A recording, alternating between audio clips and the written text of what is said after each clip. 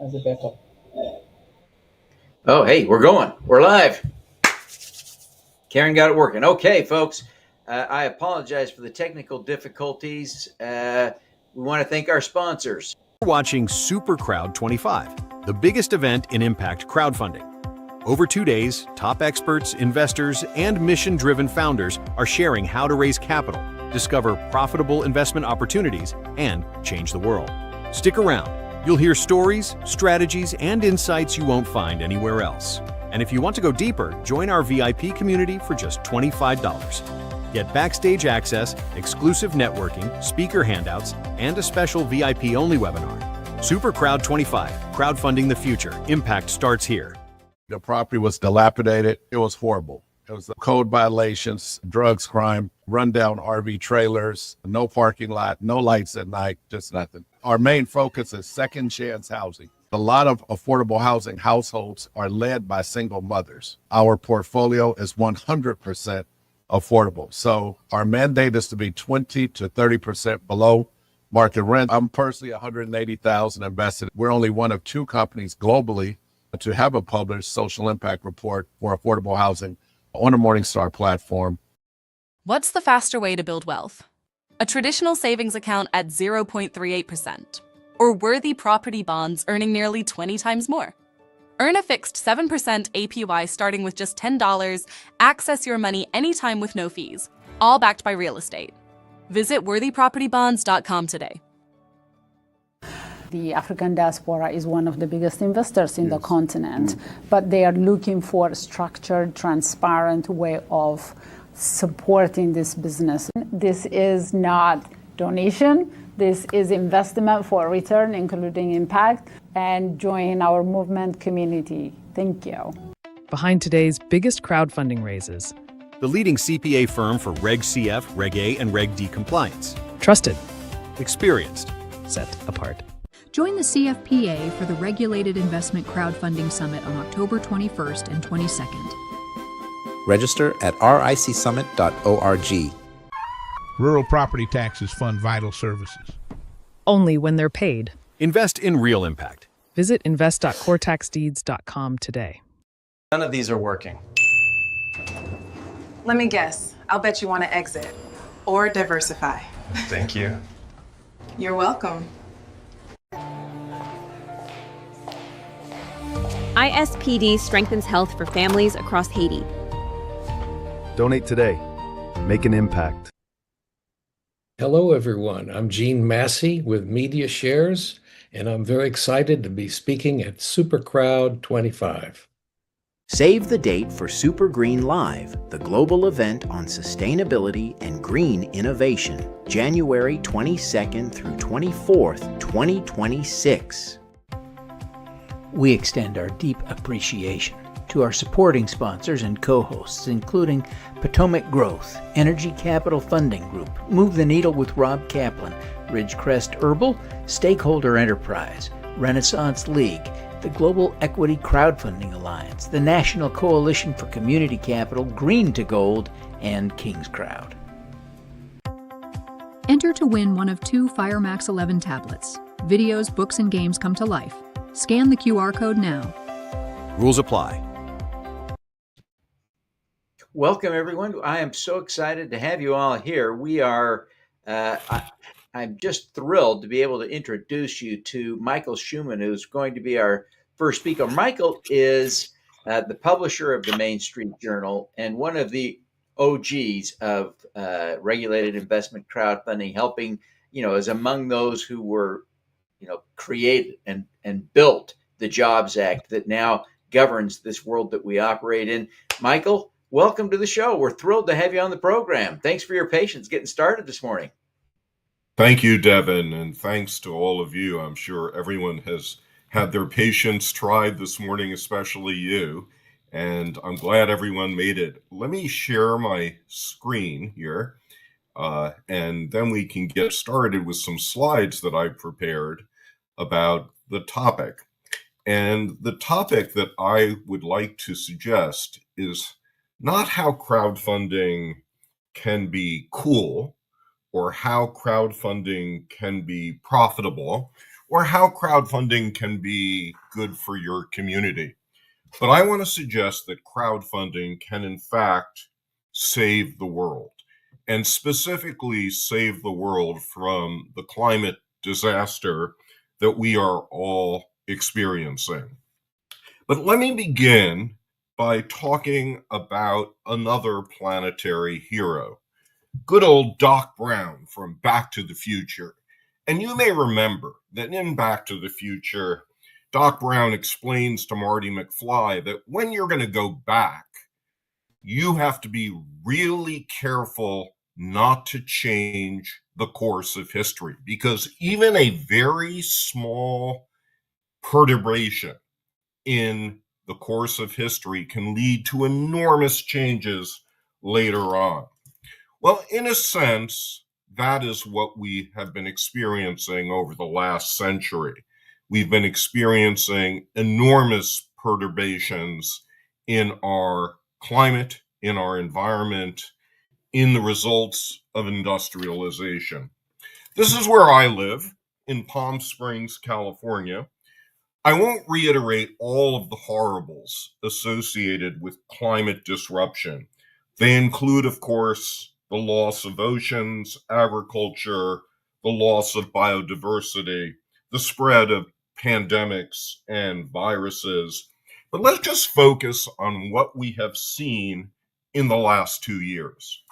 So in 2023, Palm Springs, which is a desert community about 100 miles east of Los Angeles, we experienced a devastating hurricane. Now, actually, it wasn't as bad as we feared it might be, but we got 70% of our annual rainfall in one day, and massive floods were the result.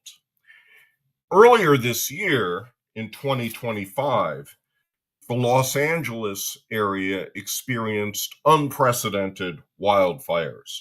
The damage has been estimated to be as high as $275 billion. More than 12,000 structures were destroyed and 150,000 people displaced. Many Americans still feel, well, if you don't live on the coast, if you don't live in a place like Los Angeles, you're safe. But actually, no place is safe. This is Asheville, North Carolina, where another Hurricane Helene hit about a year ago. This created about $60 billion worth of damage in a place no one imagined could be flooded like this. Another 1,000 homes destroyed and an arts district decimated. I am not here to give you a whole recitation of bad news, because there is lots of good news around this as well. This is Bill McKibben, and hopefully some of you read his piece in the July New Yorker, which talked about all the unbelievably amazing progress solar energy and photovoltaics in particular has made in recent years. Now, we know that energy use and misuse is the primary driver of climate disruption, and moving from fossil fuels to renewables is the critical path for getting us to a better future.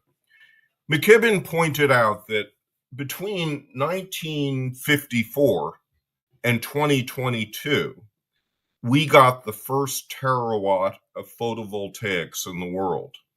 The second terawatt was built in 2 years, between 2022 and 2024. And this year, in 2025, we're going to cross the third terawatt of installed photovoltaic capacity. That is a remarkable acceleration. And it's so remarkable because if you think about it, we're basically getting a gigawatt of electricity. Think of a gigawatt as an old-style big coal plant or an old-style big nuclear plant. We're getting a new gigawatt of solar every 15 hours. In the United States more broadly and in the world, about 96% of all new energy demand is being met with renewable energy. And in May 2025, California produced 158% of its total energy demand because of its vast supply of renewables. In the face of this, we must point out that we are now in the midst of what I consider serious policy malpractice. We have leadership that pretends that climate disruption is a hoax, that pretends that fossil fuels are cheap and solar is expensive, and nevertheless is trying to thwart the market for renewables by ending the Inflation Reduction Act, by canceling wind projects offshore, by increasing tariffs on materials that are used for solar energy. And we almost had a special tax that was enacted by Congress on renewables. And in the face of what we are dealing with climate disruption, this is absolutely mad. But there is a solution, and this is, my friends, where crowdfunding comes in. We can't repeal gravity, and we can't repeal economic gravity. This is my home in Palm Springs, and my wife and I made our best investment in the market in our home about 3 years ago. Right there is our solar photovoltaic system. We borrowed $28,000 from our solo 401k. We put it into our collectors.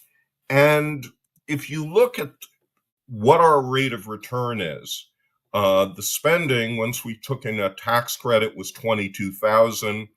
Our utility costs were between $600 and $700 per month.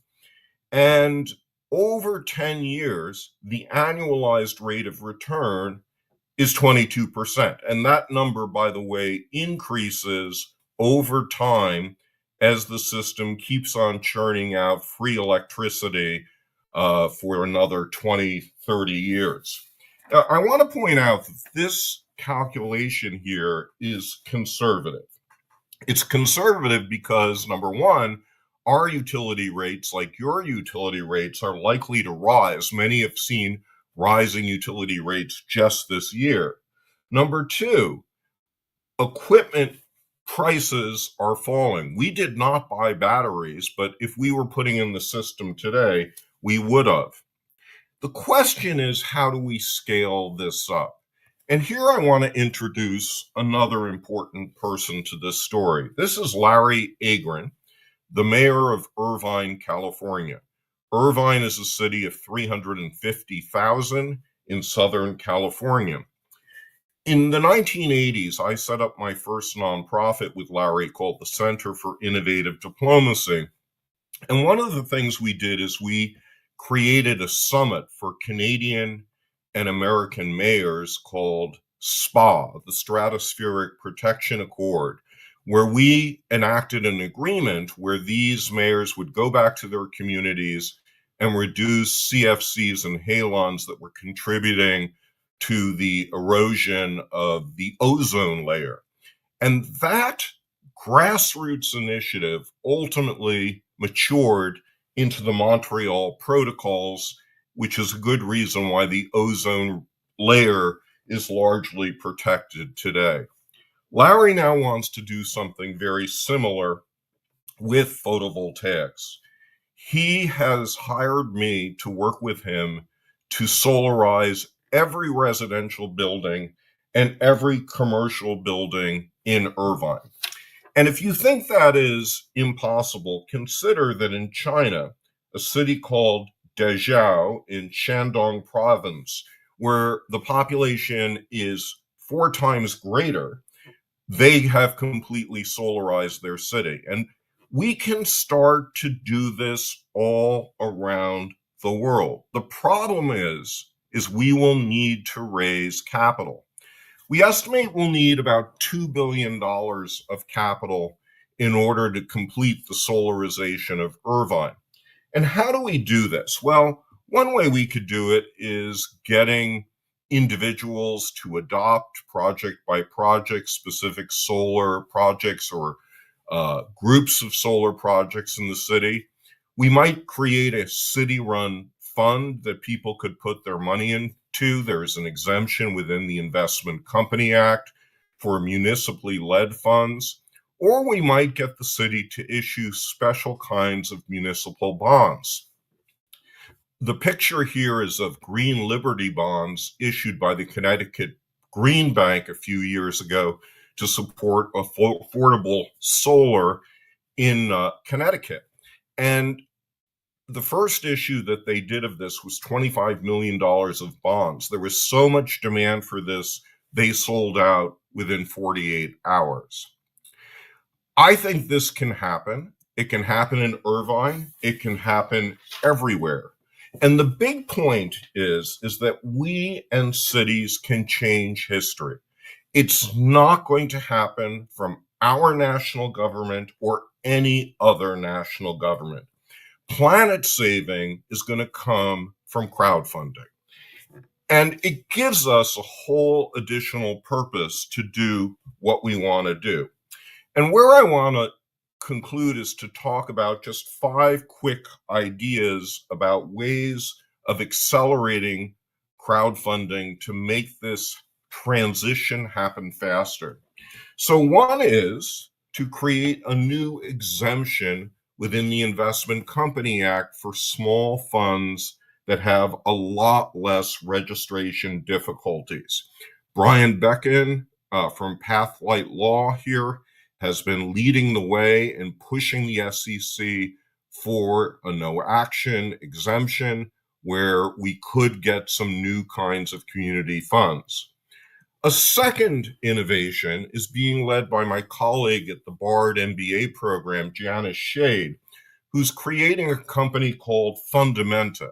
And the idea of Fundamenta is to do back office services of insurance and accounting and legal work to reduce the threshold for new companies that want to create funds either in municipalities or for municipalities to make that startup a lot faster. A third innovation from Chris Miller, who has been leading an effort in Michigan to create a 50% income tax credit for local investment. That surely will get the attention of a lot more people about the importance of doing local investment and local crowdfunding. And by the way, if you think a tax credit like this doesn't pay, the Canadian government, actually the Nova Scotia provincial government, had a very similar tax credit that they enacted in 1998.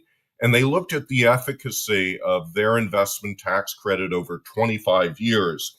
And what they found is that the cost per job in lost government money from the tax credit was $500. In other words, it was 1/1000th the cost of a typical Amazon attraction scheme.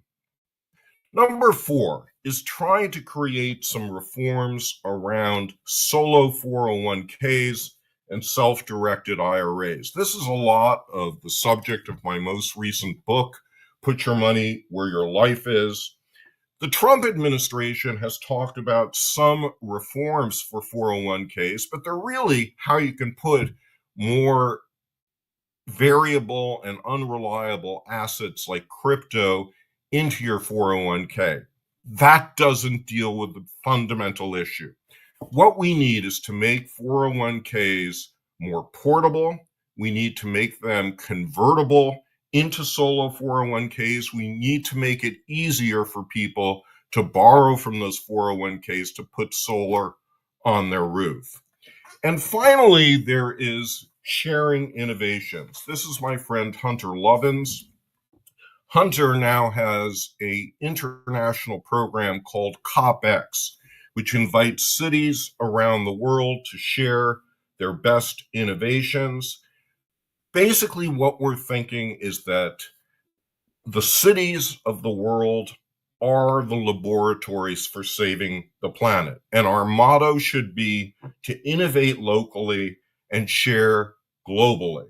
And crowdfunding is the water that can make those plants grow. Let me finish with Doc Brown again. And you may recall that at the end of the film, Doc Brown says, having come back from the future, he says, "Marty, your future is whatever you make it be. So make it a good one." Thank you very much. I am Michael. Thank you so much. What great insights. I share your belief that crowdfunding is saving the planet and certainly has exponential ability to do that. I'm jealous of your solar, and really want to thank you for the time you spent today. I invite you to pop into the backstage area. I saw you in there earlier, but now that people have heard your compelling speech, I know that there are going to be other people who want to chat with you. I encourage you to pop in. And for those of you watching, I encourage you to if you're VIPs, pop into that backstage area so you can visit with Michael. And if you're not a VIP yet, I encourage you to sign up. There is so much VIP value left. Not only can you get access to Michael and the other speakers today, if you sign up now as a VIP, you can also get access to the LinkedIn group, the VIP LinkedIn group. That will persist long after SuperCrowd25 is over. You'll get the handouts that are exclusive to VIPs. You'll get the VIP webinar this evening at 8 p.m. Eastern. So lots of value, including access to Michael. So stick around. I encourage you to check out that 4sc.fund/25. Get your VIP pass so you can get access to Michael. Michael, thank you very, very much. We're thrilled to have had you today. I appreciate your patience, and we'll look forward to talking to you again in the future. Great.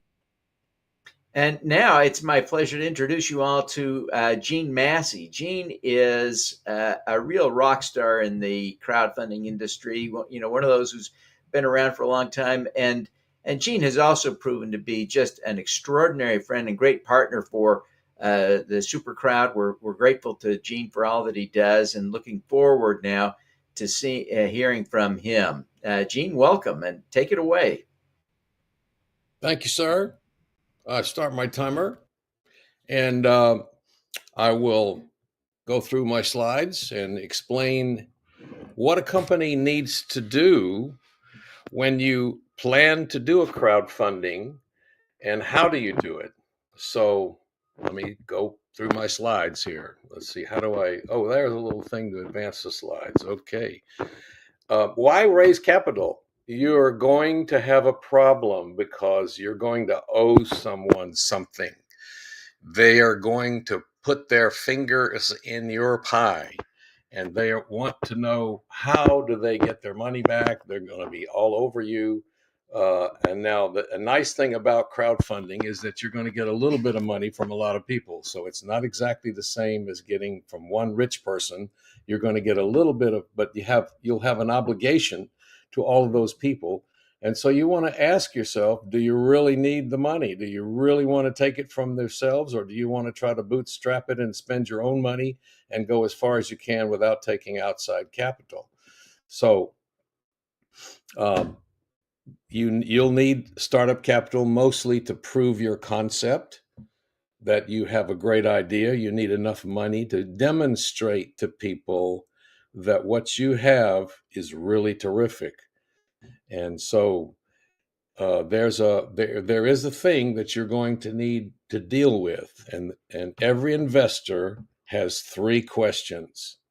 They want to know, first of all, how will you not lose my money? And number two, since I'm investing my money in a relatively new business with higher risk, how am I going to get an exponential return? In other words, how is the return going to be worth my risk? And finally, they're going to want to know, when do I get my money back? And these three questions are the foundation of every pitch. Everything that you do needs to be an answer to these 3 questions. So, how do you do that? Well, the first thing you want to know and tell your investors is who pays you and what do they pay you for. They want to know you're going to make money, because every investor wants to make a piece of your money. That's what they put the money in you for, is they want to know that they're going to get a piece of your action. So you have to make a very clear picture of your path to profitability and be able to show your investors, this is what we're doing and isn't this terrific, and this is how we're going to make money. Yes, you've got a great idea. Yes, it's incredible, the problem you're solving, but how are you going to make money and who's going to pay you for your terrific idea? That's the most important thing. And you're also going to know, you're going to need to establish a corporation. You're going to need to abide by all the rules. It's called corporate governance. You're going to need a board of advisors in order to get your money. I've seen people raise money with no revenues and no product yet, but they had a stellar, great advisory board. They had all MIT professors and vice presidents of people that were in that industry. And you look at their story online and you see these are smart people, and they must be going to be do something, because they've got a great advisory board. You want to be very transparent with everybody. You can't have any secrets. This is not the place where you do secrets. You're going to be opening the kimono to your business. You're going to be giving away your secrets and explaining to people what you're going to be doing. And corporate governance is about that. It's about transparency and accountability. Now, you got a couple of choices. You can go out and write your deal on a napkin, practically, with accredited investors. And you say, well, you're going to give me your money and I'm going to give you this. And you're relatively unregulated. You file a Form D with the government and say, I'm raising money, but you're relatively unregulated. And the government doesn't pass muster on how good a deal you have. If you want to get money from non-accredited investors, or as I say sometimes, from poor people, not a millionaire, then you're going to be subject to a lot of rules for that, because the government wants to protect you from taking money from people by fooling them. And so everything you do is going to be very transparent, and they have a bunch of rules you're going to abide by. Reg CF is a type of funding that you can do with non-accredited investors, with ordinary people. They can put money, they can give you their money. So the government wants to know how you're going to do that, and you're going to need to file a bunch of paperwork and abide by the rules. And you can do both concurrently. We have a client right now that's doing a Reg A and doing a Reg CF and a Reg D. And they're doing that because Reg CF limits you to raising a maximum of 5 million per year, but a Reg D, you can raise any amount of money. So they're doing both. Okay, so you raise this money, a Reg CF, you raise on a platform or your own website with a broker behind it. If you raise it on WeFunder, Start Engine, Republic, some of the better known platforms, that's great. Or you can run it on your own website, on your own web page that you build, but it needs to have a broker behind it, like Dealmaker or Issuance or one of those companies behind you, assuring your compliance. So now the most important thing that you're going to need to remember is that investors can't find your offering really unless you're marketing it. You can be on a platform, and yes, they have hundreds of thousands of people on the platform, but I've not seen it be successful without marketing. You're going to have to market your offering, and you're going to need to market it on different types of Facebook, Instagram, LinkedIn, all the different ways of marketing you're going to need to be able to market your offering, and you're going to need to pay for that. It's not going to be cheap. And so if you don't have any money at all, it's tough to get. We have seen people in the past that wanted to do an offering and they didn't have a dime to do any marketing and they weren't going to get any money. So you need to have a budget for the marketing in order to drive traffic. Now, one of the requirements of these offerings is that you have accounting of your financials. You're going to need to have people look over your financials. You're going to need to file with a Reg CF. You're going to need to have a CPA reviewed or audited financials, depending upon how much you want to raise. So you're going to need to be able to prepare for that. And though that can be very expensive, you've got to have an accountant. And if you raise up to 5 million, you're going to have a separate auditor that audits what the accountant does. So these are very complicated things if you're going to be raising capital from people. There are a lot of regulations that you're going to need to abide by. Valuation. Every investor thinks they have $1 billion idea, and they'll say that in their in their marketing. We're going to have $1 billion company. Well, maybe not. So, and setting the value of your company is very complicated. You can base it on your revenues. You can up to date. You can base it on your projected revenues and the accompanying assumptions.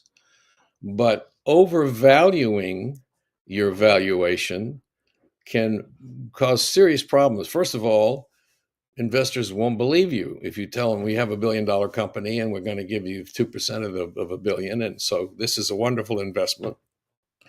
A lot of investors are not going to believe that. So you have to be realistic about what you're doing. Usually, an investor will tell you what the valuation is. If you go to an angel, they'll value their company for you.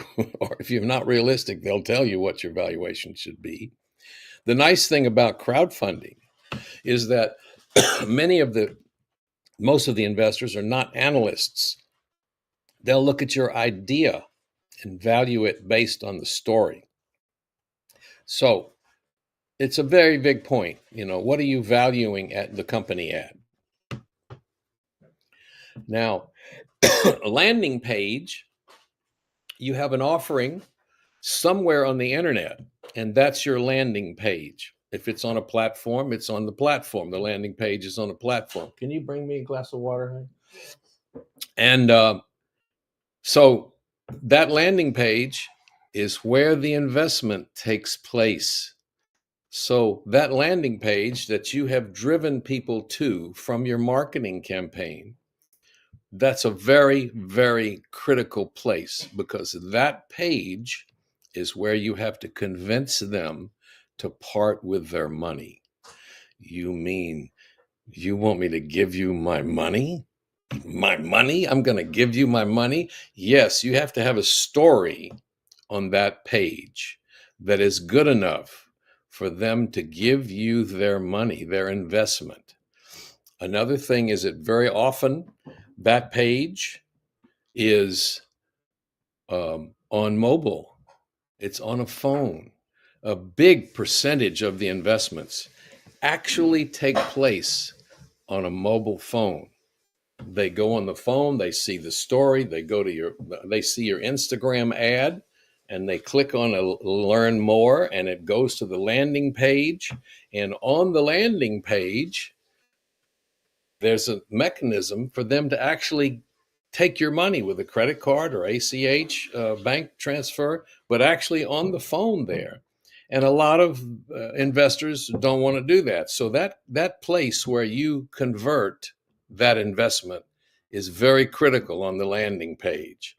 You have to have a good enough story on that page, and in your ad, even in your video. You have to have a good enough story that makes them want to go to click on the landing page. And then the landing page has to have more information that tells them this is a really good investment and here's why, and you should give me your money. And so that landing page, between the ad and the landing page, is very, very critical. Now, in all of this, part of your story, the investors, that your team knows what they're doing. If you ask most people that are looking to invest, they'll say, well, show me your team. Who are these people? What have they done in the past? They want confidence that the team can execute their investment and make it grow. So you're going to be marketing the company. This is the great advantage. This is probably the single greatest advantage of crowdfunding over taking money from an angel or a VC. The single greatest advantage is that when you market for your investment, you're also marketing the company. You get 2 for 1. Everything that you do to talk about your investment, it brings attention to the company for the company's solution, whatever problem it's trying to solve. So your marketing dollars, you get double result for your money. So you're going to be using paid ads, Facebook, Instagram. You're going to be emails are the cheapest. You're going to need to have creative in these videos and these ads that's good enough to make them want to go to the landing page. You show them something that's so exciting in the videos and in the creative, in the marketing, that makes them want to go there. Video is definitely the #1 engagement tool. It gives you the opportunity to meet the founders and the team members. It gives them to hear from testimonials from other investors. So they want to meet you. Most investors want to know who is doing this.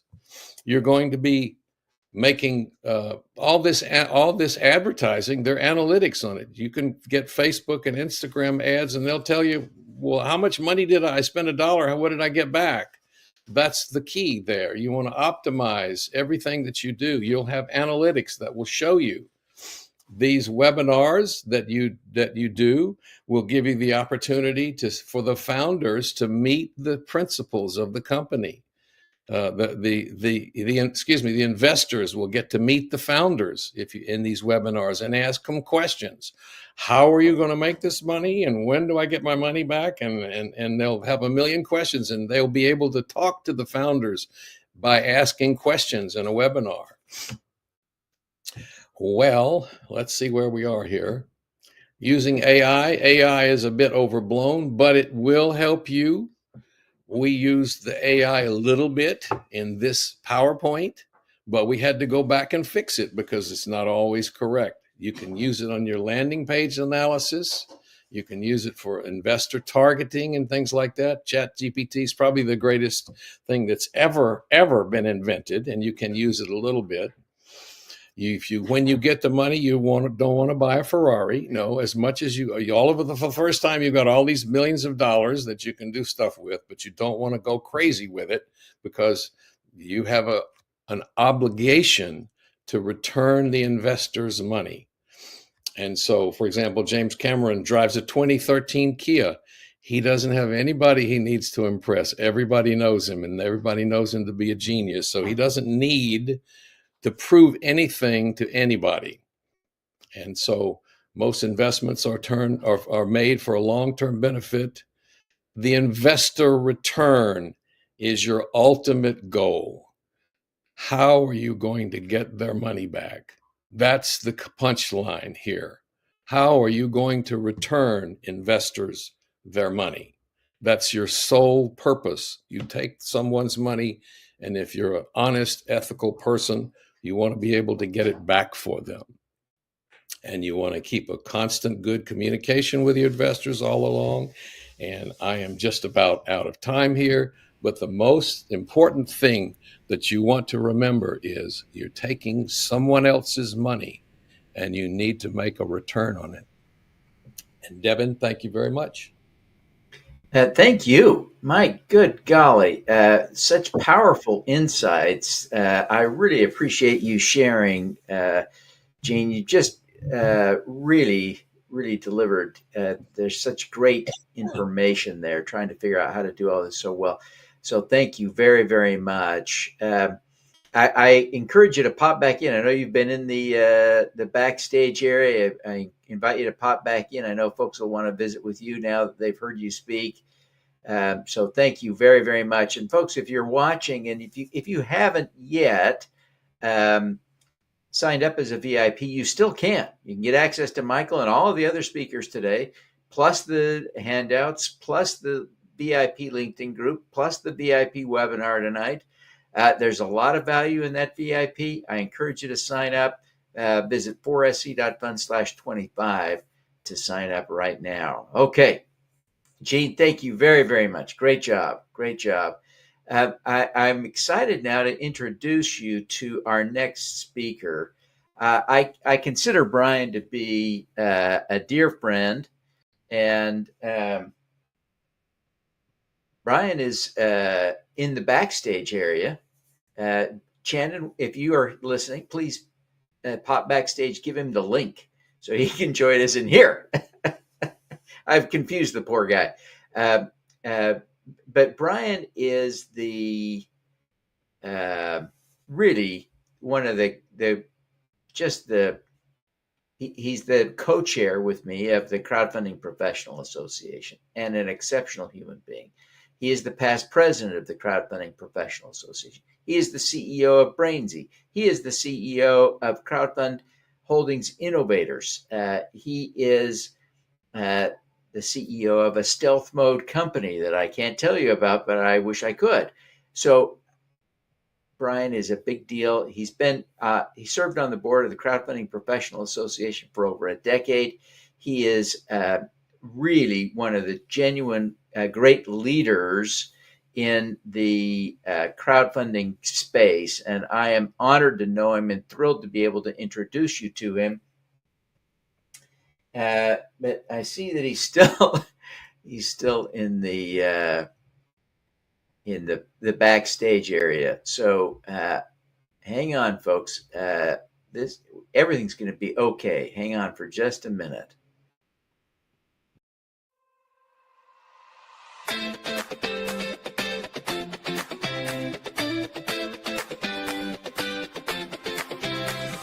Welcome to the moment. The future's alive. Join the movement at SuperCrowd25. Ideas igniting, the sparks in the air. Dreamers and doers are gathering here. From start engine rising to we funders flame. Deal makers building, the world knows their name. Set apart guiding with wisdom they share. Together we're stronger, a force everywhere. SuperCrowd25, we're making it real. Community power, the change that we feel. Johnny Price smiling, Ron Miller's on stage. Voices united, turning the page. Oh, SuperCrowd25.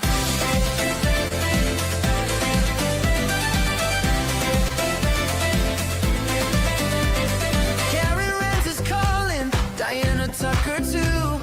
Jackie Logan shining with a passionate view. Sarah Kaplan's vision, a light we all see.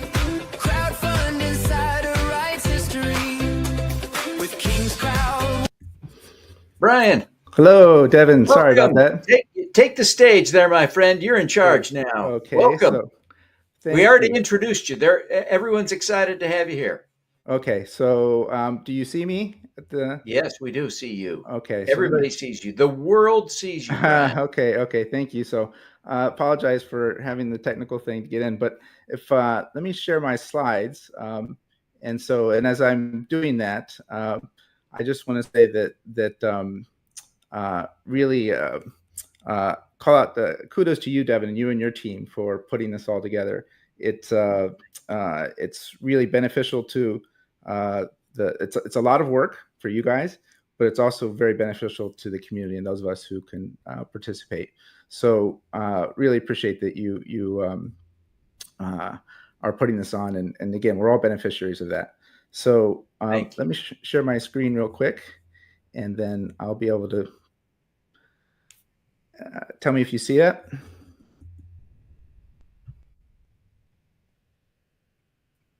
Are you seeing that, Devin? Hang on one second. There we go. You'll just want to put them in presentation mode if you can. Uh-huh. There you go.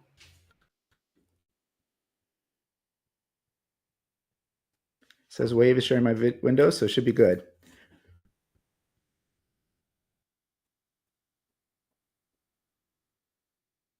Go ahead. Great. Go ahead there, Brian.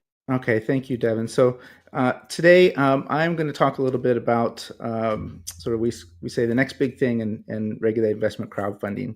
Now, in crowdfunding, there's been a whole lot of innovation that has taken place in and around crowdfunding that many people on the outside of the industry are not aware of, and that's not unexpected, because as a relatively new industry starts to grow, there's a lot that people have to really learn about it, and it takes time to get the word out about what's happening in that industry. So a lot of innovations taking place within the industry. It's very exciting. But in addition to that, there's a lot of applications for regulated investment crowdfunding that people are not yet aware of or haven't thought of, how to use this really wonderful tool to really for capital formation and for impact. So in this, we're really going to talk about the distinction between stakeholder equity and shareholder equity. And so, first, to do that, we have to first really talk a little bit about what the difference is between these two concepts. Now, stakeholders it's the broader universe of people who really have an interest in a company and how that company performs. Shareholders are very narrowly limited to the ownership class. Now, the reason why this is important to think of the difference is because a lot of people benefit and can benefit a specific enterprise as stakeholders, but shareholders really it's a more narrow subset of people who really are part of that ownership class. Now, a lot of what we're doing in the crowdfunding world and is really in many ways a reaction to some of the framework that was set forth back in 1970 by Milton Friedman, who wonderfully brilliant economist, but he also put forward some ideas that I personally think are deeply flawed. And one of those was this concept of shareholder primacy, where he said the social responsibility of a business is to increase profits. He published this in the New York Times. He went on, and again, it's really a focus on the goal of a company is to maximize the profit that it gives to its shareholders. He got the Presidential Medal of Freedom in 1988 by Ronald Reagan, and really ushered in a philosophical underpinning that became justification for the way a lot of business is run today. And so, and the challenge, I mean, there are lots of, I feel, flaws in that his theory. But one of them, if you think about, is really just the short-termism of profits, because profits can be used to reinvest and make a business sustainable, or it can be extracted, in which case many times you extract it, you may be able to pay the shareholders back more than they've invested, but you're not, you can in many ways hamper or damage or kill a business in doing that. So again, let's look at this concept and see how really things have changed. Now, this, as I mentioned, is the underpinnings for a lot of businesses done today. In 1970, when he came out with that article, there were fewer than 20 firms working in the private equity industry. And now they're between 6,000 and 7,000 in the US alone, if you double that number, if you looked at things globally. The private equity playbook, now this isn't all companies in private equity, but a lot of them have used what used to be known as a leverage buyout model. And this is where they would, a company would come in, a developer, the private equity sponsor would come in, raise money from limited partners. They would then leverage that with debt. They match that with debt facilities, and then they would take over a target company. They pay off the existing shareholders, and then they essentially start to pay themselves back, extract money out of it. Now, there's a wonderful book that's written by Brendan Ballou, who said a book called Plunder, and he said private equity is like the 1970s Ford Pinto.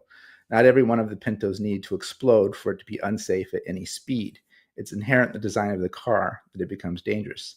So this is something to keep in mind. He goes through in his book a lot of very clear examples where private equity has really not been in the best interest of the company itself, perhaps not in the best interest of the shareholders long term, and definitely not in the interest of surrounding stakeholders. Part of that has to do with the way private equity firms will approach the businesses that they plan to own or invest or take over. They leverage them up with debt. They extract fees. They pay themselves very handsome fees for strategic guidance.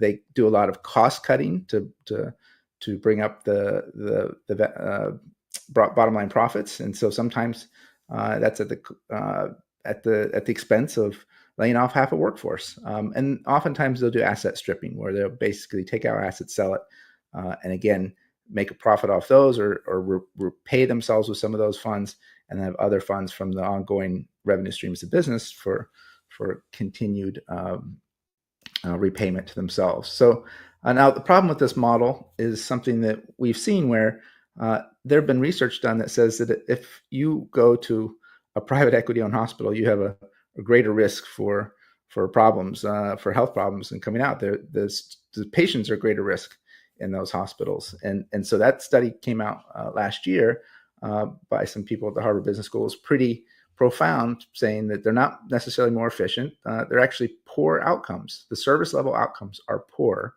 for private equity hospitals than they are for others.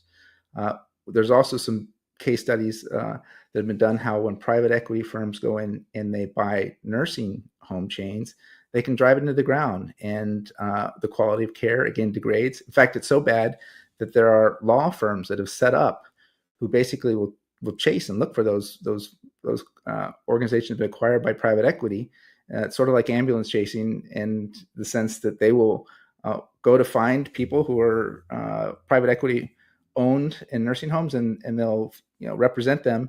And that's such a ripe area because it's so predictable that these nursing homes, the quality care will decline after being owned by private equity firms. Another thing I mentioned is that post-pandemic, a lot of companies, a lot of these private equity owners would extract dividends from their companies, and the debt ratings of a lot of those companies went down after the pandemic, and in part because this private equity extraction. Now, when a company is acquired by a private equity firm, or otherwise, basically, they're 10 times more likely to go bankrupt than those who aren't. And this is pretty damning. It's not about becoming an efficient company or strategically increasing their potential growth. They're just more likely to go bankrupt than those who haven't been acquired. So some will say, hey, get over it. It's just capitalism. For those who are familiar with, of course, Gordon Gekko, and old enough to have watched that show, they'll say that just, this came out of the 80s, and this is, people are comfortable. And in a way, it did. This mindset came out of the 80s. But what I would say is for the current times, we need a different mindset. And so I would counter that with the fact that capitalism, which is great, it's a tool that's very important, but it's just that, a tool, and there are different flavors of capitalism. Capitalism without sustainability is just extractive exploitation. And so there I am doing some sustainable fishing with the family. Again, you have to think about with the right lens and understand that if the right kind of capital, the private equity flavor of capitalism is not necessarily pro-social, good for society. But you have to be focused on sustainability of capitalism in order for it to be a good thing. And I'm not alone in that philosophy. That, in fact, nearly 6 years ago today, the Business Roundtable came out to say, hey, we need to get away from the shareholder primacy concept. The CEOs of many of these companies were pressured into hitting quarterly earnings. And again, the focus was just on profits. They too recognized that this is a problem. So they came out, and 181 of them signed on to a letter that said we need to move away from this shareholder primacy and focus on stakeholders. So bottom line, stakeholder equity is not private equity, even though we use a similar term. The goal of stakeholder equity, and there's a group of people who are emerging, who are looking at how to use stakeholder equity as something that as a lens for how to approach businesses, sustainable businesses. And again, the key is sustainability, where you're really bringing in all stakeholders. There's fairness, sustainability, and we're looking at prosperity for all. We're not looking for just prosperity for a select group of the participants, it's prosperity for all. Now, this brings us to the Jobs Act. The Jobs Act really has been a wonderful tool. It's been focused to date on startups, but that is changing, and part of that came out of the actual name of it. So again, we're looking at capital formation again for startups, but what's happening is that it is shifting to more mature companies. Now, just in the timeline, for many of you, signed in 2012, the SEC created the rulemaking in 2016. In 2021, the revisions to the rules came into place, and I expect, wearing my hat as co-chair of CFPA, that we'll see some other changes taking place this year or next. And so, again, it's a maturing exemption. It's evolving as industry evolves, and I continue to expect that we'll see more change coming from it. As I mentioned before, the number of companies that are going in and using crowdfunding as startups is actually diminishing compared to the number of mature companies.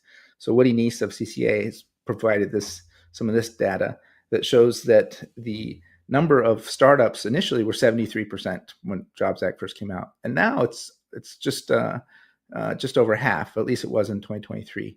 But again, about half the companies are established companies using this tool. The other half are again startups. Now, the point here, the thing the point we're trying to make is that that if you start looking at regulated investment crowdfunding as a tool, then let's see how we can use it to replace the playbook that's being used by private equity. So, and how could this work? Well, think about it. If you have a company of the right size, and again, the maximum you can raise under Reg CF today is $5 million, but if under Reg A, which is the tool that would be used for this, it's $75 million per year. But if you think about that replacing what would normally be debt to banks or others, investment funds, the crowd could potentially step in. And then for the sort of general partners and the equity that's raised there by limited partners, that could potentially be ownerships through an ownership trust or perpetual trust. Again, as we start to look at the capital stack of private enterprise a little differently, we can think about ways that regulated investment crowdfunding can be used. So, and why is this possible? Well, one of the former presidents of CFPA, he made this comment that customers have more money than VCs. And that's just, not just VCs, it's any types of investors. So again, if there's enough money to make a business sustainable coming from the broader community, whether that's customers or suppliers or vendors, that is really, that creates the opportunity for this new type of structure to take place. Now, what are some targets? What are some potential areas where this type of, I call structured crowdfunding finance, could be applied? Well, if you look at ownership transitions and successions, that's ripe. The boomers, many of them are exiting out of their businesses that they've owned or created. A lot of people have talked about this silver tsunami that's coming, that's sort of here. And as they do that, you think about, well, who's going to take over? There are not enough Gen Xers who have capital put away potentially, or structured funds necessary to acquire all those businesses. But the customers, the employees, the communities in which they operate, if you're an ice cream store, people know that ice cream store, you could potentially use this mechanism to put them into the community ownership. So that's a potential area where there could be a lot of opportunity opening up for growth and expansion expansion capital. Again, especially when you're looking at consumer-facing brands with high loyalty, people, they're loyal to it. And if you say, hey, you could be an investor in this product that you consume, scan the QR code in the bottom of the package when you get it out of the freezer, that could be really appealing to some people. So there have been some exploration talks with well-known brand name, widely known brand names that want to explore this potential mechanism. For turnaround financing and rescues situations, you can't make a bad business good with crowdfunding, but again, you can get more people who are invested in the well-being of the enterprise. So you could see a distressed business get turned around because It's closer to the community. You have a more loyal, fewer switching, less churn among the consumers, the customers of the product. I mean, there are situations where it could be applied for turnaround financing. And then finally, for corporate restructurings, you have companies where they may spin out a unit that no longer fits their strategic, and it could be a profitable unit. And you have, divestitures they could spin out, and that, or spin out could be a new venture that they want to do. And that spin out would be something, again, maybe not core to the business, but something where a corporation does want to keep it alive and have an upside associated with potential success. A lot of that ownership class could then be coming from customers. So again, for divestitures, we want to dig down a little bit more. So basically, I would just say that in closing, stakeholder equity, you can go to stakeholderequity.com. There's a stakeholder equity manifesto that really is written there, and invite people to explore this. It's an area where I think could be the next big thing for regulated investment crowdfunding. So with that, I'll turn it back to Devin and. Brian, great message. Great. It's such a powerful reminder that there are problems with capitalism that crowdfunding fixes. Wow, that is a powerful takeaway. An interesting complement to the discussion we had with Michael Schuman just minutes ago. Parallel points, driving us to the same end. Crowdfunding saves the world. I love it. Brian, thank you very, very much. I invite you to pop back into the backstage. You know how to get there. I know that. So pop back there. And I really want to encourage those who are VIPs to pop in and visit with Brian. He's an erudite guy. And I also want to encourage those of you who are not yet VIPs, sign up to be a VIP. Just $25, get access to Brian in the backstage room there and all the other speakers today. Get access to the VIP LinkedIn group. Get access to the speaker handouts. We've got some cool stuff in there. We have 3 different recaps of yesterday's events, and we'll put in recaps of today's events too. So we've got a 20-page write-up. We've got a 20-minute podcast, and we've got a 7-minute video recapping yesterday, all in the speaker handouts. You get those if you get the VIP package, just $25, and you also get the VIP webinar tonight. Tremendous value still. I know it's day 2. There's still tremendous value in that $25 cheapo VIP experience. Now, let me introduce Sarah Kaplan is a managing partner at Pathlight Law. She really is one of the genuine experts in the community capital arena. She and her firm have been working for a long time to connect with and support the community capital movement, addressing some really profound things in that area. So she is kind of one of the leading experts, and she's going to lead a discussion now with a few other attorneys to talk about just the vital issues in trying to stay compliant and take advantage of these regs. So with that, let me bring Sarah onto the stage here, and then we'll bring on and ask Sarah. I'm going to ask you to please introduce your panelists, Andrew and Benji, but I'm going to disappear now. So take it away, okay? Okay, great. Thank you so much. I want to start by just thanking Devin again. All of the speakers have been acknowledging him, but I just want to say we in addition to all the other amazing stuff, we really appreciate your positive energy, and I think it is benefiting everyone who participates, everyone who's watching. Thank you for your positivity, Devin. It's really great to be with you. And I would love to thank you for introducing me, and I'm going to pop it over to the other participants to introduce themselves, if that's okay. Let's start with Andrew. Hi there, I'm Andrew Stevenson. I'm with CrowdCheck Law, and CrowdCheck, we're kind of sort of sitting on two sides of a fence of different services to support companies that are companies and intermediaries and other service providers involved in the regulated crowdfunding space. CrowdCheck, we first stood up in 2012 with the Jobs Act of trying to kind of sort of helping to answer the question of who in their right mind would invest in securities and unknown companies over the internet. And so that's why we formed. We decided, okay, we can do the due diligence. We can provide the disclosure services. We can help companies get over the line to be able to help them do it correctly, because that's a big aspect of crowdfunding is sort of introducing a level of sophistication for companies by bringing on outside investors. That's important to do correctly. Awesome. How about Benji? Great. Hey, I'm Benji Jones. I'm an attorney based out of North Carolina. Like Andrew and Sarah, we've been following this crowdfunding space for a long time. I specialize or focus in on helping entrepreneurs and startups form their business and then raise capital, particularly using online investment tools, which includes regulation crowdfunding.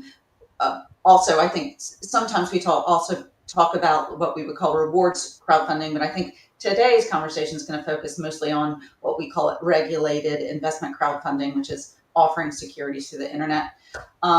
Yeah, that's me. We're all lawyer geeks, so if we get a little too geeky for everybody, sorry. I know for sure Andrew is a geek. He's actually not wearing his headphones today, so so I'm very excited.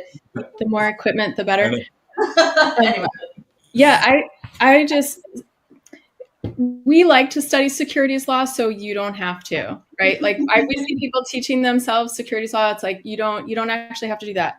I wanted to quickly say a few words about community capital because Brian Christie, I was surprised that we were talking about worker ownership at this event, but Brian Christie just raised that regulation crowdfund can be used for communities to own businesses, for workers to own businesses. So just want to highlight quickly how we have seen regulated crowdfunding used for community capital. And that would include real estate cooperatives where maybe it's not technically a cooperative, but it's neighbors getting together to invest in real estate. And so regulation crowdfund would be the easiest path to compliance or like a ready, clear path to compliance. And, the East Bay Permanent Real Estate Cooperative is a great example of a real estate cooperative that did use, in their case, Regulation A. And, we've also seen worker cooperatives raising money by selling preferred shares through Regulation Crowdfund. I think those are our best examples. But yeah, so moving on. So here we are, three lawyers talking about crowdfunding. What is legal service for crowdfunding? Let's do a quick snapshot of what does legal service for crowdfunding look like? Do you want to take that, Benji? Sure. So I kind of think of it, and I think we're specifically focusing on Regulation CF today, the $5 million exemption, just because Reg A can, there's just a lot of details, but a lot of these principles apply in what we look for when we're trying to help people create and execute on a successful regulated investment crowdfunding campaign. And I kind of think of it in four different kind of categories. And if you think about it in a Venn diagram, that each one of these categories overlaps, and the more when we get them all overlapping in the right way, we've got a hopefully a successful campaign. So I think first about structure and kind of due diligence, and this is kind of the go, no-go choice. Is this path to raise capital right for my business? So that's kind of the structure and planning phase. Then I think about the disclosure, particularly under Reg A and or Reg CF. You've got a specific disclosure document you have to prepare. And we as lawyers are really focused on trying to get that done efficiently, effectively, truthfully, and completely.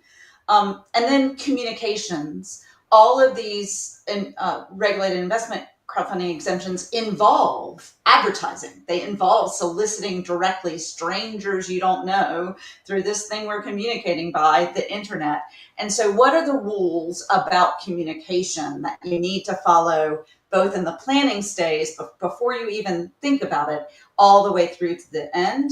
And then the last category is compliance cost and compliance, making sure that once you successfully do your launch, you're still complying with the requirements of the exemption. I think about it in those kind of 4 categories.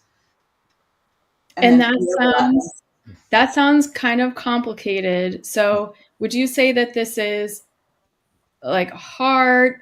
How would you rate regulation crowdfund in the world of hard to easy?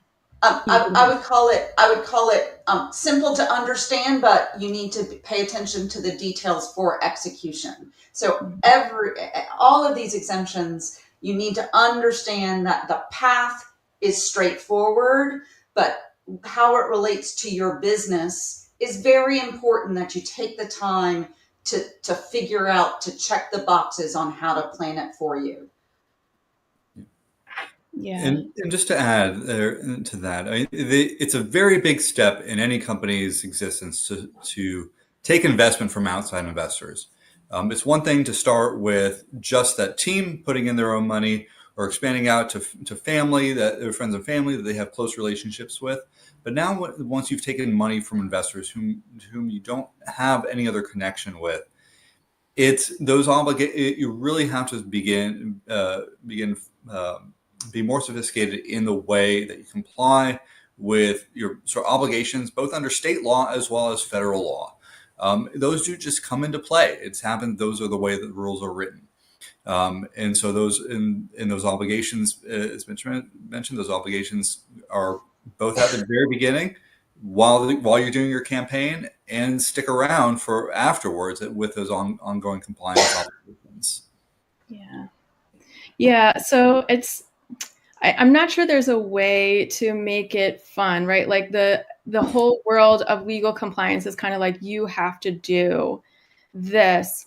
And I think it's valuable to distinguish what is the minimum, like, is this a DIY thing or not? So I think the minimum that a lawyer needs to do is to check, like, this is why you would need a lawyer for crowdfunding. We would check that you actually have formation documents and that what you're trying to offer through the portal is possible and matches your formation documents, and then reviewing your disclosures. That's like, you've just at the crowdfunding stage, not the later compliance stage, but getting ready to crowdfund right now. That is a fairly small scope of work, but in my view, you don't know whether you need a smaller scope of work or a bigger scope of work until you actually talk with us. And so who here offers free initial consultations? Yeah. Yeah. So it's worth it to book an hour and talk to someone and get a sense of what you need, whether it's a smaller scope or bigger scope, before thinking that you can DIY. So do we have any like horror stories anyone here have a horror story they want to share? Yeah, I think to that, Sarah, to your point about those organizational documents, and for a lot of companies just starting up, it's a kind of this thing. Okay, it's just these are just boilerplate, and get a form, get organized, and start doing business as a company. Which a lot of states are set up to do that, because for especially for sort of a solo entrepreneur, your form of organization doesn't matter as much, and you're likely going to default into a limited liability company being the simplest form that's the most flexible. But that may not be the form that you want to be in order to, when doing a crowdfunding raise and taking on money from outside investors. Mm-hmm. LLCs potentially can grant a lot of rights to your investors to day-to-day management. And while they were not a company of ours, and when looking at some documents from so early on, and I think over time, the portals that companies are working with are getting more sophisticated as well. So we don't see some of these same issues popping up. But early on, I remember looking at an offering document from for a company on a large platform, and it was a member-managed LLC. selling membership interests in the company. And somebody did not, so the company didn't realize, and they didn't bother to ask anybody to help them understand what it meant for investors to come in as members in a member managed LLC. Those investors have day-to-day management rights, and the management of the company was now essentially sort of constrained from making decisions or entering into agreements without getting approval from all the investors. And so that's definitely something, that's an extreme case.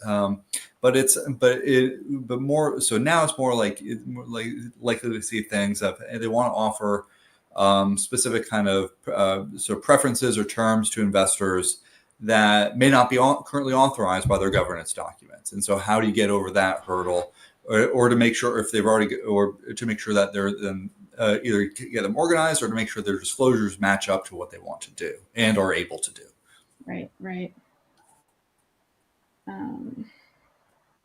So the opposite of horror stories, what are either a case study of something that worked really well, or in general, what helps a client to be really successful, really well prepared for a crowdfund campaign?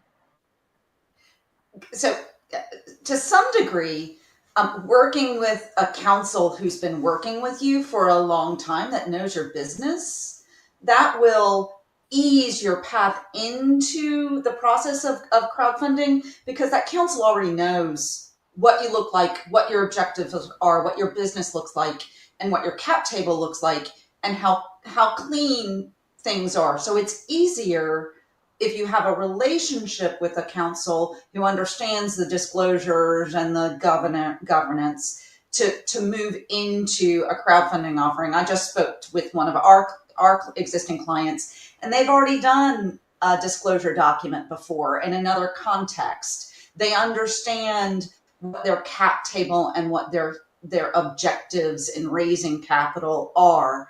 And so that's helpful. But I also think it's also really helpful if you don't have that kind of counsel who understands you don't have a regular counsel, or you don't have a counsel that understands crowdfunding, call an experienced crowdfunding counsel, Andrew, Sarah, Benji, there's others, for a consultation before you start talking to the vendors. Because to be honest, crowdfunding through CF might not be the best path for you to raise the capital and achieve your objectives.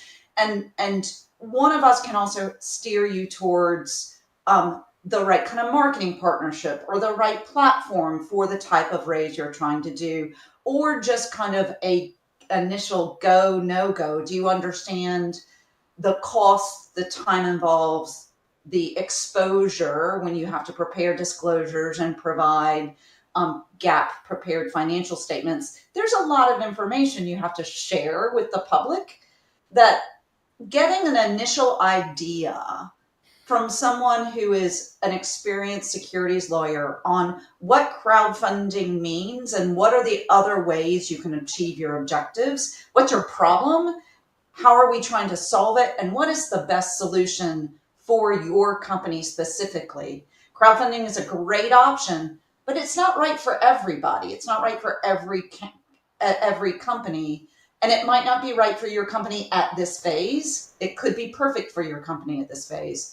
But really understanding, talking to counsel who understands the paths that are available, so that you are efficient in the work you need to do, because you really want to run your business. You don't want to be dealing with the legal parameters for an offering. You need to raise capital, but your main job is to run your business and solve the problems that your business is trying to solve. And so a good counsel can help you simplify that path for you. And I want to reflect on that and say, much of the time, most or all of the time, if someone comes to us and says, we want to do a crowdfund campaign, we say, great. And then we look at their documents, we talk to them, and we end up getting their documents in order first and doing a private raise first, almost every time. Yeah. And like one of the things that Benji was talking about as we were getting ready for this panel was that lawyers, even though we get paid by the hour much of the time, we are looking at what's best for the client.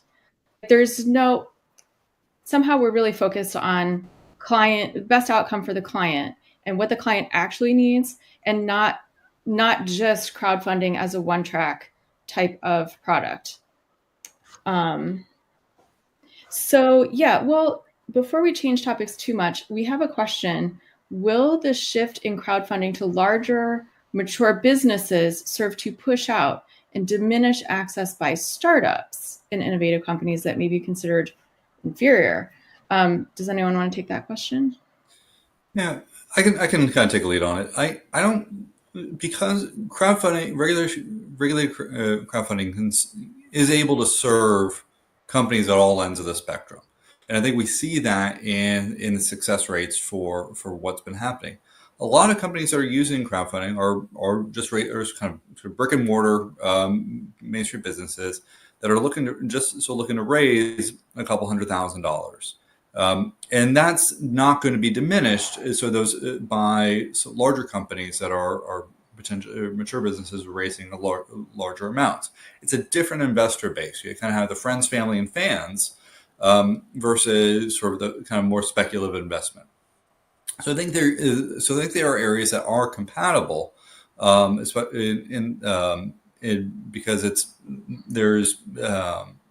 you're serving kind of different ends, different purposes for why an investor would be putting funds into this type of portfolio. I think I agree with Andrew. I think we as lawyers deal with what we see the rules are today, and then gosh, we have the wish list of how we think we wish it would look differently. And I think I personally would like to see a different path that is simpler for smaller businesses raising smaller amounts. And I think that would, I don't think that crowdfunding is pushing those entities out. I think we find that the regulatory framework that's established for these kinds of companies make it harder for small companies to raise small dollars amount, because the upfront costs are kind of the same irrespective of how much money you're raising. So I don't think it will exclude them, but I would love to see a simpler path for offerings under $500,000, so that the process for our smaller businesses is really straightforward and streamlined. Yeah, and I have a couple of thoughts that you sparked here, but one of the simplest, lowest cost ways of raising money it involves no public advertising. It's not crowdfunding. And you kind of need a lawyer to explain it to you. So it involves some hourly billing. It's not it's on the low end of our billings, but there is the family and friends offering that relies on state law exemptions. This is not a blanket. There's no blanket exemption for family and friends offerings, but if you can rely on state law, and that would be the least expensive. But Benji, do you want to say anything more about, what is it? Because crowdfunding is supposed to be accessible. The Jobs Act and regulation crowdfunding is supposed to make it easier. And in some ways, it really opens up a whole new, for people who don't have the network of VCs. You don't need the network of VCs because there's the public, there's your customers, your network, and people who care about what you're doing. So it's supposed to be accessible. So what is it about the regulation that kind of stops those smaller businesses? Yeah, I think there's one primary thing that is a challenge for smaller business is the financial statement requirements. Is that they need to be prepared in accordance with US GAAP, which means they can't be on a cash basis, and there's more kind of complexity in what you present. It's not just ripping your financial statements off of QuickBooks. That's not enough. And so that it sometimes requires you to have a sophisticated internal team on your financing to get that prepared. And even depending on how much you're raising, you then may need to hire a third party, an independent third party, to do your review and or an audit of those financial statements. So that it becomes kind of, particularly for mom and pop Main Street businesses, a barrier, because they do not have these financials prepared, and it's expensive and time consuming to get them prepared. So it can be kind of the first thing that I see people go, no, I don't want to do that because I don't want to spend the money. I don't have the money for it. And then I think the disclosure document itself could be streamlined in a way for some smaller businesses. I think there's questions in the Form C, that for Reg CF, it's called a Form C as in Charlie. For Reg A, it's called a Form 1A. In particular, in the CF disclosure of the Form C, there's some questions that for us lawyers, we know exactly what the question is intending to get the answer of, but they're obtuse questions that don't make sense to most business people. And so you read the question and you check no, because you don't understand the question. And so I wish, that's another place where there's risk in the process of preparing that disclosure on a DIY yourself. There's a lot of risk of not really understanding what the question is asking you, and then you don't answer the question, and you've got an omission or a material misstatement in your offering documents, which is not ideal. It's got bad effects. So to me, it's simplifying what's being asked of my company to disclose, and simplifying the financial statement disclosure. I think we could go, and these communication rules that I talked about earlier, those are a little confusing. They don't make a lot of sense sometimes. So simplifying those rules would also be really ideal, where we can just at all phases say anything to the public, as long as it's truthful, right? We all know we're not supposed to lie or puff too much in our advertising. But if we could simplify communication rules, simplify disclosure, and simplify financial statements, that would be golden, in my opinion. Fantastic. Andrew? Yeah, I would say, but like, so under, yeah, so kind of, yeah, no, and so those are kind of gray assets. We know that there's movement going on, both Congress and the SEC, for looking at what can be improved or what can be changed under regulation crowdfunding to make it more accessible to companies. So there are some potential changes on the horizon for that, although we don't know what those are necessarily going to be or how it's going to result. But under the current framework, though, you do have sort of an additional challenge that we see is just in how, as Benjamin mentioned, with the financials, but also then how, because it's sort of a question of how to prepare those in order to present to investors. A similar thing can be said about how to present the disclosures to prepare for investors. Because typically in a crowdfunding campaign, you're going to have your offering page, which is the main thing that's used to gather eyeballs and sell the company. And that's usually where entrepreneurs are the most effective at. Like, I'm going to tell you why I'm going to be successful. But when you're doing a securities offering, all those types of disclosures need to be balanced. And that's usually then where that formal Form C document that Benji identified gets used. The Form C is going to be where all the risk factors are discussed, where the kind of narrative to go along with the financial statements of explaining and providing context for what these financial results mean and for the company, and how it potentially could relate to on a going forward basis. Oftentimes we see that one of the biggest challenges for entrepreneurs who do not have prior experience with capital raising is risk factors. And because as entrepreneurs, you have to be optimistic. You have to believe that this is going to work. Otherwise, you wouldn't be doing it. And so now to have to put down sort of pen to paper, so to speak, of all the things that could go wrong. That's a challenge, and there's a lot of hesitancy to do that But it's where kind of we're having sort of kind of and advisors comes in to let you know, actually, you want to do this because this protects the company. This protects you, protects the company, because now you've laid out all those things that to ensure that investors are able to make a fully informed investment decision. You've balanced out your disclosure to just account for the reality that things can happen. So those are very, and so that's an area. While it can be a challenge for small companies because they're not used to doing that. But it's definitely an important one, and an area that's probably going to, even with whatever changes are made, that obligation around risk factors is going to stick around. Yeah. And I don't know how you guys manage this, but what I say to my, there's some standard stuff that your lawyers will always manage for you. We know what certain risks are. We don't need you to tell us what keeps you up at night, but we do need you to tell us what keeps you up at night, because for a securities raise, that's what you need to tell your potential investors. Look, in the summertime, look, in the winter, we are an ice cream shop at the beach.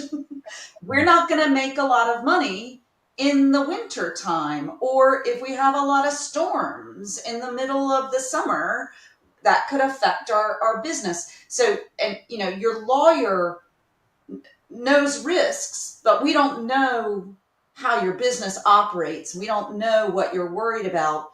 And you giving us a list, even just a bullet point list of what are the 10 things that are keeping you, that worry you about the business, will help you structure that in a way that is not intended to scare people away. It's intended to let people know, look, this is risky. It's not a slam dunk. It's not field of dreams. If you build it, they will come. There is risk here. You're putting your money with me. You're trusting me. And these are the things I'm worried about. And hopefully we'll find a solution to all of the problems. But really being clear with investors that the idea is there. We think it's sound, but we are worried about X, Y, and Z that could cause problems for us is good disclosure. It's really good disclosure. Yeah. I just want to mention the VIP link to join the VIP package was just on the screen. And I plan to be in the VIP room after this. Hopefully Benji and Andrew will be there, and you can join us and ask questions if you join the VIP package. And then, yeah, so when we write disclosures, it's like, here are all the bad things that could happen, but we're not expecting those bad things to happen. We're used to writing about bad things. Investors, please know we have to put that in there. It's a warning, but it's not the full story is really that initial page that tells the story of the company. We had talked about, tokens and mirror tokens, and just like, we should mention some trends that we're seeing, and kind of what we see coming along. Benji, you were saying that you wanted to address and acknowledge the fact of mirror tokens. Do you want to pick up on that? Yeah. So I think there's a lot that's going on, particularly on the federal basis, on particularly the digital assets and entering into new spaces, particularly with Regulation CF. There is this new concept that of a mirror token that's being presented by one portal that is utilizing Reg CF to track companies' performances without the company itself being part of the offering. I think, and then we see a lot of really push these days in trying to build the US's position from the crypto position, and how digital assets are going to be offered, how digital assets are going to be purchased by 401ks, and those kinds of lots of changes. I personally think that the world of alternative capital raising, which is another way to say crowdfunding, online capital raising, is going to be different this time next year than it is today. just because of the focus of this federal administration on innovation. And this industry is that it's key to it is innovation. And so also, for when you call us, forgive us when we're like, well, we're not quite sure what that platform's doing right now because they changed it 3 months ago. This is a world where the path and the offerings and the vendors and the tools are constantly changing. And so part of it is staying attuned to what's going on, attuned to what the regulations permit and what they might not permit, and getting a little comfortable with the level of iron in your stomach, right?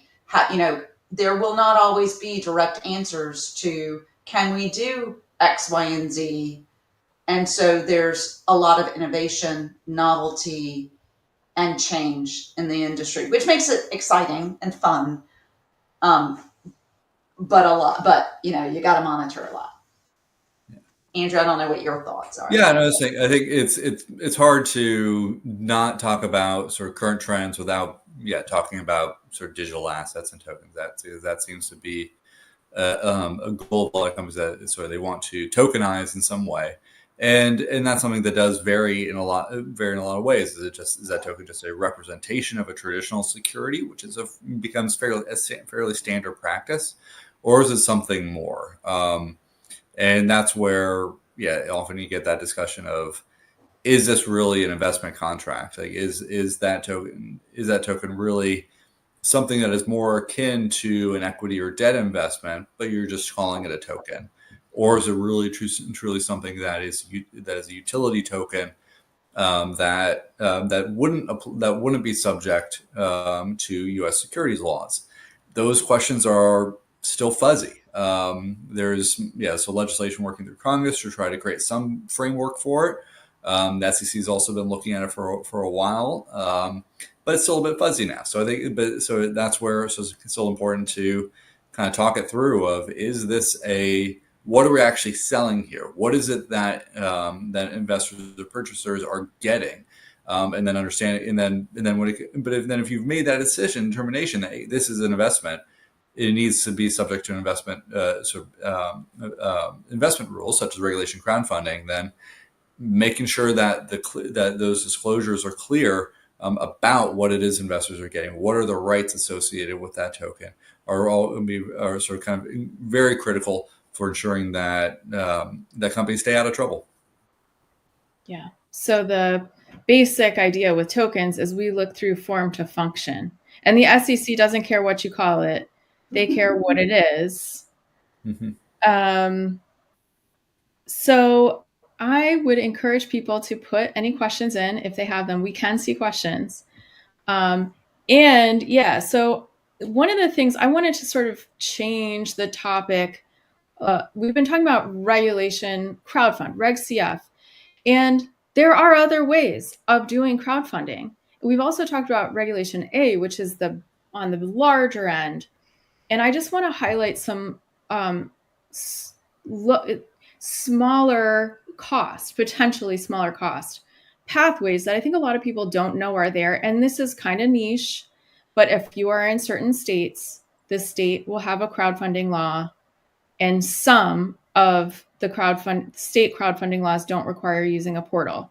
So like if you're in Georgia, there's an Invest Georgia law that does not require you to use a portal.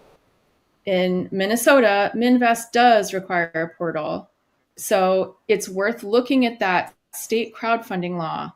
And then, I care about cooperatives, which are membership organizations that serve they're there to meet the members' economic and cultural needs, depending on what the co-op does. But there are exemptions for cooperative shares.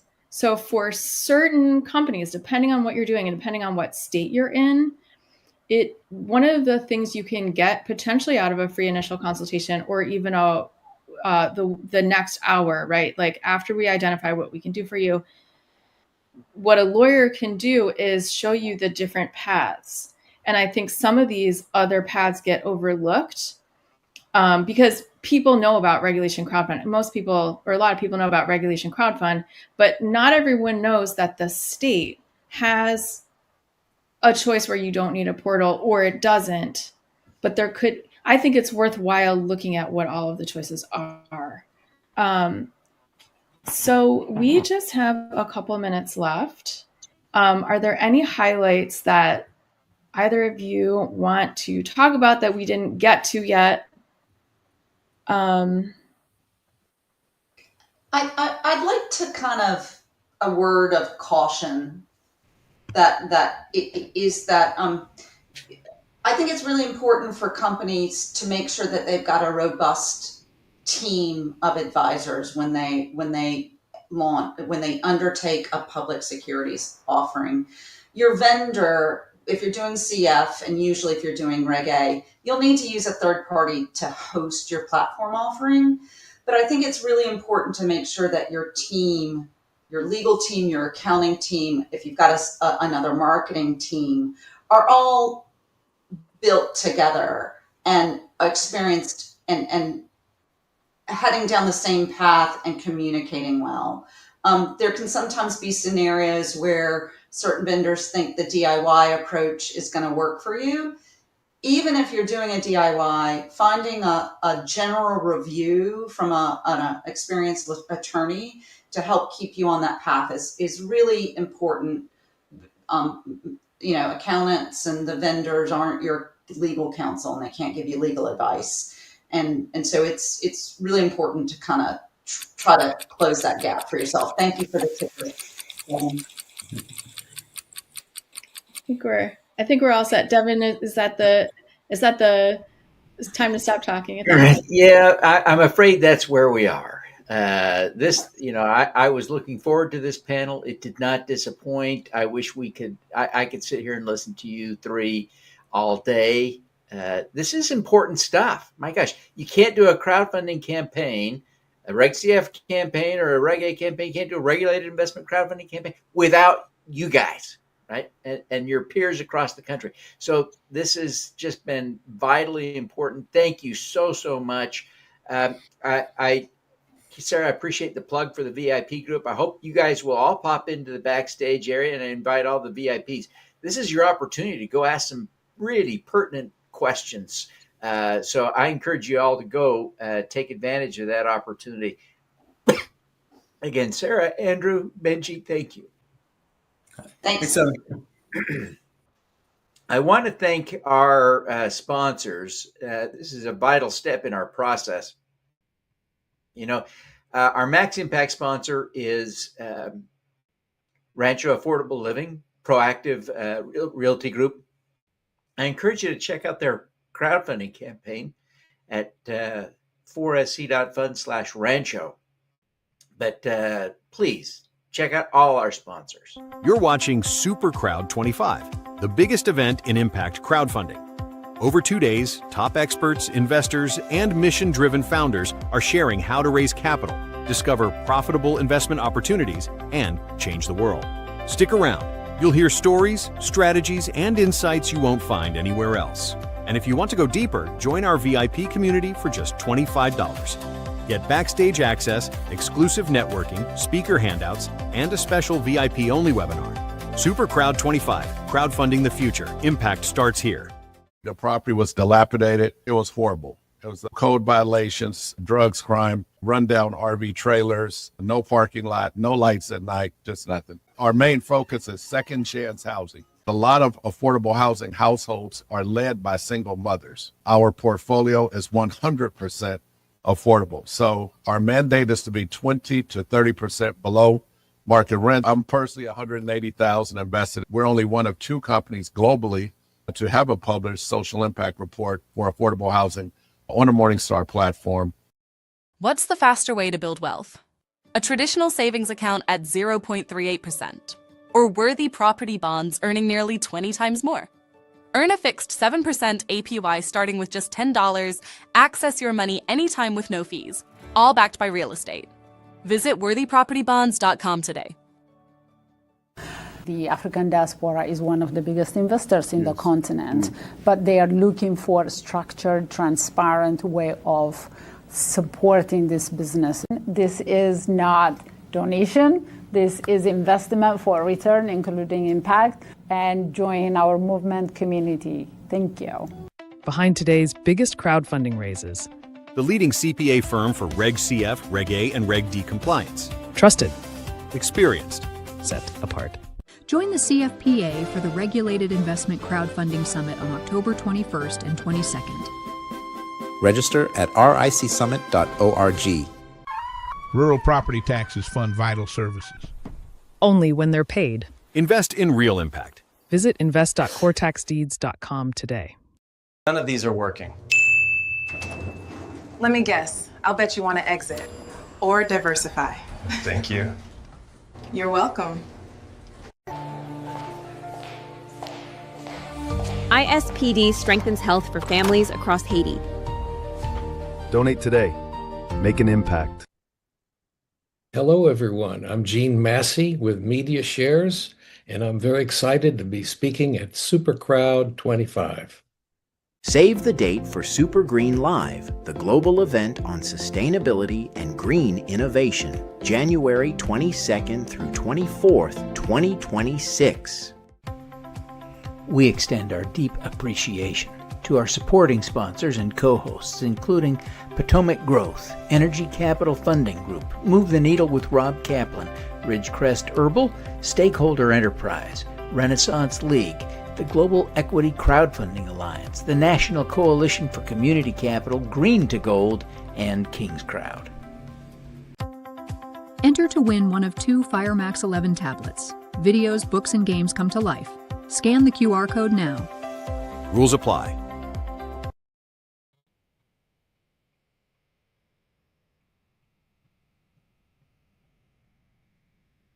Welcome back, everyone. I am so excited. Got a little out of sync there. It's easy to discombobulate Devin. Let's just be clear about that. But I am so excited to introduce our next speaker. Dara is one of those OGs of crowdfunding, and we've had several on the program. We'll have several more today. But think about that. These are people who are passionate about crowdfunding. They've stayed connected to this community, continue to utilize it 15 years into the effort to create and institutionalize what we're celebrating today. So I'm thrilled to introduce Dara Albright. She is a member of the board of directors of Worthy Financial and, like I say, one of the OGs of crowdfunding. With that, let me bring Dara onto the stage. Dara, thank you so much for being here. We're just thrilled and excited to hear from you today. Oh, thank you so much, Devin, and thanks for putting this great event together. It is really an honor to be here, and I am so excited today to talk about something that I think is a pretty simple idea that I think everyone could get behind, and that is that everyone deserves proper diversification, not just billionaires, not just institutions, everyone, every investor, every retirement saver, every worker. And today I'm going to show you a couple of really eye-popping slides and charts that will show you why traditional Wall Street is actually failing the masses and why fintech is actually stepping up to save them. So let me get those slides up here. All right. Can you see that? Good. Okay. So hang on. How do I move these slides? Hang on. Slides not moving. Let me just see something here. Got it. Okay. Sorry about that, folks. Okay, so let's just start with the fact that duplication is not diversification, no matter how much you try to spin it. If your retirement account is spread across multiple mutual funds, you're not getting proper diversification. Instead, what you're really getting is just the reshuffling of the same limited number of publicly traded companies over and over again. And it's even worse because, especially if you're in index funds, you're primarily getting, really, but what you're doing is just doubling down on the same 10 mega corporations. And here's even the bigger picture. The bigger picture is that since about 1996, the public company count has shrunk dramatically, cut in half since 1996. We went from about 8,000 publicly traded companies in 96 to about, somewhere roughly around 4,000 today. Now, at the same time that the number of publicly traded companies is continuously declining, and if we're at the rate we're going over the next 50 years will be below 2,000. At the same time that is happening, the market capitalization of the companies that remain public are exploding. In fact, since 96, during that same time frame, market capitalizations have exploded sixfold. So what's happening is that your people think that they're spreading risk, but you're really not. You're really just betting more on a smaller number of larger and mature companies. And what that equates to is less diversification and less appreciation, because the companies that remain that are larger have less room to grow. So, the fact is that the growth curve really happens long before a company goes public. And in fact, pre-IPO returns have historically outpaced public gains by about 6-1. This is the sweet spot. Now, years ago, these are companies that, the pre-IPO companies are companies that would have been public in previous decades or previous years. But today, because companies are delaying their IPO, waiting longer and longer, they're not going public until they're, significantly larger in market capitalization. And I'll give you an example. Intel went public in 1971 with a market capitalization of just about, little bit over $50 million. And that's an M. 50 million. That today, some Reg CF deals are worth larger than that. So, that's basically where we are today.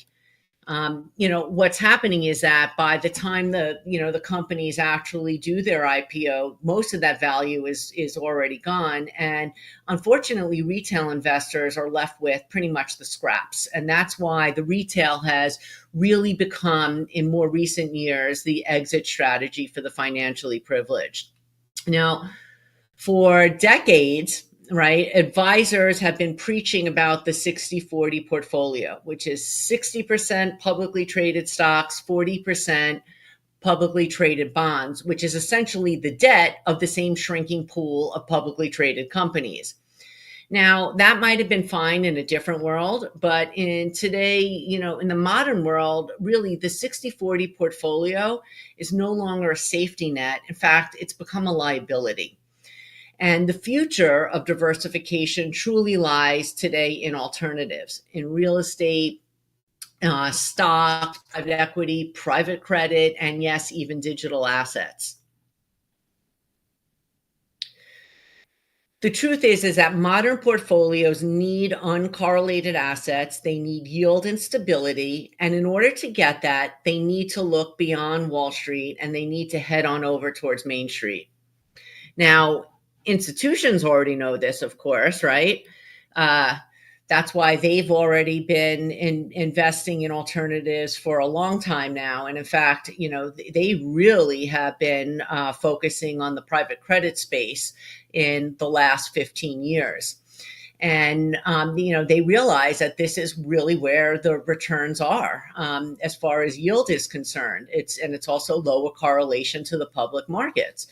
But, unfortunately, retail investors have really been locked out of this really coveted asset class.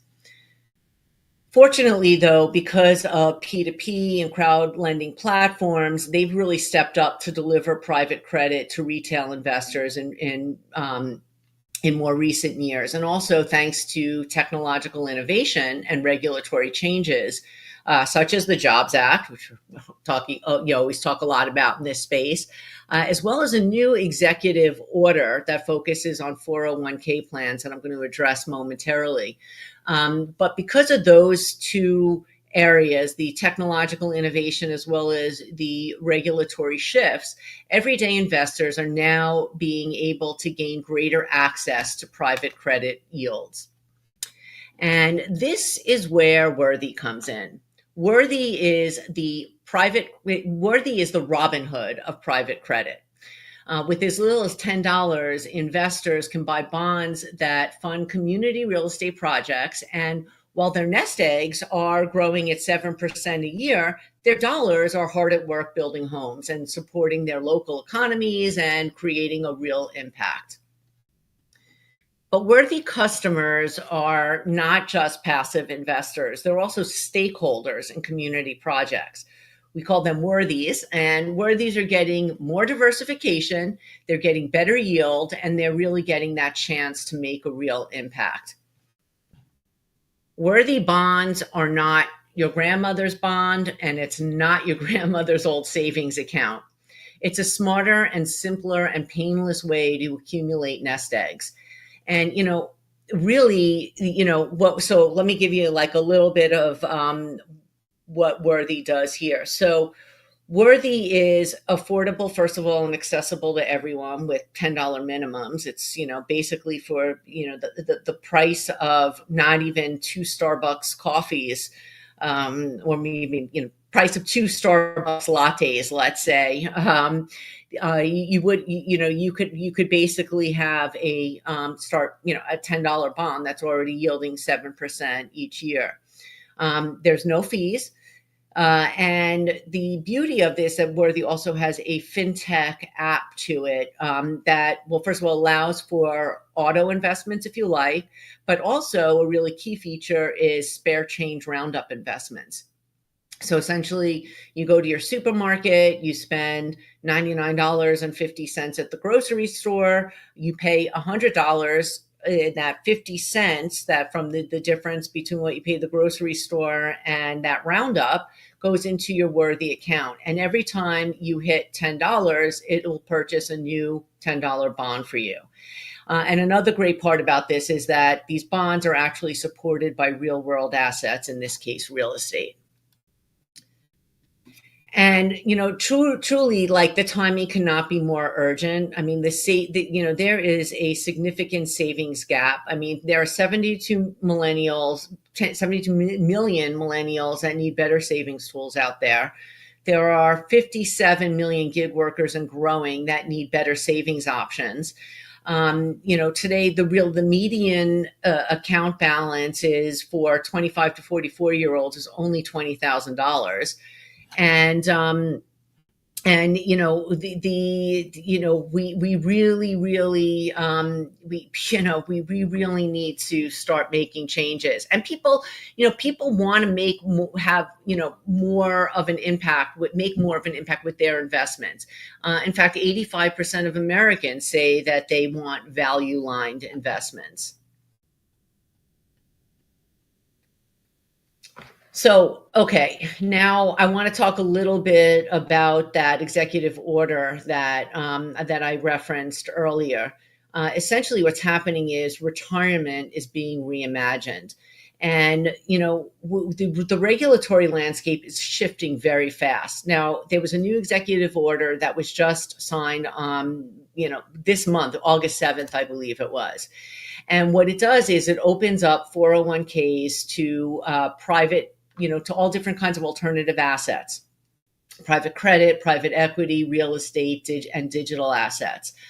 But whereas this is really groundbreaking and game-changing, when I first heard that there was going to be an executive order that was going to be signed to open up 401ks to alternatives, of course I was excited, but I was also cautiously optimistic because I thought that, okay, this is just going to be another way where it'll open up to those assets, but it will open up to those alternative assets through various kind of managed funds. So that would, basically help the BlackRocks and the Vanguards of the world, but really not everyday savers. I could not have been more wrong, because what this executive order actually does is it provides direct access to private credit or private or real estate, or an investment directly into a company, not just through managed wrappers. The executive order also does something really interesting.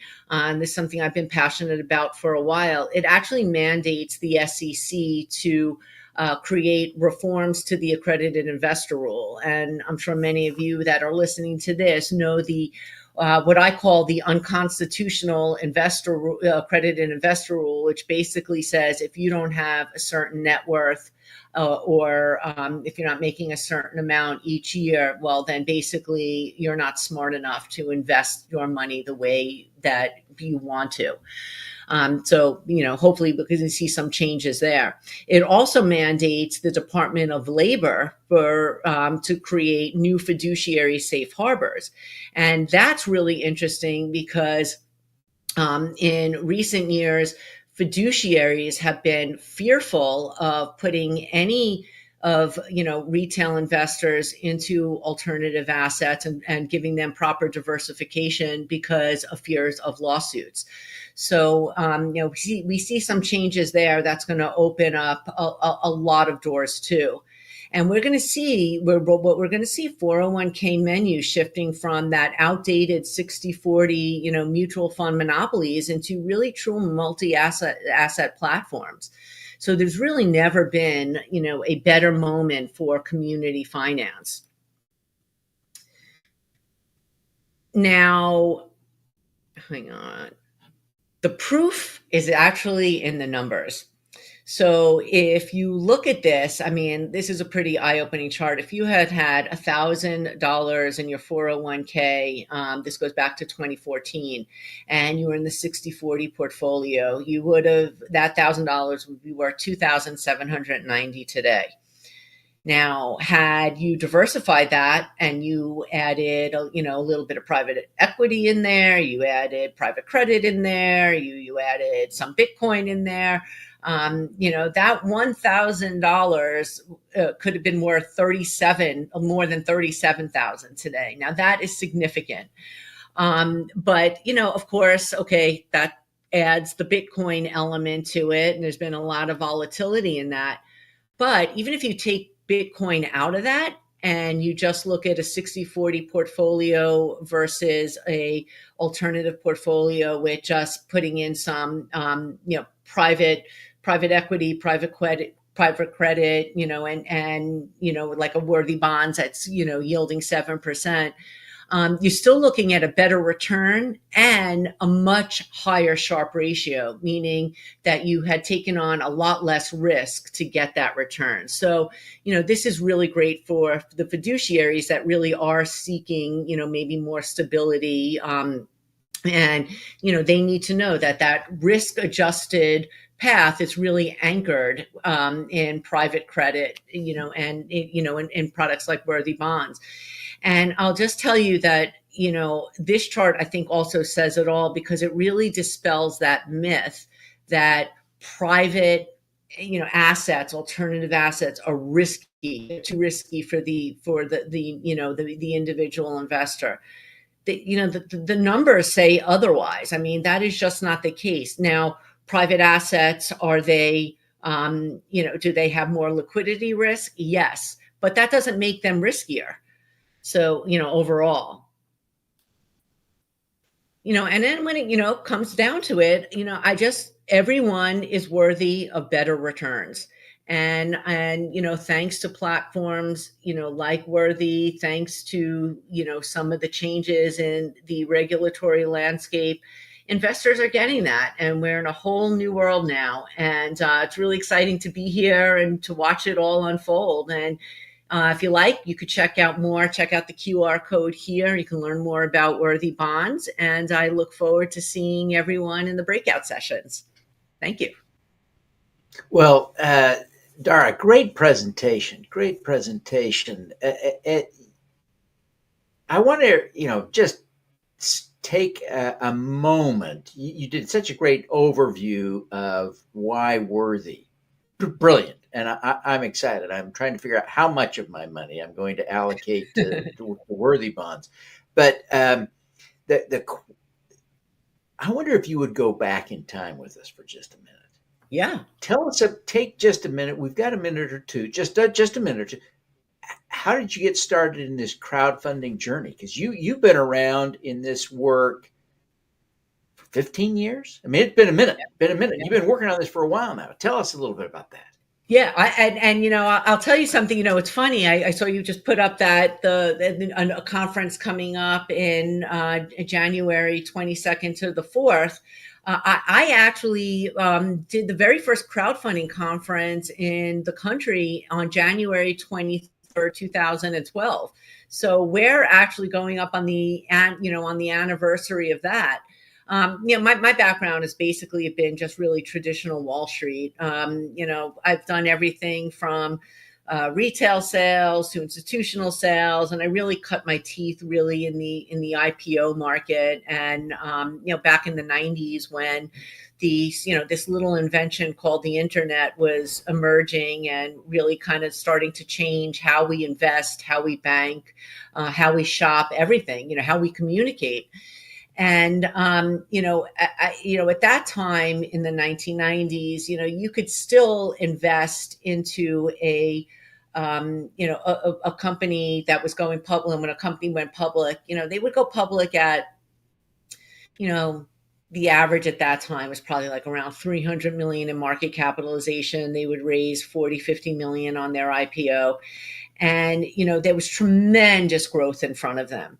And over the years, that really just started changing. We just saw our IPO markets just, really becoming completely dysfunctional, where, you started to see companies that had to be in the billions to get public. So, they wouldn't go public until much of that appreciation was already behind them. And or hundreds of billions. Exactly. Yeah, remember Facebook went public and then dropped in Exactly. half. Yeah, that sure felt good to all those poor retail investors who got excited about investing in Facebook and then lost half their money and sold. Exactly.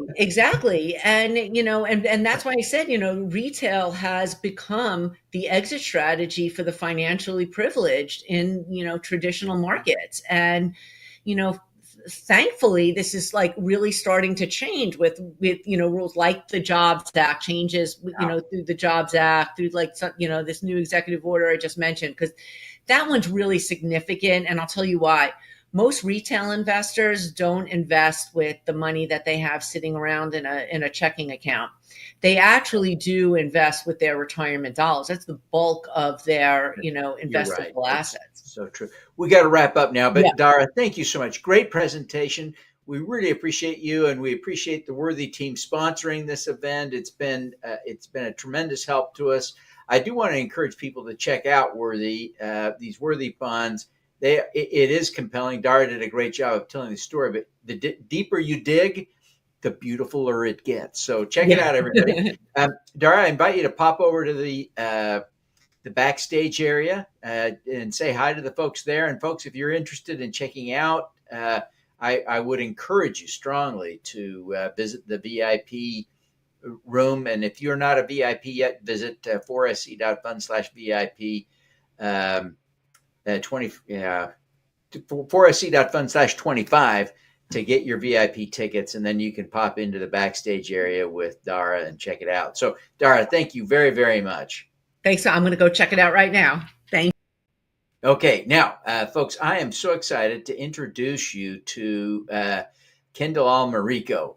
I'm going to confess something. I'm a little embarrassed. We have a whole host of rock stars on the program. But Kendall Almarico is a crowdfunding attorney that I've known for a long, long time. He's been around doing this work for at least a decade. And he was the first person I invited to be on the program at SuperCrowd25. That's how compelling a speaker he is. I'm excited to introduce you to him and have him on the show. Kendall, welcome. We're thrilled to have you here. Well, thanks for having me, Devin. I feel special, especially since you just used the word beautiful right before you introduced me. So I think it was probably a Freudian slip of some kind. Who knows? Yeah, that's But right. There you go. no, thanks for having me, and I'm thrilled to be here and excited to talk about. It's funny because people introduce me as a lawyer; they're always expecting, "Oh, we're going to have a bunch of dry legal stuff." Today, we're actually not going to really talk about a lot of dry legal stuff. We're going to talk about the top 10 things that happen, both from a legal perspective, but also, more importantly, from a marketing perspective, when you do something wrong that can affect an equity crowdfunding offering, whether it's under Reg CF, Reg A, or even a 506C offering. And this all comes from practical experience. I'm going to try to see if I can make my slides work here. If they don't worry, I can still go through these and make it all as wonderful as possible. But give me 1 second here while I click the button that I think will make this work. Let's see. And well, it looks like we're going to have an issue with this. So I'm just going to go ahead and go through these without doing it. So bottom line here is when Devin and I talked about what would be something good for me to talk about, I have a very unique practice in that I'm a securities attorney by trade. And primarily what I do is help people, help platforms, help funding portals, help broker dealers manage any kind of issues related to this type of offering through the Jobs Act. I always start off by telling people that about 10 years ago, Forbes called me the top crowdfunding and Jobs Act attorney in the world in one of their articles, which I thought was pretty funny because I think I was maybe the only one at the time, other than a couple of other people that are still around doing this, which makes me probably one of the worst ones at the same time. But here I am today, and I have written in the past for entrepreneur.com. I was listed in Inc.'s list of crowdfunding people in the world that you need to know. I was actually higher ranked than the chairman of the SEC at the time, which is insanely stupid. Certainly not anywhere near as important as those people. And I got named the #1 crowdfunding influencer in the world in 2016 by a website I've never heard of before. So I got a lot of great credentials that probably don't mean a whole lot, but I do have a lot of practical experience. I've been doing this for 10 years. And over the next 15, 16 minutes, I'm going to talk to you about things to not do when you're doing a crowdfunding offering of any kind, whether it's under Reg A or Reg CF. The first thing that I wanted to start with, and I think that is the most important one of all, is that people have this misconception that I call it the field of dreams problem. I'm just going to build this thing, I'm going to put it up online, and all of a sudden, magically, I'm going to get investors in. And that's just simply not the case.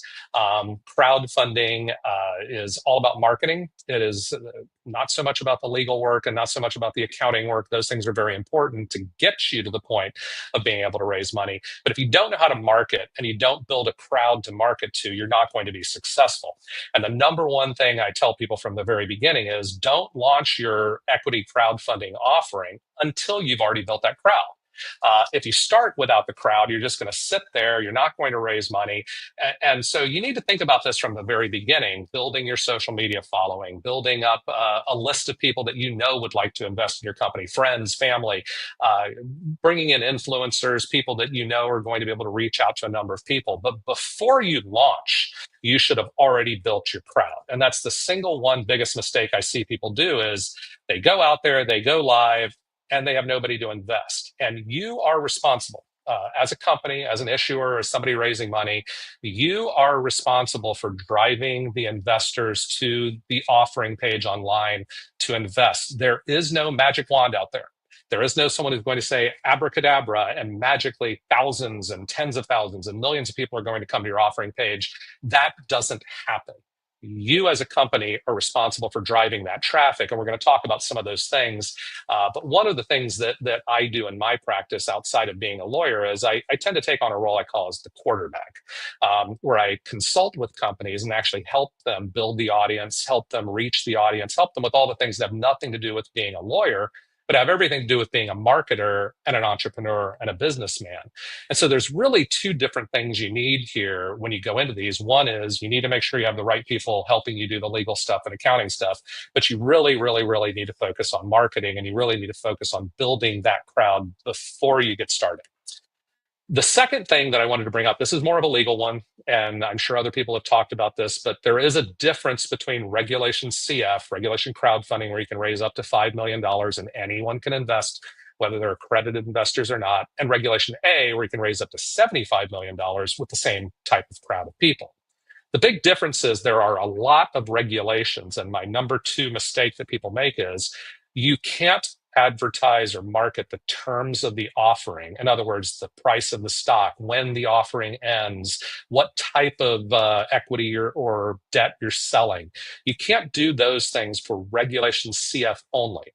You cannot do those anywhere in your marketing other than on the funding portal or broker-dealer website where you're raising money. So you can't run an ad, you can't put a Facebook ad up, a Google ad, you can't have a press release that says we're selling shares for $5 a share. Come to this website. For Reg CF, you can only have those terms of the offering on the site where you're raising the money, and you can explain them there and what have you. With Regulation A, you can do it anywhere you want. It doesn't matter as long as you're not false and misleading.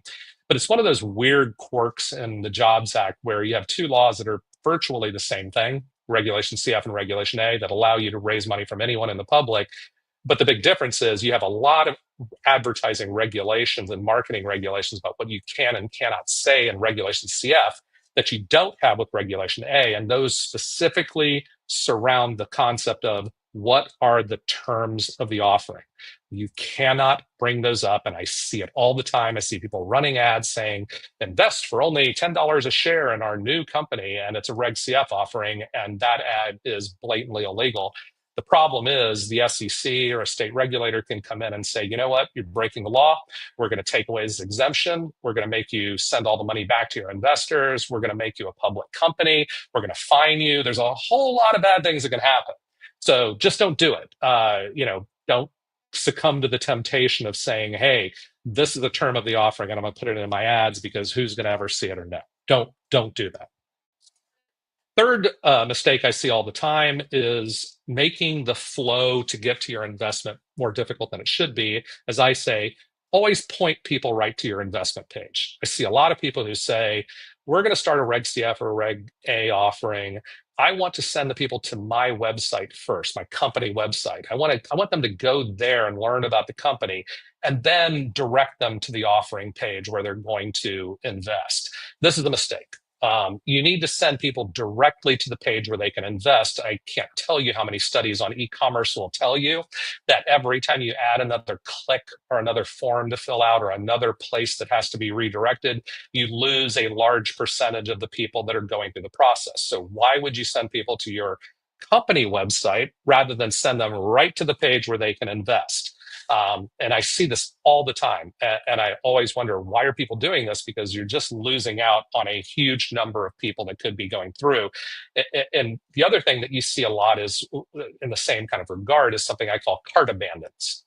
Whenever you bring people to your web page, it's a very, very small percentage of people that are going to click to then get through to the offering page where you can invest. When they get to the offering page, you need to make that checkout process as simple as possible, because the more people that try to go through it and the longer it is, the more difficult it is for people to finish it. And e-commerce people will tell you there's about a 70% abandon rate of across the board in e-commerce of people that start to buy something or start to invest in our case and don't finish. With mobile phones, it's actually over 80% because it's harder to get your fingers to do things. So you're going to lose the grand majority of people that are going there to begin with, which is another whole topic that you need to think about is how do I bring those people back in? How do I get those cart abandons to actually invest? But those are things that you can avoid very much by A, getting people right to the page where they can invest, and B, making the process as simple as possible for them to check out and get through. Here's number four. The number four thing that people make as a mistake, and this is a big one. I see it all the time. People think this is totally fine, but you are not allowed to pay unregistered people money to refer you investors. And by that, I mean it cannot be a transaction-based payment. And let me tell you what that means.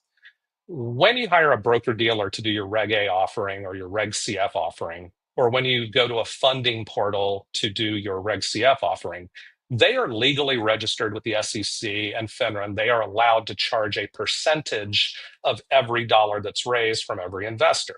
That's the way Wall Street set it up. They want their own to be able to make money. The difference is if you decide to pay someone, let's say you have someone, I'll run ads for you. I want to take a percentage of what you raise, or I've got a list of investors I'll sell you and I'll take a percentage of whatever you raise. Those are illegal finder's fees. They are absolutely not allowed. There are some exceptions when people are in another country, but just as a basic rule, you are not allowed to pay any kind of success fee, transaction fee, or anything that looks like it's based on an investor actually investing to someone to market for you. And I am approached constantly by clients who say, I've got someone who's willing to go raise some money for me. They just want to get 5% of whatever they bring in. And I say, are they registered? Are they, FINRA? Do they have a broker dealer? No, they're not. You can't do it. You can pay them a flat fee. You can pay them a monthly fee. You can pay them something that's not based on the amount you're raising, the number of people that they bring in that invest, or the amount that's invested, but you cannot pay transaction based to people. So that's one of those things you need to check with your lawyers about to make sure you're not screwing up. One of the things that happens is you have to disclose if you pay that to the SEC in certain filings. And when you do that, they know. And if you don't disclose it, you just lied to the SEC, which is even worse. So there's a lot of bad things that can happen by doing it and not much good that happens, so steer away from that. Mistake number 5. This is the biggest mistake I see with clients, and this has nothing to do with legal. Mistake number 5 is not communicating with your investors. So you go out, you take the effort, you make the effort to create this offering, you go out there, you start raising money, you do all these things, and guess what? You decide you're not going to talk to your investors after they come in. You should be constantly communicating with your investors, whether it's a follow-up email, videos, what have you. Let them know that they're important. They may have only given you $100 or $1,000 or what have you, but if you treat those people like the business partners that they are, they invested in your company because they love what you're doing. They will now turn into people that help you advocate for your company. They'll buy your products. They will go out and tell their friends and family and what have you to invest. So it's very important to not miss those people. Mistake number 6 is influencers. Without going into too much detail, if you're paying influencers to drive traffic to any online equity crowdfunding site, you have to disclose that you are paying them. It needs to be, there are very specific rules. Again, this is something to check with your lawyers about and make sure they follow rules. I've written an article. If you go to Medium and go to Kendall Almarico on Medium, I've written a great article. I think it's a great article. It talks about the things that can go wrong if you do this. But it's very, very common to have influencers say things like, I love this company, I just invested in it. That's okay. But if you're paying them to do that, they also need to say, I was paid to do this, and they have to disclose the amount of compensation, or you can get in some very serious trouble. So those are things I see constantly ignored, but it's one thing to be very aware of. Mistake number 7 is assuming that when you take your Reg CF offering or your Reg A offering, you put it on a funding portal or you put it in a broker dealer's website, that funding portal or that broker dealer are going to bring you all of your investors. That just doesn't happen. I mean, the legitimate funding portals out there will tell you when you talk to them, I've got 1 million investors on our site or what have you. The broker dealers will tell you, we've got all this bases of investors, blah, blah, blah. But they are not actually going to do much in terms of getting those people to you unless you've raised some of the money yourself from your own people before they'll actually market to you. But more importantly, don't assume that because a funding portal says to you, we've got 1 million investors on our site, that those 1 million investors are interested in investing in your company, or that they will ever even see your offering. My experience has been, and I'm sure people have had different experiences, but I've done this on all the major funding portals. I've done it through all the major broker dealers. I've run a number of these offerings. My experience is that it's really only about 5 to 15% of the money you raise comes from that audience that you get from the funding portal. 85 to 90% of the money you raise comes from your own marketing efforts. So if you don't have the ability to reach a huge number of people, you need to spend money on marketing to reach those people. Don't count on going on a funding portal and all of a sudden magically having all of their investor base come to your offering. It just doesn't happen. It's not the way it really works. Mistake number 8. I tell my clients all the time, you want to be a billion-dollar company, act like a billion-dollar company now, even though you're not. And by that, I mean, do the little things professionally. When you do your video for your crowdfunding, make it really good. Have good lighting, have good audio. Don't do it, fuzzy. Your camera's way over there. You hear it sounds like you're in a tin can. When your website's being built, use great graphics. Don't use crappy stuff. Don't make it look like a 1980s website. There's a million of these little things you can do. Your signature blocks in your emails, make them uniform.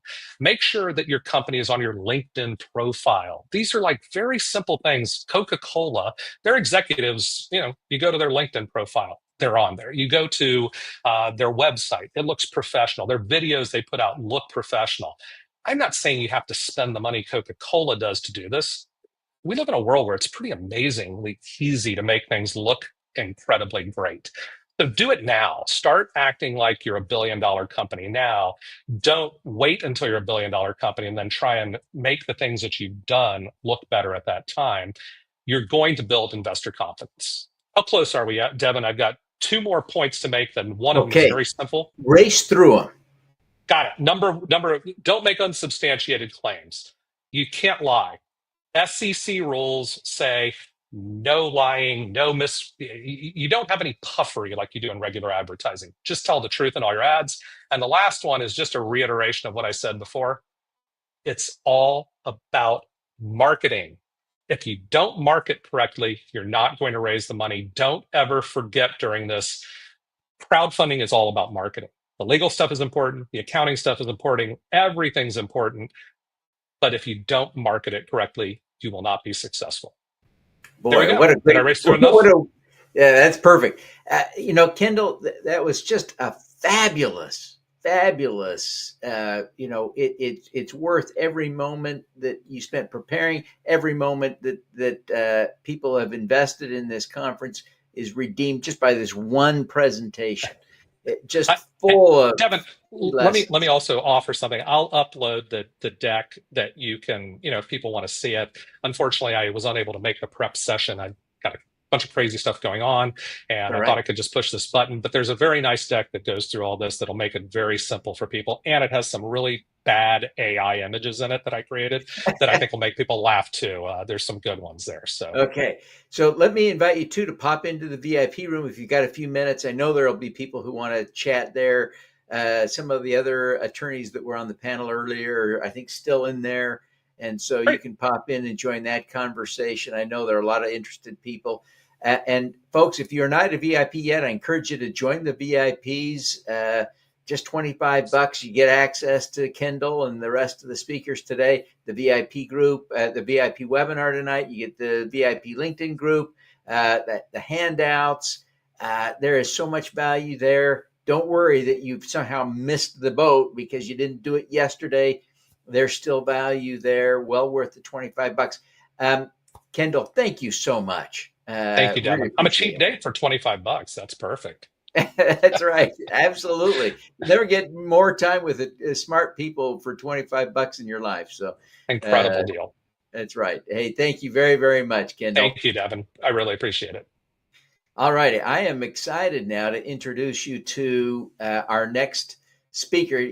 Johnny Price and I are going to have a little conversation, a little one-on-one, but Johnny is the president of WeFunder. There's some rock stars on the SuperCrowd program today. And I want to be really clear. Johnny Price is one of the big ones, right? This is why people signed up. I asked AI to write some marketing content for me, and the AI recognized that the reason to show up today was to hear Johnny Price speak. So this is a big deal. Even ChatGPT knows it. Johnny, thank you so much for being here. Thanks for having me, man. It's always good to chat with you, and thanks for the kind words. Well, it's really kind of you. I know you have been, and I think still are, on a sabbatical.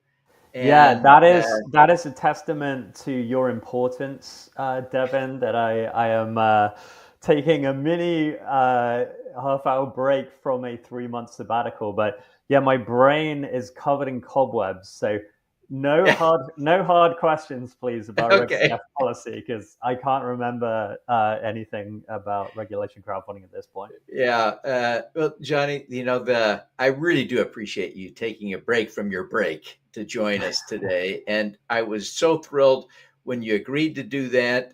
It's been funny, we have a lot of overlapping people in our circles. And so I've had 2 or 3 people reach out and say, Johnny's not going to do it. He's on his sabbatical. We got Johnny. He's a great guy. Not for anyone, but for Devin Thorpe. Yeah. I'm just kind of bragging. That's what I'm doing here. I'm just kind of bragging that Johnny Price showed up for us from his vacation. Thank you. I really do genuinely appreciate it. Listen, I want to jump in. We focus on impact, crowdfunding, making money, but impact is a key qualifier for us at the Super Crowd, and your roots are deep in that, right? Before WeFunder, you were at Kiva, which was a huge, nonprofit entity working on creating value through crowdfunding for disadvantaged entrepreneurs and for social entrepreneurs. How have you seen that work transition into your WeFunder work? What's the overlap? What's the connection there?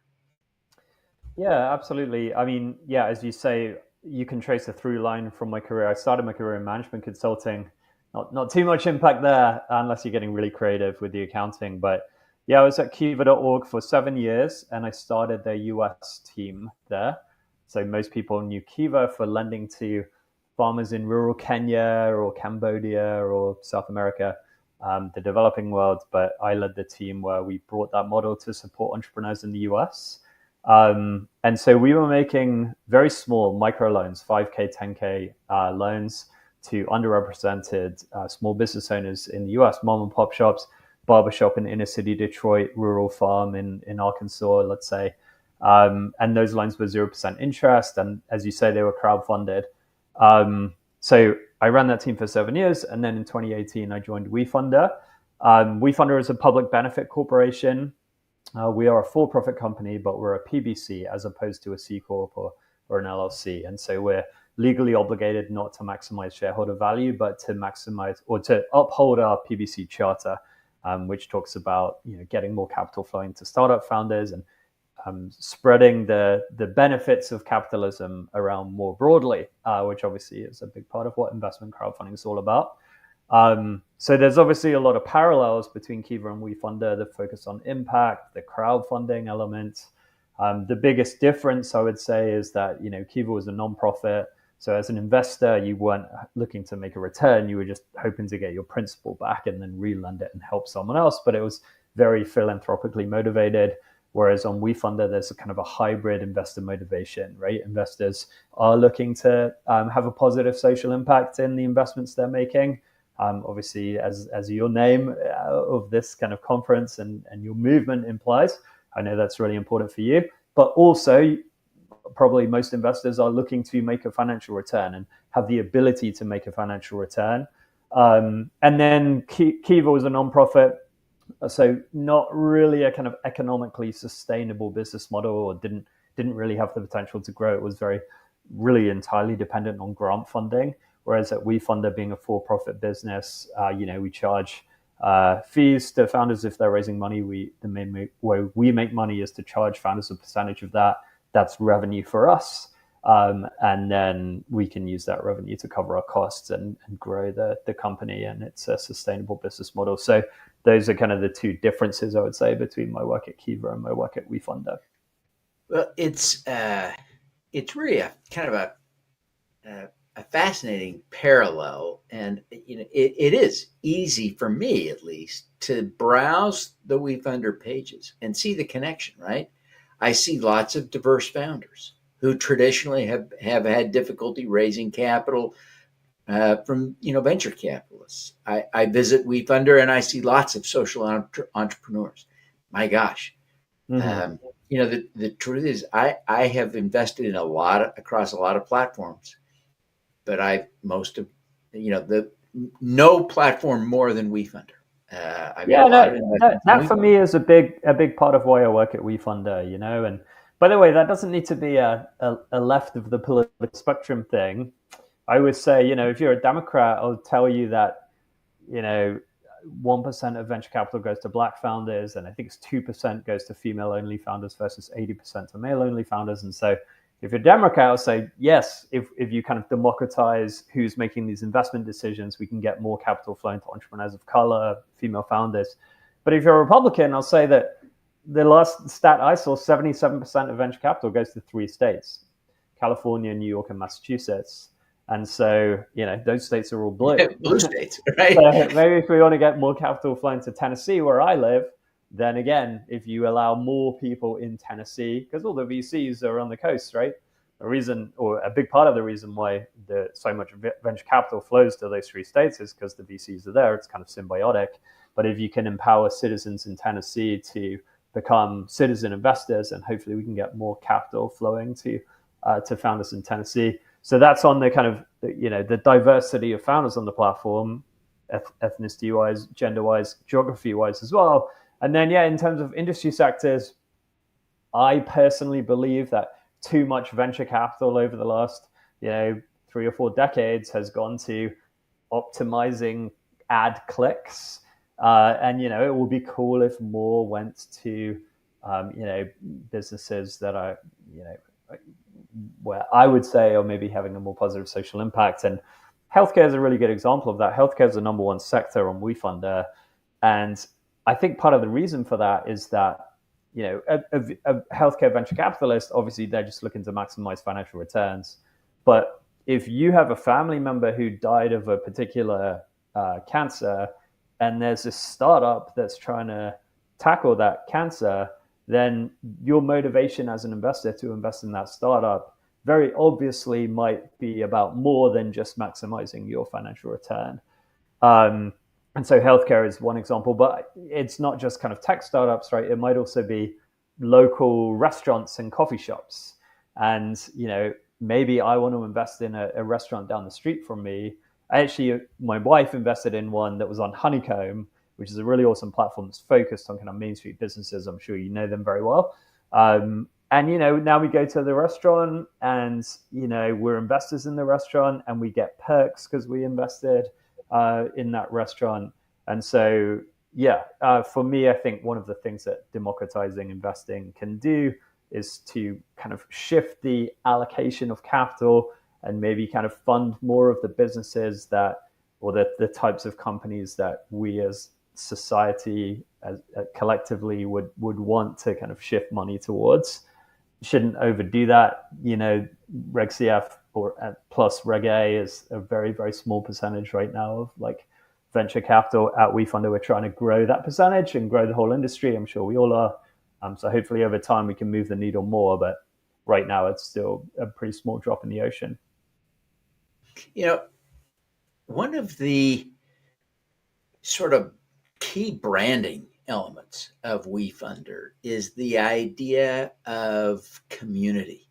Mm-hmm. And I think, a community round. In fact, I think you and your team are insistent that that's what we call a crowdfunding round. It's a community round.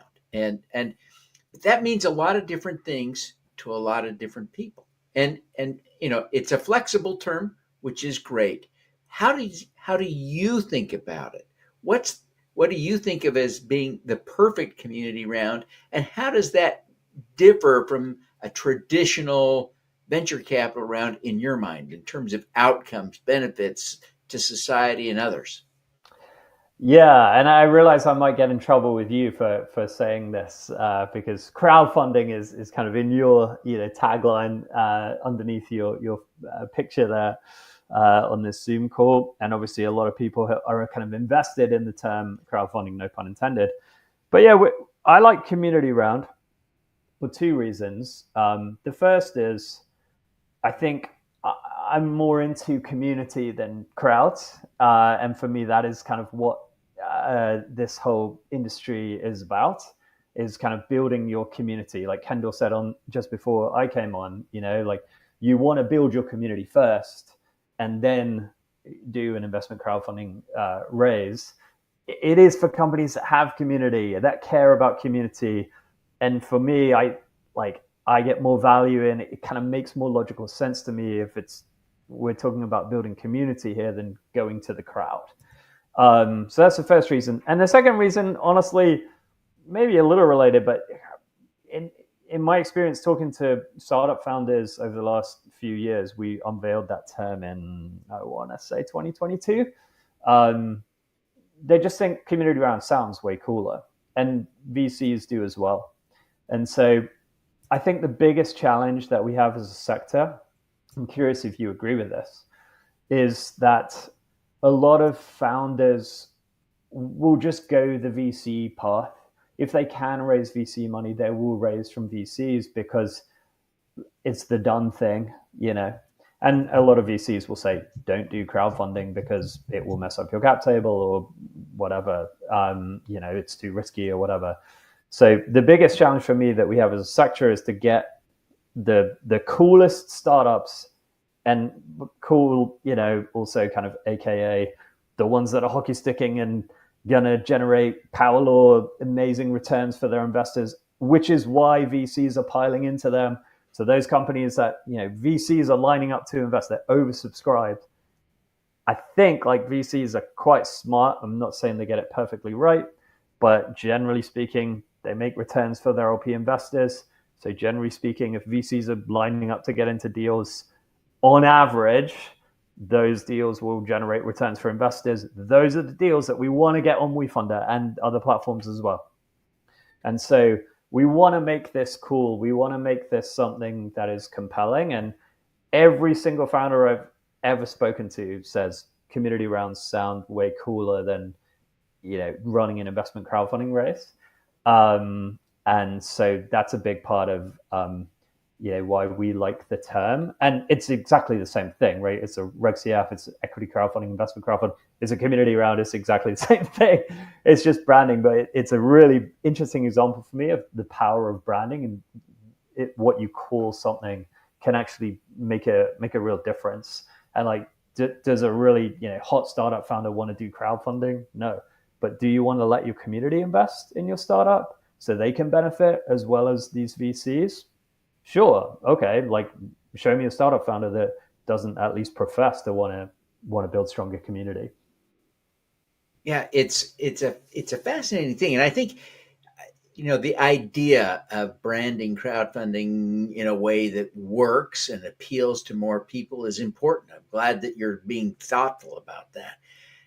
What are other things that we can do as a community to enhance the branding of regulation crowdfunding so that founders in Silicon Valley and other cool startups around the country feel more free to do a community round so that more of us have an opportunity to participate before they go public at $100 billion valuation and their stock drops 50%?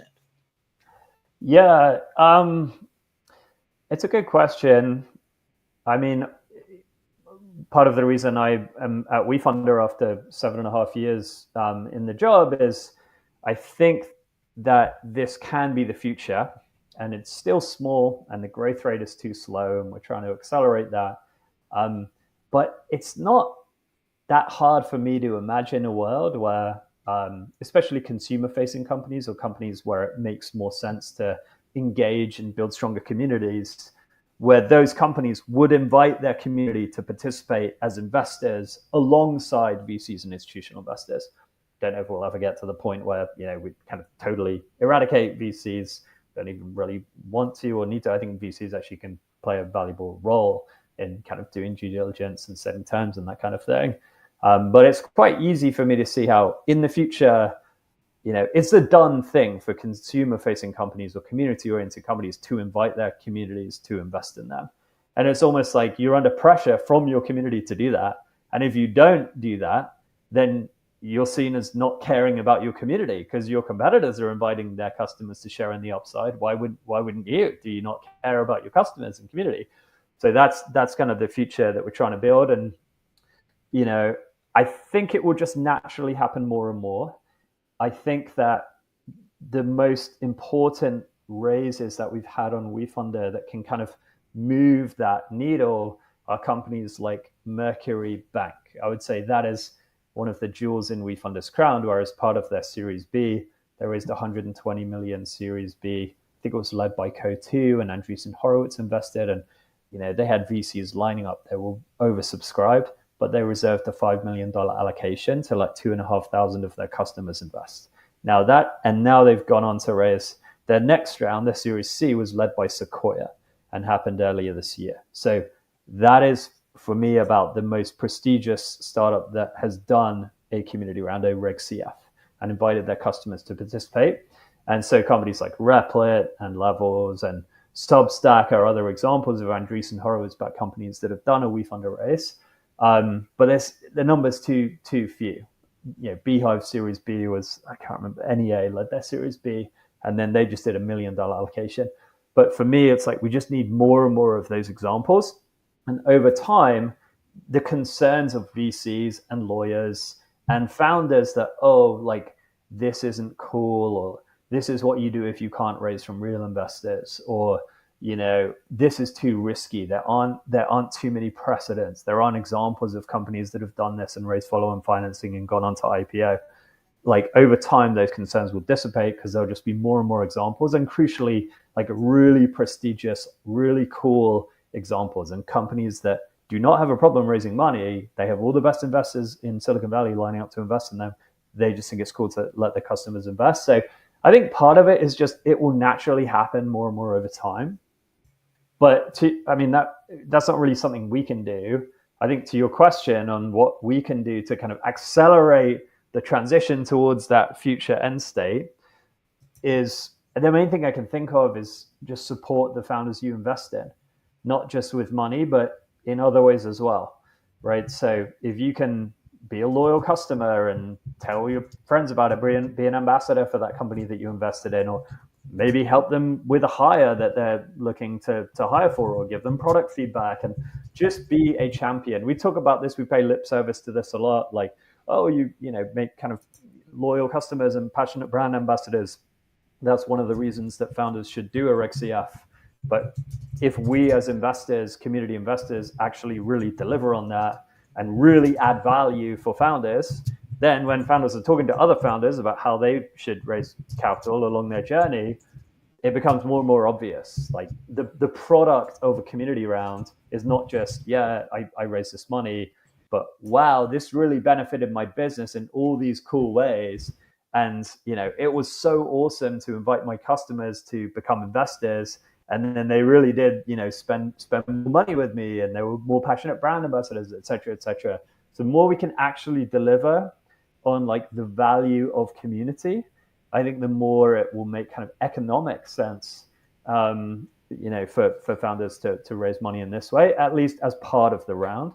And as you kind of, a question you asked earlier was getting at, and the Mercury example or the Replit example, I think Replit's was an 80 million Series B and then did $5 million for their community. Beehive was a 32 million Series B from VCs and then 1 million from their community. So definitely doesn't need to be an either or thing. I'd say VCs add a ton of value. So raise from VCs, absolutely.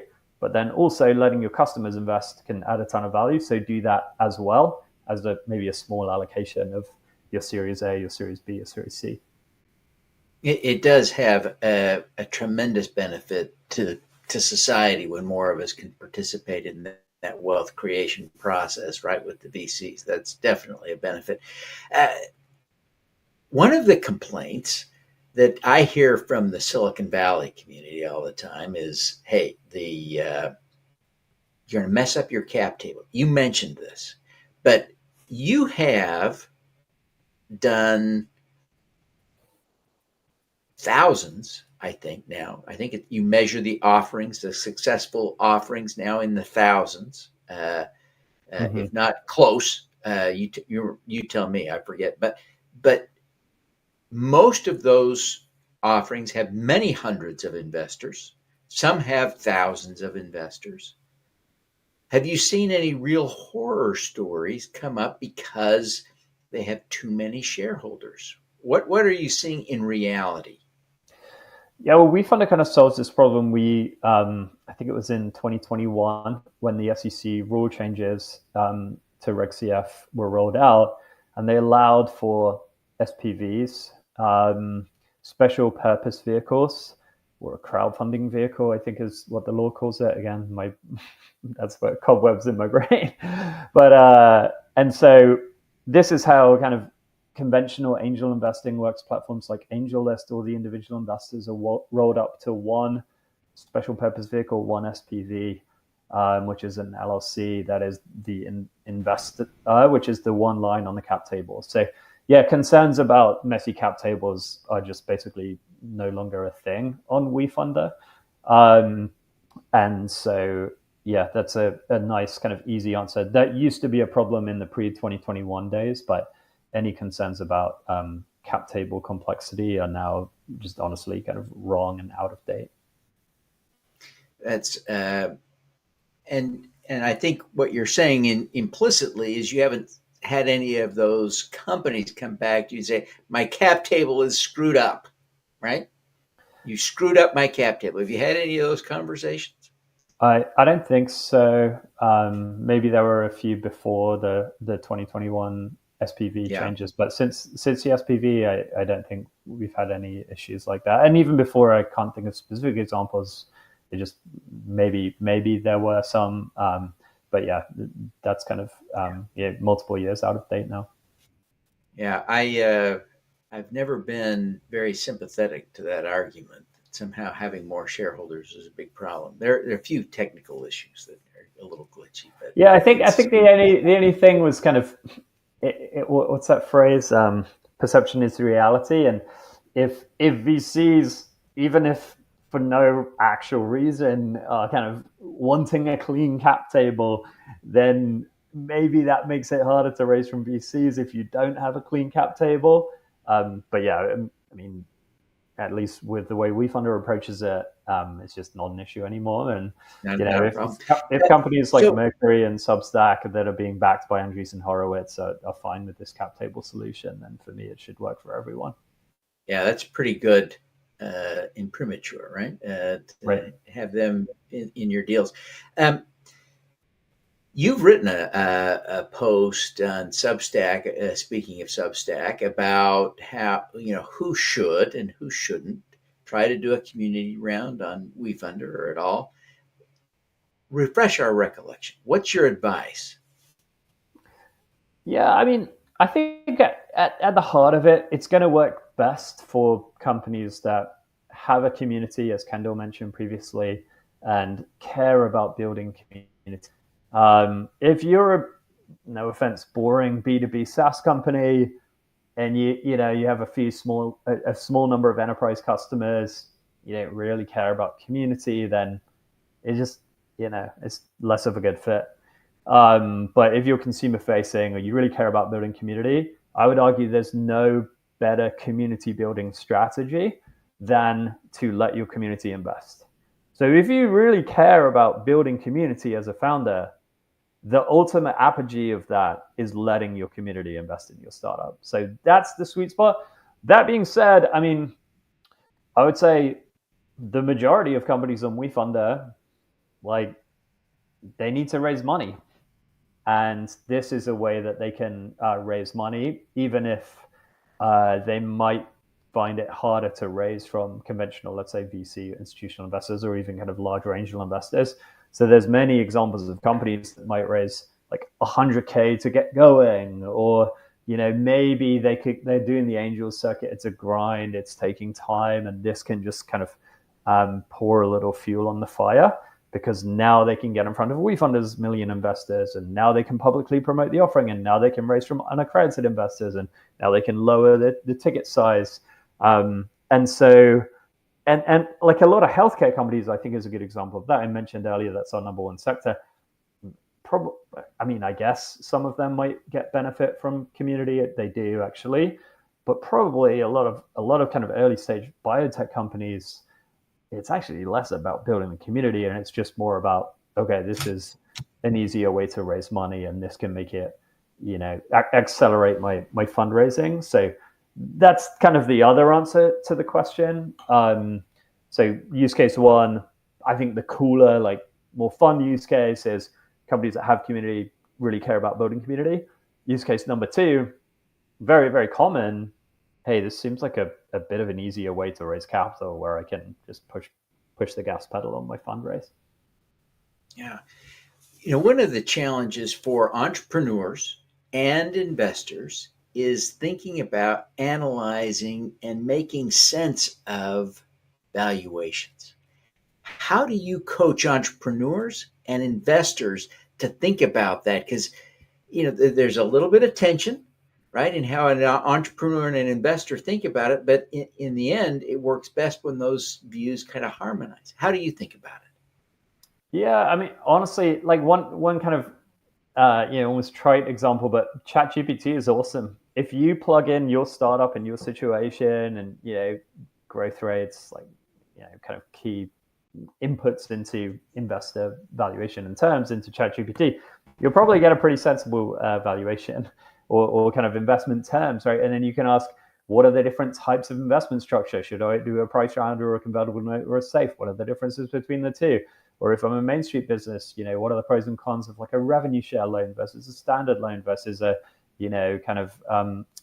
straight equity deal? And so I think that's a really cool example of where AI is just kind of redressing the balance, I would say. But it used to be maybe 10 years ago where like VCs would have so much kind of power and it was almost like mystique and what are these different terms in the term sheet? And I think it's a really interesting kind of example of how AI has just maybe leveled the playing field, and now founders can come into those conversations with a lot more, I guess, armed a little bit more in those conversations. Obviously, we have the data of WeFunder companies and how they've done historically. I always am a little reticent to put too much faith in that data because just there's so much variability there, and it's very hard to kind of draw too many firm conclusions from that. But we certainly can help founders set investor terms and valuations based on like WeFunder precedent. And I always encourage them, like, just talk to investors, right? You definitely don't want to just like put your page up on WeFunder and blast it on social media on launch day and hope for the best. By the time you get to kind of public promotion, you want to have really kind of tested the waters, no pun intended, and just felt out investors. So in those kind of early conversations, trying to triangulate, and if you don't have someone that's willing to write you a 10K, 20K check on these terms, then you probably want to work a little bit harder to find those anchor investors before having confidence that those terms are going to work. And okay, now let's put it up to the crowd. But I do think, one of this goes back to the kind of diversity and also kind of geographic kind of diversity of investments on WeFunder and in this whole sector. I think there are a lot of markets where there aren't enough investors, and those investors, I would say have too much power. And so just like commands kind of crazily low valuations, but founders in those markets don't really have any options. And so they're kind of forced to take those terms which aren't necessarily fair for founders. And so I do think that's one of the benefits of this model where people from around the country, even around the world, can come in and invest. It like gives those founders a slightly bigger pool of investors. And so it kind of can help ameliorate sometimes if there's kind of investors taking advantage of founders because they're the only game in town. Yeah, it's fabulous. Johnny, thank you so much for making time on vacation to be with us. It's just been a joy. Your insights are invaluable. Your perspective is tremendous, and I thank you very much. Give our best to your family thank them for sacrificing you for an hour to Hey, the kids are at school and my wife's at work, so no sacrifice on their part. Yeah, it's more me sacrificing the time on the pickleball court. But yeah, Devin, you are the man. Thank you for everything you do to grow this sector and kind of build this movement and community. You're awesome, and I'll be back in the saddle in a few days' time. So I look forward to catching up post September 1st when my 3-month sabbatical finally sadly draws to a close. All righty. Well, we look forward to having you back. Thanks a bunch, Johnny. Really Thanks, man. appreciate you being here. See ya. I'm excited now to introduce the moderator of our next panel. You know, our next panel discussion is more crowdfunding portal leaders. And one of my dear friends, Dorian Dickinson, the CEO and managing director, co-founder of Funding Hope, is our next speaker. He's our moderator for this panel discussion. And I've had the opportunity over the last 4 or 5 years to get to know Dorian very well. And, he is absolutely passionate about using crowdfunding to solve real world problems. He focuses on the UN SDGs as a way to measure impact and looks for all the companies raising on Funding Hope to have some alignment with those tremendous goals. And that kind of impact is tremendous. I'm so grateful that there are people in this world who are so passionate about solving these big world problems. Let me bring Dorian onto the screen here. Dorian, thank you very much for being here. I'm going to invite you to introduce your panelists. You've got a great panel here of, tremendous experts who all know everything about crowdfunding. And so I'm going to duck out of the way here quickly so you can carry on, okay? Thanks, Devin. I really appreciate it. Good afternoon or good morning if you're still on the West Coast. Welcome to Gatekeepers of the Crowd, inside the minds of Reg CF leaders. As Devin said, I'm Dorian Dickinson. I'm the CEO of Funding Hope, a FINRA member investment crowdfunding platform, and I'm honored to moderate today's discussion. Regulation crowdfunding has become a powerful way to democratize access to capital, empower founders, and bring everyday investors into building businesses that matter. With that opportunity also comes responsibility. And today's panelists are the gatekeepers helping set standards, make tough calls, and shape the future of this industry.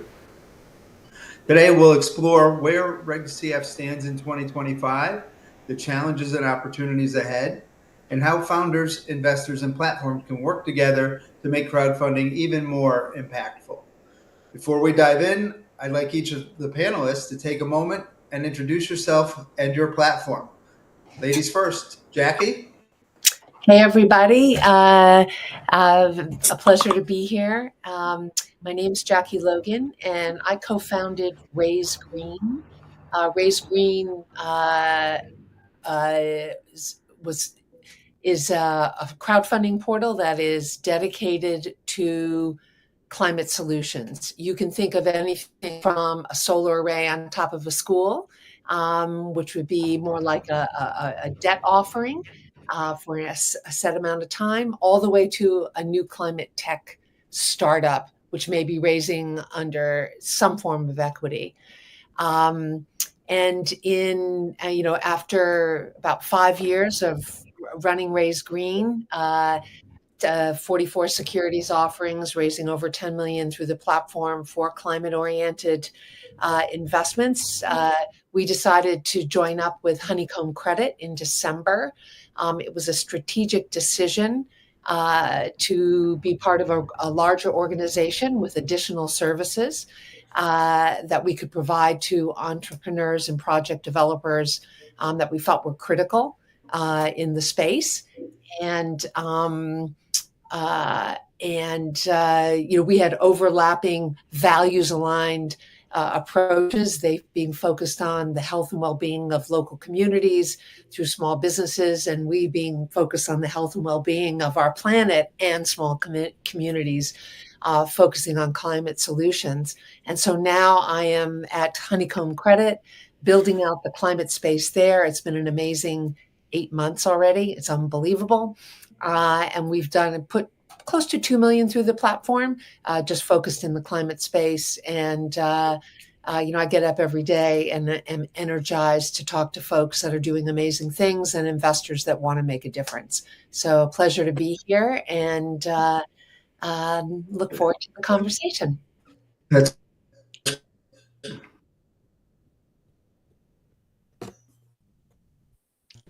introduce yourself and your platform. Is that John or Levi? Levi. Yeah, I'm Levi Brackman, and I'm the CEO and founder of Invone.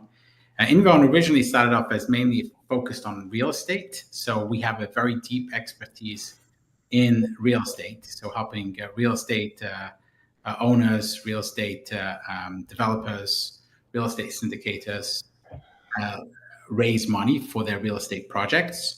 But we have moved on since then to basically be agnostic about the type of issuer who wants to raise money on our platform. What really makes us different is that you can think of us as like the low-cost airlines of funding portals. And what that means is that we're unbundled, right? So instead of you buy the 8%, whatever it is that you have to pay as a cost of capital or the commission to the portal, we actually allow people to buy in various different levels. And also you can either have a monthly fee and then you pay a lot lower on commission, or you end up paying no monthly fee and then a little bit of higher commission. The top commission that we have is only 5%, and we go down as low as 1.5% as a percentage of capital raised. So if you really know that you're going to raise the money and you've got investors who can invest and you've got that kind of reach already, then we work very well for those kind of issuers and those kind of founders because they're able to raise money at a much lower cost on Invone. Excellent. Thanks, Levi. John, I'd love to hear about you, and that you bring a unique perspective to the panel, being from a broker-dealer operation as well. Yeah, John Panachone. I'm one of the founding partners of Fola Capital. We're a 5-year-old broker-dealer. Just one little thing that's important. 17 years prior to that, I founded a company called Logic Bay. We were a software company, ran that company for 17 years and sold it. The only reason I bring that up is in the last couple of years, because we were a software company, we created a portal to do in-state, intrastate crowdfunding in the state of North Carolina. And I learned the hard way what that's all about, and regulators, and getting our hands slapped a few times. So that led to the decision to become a broker-dealer. So a little bit of background there. I think what the audience might need to know is it's not better or worse than a portal, but a broker-dealer is a little bit more broad in scope. So we can do Reg Ds, and we do a lot of Reg Ds.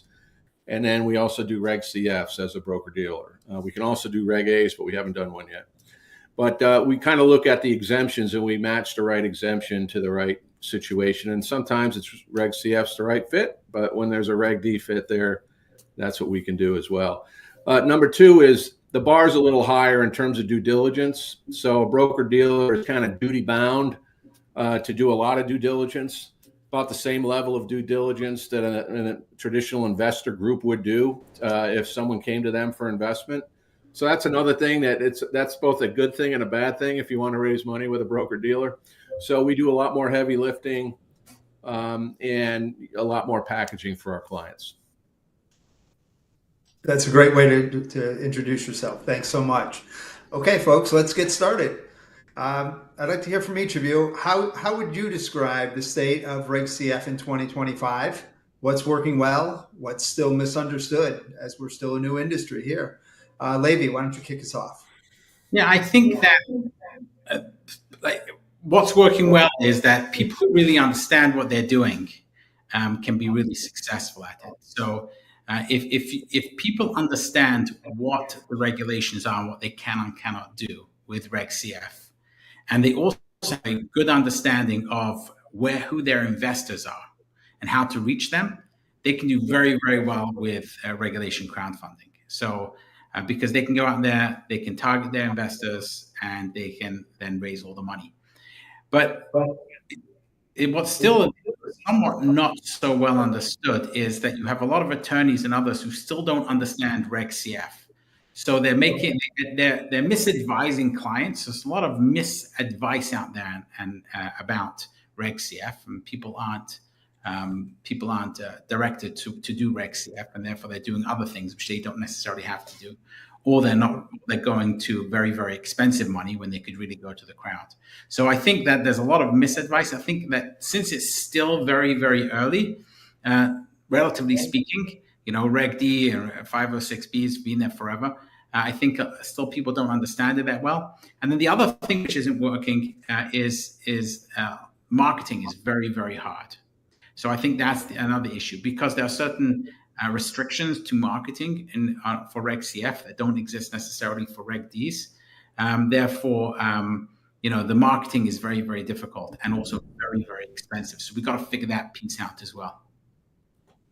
That's great. John, since you've now moved into that broker-dealer space, what do you see that's working well? What do you think those challenges and what's being misunderstood are? And are the regulators playing a role in that as well? Yeah, I would agree with the previous comments right there. I think at a higher level than just crowdfunding, I think there's been an awakening across the country around investing in private businesses. Most Americans haven't done that, since 1933. So this is new to a lot of families. It seems risky. And we can talk about some stats, but the recent report that came out from the SEC saying that the average Reg CF was 364 and the average was $113,000. Yeah, that's a pretty low number if you ask me, right? So, I mean, that's good funding for a lot of small startups and stuff, but that's not meaningful, lasting capital. And if you can raise up to 5 million, we got a long way to go. So in terms of trends, I think there needs to be more discussion nationally around investing in private businesses. Not to go into the weeds, but like the recent political discussion about letting 401k money go into private businesses. Private equity is going to take the same money the teachers, the firemen, and the cops can't invest now, and they're going to invest it in private companies that they want to invest it in. I don't think that's a good thing. So on one hand, we're not allowed to invest in private companies. On the other hand, we're going to let the people that manage funds do that for us. That doesn't make sense. So I think like those things are good examples of an awakening. And I think more and more people, especially younger folks, younger generation, are going to be more apt to invest in a private company, no matter what exemptions used. And that's the trend I'm seeing.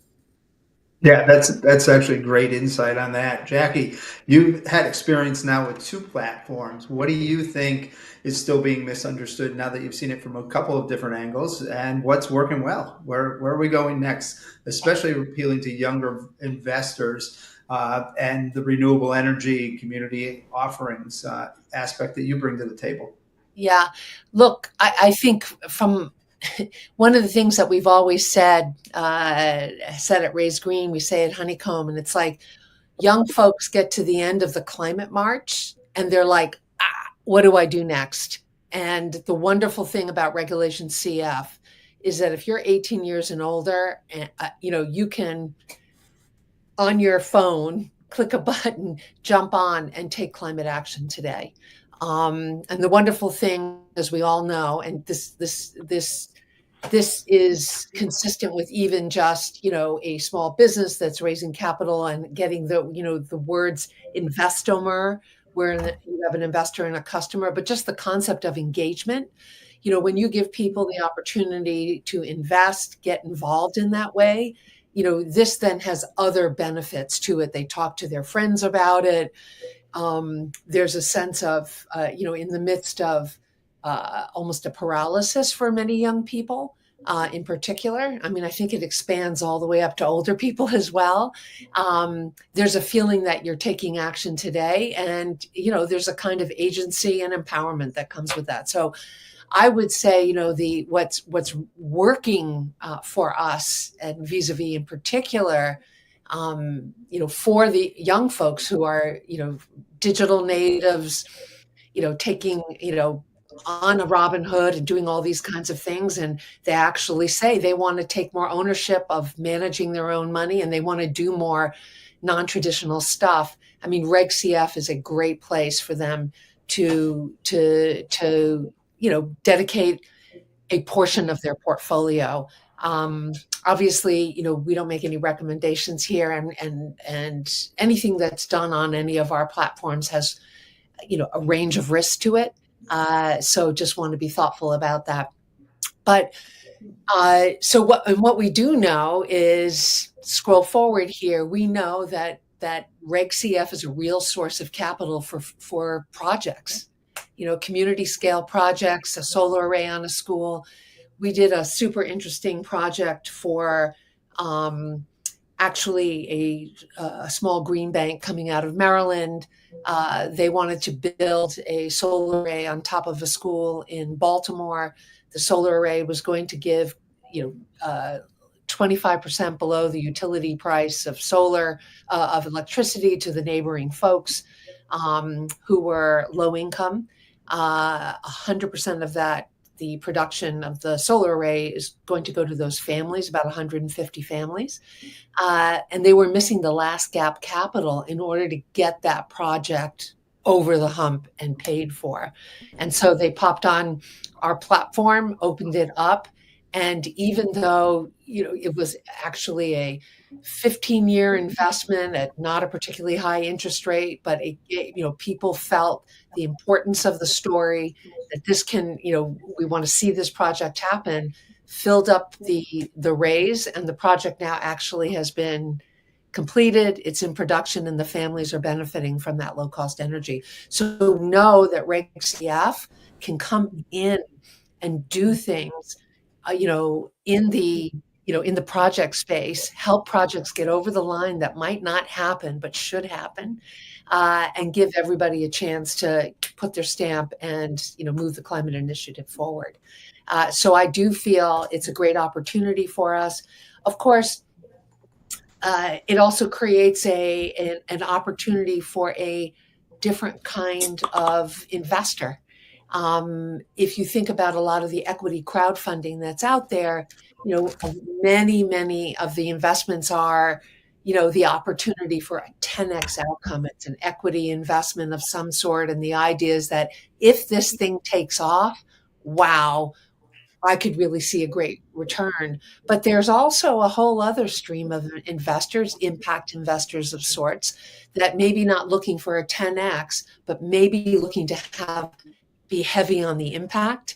And the wonderful thing about doing projects, for example, is they tend to be debt oriented with a limited time frame, and it opens up a whole new investment investment area for folks that want to do impact investing, per se, in a more, which only folks who have in the past were accredited investors could actually directly invest in a wind project or directly invest in a solar project. I completely agree, actually, with what you're saying here, Jackie. Because one of the things that Reg CF really does, because it allows that non-accredited investor to come in, it allows for this kind of diversification. It could be in clean energy, it could be in climate, or it could be in real estate.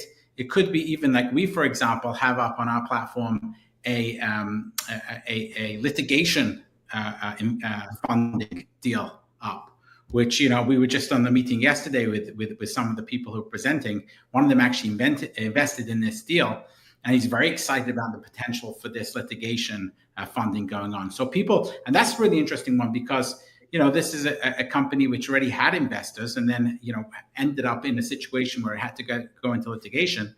And they could just go straight back to their investors through a Reg CF. Most of those investors were non-accredited because they initially did a Reg A, and they could jump right in now and then go back to those investors for this litigation funding support. So it's there's the non-accredited investor now has access to all kinds of what might have been in the past exotic type investments, and now they can kind of jump in. It's not just startups, it's not just real estate, and there's climate, and there's all these other kind of projects which people can go in and invest in.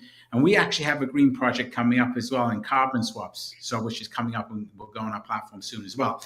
And that's also projects, and people can invest in those as well. So there's really the smorgasbord. So it's really very, very exciting. So I completely agree with Jackie on that.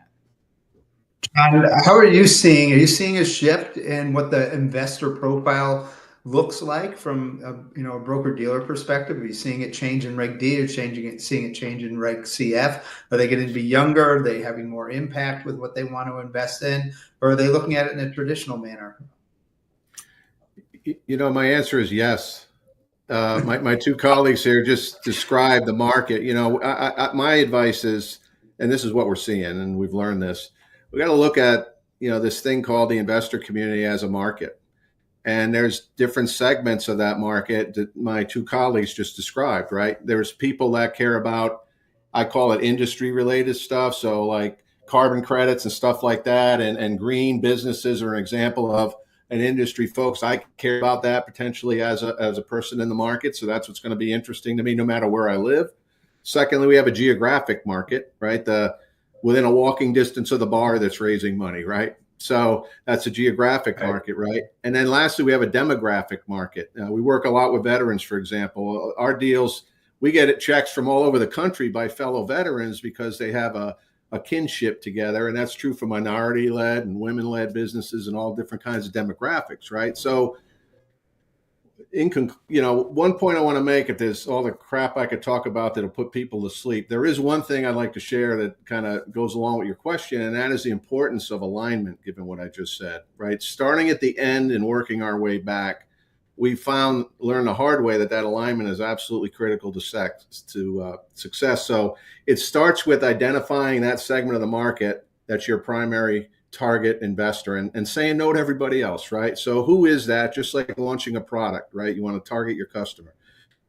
Backing up from that is what security type would be understandable to them and appealing to them, So going to a first-time $500 investor with some crazy, complicated, safe investment is an example of a misalignment, but going to them with a revenue share agreement, good alignment there, right? The third one is, we're a little bit spoiled because we're a broker dealer, is the right exemption. So oftentimes we say, you know what, given what you want to do and how much you're trying to raise and what the minimum raise amount should be, we recommend a Reg D 506B, because you can take up to 35 of your non-accredited friends. That's probably enough. You probably don't need much more than that. You don't need to do a Reg CF and do an audit and all that, right? And just generally speaking, there's more rules than that. But aligning the right exemption up is the next step.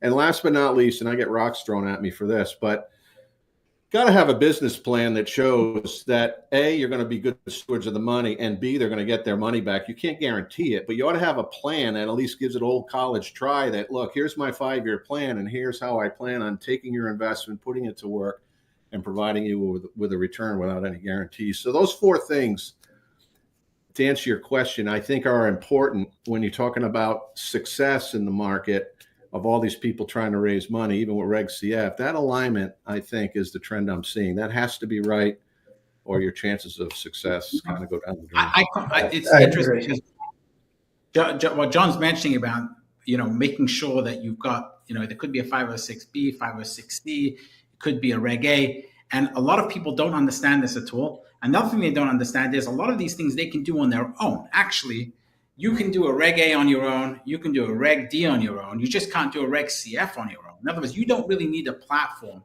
for all of those things. So they come to us, for example, if we think they should do a Reg A, we can help them from a technology standpoint. If they want to do Reg D, we can also help them. We actually host the Reg D. We don't take any commission for Reg Ds or Reg As, which is a key difference. So we'll just be a platform for them.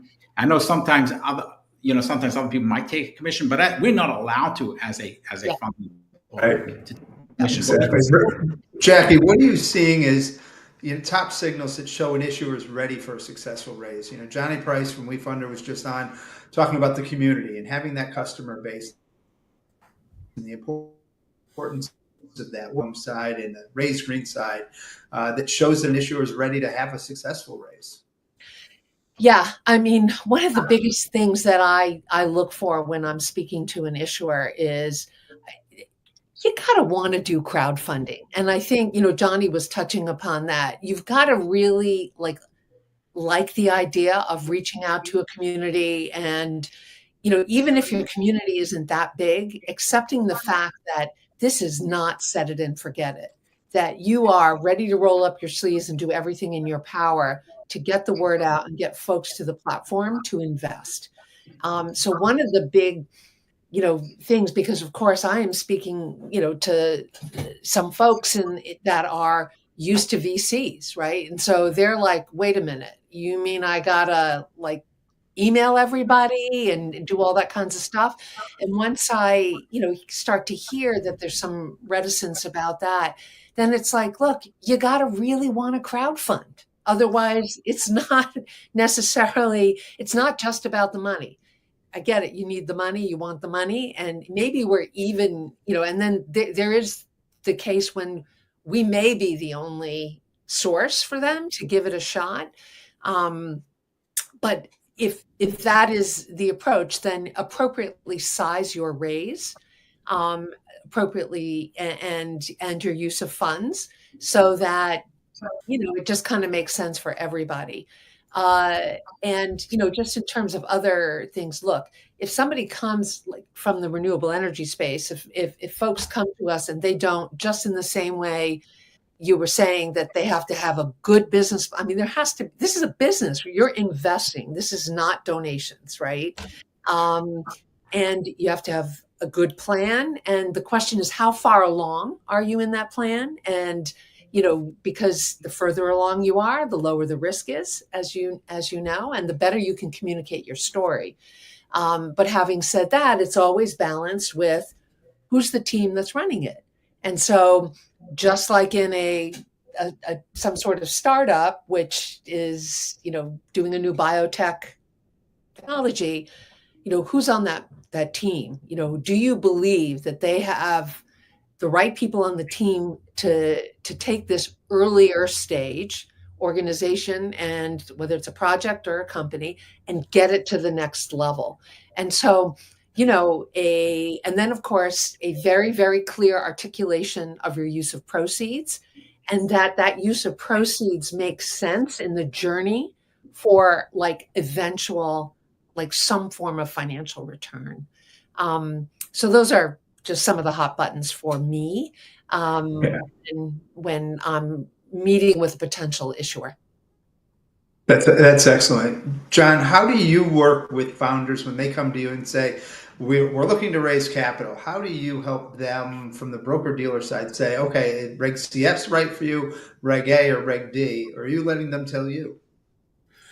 No, well, I've yet to meet an issuer that knows all the pros and cons of all the exemptions. So we actually have a process that we do a workshop for free, and we kind of walk them through a structured kind of session that teaches them about the pros and cons of the different exemptions and the rules and all that stuff. Number two, we pride ourselves on this because when I was running a company for 17 years, and Devin might not like to hear this because he uses the word, but we were introduced as gatekeepers. Man, I hate that word. I hate running into gatekeepers, right? So we don't want to be a gatekeeper. So what we do is we say, here's our process. We don't care what your background is or what your story is, but if you're willing to meet this standard, we'll work with you, and we want to let the crowd and the public decide who the winners and losers are. So, that's kind of our approach: education up front, laying out our process. We try to make it as cheap as possible, and say, all right, if you're willing to meet this standard that we have, then welcome aboard. So that's our philosophy and our process. That's great. Levi, you kind of operate a little bit differently than a lot of crowdfunding portals out there. How do you balance that expanding access for founders and hosting maybe another raise that's not a Reg CF with maintaining the strong compliance and quality standards that you need to? That's a top priority, right? The compliance. So that we're never ever going to compromise on that. And we're never going to compromise on the integrity. Usually, we've had situations where people have come to us and they've wanted to raise. But once we describe to them, the level of integrity that we require, sometimes there's not a second meeting. They realize they shouldn't. We're not the right platform for them if they're doing funny stuff. So it's really, really important. So that's and we're very, very upfront. So for example, there was one issuer which came to us, and we weren't sure exactly whether they were perhaps an investment company or not. And this is an example where Reg D might be very, very good, because if you're doing something which might look like an investment company, you can't now. So syndicators, for example, some types of real estate syndicators and other types, they can't raise money through Reg CF, so they need a Reg D. And sometimes, they'll need a broker dealer as well. Sometimes it's not just a platform. So, what John does is very valuable for people who might need that as well. So integrity is absolutely key in making sure that we have the compliance. But that said, we do not judge the company and how good the business idea is. That's not our business. Our business is to make sure that there's no fraud going on. That these are people who qualify to be able to raise money from the public. As far as the business plan is concerned, as long as there's some kind of business plan there, that's for the investor to judge whether it's something which makes sense and is going to make them more money or not. So we really don't have a view. We're not picking winners, as someone else mentioned. It's not our business to pick winners, so we're not gatekeepers at all.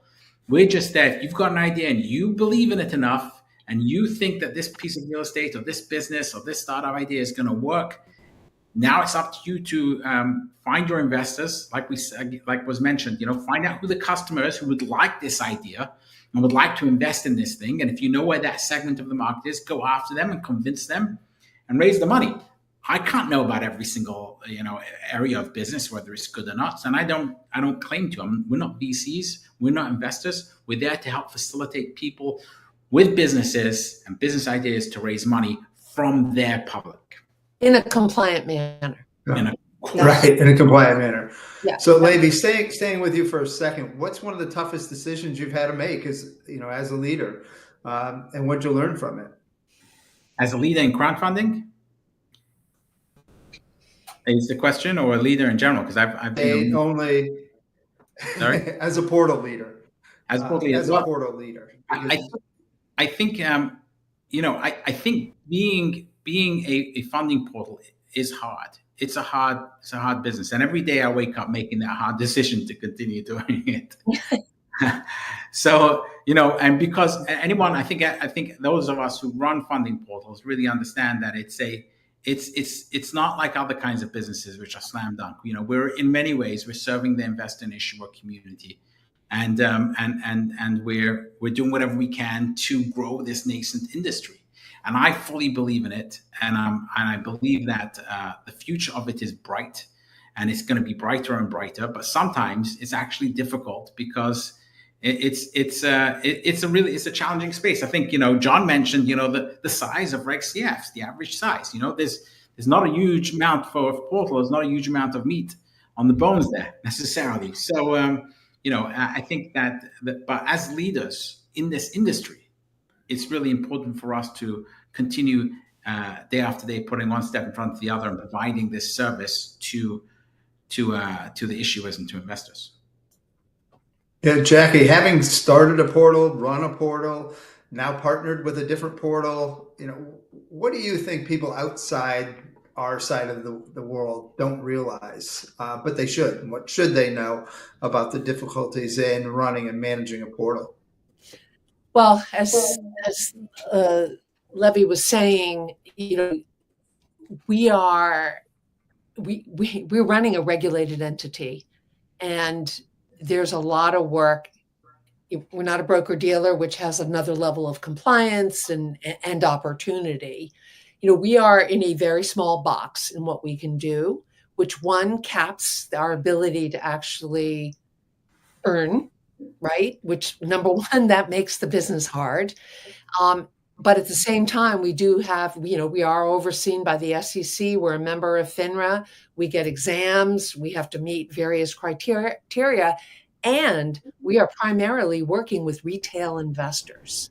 Broker dealer many times is dealing with, and when I say retail, I mean, non-accredited investors, which, by the way, from an SEC perspective, those are the folks that they want to protect the most. So we do have a big responsibility to make sure at the funding portal that we are doing everything in our power to ensure everything that goes through our platform is compliant, and that we keep in-house all the books and records, et cetera, so that when the regulators come in, and they do come in often, to check in, see what's happening, inquire, that we can produce all that information. That's a very heavy lift to run as a portal while you're talking to issuers, while you're developing your investor base, et cetera, when there are very thin, opportunities and actually to earn revenue. So I think it's, I think it is as Levi was saying, and John as well, that, look, I'm a big believer in Reg CF. This is the avenue to unplug from traditional ways of raising capital. It is an amazing opportunity. Just take a look at, the number of women or BIPOC-led organizations that raised capital. I think according to King's Crowd in the first half of 2025, or it was through 2024, one of those numbers, it was 25% of the money. If you just think about, in the VC world, and let's face it, equity crowdfunding is still the largest sector in crowdfunding. Debt crowdfunding is a very small portion of this. And equity is, this is where the VC world will tend to be, right? It's less than 5% that will go to either of these types of groups. This is an important tool. It is giving people hope and opportunity on both sides, both from the investor side as well as the issuer side, to bust through and actually make things happen. So as hard as the day can be in a crowdfunding portal, I am a huge believer. And as you said, Levy, you wake up every day and go, because you got to believe in it. In the same way an issuer has to want to do crowdfunding, we have to, you have to believe in this as important for its impact. And so that is something that, everybody who's running a crowdfunding portal believes in, and folks should know that. Yeah, I think you're absolutely right on that. From the regulatory standpoint, the compliance standpoint, John, you've been on the portal side and you've been on the broker dealer side now. If you could make one regulatory change tomorrow to meaningfully help founders and investors in Reg CF, what do you think it would be? I knew you. And maybe more than one. Yeah. Well, you sent me that question, and I have an answer, but it doesn't have anything to do with the regulations. We just made it through a surprise 2-day in-office FINRA audit, and people complain about the regulations. I'm in the minority that actually I appreciate them. They make us a better company, and I think the regulations are important. So I actually don't. Nobody likes to be regulated, but it is what it is, and it's there for a reason, and it makes us better. That's the way I look at it. I'll tell you what the number one problem is, and this is like a nail on the chalkboard kind of thing, and I'm dating myself with that analogy, is the financial advising community. We are like enemy number one to the financial advising community, and I know that's a very controversial thing to say, but there's a reason why the median raise has been 113,000. We tend to do larger raises, relatively speaking, more than that, right? But if you can raise up to $5 million, let's just say you're using Reg CF to raise $5 million, you're going to have to get bigger check sizes than $50. And when you start, and I've experienced this firsthand, if you start raising the minimum investment levels, and the average non-accredited investor with a financial advisor goes, "Oh, I've heard this a dozen times, and I know it's a death now with this investor." When they say, "I'll call you back, I'm going to talk about this with my financial advisor," never comes back. Yeah. And I think that's the industry challenge, is if we're going to bust up into higher raise amounts and stuff, we have to get financial advisors to factor this into their strategy. That's actually a great point there, and I've seen that as well, that the financial advisors either don't understand it or they want to control what's going to happen with the client's funds because they think they're better, lack of a better word, gatekeepers from there. And they don't get paid. Levy, right, exactly. Can I just... Levy, go ahead, Jackie. Yeah, sorry, jump in. I just really wanted to second something, John, that you said. And I want to be clear. I wasn't indicating regulations are bad. I'm indicating there is a big lift to do this, and it's not easy, and it's serious, and it takes a lot of effort on the part of the crowdfunding portal. And so therefore issuers have to understand that when we're asking certain questions or requiring certain things, one, we have to, and two, it's for them as well. And the investor, it's for the integrity of the entire ecosystem. I am a huge believer in regulations. In fact, because I've been in the broker-dealer community for 25 years, and now 5 years in crowdfunding. My last role was at Goldman Sachs, and I actually for almost a decade. I actually took a compliance function there, even though I'm a business person by training. So without the regulations, we wouldn't have good capital markets. We couldn't do what we do. We couldn't be the United States. I mean, that is why we have functioning markets, because we do have regulation. Yes, we shouldn't be overregulated. That can be a problem. And so there needs to be a healthy balance. Otherwise, we're not going to have the movement of capital. So we're always kind of going back and forth, based on who's in the office, and which way they lean. But healthy regulations, that's what keeps us all going on both sides. So sorry, I just wanted to jump in. I want to answer the question, by the way, about the regulation. I think it's really, with any regulators, and I want them to hear this. Okay, and there's one thing which I think really needs to change. There's some of the advertising rules around for Reg CF are stricter for some reason than anything else, and because of that, it causes it becomes really challenging to be able to look. It's online. People need to know how to be able to advertise it properly, not misleading in any kind of way, not promissory, but you need to be able to say more than that.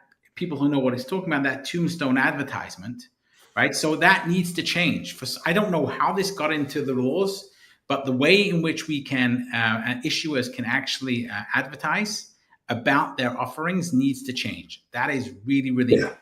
The other thing is, I think that is one of the focuses that FINRA is making with their FINRA Forward efforts from there. I've had conversations with FINRA and with some of their leadership, and that's one of the things that they recognize as well, that there's ambiguity there. There's not anything that's really carved out that makes it easy for the portal, for the investor to understand, and for the issuer to be able to use from that side of it. So hopefully, that's the direction that we're going to see. We're going to be running out of time soon, but I'd love to hear in one sentence from each of you, how do you hope your platform's role in Reg CF will be remembered 10 years from now? And, where will we be in 5 years even as we're moving forward? Jackie? Is the first question 10 years from now, or which? Yeah, how do you think you'll be remembered in 10 years, and what do you think 5 years is going to look like, halfway point from where you are? The original vision of Raise Green was to make it possible for everyday Americans, and in particularly for folks in their own community, to literally own the clean energy transition. In a perfect world, you can imagine the school teacher teaching in the school, right? Benefits from clean energy on the roof. Oh, and the community also owns it.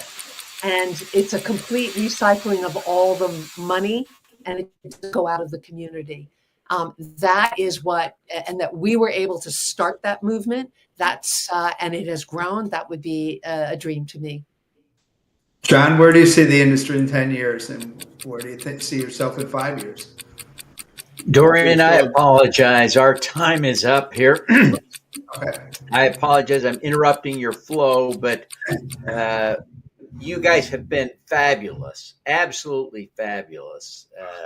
I can't thank you enough. Dorian, you were so well prepared, so well organized. I keep getting little messages from folks telling me that this was an especially valuable discussion. I'm really, truly grateful. Thank you for really delivering in spades, all of you. It's just been fantastic. A great follow-on to the discussion with Johnny. So thank you very, very much. We are going to take a quick break now. Again, we've got to pay a little homage to our sponsors. They make this event possible. They make the work that we do possible. I can't thank them enough. Our Max Impact sponsor is Proactive Realty Group, and they've got a crowdfunding offering right now going at 4scfund.com/rancho, and I encourage you to check it out. It's well worth consideration. We'll be right back. You're watching SuperCrowd25, the biggest event in impact crowdfunding. Over 2 days, top experts, investors, and mission-driven founders are sharing how to raise capital, discover profitable investment opportunities, and change the world. Stick around. You'll hear stories, strategies, and insights you won't find anywhere else. And if you want to go deeper, join our VIP community for just $25. Get backstage access, exclusive networking, speaker handouts, and a special VIP-only webinar. SuperCrowd25, crowdfunding the future. Impact starts here.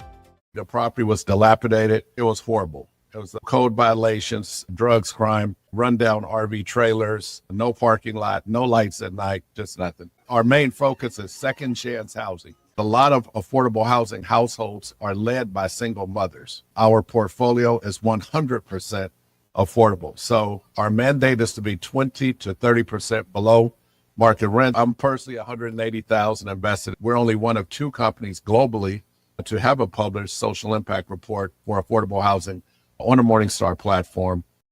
What's the faster way to build wealth?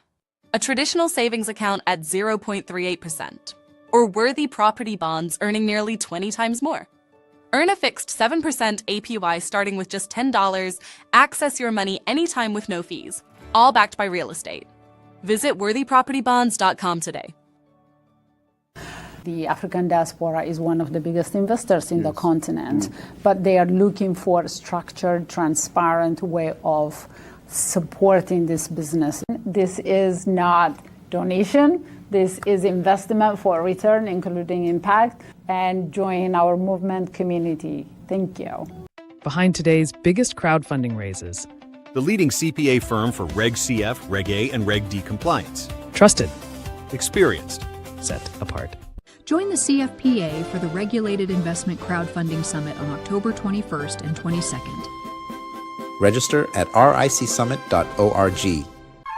Rural property taxes fund vital services. Only when they're paid. Invest in real impact. Visit invest.coretaxdeeds.com today. None of these are working. Let me guess. I'll bet you want to exit or diversify.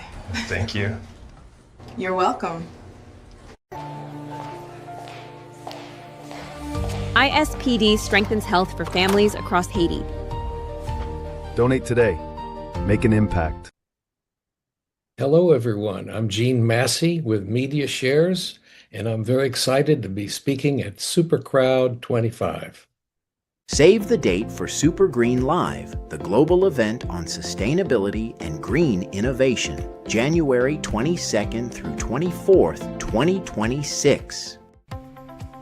We extend our deep appreciation to our supporting sponsors and co-hosts, including Potomac Growth, Energy Capital Funding Group, Move the Needle with Rob Kaplan, Ridgecrest Herbal, Stakeholder Enterprise, Renaissance League, the Global Equity Crowdfunding Alliance, the National Coalition for Community Capital, Green to Gold, and King's Crowd. Enter to win one of 2 FireMax 11 tablets. Videos, books, and games come to life. Scan the QR code now. Rules apply. Welcome back, everyone. I'm so excited. I have this great opportunity right now to visit again with my friend and colleague, Brian Christie. Brian is just a great human being. He was on the program a little bit earlier. I've invited him back because as vital as the Crowdfunding Professional Association is, all of the people involved are volunteers. And Brian is the co-chair with me of the Crowdfunding Professional Association. Jenny Casson, who's been on the program, is the president this year. A bunch of the board members have been participating in the program, but again, as volunteers, they have been focused on their day jobs. And I wanted to pull Brian in to have a conversation about the Crowdfunding Professional Association. Brian, thank you very much for joining me for this. I think this is an important little part of what we need to talk about today. When we talk about impact crowdfunding, and I think you share my passion for that, it requires a healthy, robust ecosystem for crowdfunding. And the Crowdfunding Professional Association is leading that effort. Tell us about what the Crowdfunding Professional Association is, how it works, and how it helps. Give us an overview to start the conversation. Sure. Thank you, Devin. And again, thank you for organizing this event that I mentioned earlier, that it's a tremendous amount of work goes on behind the scenes. People may or may not know that. And we are all beneficiaries. The community is a big beneficiary of what you're doing here with SuperCrowd. And by bringing all these minds together to look at impact crowdfunding. So CFPA, the Crowdfunding Professional Association, has been around really since inception of crowdfunding. Our current mandate really falls into three buckets. One is to educate, one is to advance, and one is to advocate on behalf of the industry. Now, it is made up of really a range of stakeholders. So everyone from funding portals to accountants to lawyers to consultants to advisors to just everyone who has an interest. We have academics, but anyone has an interest in advancing the field or participating. And it's we call it the Crowdfunding Professional Association, but it's people who are active in the industry or aspirationally want to be involved in the industry. And so the association is I'll do a plug here, shameless plug here. It's very accessible to join. It's $10 a month for an individual, and if you are part of a company, you can participate. You can be a corporate member for just under $50 a month. And so, but we have a range of activities that we do on behalf of the association. Association has very much committees that operate in different areas. And it's the committee structure where a lot of the work that gets done. Again, all volunteers, as you mentioned, Devin. It's also a lot of volunteer input from the members of the broader community as well. So participants in the industry. But we have, for example, and I'll just name a few of them. We have a policy committee that meets regularly, and this policy committee has brought together an 18-point, or maybe 19-point now, but an 18-point sort of policy platform. This took several years in the making to go over. It was a consensus-driven process. And at the end of that, we came up with policy so that we are using to make recommendations for the industry, to the regulators, to lawmakers on how we think we can better advance the industry. We have another committee that's been focused on tax reform and looking at ways we could use incentives for investors, retail investors, to get involved in government incentives, to get them involved through tax credits, to get people more involved in trying their hand at crowdfunding. And then we have a conference committee that and we could talk a little bit about that later, really that meets to put together this industry summit that we've had. Last year was sort of the first post-COVID time that the group got to meet, and again, doing again this year in October. You know, it's a fascinating work that we're doing, you know, and at the CFPA. And one of the things that I think it was you that kind of surfaced this, but there's a controversial little thing that came up recently. I say little, it's an interesting innovation. And I think that there's this clear trend we're seeing. The future of securities and the future of crypto seem to be headed toward an intersection, a tight intersection, that they will become perhaps fully interwoven over the next decade. Right. One of the early manifestations of that is the mirror tokens that Republic is offering. And the CFPA pondered this at your suggestion. Tell us about how that process worked, what happened, and what was the outcome when the CFPA saw this new implementation of it, kind of a creative approach to Reg CF. So yeah, it's a good example of clearly things are happening in the industry that we're all watching carefully because it impacts everyone who's a participant in the industry. And the sort of, I wouldn't say call it the encroaching, but the march of crypto has become very obvious. They've raised over $100 million as an industry just to lobby. And so you've seen a lot of clarity that they would like around rules that are related to capital formation as it relates to their industry. And there's lots of offshoots of how that's impacting. And there, as an exemption that exists, we've been advocates for saying to the extent that something is deemed a security, then the rules for Reg CF or Reg A ought to apply. Now, that definition of security is sort of still being worked through with the regulators, and so there's clearly a tremendous amount of energy and potential interest that's driving that now. And there's a lot of innovation that's taking place now. People are on different sides of innovation. I probably was more of a true believer early on than maybe now, personally, because I think that really it's really a technology. But one of the things that came up, of course, was this concept of mirror tokens. Now, it's existed in the crypto world, but Republic was the first one that wanted to bring this into Reg CF. Now, as we talked about it at our policy committee meetings and have had several other discussions here within the organization, we really looking at the essence of where we felt the exemptions for Reg CF apply. And one of the key sort of features of Reg CF, it's really used for capital formation. That was the intent of the Jobs Act. That has been true to all the companies that wanted to participate, true to the ecosystem of providers that's building around it. And so capital formation is really quite critical. And we really came down on the fact that in that world for that concept of capital formation, mirror tokens don't really meet the test, in the sense that mirror token, for those who are not familiar with, it's basically it's an investment into the performance of a company that's not available on the market today. So SpaceX is a good example. You can't invest in SpaceX as part of the crowd, or just people don't have access to that unless they're part of the small group that's already invested into it. So the concept is, hey, we want to make this as an investment available to the crowd. I think that was their intent, and I think that's not a bad to try and bring people into the fold there.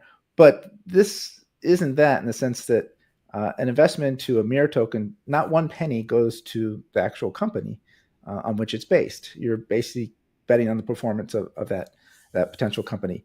I think that's one really big issue. Second is that for many retail investors, they don't realize that there's a lot of counterparty risk. The platform on which they are making that investment, that platform has to exist. So it's not just the company that's being mirrored, it's actually the platform. So you could have every Reg CF platform out there could be offering mirror tokens based on SpaceX. And really the difference would be the risks associated with that platform. This is going to be really confusing and hard for retail investors to understand. The language, the way it's being pitched, it sounds like someone's getting direct access, even though there are some caveats to the way they've claimed that. So I think that we will have as an industry, a big mess to clean up down the road if these things really got lifted under the exemption of Reg CF. Now, again, mirror tokens exist in different ways in the world of crypto already. There's no reason this to be a part of the exemption in Reg CF.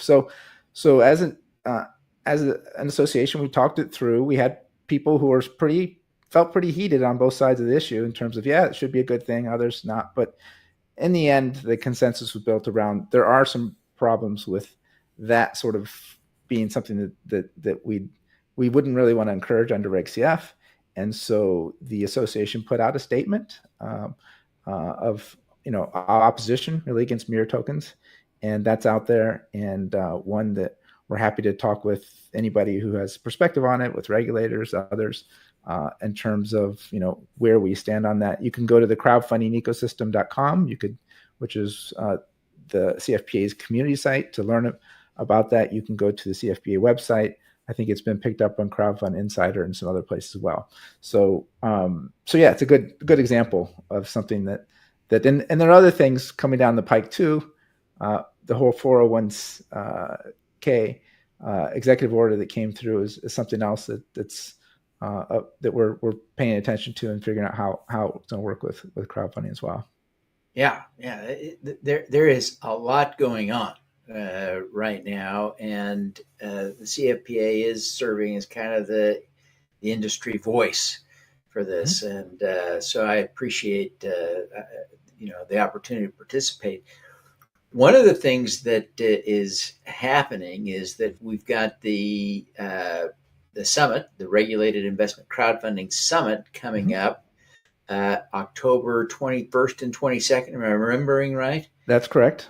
And on the 21st, we're organizing people who attend the conference to go visit with regulators, legislators on the Hill.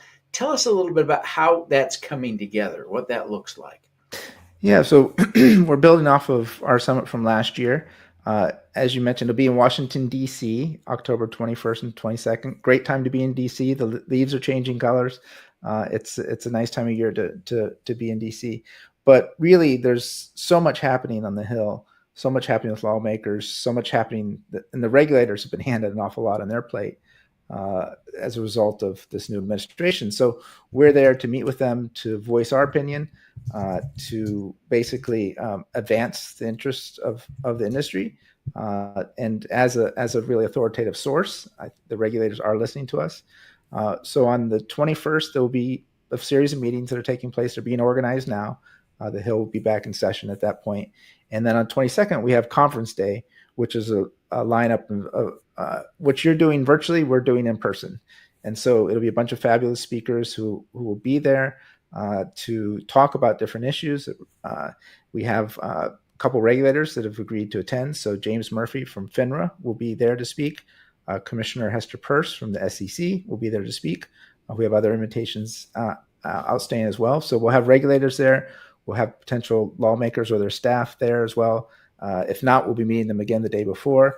But it's a great event. It's a chance for people in the industry to come together, the industry insiders to come together and to really share experiences, best practices, talk about the future.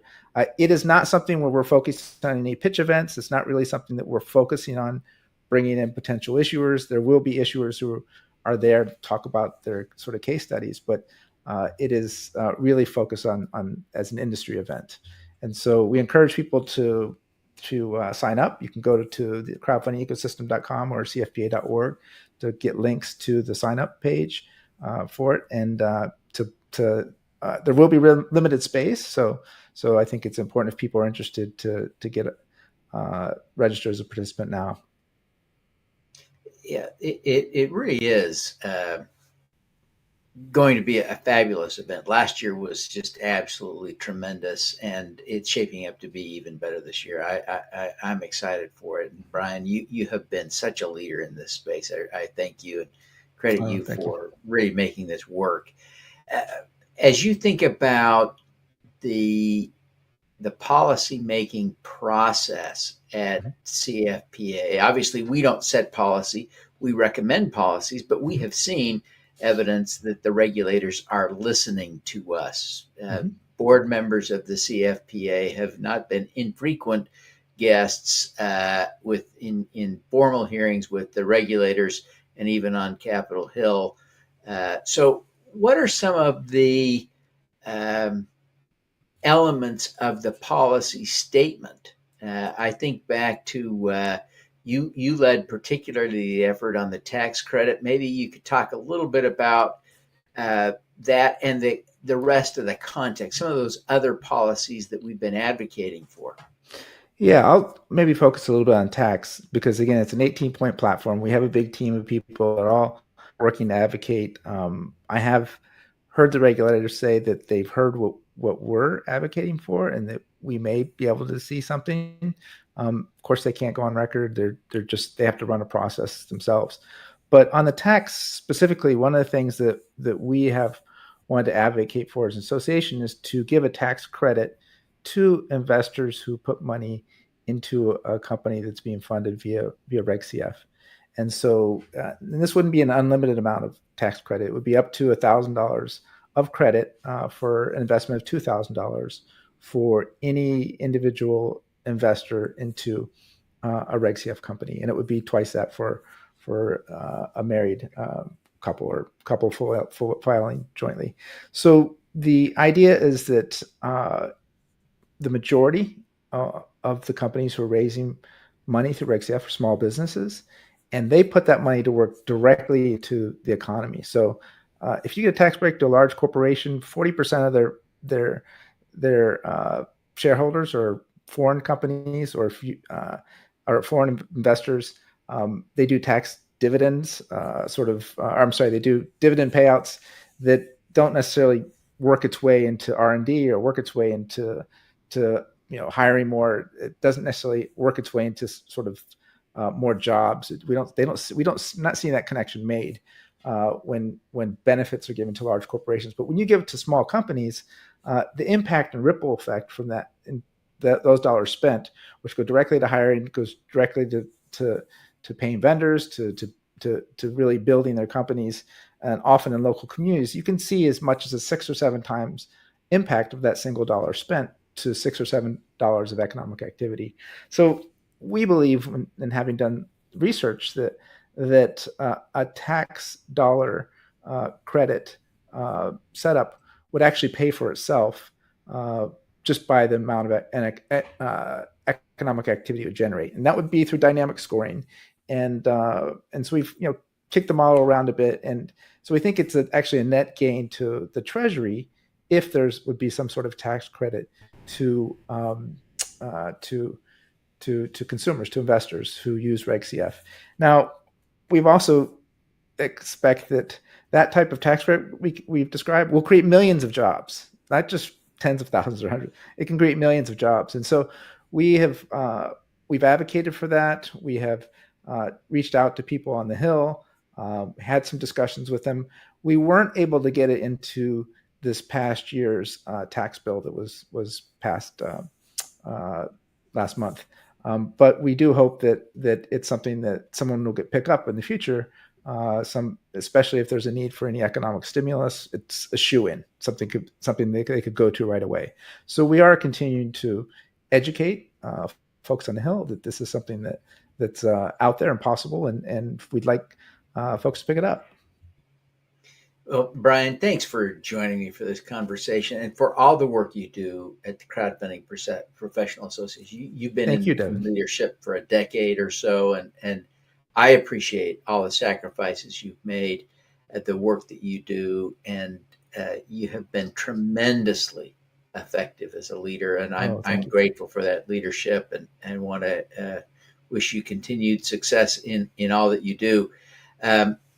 I invite you to pop back in. I think you've been in there earlier today. Pop back into that backstage area. I'm sure there are people who, after this little controversial policy discussion, now want to talk to you.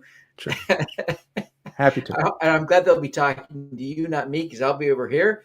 But I encourage you to take a few minutes in there. And folks, if you have not signed up as a VIP, it's not too late. You can sign up, pop into the backstage area. You'll get the instructions for how to do that automatically. You pop in, talk to Brian, and you can engage the rest of the day. You can get the VIP LinkedIn group. You can get the VIP webinar tonight. You can get the speaker handouts and the flyers, and you can get.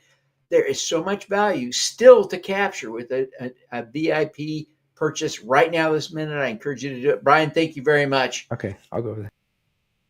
I am really excited now to introduce one of the true rock stars of SuperCrowd25. Ron Miller is the chairman of Start Engine, the co-founder. I think among crowdfunding sites, arguably the only unicorn company is Start Engine in that mix, and doing phenomenally well, helping to lead this industry. And Ron spoke at SuperCrowd LA, but he spoke only in the VIP session. And in the VIP session, there was no recording.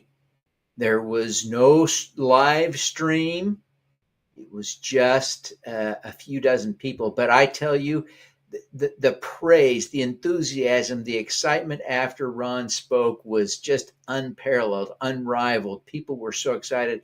I was thrilled when I asked Ron if he would be willing to come back and share some of those ideas with us at SuperCrowd25 that he was willing. And so Ron, thank you so much for being here. We're just thrilled to have you and look forward to learning from you today. I mean, good golly, what we learned at SuperCrowd LA was mind blowing. So thank you. Great. Well, thank you for so many kind words, Devin, and for the kind introduction. And I think I would be remiss if I didn't, like you did, Devin, also acknowledge Brian Christie and the entire team at CFPA who just worked tirelessly. Let me just drop this down. Who just worked tirelessly on behalf of the entire industry to do the right thing, to make sure that our interests are protected as there's so many dynamic changes that are taking place. So I just wanted to at least start with the acknowledgement there. Well, terrific. Well, thank you. It's also always an honor to participate in SuperCrowd. This is one of the preeminent industry conferences, and so it's really great to be a part of it and to be an invited speaker. So thank you for that honor, Devin, and appreciate your entire team for putting together such an unbelievably great event. Well, today, what I wanted to share with you is similar to what I shared at SuperCrowd LA, which is really just to give you the high level of what the advantages and disadvantages are of equity or investment crowdfunding. And the reason that I do that is that I often like to, as I speak to various prospects, people that are interested or exploring this idea of investment crowdfunding, I like to first give them context before going on a deep dive of the detail of what's involved in regulatory compliance, disclosures, budgets, and so forth.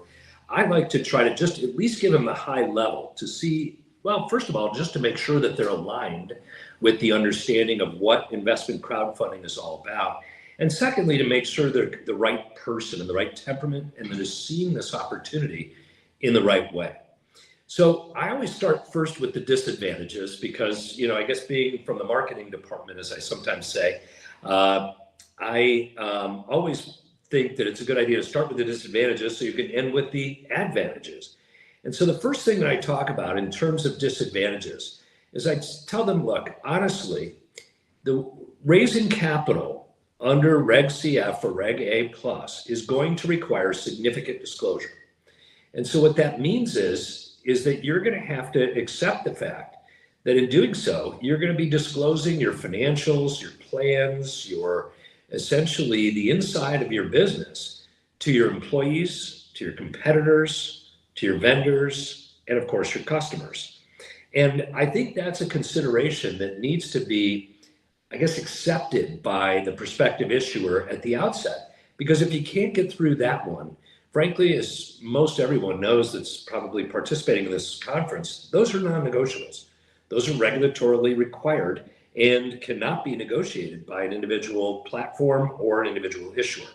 So that disclosure thing is the first hurdle that needs to be overcome. And sometimes they have questions there. I usually stop and ask and to make sure that they really do understand and take to heart that raising capital in this way is going to require some publication of the critical aspects of their business in lieu of what you would raise if you were raising, a friends and family round or even a venture capital, or even a big angel that comes in and invests, does not require public disclosure. So I let them know that. Second, I tell them this straight up. If someone is knocking on your door and has a check for you for $1 million or whatever your target investment amount is, I think you should consider seriously taking it.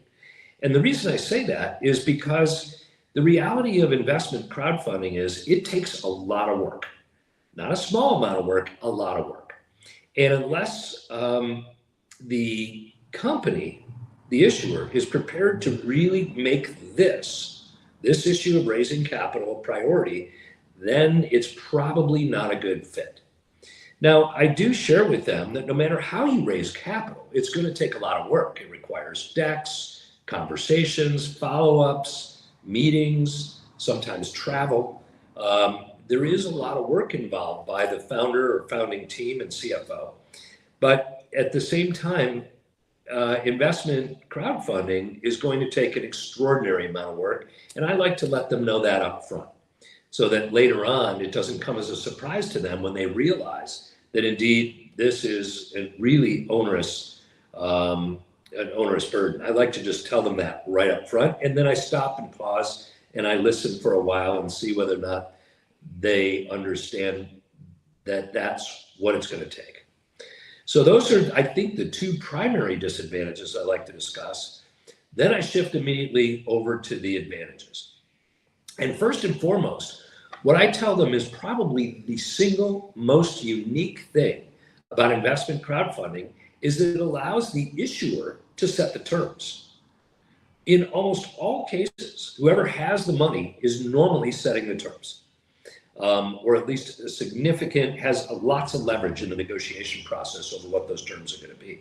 Here, however, a issuer gets to determine the value of the company, how many shares they want to sell, what kind of shares they want to sell, and importantly, they get to, should they choose to, leave out those onerous control hooks that we all know have often defeased founders as they have gone down the path of raising institutional capital or sophisticated angel capital, and then later lost the company because they were unable to meet the terms required under the deal. Now, I usually throw in a joke right around now about, well, if you find any founders who, after having taken in venture capital and then exited, if you ever find one that says, that was the greatest thing that I've ever done, I say, please let me know, because I'd love to talk to them. Usually it's few and far between, and most founders, after they take on a sophisticated single investor like a VC or a big angel, usually those founders find that there were a lot of representations made about the assistance, the non-monetary benefits they'll get, that oftentimes do not come to bear. And so they're disappointed in that way. And second, they often hit the reality that the interests of the founders often are not aligned with the interest of the investors. Investors, after all, have to invest money and get extraordinary or outsized returns, primarily because they lose on so many deals that they need to make that up somehow. And oftentimes it's often the winners that end up in quite onerous situations. So I tend to make sure that they're aware of that, and that they understand the control hooks that could include the entrepreneur or founder losing complete control of their company, sometimes being dismissed from their employment, and sometimes finding their shares diluted if indeed they don't meet the requirements or either the requirements of the deal or the representations that were made in the capital raising process. So a huge advantage of investment crowdfunding is that it allows the founders to set the terms, because after all, the future is extraordinarily difficult to predict. And frankly, I think Start Engine might be my 6th startup. What I've learned is that I think every single time I always project that revenue will grow faster in a shorter period of time than I originally anticipated. And of course, when the reality sets in that it actually takes longer, it's not unusual, but yet those are the kinds of things that can defease a founder from control their business. Another huge advantage I talk about is what I call an army of brand ambassadors. And what that's all about is that once people raise capital with investment crowdfunding, and let's say you were to get 1,000 investors, while I highly doubt that 1,000 of them will become an ambassador in the way a founder would like them to, something like, I would guess, somewhere between 20 and 35% of the people that invested would be willing to pass messaging along to their contacts that are in their phones. And I think I saw a study saying the average person has something like 1,000 people in their phones. So if you can think, if you raise, from 1,000 people, if you got 200 of them, you could then have theoretically an audience of 20,000 people that you could push messages to at a cost of zero. And importantly, as traditional advertising becomes less persuasive and peer-to-peer and word of mouth becomes more impactful, that army of brand ambassadors becomes incredibly more effective. In fact, one of the entrepreneurs that I worked with actually had a brewery, and he took his brand ambassadors, the people that had invested, he gave them t-shirts and he sent them out to the local bars. And it was actually, it was a gin distillery. And they went out to the local bars and they went bar to bar and they were asking for his brand of gin. And when they didn't have it, they pushed the bartenders to order it on their next round, so that it then provides the context and reason why that customer base would begin to expand. And of course, they can grow sales simultaneously at a fairly low cost. So those are the disadvantages and advantages. Now, where I go from there is I start then talking about what it takes to succeed. And I want to mention, by the way, these disadvantages and advantages and what it takes to succeed are equally relevant, whether it's impact or whether it's traditional for-profit companies that are raising capital. These exact principles apply in either case. So what does it take to succeed? Well, first is there has to be an understanding that raising capital becomes the single most important priority for that company during the time of the raise. Now, if you think I'm a genius, I'm not. I just learned this the hard way when it was in the early days of investment crowdfunding, and I brought on a client. I loved him, I loved his company, but he launched his raise, and about 5 days after the launch, suddenly I couldn't get a hold of him. And I'm calling and emailing and texting, and I'm not getting any reply. And about a week later, the guy resurfaces, and I said, Chad, what happened? And he said to me, well, I went off the grid for the week because I had planned a family trip or whatever it was that he was doing, but he went on a camping trip, basically, and went off the grid. And I said, you have to understand, when you're doing this has to be the priority. And if you need to go off the grid, bless your heart, I'm not trying to tell anybody what their life priorities ought to be, but I can tell you that when you're raising capital with investment crowdfunding, the number one priority is not further product development. It is not tending to family issues. It is not dealing with personnel problems. It's not calling on customers. What it is raising capital. Now, having over 40 years of entrepreneurial experience behind me, what I can tell you is if you have money, you can solve problems. If you don't have money, you can't solve problems and you end up in a lot of trouble. So that's why I think it's justified that when somebody agrees to enter into an investment crowdfunding plan, that they actually prioritize it and make those other things secondary. So having an understanding that this is a top priority, that's foundational. Second, it requires a plan. This is the one where I see most people trip up. I think often it's kind of where you see the difference between what I would call a real entrepreneur and somebody who wants to be an entrepreneur. A real entrepreneur has a plan. A plan is something that describes specifically who is responsible for what by when. And the what, of course, includes the defined outcomes that are expected to be achieved. That is a critical element of any investment crowdfunding campaign. And unfortunately, it does take a lot of coaching and handholding to get issuers to develop those. They often don't show up with them at the outset. So in addition to a clear understanding and a plan, clear understanding of the priority and a plan of how we're going to do this, there also has to be a budget. There has to be an understanding that when you go to raise capital from the crowd, it's going to require some upfront investment, whether it's paid media, social media, even if it's earned media, the process of what it takes to get earned media still costs money.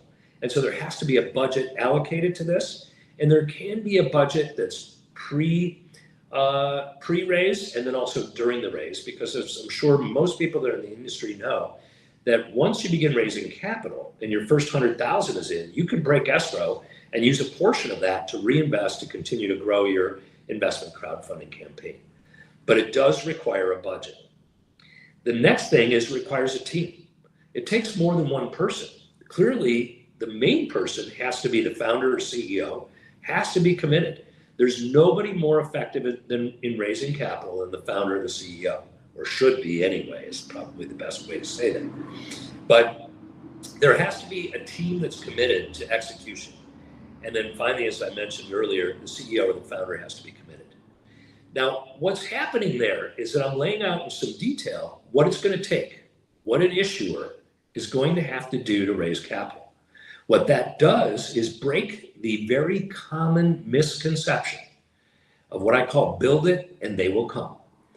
To the extent there's other platform operators that are participating in this session. I think you guys all know what I'm talking about, but that's where people come in and they believe. So Start Engine, just by the way, has about 2.3 million people in our registered community. That's what our messages reach. Of that 2.3 million, something like 700,000 or 800,000, I believe, are actual investors. And so what they think is, if they believe that their product that they've developed is so great that all they have to do is hang it on our platform and people will come and run it with their checkbooks wide open and start investing. And in some sense, I can't blame them for that belief, but it's truly a misconception that tells me right here, right now, that if we spend more than 10 more minutes on this thing, it's going to fail. We're just wasting time. And it's wasting the issuer's time as much as it is wasting the platform's time. Because, the platform's going to be fine. In many cases, as I mentioned earlier, the availability of capital is critical to the long-term success of these companies. And because of that, they could be under threat if they don't raise the capital. And if they're thinking that all they have to do is post it on the platform and they will come, well, I know it doesn't work that way. And if they expected that and don't get that outcome, then it puts their company at risk because they weren't pursuing other options that they may have for raising capital through alternative means. So I think that in and of itself is super important.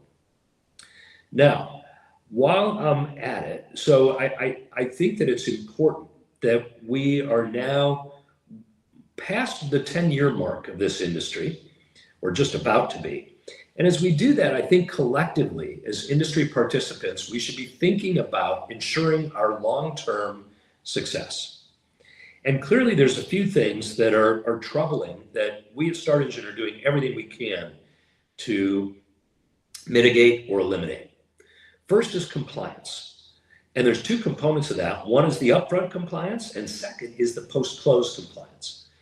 What we're seeing, unfortunately, is a pretty significant level across the industry of issuers who do raise capital successfully, but then forget their compliance obligations later. And that, unfortunately, creates a black mark on the entire industry.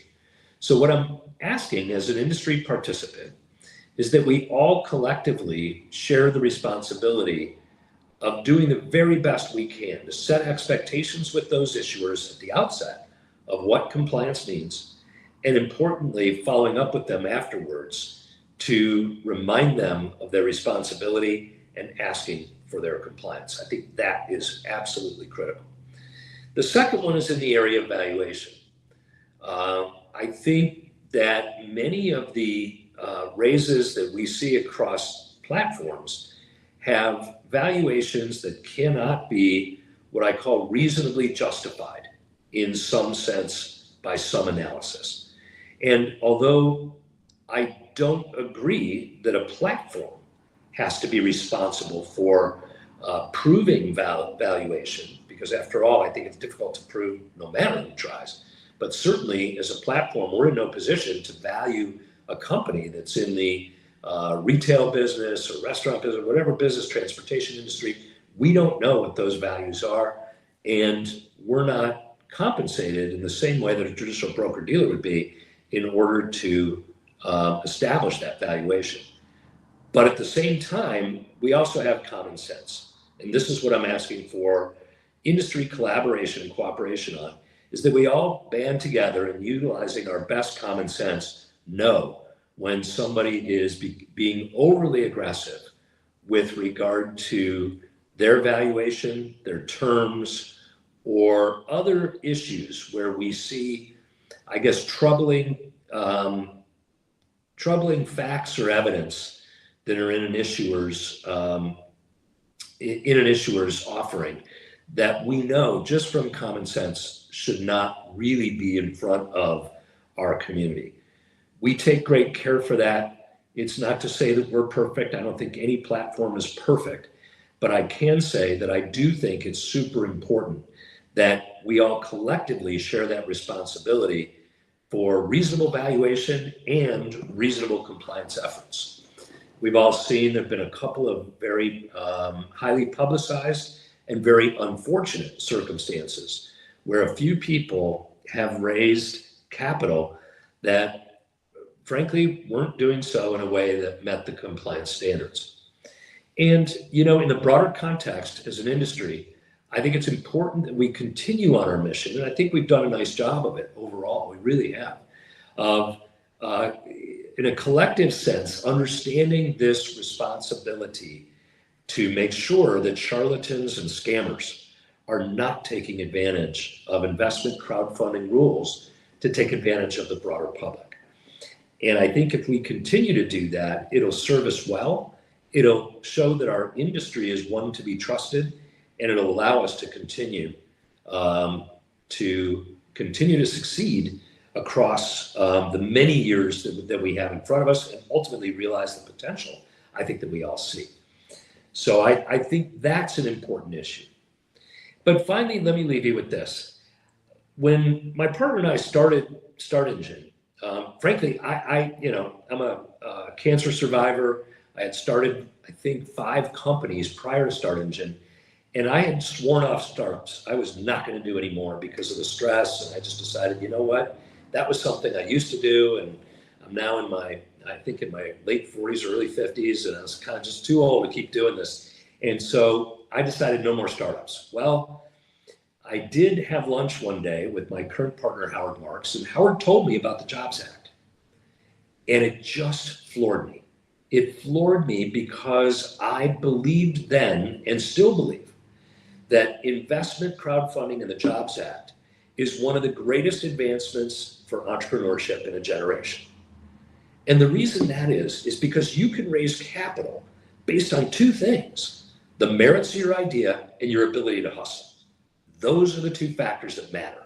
What doesn't matter is your age, your gender, your ethnicity, your sexual orientation, where you live, any of the things that I think collectively as a broader community, we would agree that those are not appropriate criteria, but frankly, product market fit and ability to hustle are indeed the main factors which will determine entrepreneurial success. And then when I thought about it, I thought, not only is this the greatest advancement for entrepreneurship, it's actually one of the greatest advancements for the American economy that we've ever seen. And the reason I say that is what we do well as Americans is we're great at innovation. That's what we do. We innovate, we create. And it's that which, fortunately or unfortunately, finance and money is the fuel which brings those innovations to the market.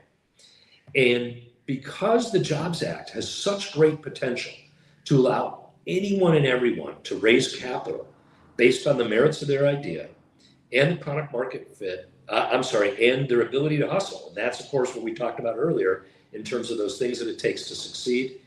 I still believe that investment crowdfunding today is one of the greatest advancements that can help our country, our economy, and our founders and our entrepreneurial brothers and sisters out there that are fighting the good fight to bring those innovations to the market and make the world a better place. Ron, I really, great insights. It was so kind of you to reprise some of these ideas that you shared at SuperCrowd LA, because the folks there were just blown away by the insights. We've got a question that's come in online, so if I may, I'll ask you. Bring them on. But Tom Wright says, first, thank you, Ron, for everything you do. I'm an enthusiastic investor in Start Engine itself and in dozens of startups at Start Engine. How do we get the word out to bring more angel investors like myself into the CF world? Well, we've done quite a bit. For most people that are familiar with our company know that we've engaged Kevin O'Leary. He's become an investor. He's a brand spokesperson, and using his name and likeness because of his reach, he has a community of several million himself. And in addition to that, because of his broader exposure, not just from Shark Tank, but from his many other activities, I think has that potential. So we think that's been huge for us. Secondly, as we raise capital for Start Engine, we invest significantly in all kinds of advertising and promotional techniques that ultimately drive more people to the industry. So I think that's a second thing that we can do. The third thing that we did was we created our own ambassador program where we were compensating our ambassadors. I think, if I recall correctly, the amount we pay is $10,000 for a company that will list on the platform. So anybody, let's say it's a CPA that works and is active in the entrepreneurial space, and they can refer over a couple deals a year that launch. Now remember, to get a couple that launch, I think, it's going to take more than 2 referrals. I think something like, we usually see somewhere between 20 and 30 companies before we'll make an offer to one to launch, and not all of those decide to proceed. So it does take a lot of referrals in order to do it. But I think those things being out there, I think that as there are more platforms out there that are targeting more industries, I think broadening it into the impact space, which is what this event is all about, is also another element of that. And I think that, frankly, it just takes time. It just takes time. I can tell you that, I've had my own personal frustration. I was on an airplane a couple of years ago flying out of San Jose. And I'm sitting next to this guy on a Southwest flight, and he's a MBA working in a Silicon Valley tech company. And I asked him what he did. He told me, and then he asked me what I did. And I told him, and I said, well, I've got an investment crowdfunding platform. And he said, what's that? And of course, that was incredibly disheartening. I was like, wait, someone should know. This is like a early 30-year-old guy that's, working in the tech field in Silicon Valley. He should know, but they don't. So we still have, very much as an industry, I think our biggest battle is just what you mentioned, which is how do we broaden the knowledge so that it's common knowledge that this is an option to raise capital as an industry, rather than fighting each other. I think our bigger one is trying to harness the bigger opportunity here. That's I think a powerful point, and I really appreciate you sharing that, Ron. I want to, if you don't mind, I'd really like to explore another topic with you briefly, and that is, there's been some discussion at SuperCrowd25 over the last 2 days about the intersection between crypto and the regulated securities market. Mm-hmm. For the last since probably 2017, the paths kind of have diverged to some extent. Mm-hmm. People can argue about how much, but there's been some divergence between what crypto is doing and what the securities regulations were doing. Tell us, if you would, what your take is on how you see that coming together, weaving together. We just have a 1 minute for that, if you don't mind. Sure. So the single biggest potential here, Devin, in the crypto area is really where it allows our investors to get liquidity. That's really, I think, the main impetus that we're super excited about, and I would submit the entire industry should be excited about, because after all, our investors, should be able to get liquidity. If you put a few $1,000s into a deal, but you need some of that or all that money back, you should have an option to get it. And today they don't. So I think that's what we see as the greatest opportunity in the tokenization of securities. Further, you have to remember this. I think our industry is very well positioned. And the reason I say that, at the end of the day, when you talk about tokenizing an asset, it's still a security. It's going to be considered a security by the SEC. And anytime when somebody, the Howey test doesn't go away. No one's overriding the Howey. So what that means is that tokenized securities have to be issued either because it's a publicly listed or because there's an exemption. Well, the exemptions are clearly likely to be Reg A, Reg CF, and maybe Reg D to some degree.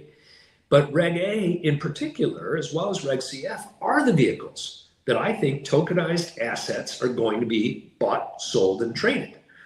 And now that there's secondary liquidity, I think it offers a huge opportunity for us to grow significantly. Yeah, I really appreciate your take on that. As the paths diverged, I paid less attention to that. Now I see them suddenly coming back together in this giant crescendo, and I'm thinking, holy cow, I got to get back up to speed. Thank you. Ron, thank you for all of your insights. I really Yeah, my appreciate pleasure. you sharing. It's just tremendously powerful. Thank you. Well, thank you. And again, if time limited our ability to get to questions, or people have additional questions or comments for me, it's just ron@startengine.com.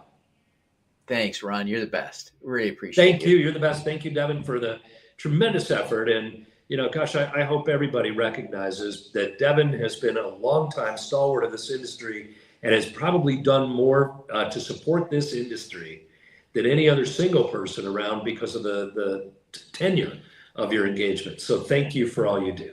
Well, thank you, Ron. You're very, very kind. It's generous of you. Thank you. Thank you. Well, I'm excited now to introduce our next guest. Our next speaker is Doug Wilmore. He is the CEO of WorldTree. I'm proud to be an investor in WorldTree and excited about the work they're doing to address climate change with a really intriguing structure for investors. We've got about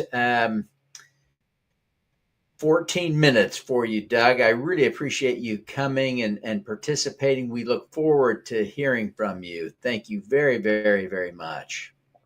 Devin, thanks so much for inviting me. I apologize if I was a little bit late. I clearly had a time zone mishap on my calendar. And so anyway, thanks for letting me know. I'd love to Well, share. we're thrilled to have you here. Do you have slides you want to share? Yeah, I do. I'm going to share right here. Okay. So there we go. WorldTree, as some of you know, have been in the industry. We've been raising money for a while. We raise money every year, and we do it to plant trees around this hemisphere, the U.S., Costa Rica, Mexico. We're doing it for profit as well as for impact. And so we've raised over $18 million, much of it from crowdfunding or started with crowdfunding over that time. And I'd love to tell you about our journey and what we've learned. A few things. One of the first things I'd say, and it's really how Wendy Burton started WorldTree, our company. That is, let's see, can you still see that slide? Okay. So Robert James Waller wrote something years ago, the surest way to lose romance in your life is to do things just for money. And so WorldTree was really founded on the purpose to actually make a difference and to make an impact. And there we go. To make an impact. And it's been at our founding purpose as we've continued to proceed through our journey. We never lose sight of the fact that we're here to make a difference and make an impact. Doesn't mean to say we don't focus on investment as we work with investors about what our program is and what we do, but it does mean that we never lose sight of the fact that we are here to make an impact. So for us, our journey over 9 years, and it's really amazing. We have over 7,000 acres planted right now, over 375 locations, more than 863,000 trees, which is just an amazing impact when you look at where we started, and to think that a group of small investors, small farmers, and WorldTree could actually create something this big. And so one of the things I wanted to speak to actually was, why WorldTree was created. So back in the 50s, the forestry industry was vertically integrated, meaning the people that grew the trees, processed them, sold them to manufacturers, and yet that got broken up by Wall Street. And so when you started to see lumber shortages and supply chain shortages and threats and the ability to bring in new species into a market, that could make a difference and make an impact, which is what we're doing. There's no companies that can do it, no companies to work on the growing side to develop the IP and the protocol at the same time that there's someone to work on the market side to develop a market. And so for us, we're really excited the fact that Wendy was that entrepreneur that was there to solve that market problem that existing companies couldn't solve. And I'd venture to say virtually everybody on this call in the crowdfunding space, you're entrepreneurs that are here to solve a problem that existing companies can't solve. And as the quote here from Fernando Flores says, many entrepreneurs, when we're exercising the skills we need to, it's when we're living our lives at our best. And so for us, again, 7,000 acres planted, more than $300 million in assets. That's what we've done with the crowdfunding capital that we brought into our company to be able to do, sequestering almost 1 million tons of carbon. So our very briefly, our model, we raise money every year. As we actually raise money, it goes into partnering with small farmers who actually grow the trees on their property. When we harvest the trees, we share the profits, 30% to investors, 50% to farmers, 20% to World Tree. And the most amazing thing about this species we're growing, very friendly, very benign. It's the fastest growing hardwood tree in the world, reaches maturity in 10 years. So we're distributing profits in that time frame. And then it regrows from the stump after we harvest. So truly renewable, regenerative lumber. We're the largest grower by far in this hemisphere. The other largest farm that we know of is 200 acres, and we're well past 7,000. All fueled by crowdfunding. So a famous quote from Margaret Mead, never doubt that a small group of thoughtful, committed citizens can change the world. Indeed, it's the only thing that ever has. And so for us, we surprised ourselves with where we've gotten to with small farmers, small investors. Again, as you see some of the impacts that's had, but now let's put it in terms that we know about. We're on track to plant our 1,000,000th tree this year. To give you an idea, that will offset the annual carbon footprint of Boulder, Colorado. So that tells you what a group of small people can do when they get together, committed to the same thing. So the trees that we have in the ground set to distribute more than $127 million to our investors, more than $254 million to our farmers, all fueled by crowdfunding. Let's see, the other thing that we really love to do is work with small farmers. Many of the larger institutional investors who've looked at World Tree and our model, they pull away because of the small farmers. They call it a risk. For us, it's our secret sauce. It's our multiplier. It's the way, not only is it a huge part of our impact, but it's the way we're able to turn $17 million into $300 million. So barriers to investment are barriers to impact for us. I mean, they're very much the same thing. We see all sorts of reasons why people may not want to invest, especially larger investors. It's one of the reasons why crowdfunding has worked so well for us. We run into people who care very deeply about impact on crowdfunding platforms, not so much in institutions. You see, again, institutions have a very low bar for impact. Much of the diligence processes we've been through with quote unquote impact funds, they're specific. They do almost all their due diligence on the finance part of the equation, not the diligence side. And so there also ends up being very short-term thinking that we've run into.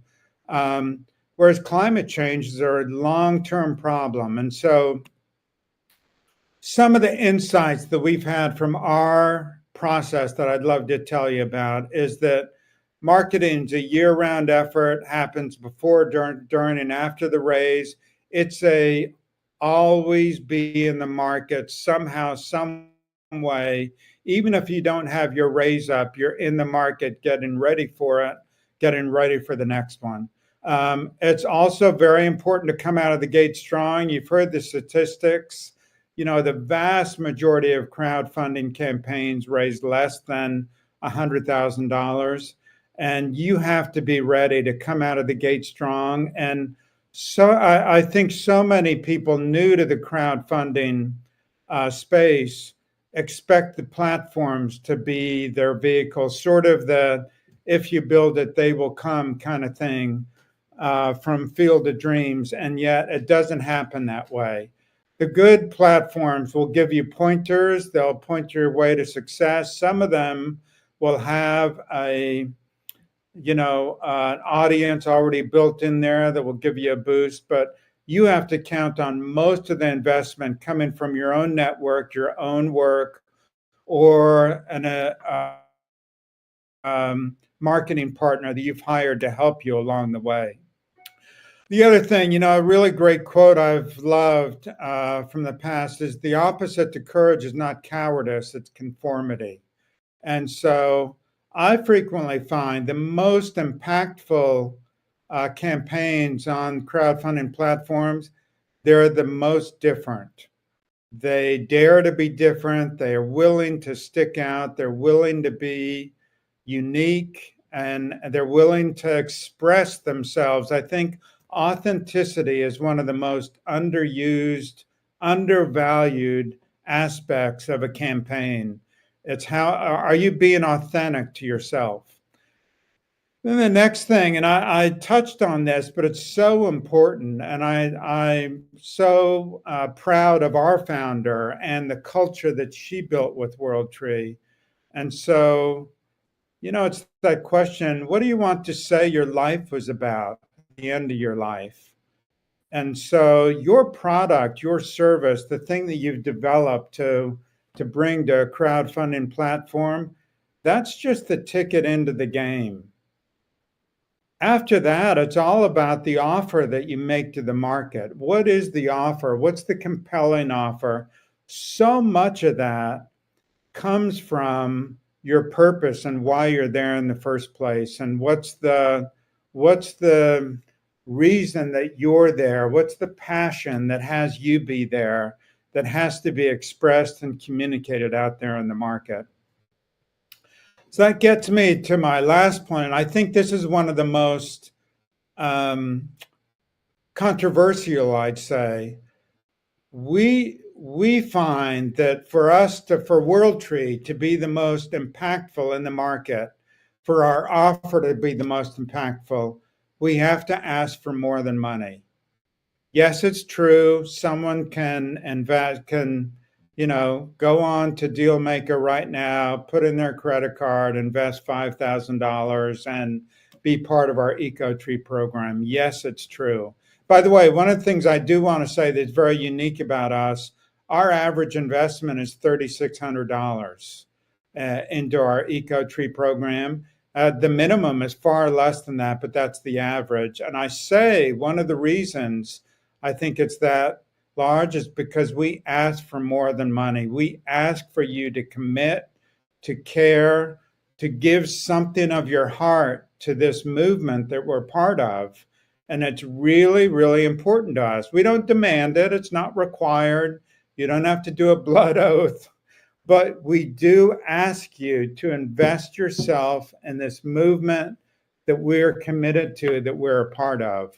And I want to use an example for that. So, many years ago, this is a famous Apple ad that Steve Jobs was part of.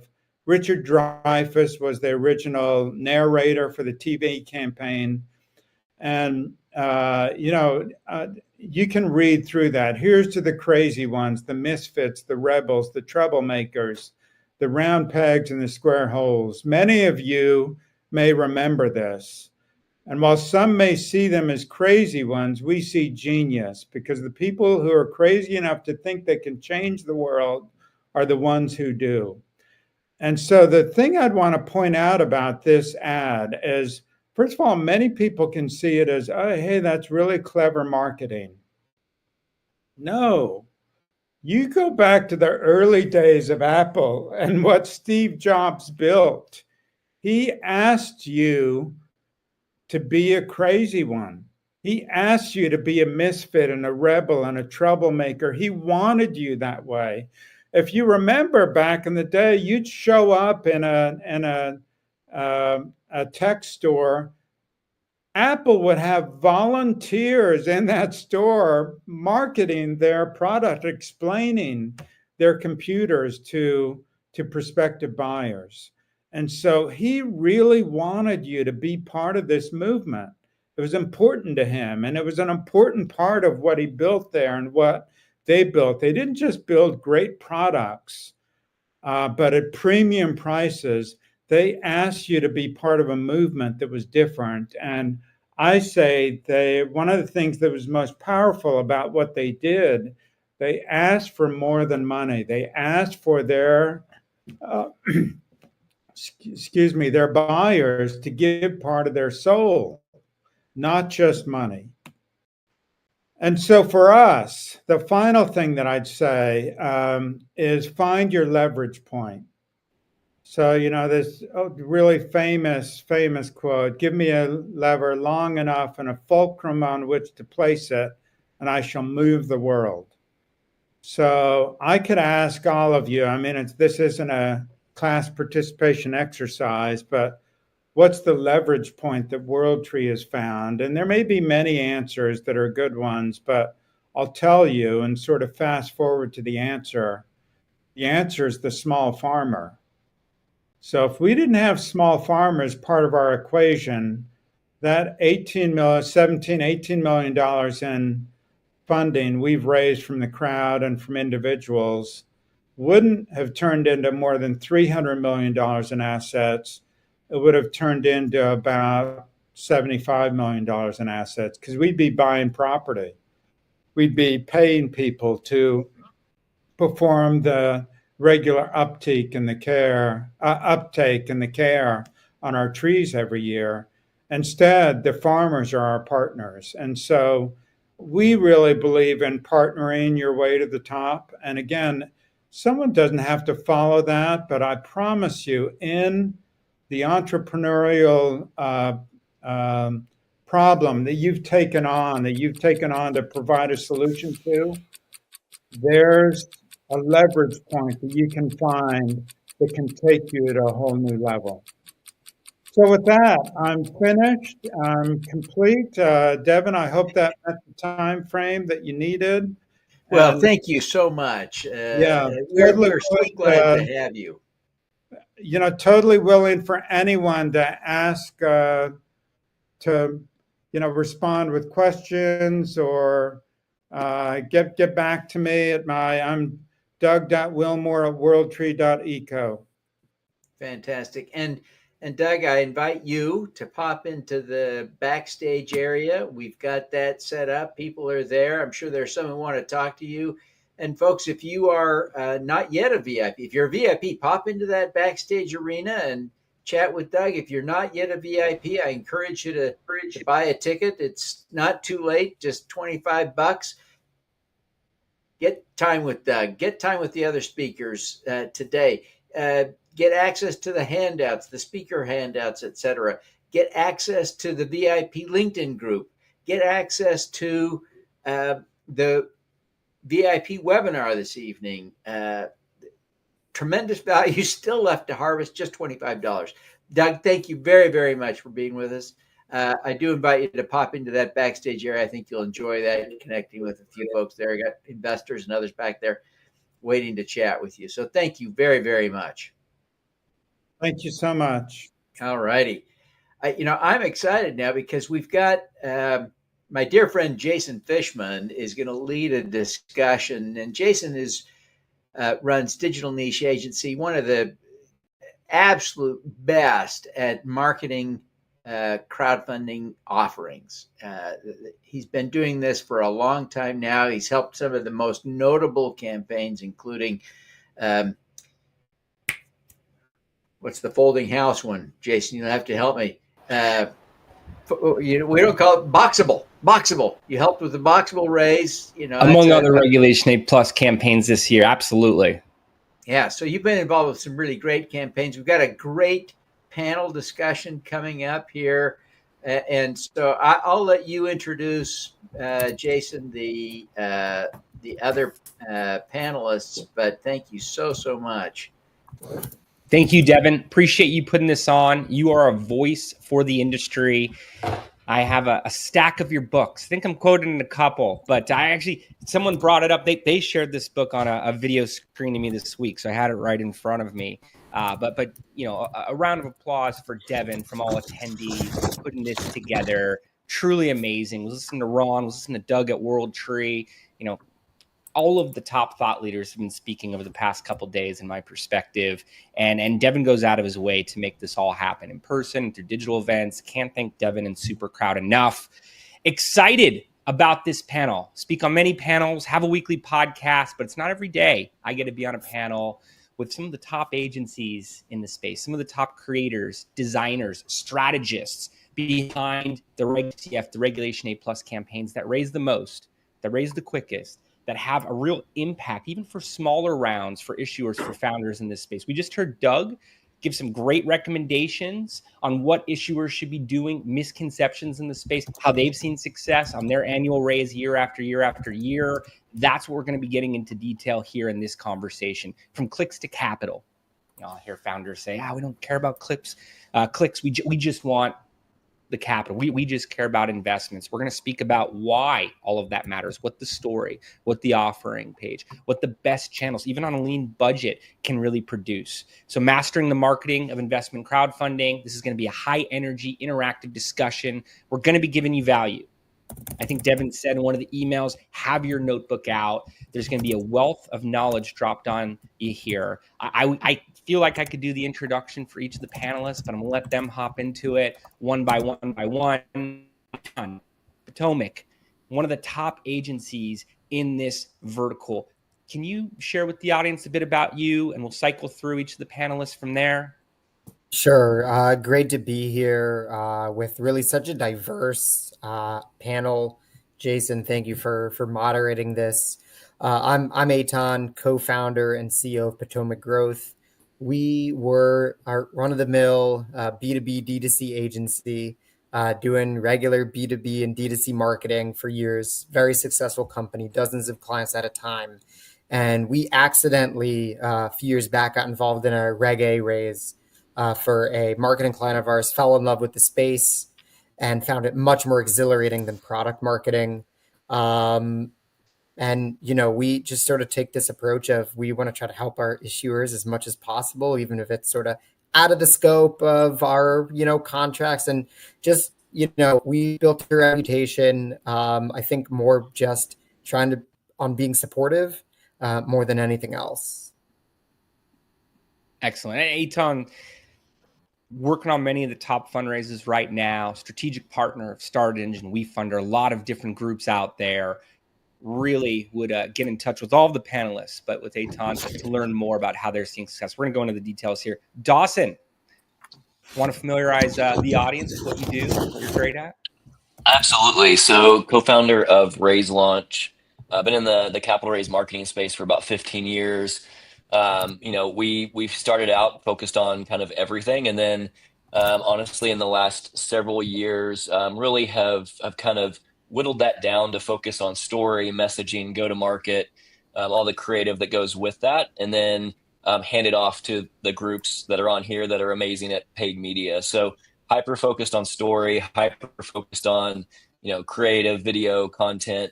And just, love the collaboration really that comes with that, of working with other groups in the space.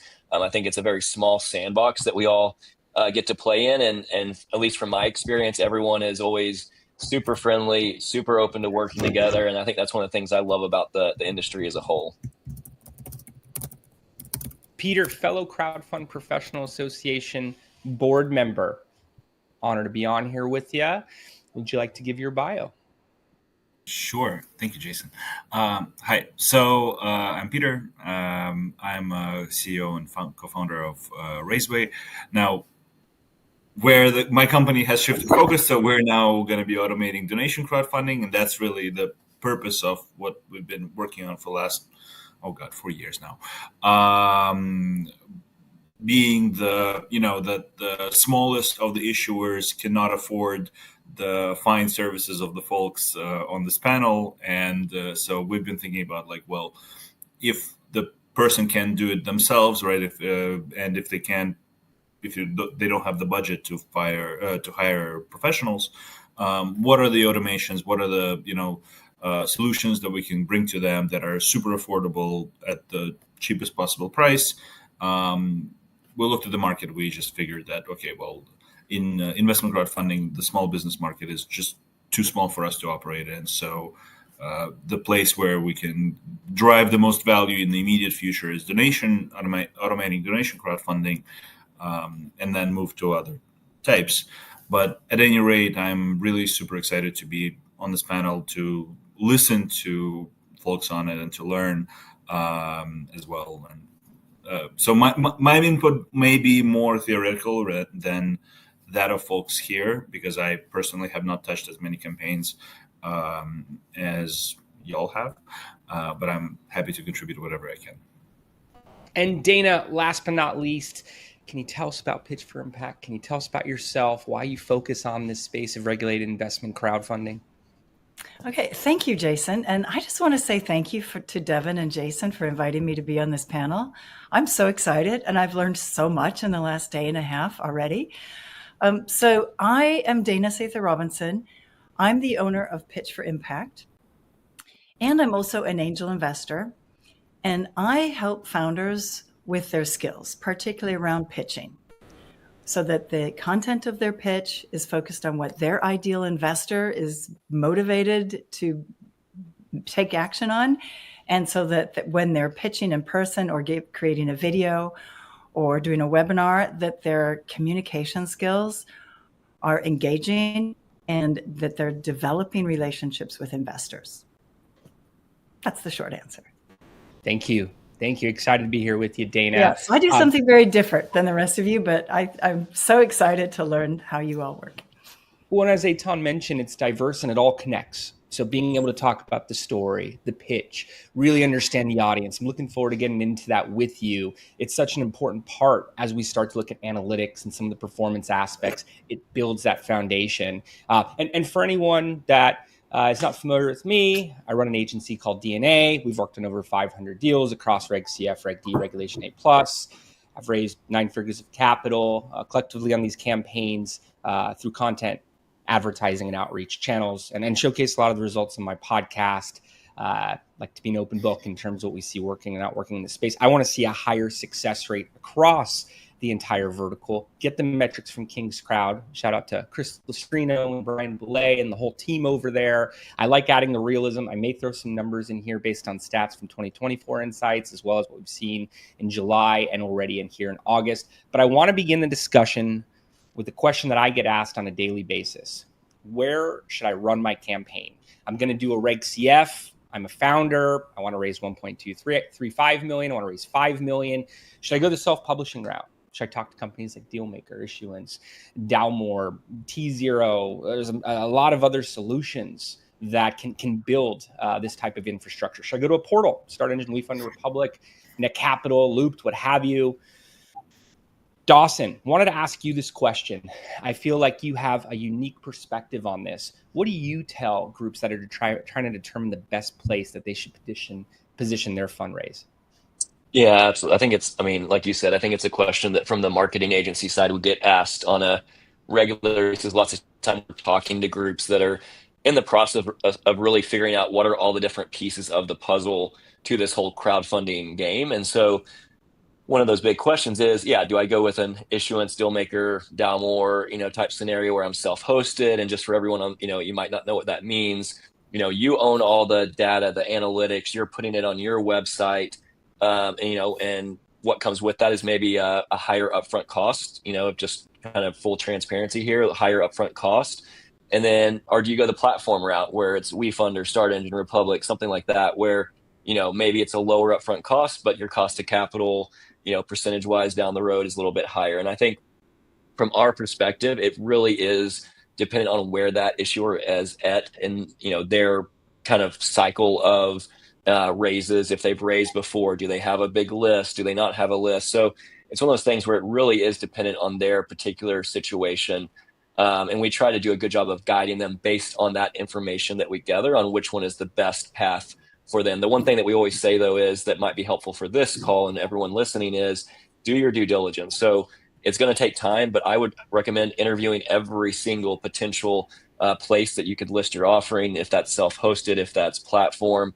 You've got to find the one that feels like a good fit for you, and the one that from a cost of capital standpoint makes sense. So it might make more sense to start out on a platform and then move to self-hosted down the road. So, it's one of those things that, I don't have one of those answers where it's like, only do this. It's really dependent on that particular case, but that's really where we look at it and go from there.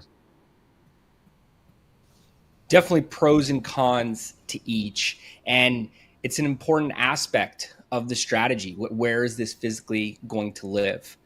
I use the word strategy. I find so many groups do not put together a marketing plan. I like to look at it as an algorithmic roadmap to hit each milestone, understanding where the traffic's coming from, which channels. But before that comes audience.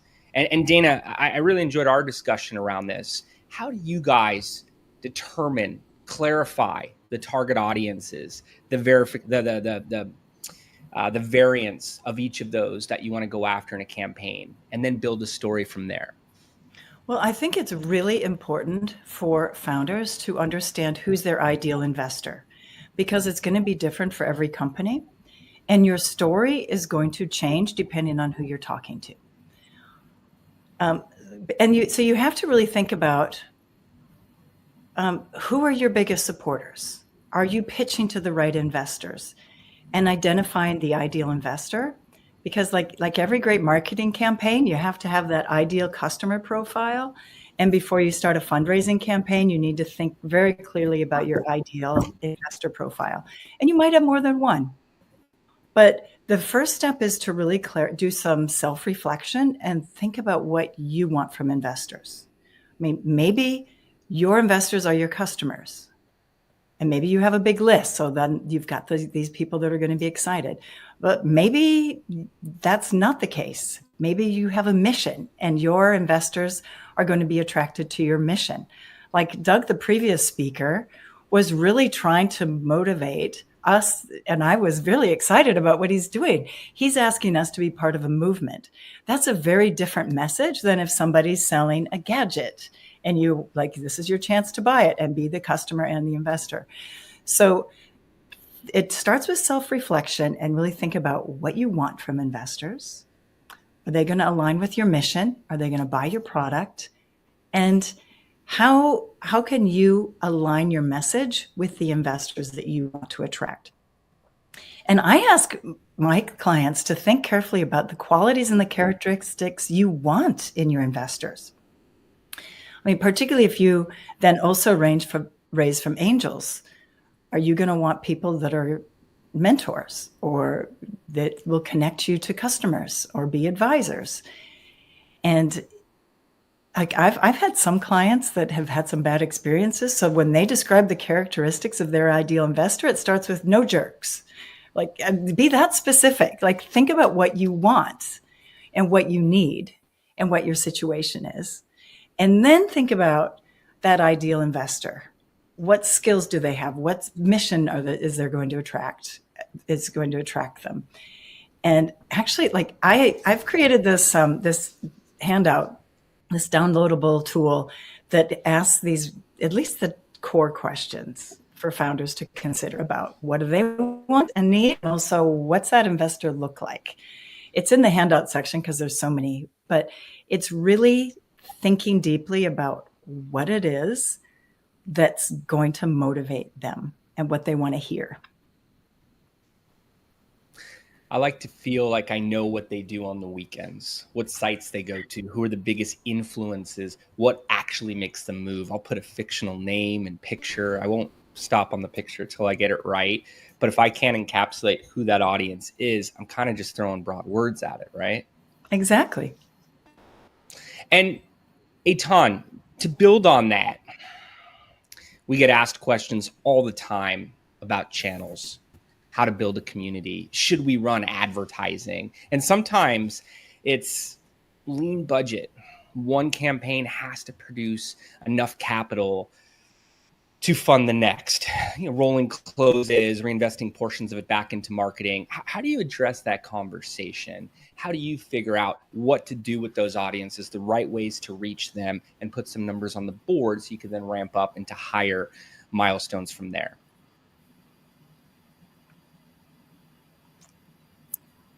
Oh, I think you're on mute, Eitan. Can you hear me now? Yeah, I didn't know if it was just my speaker. Loud and clear. I don't know. But no, it looks like the host unmuted me. Thank you. So if I unpack your question, there's two parts, right? There's the practical side, which is what are the tangible marketing efforts that we undertake in order to achieve tangible results in difficult circumstances. And by the way, that's, as a company, what excites us so much about equity crowdfunding and why we doubled down so much in the space and have grown to, to be servicing literally dozens of campaigns at a time right now. And then there's really the more philosophical, personal part of your question, which is how do we communicate that with founders, right? So I'm going to start with the second part of the question and then go back to the technical steps that lead you to success, right? Sure. You have to be hyper transparent. Okay. It all starts with hyper transparency. I mean, literally, that's part of our pitch when we speak to potential issuers who are referred to us from any of the crowdfunding platforms, Jason, you already mentioned. So the first thing I tell them, I'm not going to lie to you. I'm not going to oversell anything. I'm going to tell you the truth the way I see it. And that truth might be underwhelming sometimes as well, right? So for me, it's about honesty and expectation setting. Great, you have a shoestring budget. We are going to do everything in our power to make this campaign successful with that shoestring budget. But we also need to set our expectations accordingly, right? And if we can successfully set expectations with issuers, regardless of their size, I think that it's far easier to achieve success because we're now using the same metrics to determine success, right? And I'll give you a great example of a conversation I had today with a founder. It's a small raise. He's aiming for $400,000 or $500,000. We tend to not support issuers under $500,000 goals up through, 5, 10 million plus. So for us, it's a small project. It, gets the same amount of TLC as any other. But his ads, direct return on ad spend in the second month of his campaign is just under 4x. But he's growing followers in a really, really, really healthy pattern, right? Because we spoke to day one and said, listen, we are talking about spending $1,000 a week, $2,000 a week. Okay. What is that really going to give you? I think that helps a lot with longevity because we all know what may or may not be achievable. So that's answer to part two. Part one is what are the steps you do on a shoestring budget? I'll try to answer it very, very briefly because I think that's more of a less interesting answer in my opinion. It's really going to be about how we as a marketing agency work with that founder as an advisor, right? It's great. We're going to do email marketing to their network. We're going to be putting out updates on their pages. We're going to be running ads. Fine. And it takes PPC experts to, fine tune the ad performance and all that. Then my number one job on a technical level, I talked about expectation setting. I'm going back to still my relationship with the founder. I, as an agency, do more than advertising for one purpose only. I want to take as much off the founder's plate as possible So their email marketing, we do. Their updates on the page, we do. File for dollars all day. And so that is, I think, more than anything, our secret to successful campaign management is being willing to take on additional tasks most marketing agencies won't. And at the same time, every day communicating to founders, this is what we're doing. Your job is to call everyone you know and solicit them. That's honestly our secret. Well said. You need a crowd to have that crowd effect and to build audiences on top of it. The expectation setting, crucial. I would really echo that. And being able to say, hey, 4K a month, if you're hitting 16K, if you're seeing 40K full marketing efficiency ratio from all traffic and social sharing that's occurring from there, it sets the right playing field. I think it works against many agencies too when they just point at their best campaigns and everyone's expecting those results. You're adding that level of realism. And what I'm hearing on the relationship side is you guys are strategizing. You're playing at the goals together versus just saying, hey, we're delivering this at a later point. I think that's a great context, a great perspective to be able to do you mind? Can I add something? Because you brought up like an interesting point, right, about case studies. Yeah, it's a conversation. My favorite case study to share with issuers who are speaking to us the first time is, I'm not ashamed to say this, right? Right now, we're supporting over 30 raises just as we speak, right? Some are going to be amazing and some are going to fail. We had an issuer at the beginning of this year that after 2 months in, we raised zero. And the funny thing is, I thought that they were going to be a big winner, right? That is always the first case study I share with issuers because that is the best way to set expectation setting. The reality is I can be a top expert and one of the biggest agencies in the space, and I can still get it so wrong. And I think that really helps us because then issuers understand, oh, there is actually a chance for failure here. And I think it helps them make more informed decisions. Yeah, I'll get asked by issuers, hey, we want to raise $5 million. Do we need 2 months or 3? Yeah. Whoa, there's a lot I have to share here. There's about 5 campaigns that did it last year, actually 4.8 or higher, about that many this year. Of 1,400, only 7% hit $1 million. Let me talk to you about how they were effective, but these are all tests. We're going to optimize what's working best and make recommendations from there. And I like how you're setting that framework with the issuers, the clients you're working with, because it's based on the fact that, whatever the starting budget is, let's make sure it's meaningful enough, but comfortable, because there could be a couple months without performance. I've seen campaigns where there was no results 6 weeks in, and by month 3, we were surpassing all the performance benchmarks. And I share that story as well. Peter, I know there's different types of Reg CF campaigns, different types of crowd funds. What's the difference? Is it the same approach for marketing investments with small business credit offerings as what we're seeing on high growth startups, scale ups, if you will? Right. So thank you for the layup. No.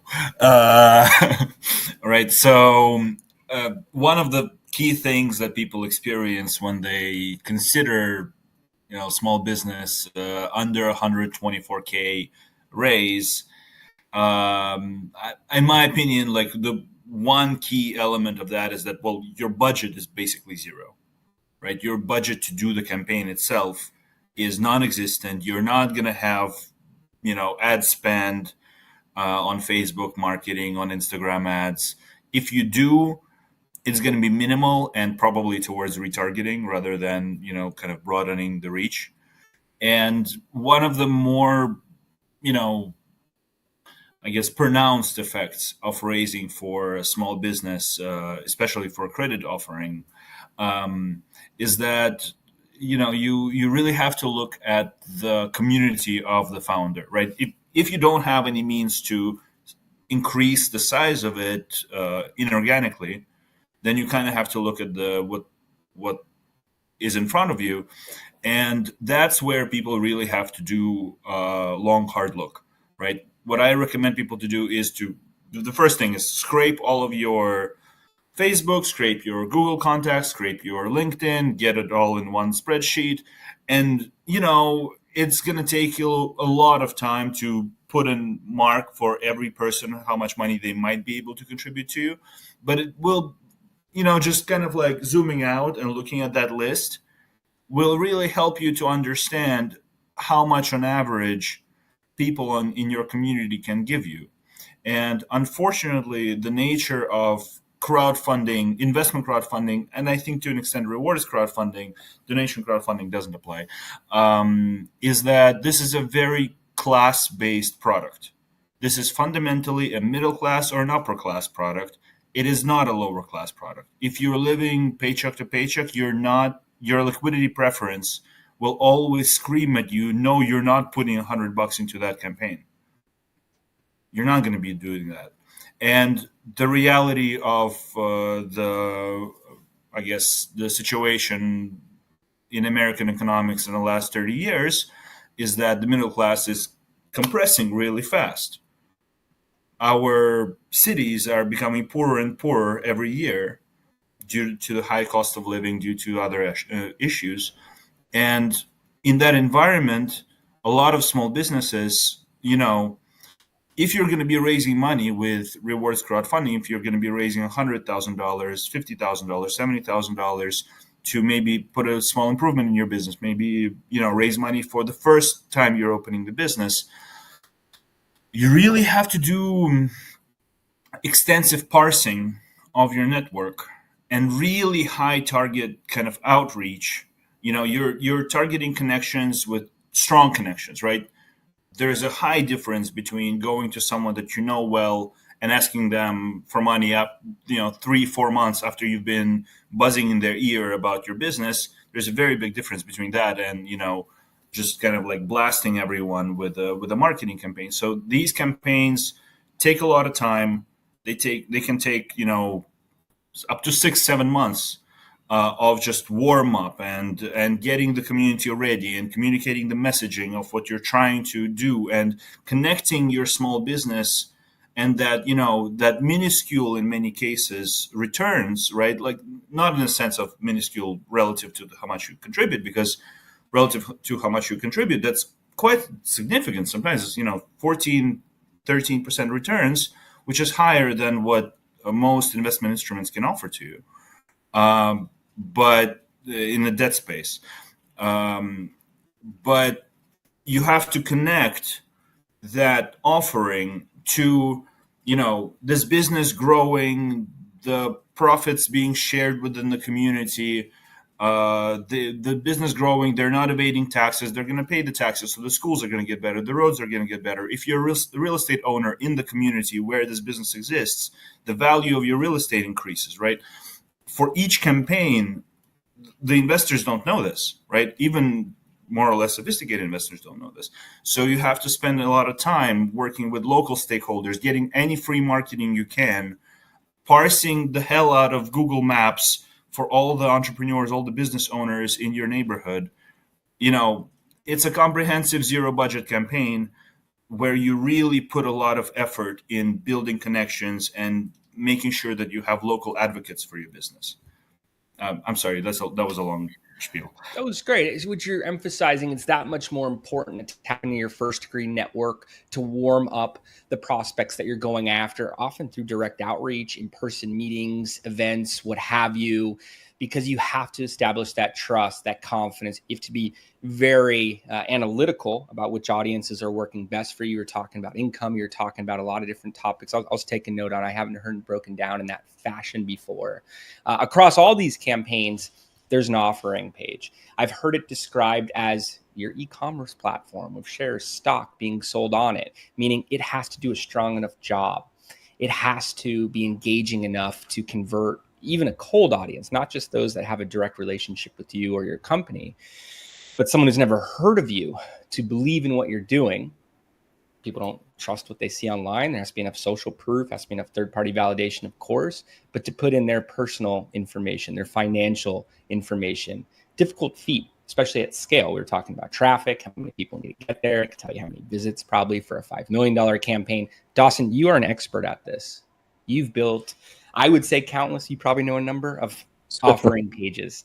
And I'm curious, what can we say is the best approach the tools, the message, story, visual graphics, video, some of the funnels that follow. The SEC wants that to be the centralized location so that it passes the glance test, but has all of the underlying details to give an investor enough info to move forward.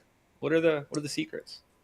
Yeah, no, I mean, to your point, it starts out with what you just mentioned about compliance. So, anyone has a cousin that has Photoshop that can design a, website, and that's great. But if you don't have someone that has experience in the compliance, SEC, FINRA, everything, on the Reg CF side, the FAQs, the different things you have to have in terms of discussion boards. I mean, there's all these little check boxes that we have in terms of making sure that it's going to pass compliance before it goes to that compliance officer. But once you get past all that non-fun stuff and get to the storytelling and the graphics and the content, I mean, from our side, we have kind of a framework that we follow in terms of those offering landing pages. But really, when we break it down, we're huge believers in the component of video on that page to quickly tell the story, calls to action throughout, not just one at the top and one at the bottom, but multiple places they can download the investor deck or, jump on a webinar. We have seen the power of the automated webinar or the live webinar for issuers and making sure that's a part of that funnel. But then also just from a storytelling perspective, it really does begin with that messaging in the marketing that starts at the very beginning. So, you can throw up a landing page very quickly now. There's lots of AI tools that can help with that. But to really start and sit down and figure out what the story is you're going to tell so that the graphics match that, so that the charts match that. So it's not just, kind of a random grouping of content, but that there's really a flow that the investor can go down and feel like, one, they're getting educated, but two, just from a design perspective, I think the credibility markers of seeing a high quality designed landing pages versus just a WordPress template that has invest now thrown at the top.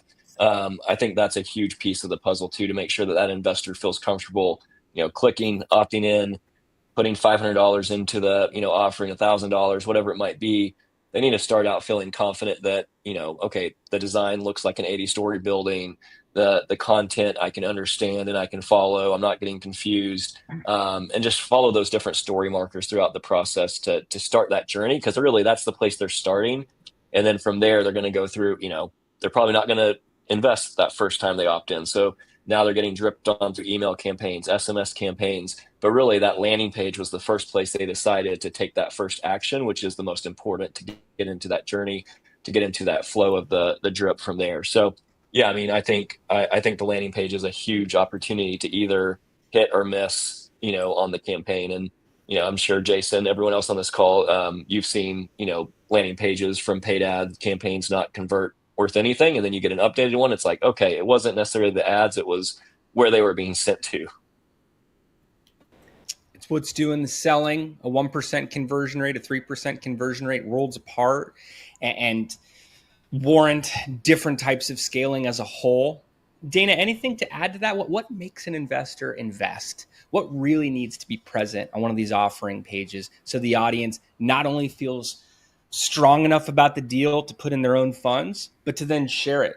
Peer-to-peer marketing's ultimate. What needs to be in there for this to really happen? Yeah, thank you. And I'll expand a little bit on what Dawson said about having that great story. Because that pitch story is really the core. It's the foundation of the entire pitch. It's that strong narrative that's the starting point for everything. Then that goes through to your deck. It goes through to what's in your video.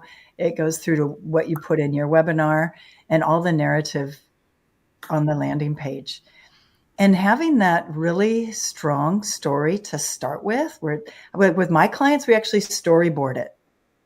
Having that very clear and concise and understandable, as Dawson said, to start with, makes all the difference.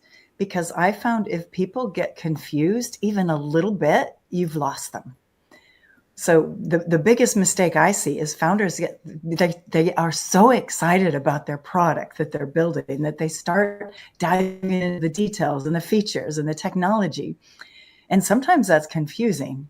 And that's the thing that will lose people if they're not like in your industry or understand everything that you're talking about. So to first really to storyboard that whole narrative around what it is that your ideal investor is going to be excited about, and make sure that it covers how you make money and the problem you solve and who's your customer, so that and as Dawson said, it flows. But to do that, it needs a really clear story and narrative that flows, that you can use that same narrative in an investor meeting with no deck. You can use it in your pitch. You can use it in your videos. And once that's done, you actually then save time.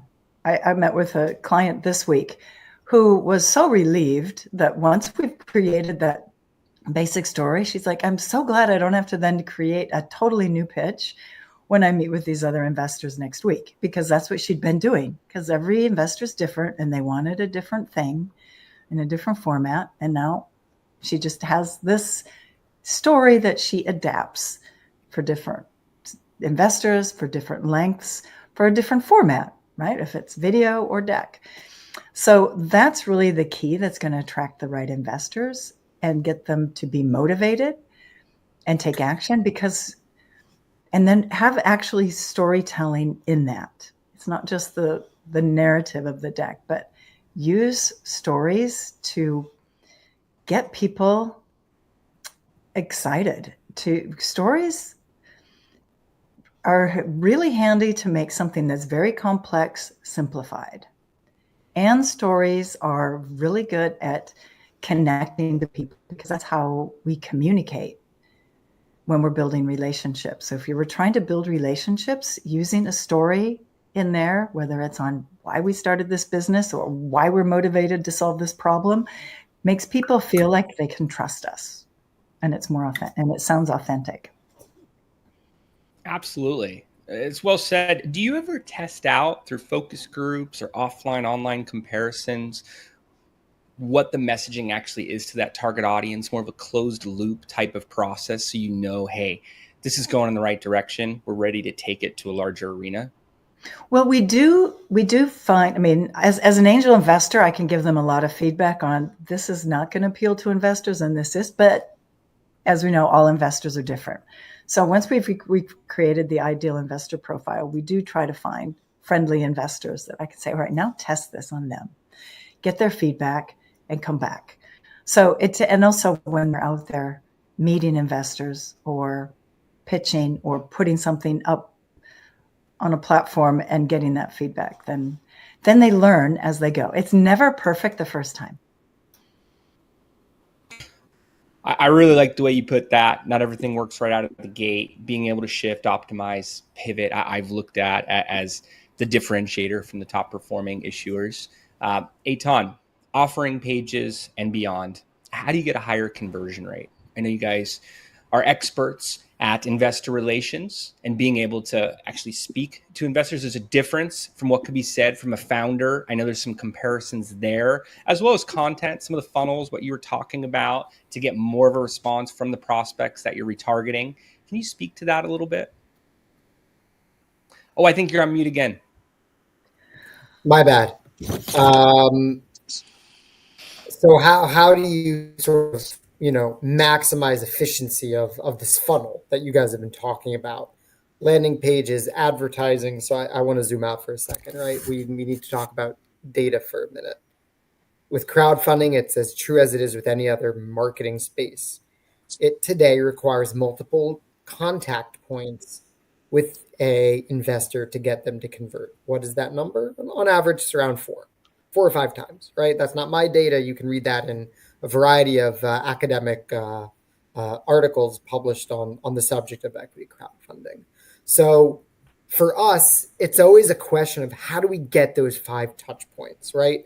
That touch point can be an email. That touch point can be a phone call. That touch point can be a landing page. That touch point can be your portal page or tech page, right? Whether you're through like a WeFunder, Start Engine, or a Dealmaker tech, right? At the end of the day, you need to have those points of contact, and it's best that they not be the same thing more than once, right? So I'll start with something generic and then we'll get specific, right? Make sure that your email flows are not more of the same, right? So if I sent an email with a general pitch, I'm not going to send the same thing or the same highlight twice, right? If I've pinged somebody via email, I want to make sure that potential investor then gets a phone call after that, right? We're also a big believer in A/B testing landing pages, right? Data is king in marketing, even though in equity crowdfunding it's a little more opaque sometimes. At the end of the day, if I throw up 3 separate landing pages, even if the written language is the same, right? Because we all have to go off of what's in Form C, just presented differently, in a different order, with a different aesthetic. Within a week or two, you're going to know what's working and what's not. So to summarize my answer, it's follow the data. That's what you need to do. And Eitan, you mentioned calls in there. We haven't really touched on that yet. Yeah. What do those calls consist of? If it's the founder, if it's a team member, if it's an external IR firm, and what type of impact, what type of role can that play in the conversion funnel? Yeah, absolutely. So, we learned very early on when we got involved in crowdfunding that investors the founders personally spoke to invest more money, right? Somebody might invest or not invest, whether they speak to the founder or not. They're more likely to put more money in if they have that personal relationship, right? Ultimately, retail investors, yes, they're looking to make money, but they're really looking to be part of something, right? Whether that's because there's a really strong direct-to-consumer angle to the business and they want in on that with some sort of discount, or because they ideologically or morally identify with a specific cause or problem that a business is solving. And there's additional reasons beyond that, right? So that personal relationship is key.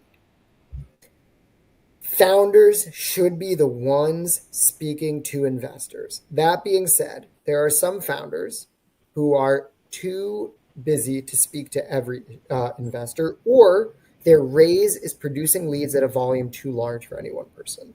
We're one of the few agencies in the space, maybe the only one that actually has an in-house team of SDRs. We're limited. We're not a broker-dealer, so we can't solicit investment. But simply a ping from our SDR saying, hey, thanks for downloading our deck. Would you like to speak to the founder? Increases conversion rates by up to 30%, sometimes even higher. So that's, I think, the best touch point is to actually talk in a one-on-one conversation. I hear a clock ticking.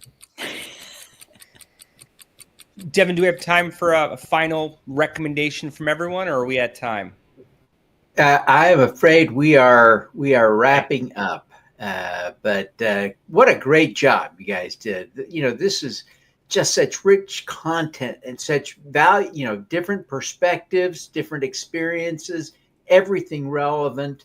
Wow. This is one of those things that issuers, new, pending, and future need to just replay and replay and replay. But thank you all for being well prepared. Thank you for being here. Thank you for the time. I want to encourage all of you to drop into the backstage arena now.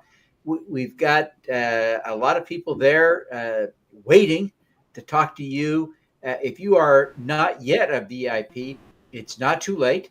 Still more great content coming up, more opportunities to talk to great speakers. We've got the live pitch coming up. You'll have an opportunity to talk to the companies that are pitching. So get your VIP pass. We got the VIP webinar tonight. It's still not too late to join the LinkedIn group. It's not too late to get the speaker handouts. All of these things that are available only to VIPs, still valid, still valuable. I encourage you to check it out, get one, and then join us for the rest of the VIP stuff. Again, panel, thank you very, very much. Jason, Dana, Eitan, Peter, Dawson, thank you all. You just did a tremendous job. Really appreciate you. I'm now excited to introduce our next. Oh, wait, no. This is we have coming up. You'll all be glad. We're gonna take a quick pause while we thank our tremendous sponsors. We've got, we're so fortunate that this event is successful. It helps to fund our operations for the year. We could not do this event. We could not do the work that we do without the great sponsors that we have. Our Max Impact sponsor is Proactive Realty Group. The CEO is Dr. Kanan Van Williams, and he is doing a crowdfunding campaign right now. You can check it out at 4sc.fund/rancho. I encourage you to do that. This is an opportunity for you to support affordable housing and to support our sponsor. We encourage you to check it out. Make sure that you're thinking about this as seriously as possible. Now, please let me invite you all to check out our sponsors and thank them for the great work that they do to support us. You're watching SuperCrowd25, the biggest event in impact crowdfunding. Over 2 days, top experts, investors, and mission-driven founders are sharing how to raise capital, discover profitable investment opportunities, and change the world. Stick around. You'll hear stories, strategies, and insights you won't find anywhere else. And if you want to go deeper, join our VIP community for just $25. Get backstage access, exclusive networking, speaker handouts, and a special VIP-only webinar. SuperCrowd25, crowdfunding the future. Impact starts here. The property was dilapidated. It was horrible. It was code violations, drugs, crime, rundown RV trailers, no parking lot, no lights at night, just nothing. Our main focus is second chance housing. A lot of affordable housing households are led by single mothers. Our portfolio is 100% affordable. So our mandate is to be 20 to 30% below market rent. I'm personally $180,000 invested. We're only one of 2 companies globally to have a published social impact report for affordable housing on a Morningstar platform. What's the faster way to build wealth? A traditional savings account at 0.38%, or worthy property bonds earning nearly 20 times more? Earn a fixed 7% APY starting with just $10, access your money anytime with no fees, all backed by real estate. Visit worthypropertybonds.com today. The African diaspora is one of the biggest investors in the continent, but they are looking for a structured, transparent way of supporting this business. This is not donation. This is investment for return, including impact, and join our movement community. Thank you. Behind today's biggest crowdfunding raises. The leading CPA firm for Reg CF, Reg A, and Reg D compliance. Trusted. Experienced. Set apart. Join the CFPA for the Regulated Investment Crowdfunding Summit on October 21st and 22nd. Register at ricsummit.org. Rural property taxes fund vital services. Only when they're paid. Invest in real impact. Visit invest.coretaxdeeds.com today. None of these are working. Let me guess. I'll bet you want to exit or diversify. Thank you.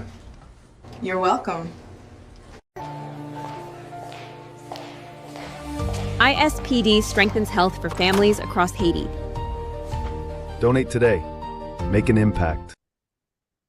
Hello, everyone. I'm Gene Massey with Media Shares, and I'm very excited to be speaking at SuperCrowd25. Save the date for Super Green Live, the global event on sustainability and green innovation, January 22nd through 24th, 2026. We extend our deep appreciation to our supporting sponsors and co-hosts, including Potomac Growth, Energy Capital Funding Group, Move the Needle with Rob Kaplan, Ridgecrest Herbal, Stakeholder Enterprise, Renaissance League, the Global Equity Crowdfunding Alliance, the National Coalition for Community Capital, Green to Gold, and King's Crowd. Enter to win one of 2 FireMax 11 tablets. Videos, books, and games come to life. Scan the QR code now. Rules apply. Welcome back, everyone. I am so excited. We've got such a great program this afternoon, and it just keeps on rolling, keeps on going. And our next speaker that will be joining me is Frederick Pena. And Fred is an amazing human being. He's the founder of Spring Fork Consulting now, but until fairly recently, he was the president of Angel Funding. a crowdfunding site, or a portal, a regulated portal that did film finance, and he helped. I don't know, raise $50 million, $100 million, a lot of money on that portal as they were financing all kinds of mostly family friendly films. They even helped to finance one or two blockbuster films that lots and lots of people saw. So it's an amazing experience that he's had, creating tremendous success, invaluable to the rest of us. So with that, let me bring Fred onto the screen here. Fred, we're excited to hear from you. Take it away, my friend. Yeah, thanks, Devin. Definitely glad to be here, and hopefully you all hear me all right. Well, as Devin said, my name is Fred Pena. I am actually still, just for a little while longer, the president of Angel Funding. And as he said, it's a niche crowdfunding platform that focuses on film and television productions that are family friendly. And now I am also the founder of Springfork Consulting and Springfork Legal, where I put my experience to use on behalf of companies looking to raise funds through investment crowdfunding. I live here in the middle of Missouri on a small homestead where I get to supplement my office work with hard manual labor. Think digging holes, pulling weeds, baling hay, milking cows, stuff like that. But that's enough about me. Let's go ahead and jump right into the lessons that I've learned. And the first one, you have to. I have to apologize ahead of time. You're not going to like the first one. For all of you watching, the first one is actually that crowdfunding for companies, it's more likely that you would fail at crowdfunding than not.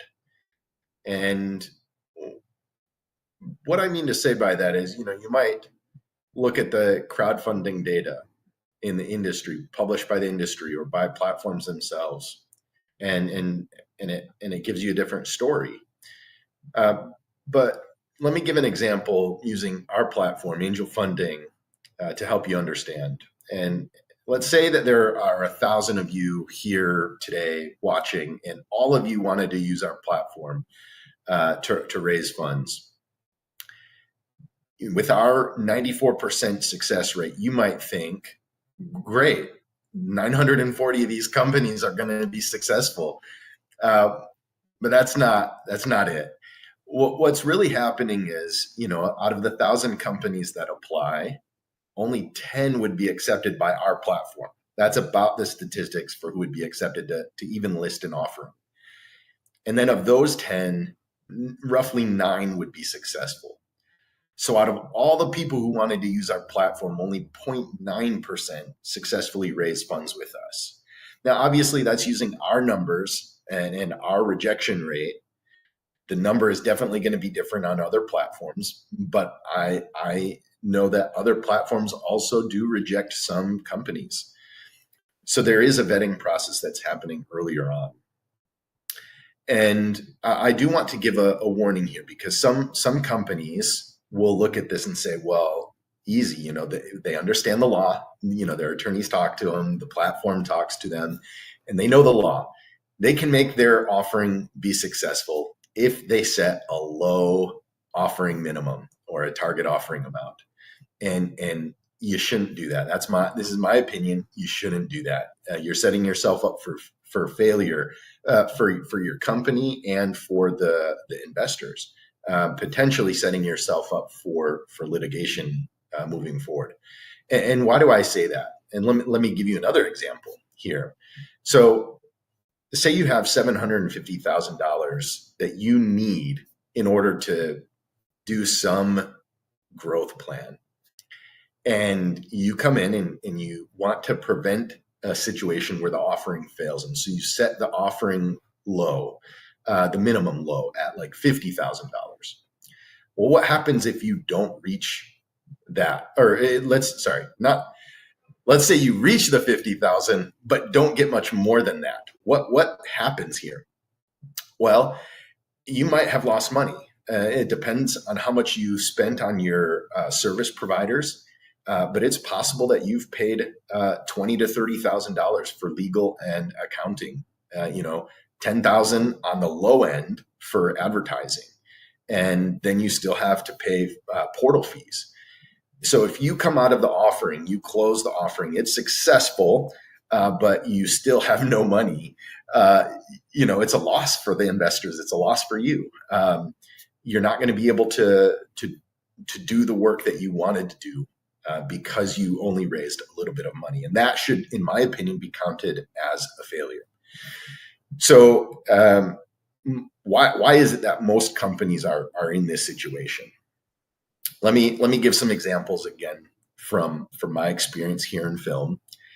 In film, it's really easy to tell. We get a sample from every applicant of what they plan to produce and then distribute, and we can tell right away. Is the script good? Is the directing good? Is the lighting good? The sound good? The acting good? Like, it's very easy to tell. And so most people actually get rejected just because of this. It wasn't a good enough product that made people want to invest or even us to accept it. So what about for not film? I mean, you're here, you're probably not doing film. What is it like for you?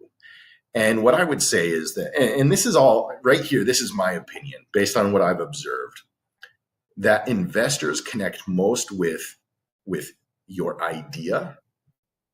For example, if it was me, I'd be all over investing in a company who is doing something with ice cream. I love ice cream, and that's what I would invest in. And so I'm already half sold just because I connect with the idea.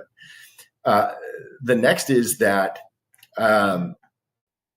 you need to have a pitch video that is high quality. Like, they need to, the investors need to see that, and it needs to elicit trust because of how high quality it is. If it's low quality, they're cutting off right away. People have that response that they know right away what they're connected with and what they're not. And it might not even make sense to them.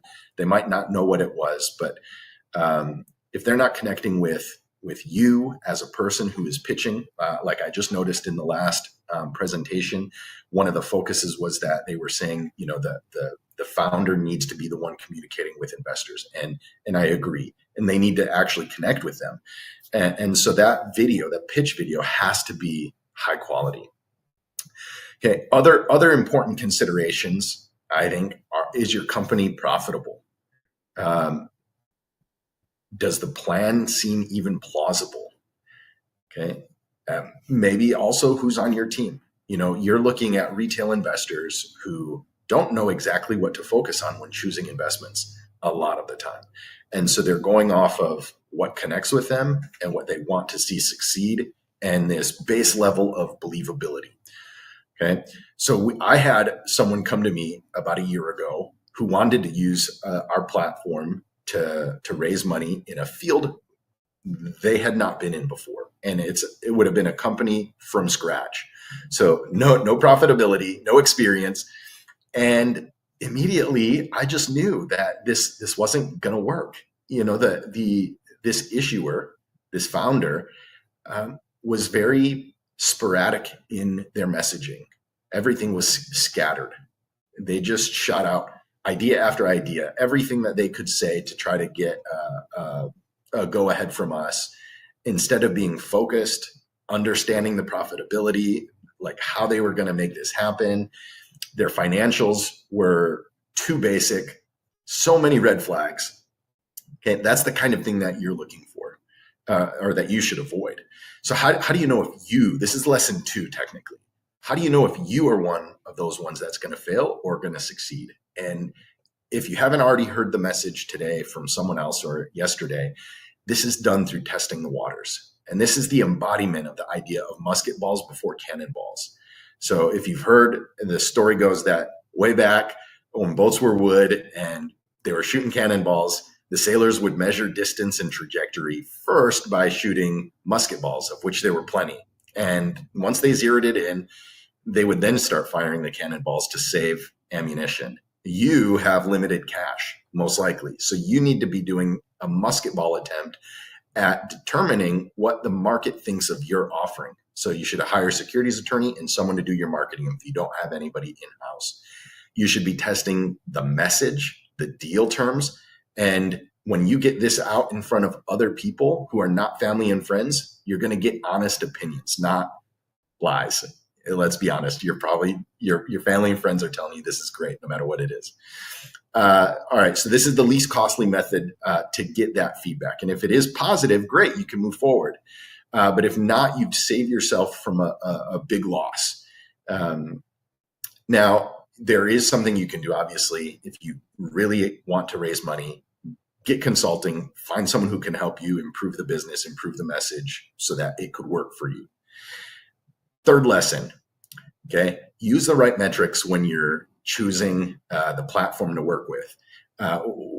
What I have seen is companies choosing based on things that are more of a vanity metric in a sense, like the total number of offerings, the total number of investors that have gone through the platform. What you should be focusing on is similar projects. What is the total number of investors in similar projects and the total number or the average offering amount from similar projects? And how many of those investors came from the portal? To me, that's the main value of a portal. There are definitely other things that provide value. So go ahead and obviously include those other values in the analysis, but you should be asking for that information, the similar types of projects, when analyzing which platform to go with. Fourth, sorry, I think I'm going fast. I think I only have a couple more minutes here.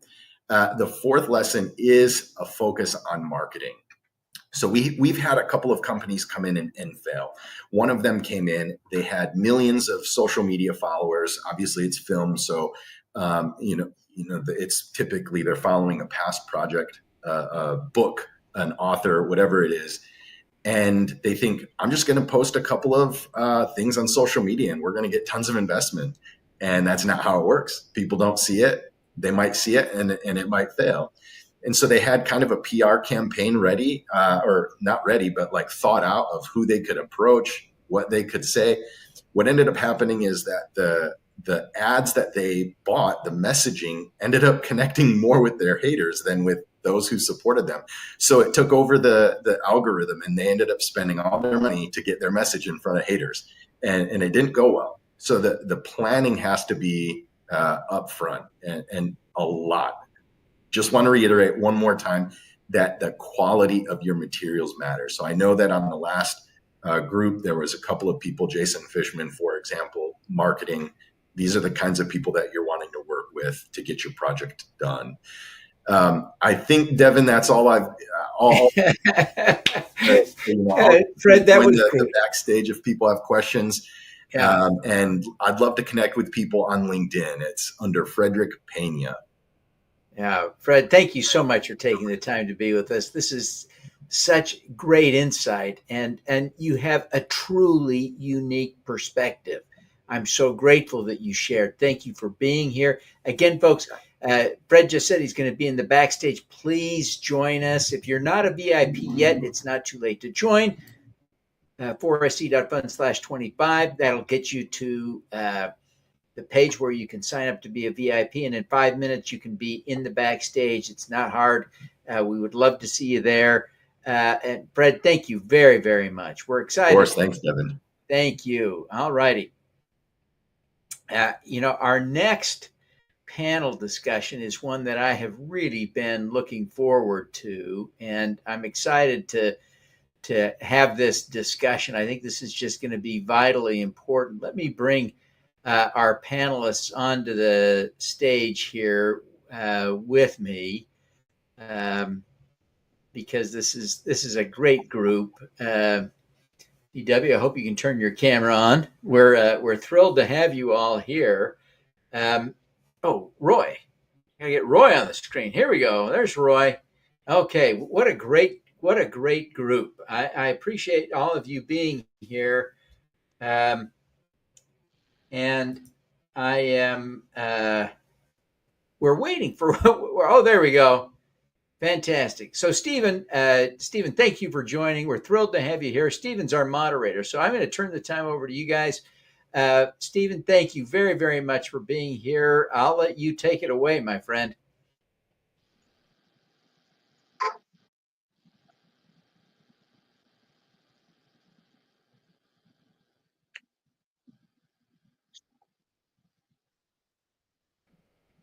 Stephen, it seems like we're having a little trouble. While you're sorting that out, let me invite Bill, Diane, and Roy in that order to introduce themselves. Hi, everyone. My name is Bill Houston, and I'm the founder at CrowdMax Consulting. And what I do is I help companies raise capital using Reg CF. My focus is on minority communities, women communities, and underserved communities to help them raise capital that they need. What's really interesting about that is that a lot of the times they don't need to raise tremendous amounts of capital. They're able to do the 124 and below raises. So glad to be here tonight. Okay, I'm next. I'm Diane Santum, and I am the co-founder and CEO of the Local Crowd, which is a rewards-based crowdfunding platform that's designed for local communities. So they subscribe to the Local Crowd, so it becomes the Local Crowd Laramie, Wyoming, or Monadnock, New Hampshire, or Bozeman, Montana, so that each community has their own crowdfunding platform.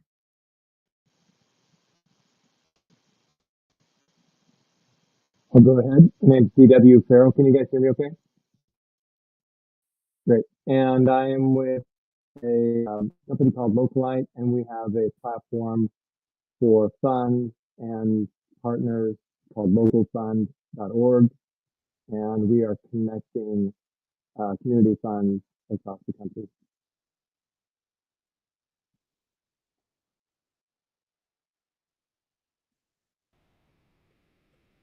DW, you'll want to check your microphone settings. We're not hearing you clearly. We're hearing you. Stephen, go ahead and give it a try. See, are you connected now? Okay, we're still working on that. Roy, go ahead and introduce yourself.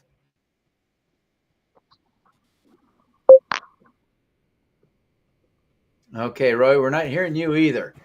You need to get a little help there. It doesn't appear to be a muting situation. I think what we've got going there is choosing the right microphone, using your settings wheel under the picture of the group of us, and then checking your microphone to make sure the right microphone is selected. It may have defaulted to a non-existent microphone or a fictional microphone. Can you hear me now? Yes, much better, DW. Very good. All right. Roy and Stephen, do you want to give us a shout?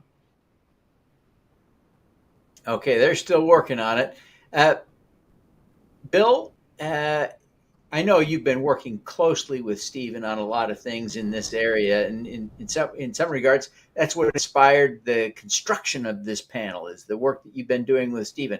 Why don't you take a moment to just give us a bit of an overview of the work that you and Stephen have been doing and how that relates to crowdfunding. Okay, great. So I met Steve about 3 years ago, and we started having a conversation. And as we were talking, he started telling me about his work as a political activist, which was very interesting to me. And then he started talking about these networks that he knew of people who were political activists, who donated time, who volunteer, or who donated money, who volunteered time to whatever cause they believed in. You know, whether it was social justice, economic justice. And I was really intrigued by that. Right, being a crowdfunder, everywhere I look, I see a crowd. So Steve and I started talking, and we were like, "Wow, wouldn't it be interesting if we were able to reach out to these people who are already activists and take the next logical step and make them financial activists?" And Reg CF allows them to do that, right? Reg CF allows, non-accredited investors to invest. I always like to give a little bit of the history and context there, and that is that for 80 years, over 80 years, non-accredited investors or non-accredited people were not allowed to invest. then after 2016, they were allowed to invest. And getting the word out to people is really important in order to grow the opportunity for founders, for real estate developers to reach out to these communities. We found that it's very important that people are educated, that they know and understand exactly what Reg CF is, what they're investing in, how to do due diligence, how to look at particular projects. So Steve and I have created the Community Finance Academy. The Community Finance Academy is kind of a dual strategy where we work with issuers, but we also work with people in the community to teach them about Reg CF, to teach them about investments. No advice, just pure education. And so we've been really moving forward and doing a really good job of engaging with networks. And people are really interested in this because they actually do see the power of moving beyond the protest and moving into portfolio. Oh, should I keep talking? Thank you very much, Bill. No, let's see. Roy and Steve, give us a shout. Let's test your mics. Okay, Roy, it's not working for you yet. Steve, let's give you a try. I'm still not hearing you. Okay. Roy, I'll give you the coaching that I gave Steven. Why don't you pop out and pop back in, see if that'll reset your mic. If that doesn't work, you may want to try rebooting your computers to get the full reset going and come back. Well, we're excited to have you. In the meantime, I'll ask Diane to explain how she's been adapting her rewards crowdfunding site to facilitate some activism from her desk. Yeah, well, thanks, Devin. And so, like Bill was talking about, people wanting to get involved with activism, which is people, um, helping people that have been marginalized, helping people that are targeted, and there's what I would call the new localism. Like localism, when we started the local crowd, was really helping communities help themselves, help businesses with non-dilutive funding be able to get a new floor in a restaurant, or a new machine for a coffee shop, or different things like that, where they don't need a lot of money, but a little money was very helpful. And so that was our vision of, really helping communities do barn raising for each other. And now I'm seeing also a desire for an activism look at providing mutual support. And it's also called dual power, that when you see people that are marginalized and they're needing things, and some of the safety nets that we've depended on for a long time in this country are going away. And so community groups are getting together, little pods of really wanting to support each other. And so one of the things that they need often is money. So these a locally based crowdfunding platform can be used to support this kind of stealth activism in a way. That's brilliant. That's brilliant. It's exciting to see that. Now, DW, you are maybe you wouldn't use this word, but I would think of you as kind of an activist investor. You have a strong social agenda with the work that you're doing with Local Fund and Local Light. Tell us a little bit about how. Oh my gosh, we lost DW. We're not having the luckiest hour, are we? Bill, let's go back to you. You and Stephen are kind of working in the DC area a lot. You've got a serious presence there. I think you see some opportunities there. Tell us a little bit about how you see this potentially coming together in DC particularly. How about, Devin, I switch that up a little bit and I talk about the opportunities that I see here in my home city of Louisville. That's a much better idea. Yeah, because there are some really great opportunities here in Louisville. Right now, I'm working with a project called Gateway and the Seven Bridges, and it's the 7th Street corridor, which has been ignored for a very long time. And some of the opportunities, the developer that I'm working with, we actually got a Reg CF set up, testing the waters, and we're actually doing a pretty good job of getting to that inner circle and getting people to come on and invest, or make reservations into testing the water. That's been really interesting. Um, and when I think about or talk about the activist movement, 2 Fridays ago I went to an event called the Bishop's Table, where a lot of people gather in the West Louisville community, and they have discussions about issues going on in West Louisville. So there are two really large opportunities. There's an investor, I'm sorry, a developer who is looking to actually bring the community in. He received a grant for $1 million to bring people from the community in to help talk about, what their project was going to be. It was an affordable housing project. And what was really interesting about that, when I had the opportunity to sit down and talk with him, is he knew nothing about Reg CF. He knew nothing about the opportunity to let the people in the community actually invest in this project and not just talk about it. And again, I think that's really a part of the power of what's going on with Reg CF. And a lot of people here in Louisville are really excited and they're really interested in the education that we're providing. And the last opportunity here is, there's a building that was owned by the bus company, and the building is they're ready to sell the building. They were going to sell it to one group, and a lot of the people in the community came out as activists, signed a petition, like 25,000 people. They signed a petition because they didn't want it sold to this particular group of developers.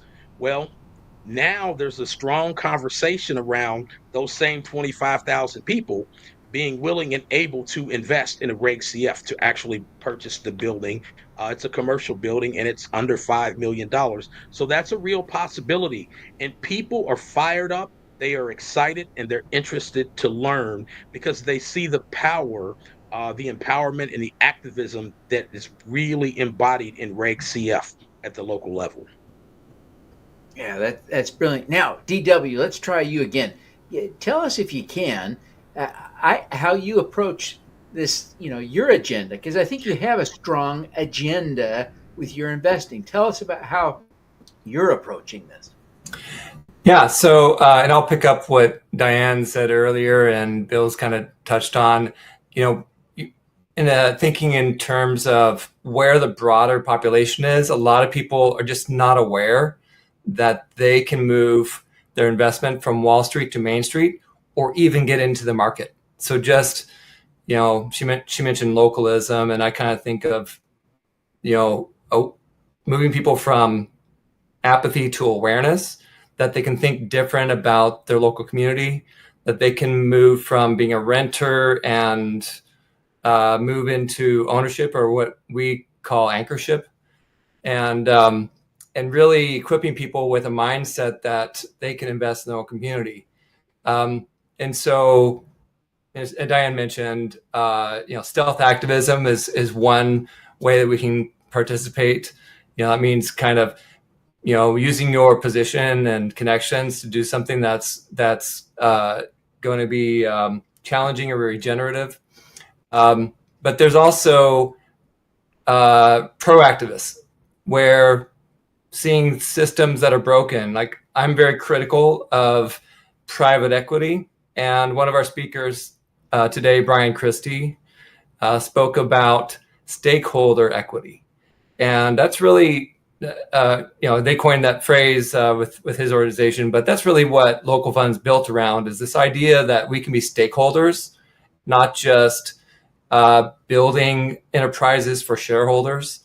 And Morton Friedman's idea of shareholder primacy, but instead that we can be building up wealth within communities that actually turns into legacy, turns into futures that turn into liquidity, that someday you can cash out, that you can pass along to your next generation. So the opportunities, not just with Reg CF, with Regulation Crowd Fund, but even outside of that, there's reward crowdfunding that Diane mentioned. There's bonds, like worthy bonds, and you and I are both big champions of proactive bonds, which is just launching another round, and they have a guaranteed return that is rated by Morningstar. That's not gambling. That's not crypto. That is putting money into your future that unlocks others' legacy. It's great. Yeah. Roy, let's see if we can is your microphone working? Say hello. Oh my gosh. Roy, you worked so hard. I know you invested heavily in being prepared for this, and I suspect the glitch is in our Wave studio, and I'll reach out to tech support for a little support, see if there's anything they can do to help us get the audio working for you and Stephen. But Bill, why don't we let me invite you, Roy and Stephen, hang on. You've got almost 30 minutes left, 24 minutes left of our discussion, so don't leave. But Bill, maybe you could take a minute and tell us more about how you guys are thinking about the intersection of finance and activism. Yeah. So what we're thinking about the Community Finance Academy is, number one, collaborating with networks, right? Not just reaching out to other people who we don't know, but actually collaborating with networks that we do know. We've been able to have some really good conversations with activists, with people who are doing funding, with CDFIs, people who are looking to deploy funds into various communities, especially underserved and disinvested communities. And the reason, we're really looking at them is we see Reg CF and the financial activist movement as a real opportunity to bring the people who are on the ground, actually the people who are living the problem, right, and looking for their own solutions, to allowing them to do some community-led economic development.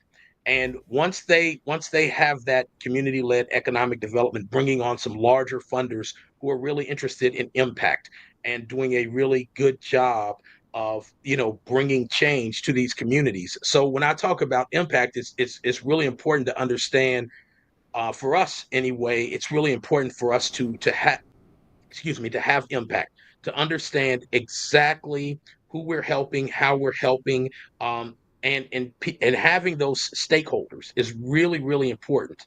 I want to talk really quickly about Diane, and she's doing rewards crowdfunding. And I know this is an investment crowdfunding show, but I will tell you that I worked in 2023 with Fund Black Founders. And again, right here in Louisville, Kentucky, and we worked with 15 Black-owned businesses. We took them through a coaching program that lasted about 3 months. And one of the biggest businesses to come out of that was called Black Coffee. And it was a coffee shop, still is a coffee shop. They've actually opened their second location, here in Louisville. They're doing really, really well. And the reason that resonates with me really quickly is, when Opportunity Zones first came out, I was speaking with some people about the West Louisville Opportunity Zones, and they wanted to meet with me, and they said, "Why don't we go to a coffee shop in West Louisville?" And I said, "Because there are no coffee shops in West Louisville." Right? I mean, we could go to McDonald's in West Louisville, but there are no coffee shops there. And through rewards crowdfunding, there are now two Black-owned coffee shops in West Louisville. And again, for me, it's always the power of doing. Doing and showing. When I was a kid, my dad used to tell me all the time, there are two kinds of people in the world: talkers and doers. And it doesn't take long to get figured out which category that you fall into. And I think that as far as activists go, being able to take that next step into financial activism is an obvious way of doing. That's Black, great. Yeah. Black Coffee does a great job also merchandising their brand too. They also have jackets and all sorts of fun products with Black Coffee. Diane, what would you like to add to the discussion? Well, I appreciate that, recognition that it is an ecosystem of funding available, and that rewards base is a piece of that. And like when you talked, Devin, early on, we had the conversation about Tampon Tribe and started, and they use a lot with CF reg crowdfunding, but they started with the rewards based, and so it really is part of the ecosystem, and it is non-dilutive, so it's a really good way to get started, and definitely, you know, a local tool. And that local activism is really, in a way, the heart of that, the power of crowdfunding, isn't it? And DW, I think you see that, right, with your focus on local communities nationally, right? I think that's the dichotomy of your work, is trying to find ways to support local action across the country, right? Yeah, well, you know, the thing we remind ourselves of is community is opportunity. And at a local level, that's absolutely true. If you think in terms of economic development, there's a framework called ABCD, which is asset-based community development, where you say what already exists here that's already been developed and can be supported. And it might be an existing business, it might be, you know, people in the community, but how could that be packaged also to attract additional funding, outside funding, non-voting funding? You know, if you brought on 49% of your you know, cap table as external money, and they're passing along the voting rights to the stakeholders, then that allows for the effective cost of what they're developing to be cut in half. So to your point, to your question, you know, local is a bit of a mindset, but also if each of our work is separate and siloed, then we're not really seeing how we can really leverage each other, support one another, do playbook sharing. You know, what worked in Louisville could be brought over to Cincinnati. What worked in Long Beach or in Georgia, a couple communities that we work in, how that could be brought into DC. So, you know, playbook sharing is a really important thing. Making sure that the pathways that have worked, regulation CF honestly is kind of an expensive route. There's much lower cost pathways. Local Fund provides one that for qualified founders is $0.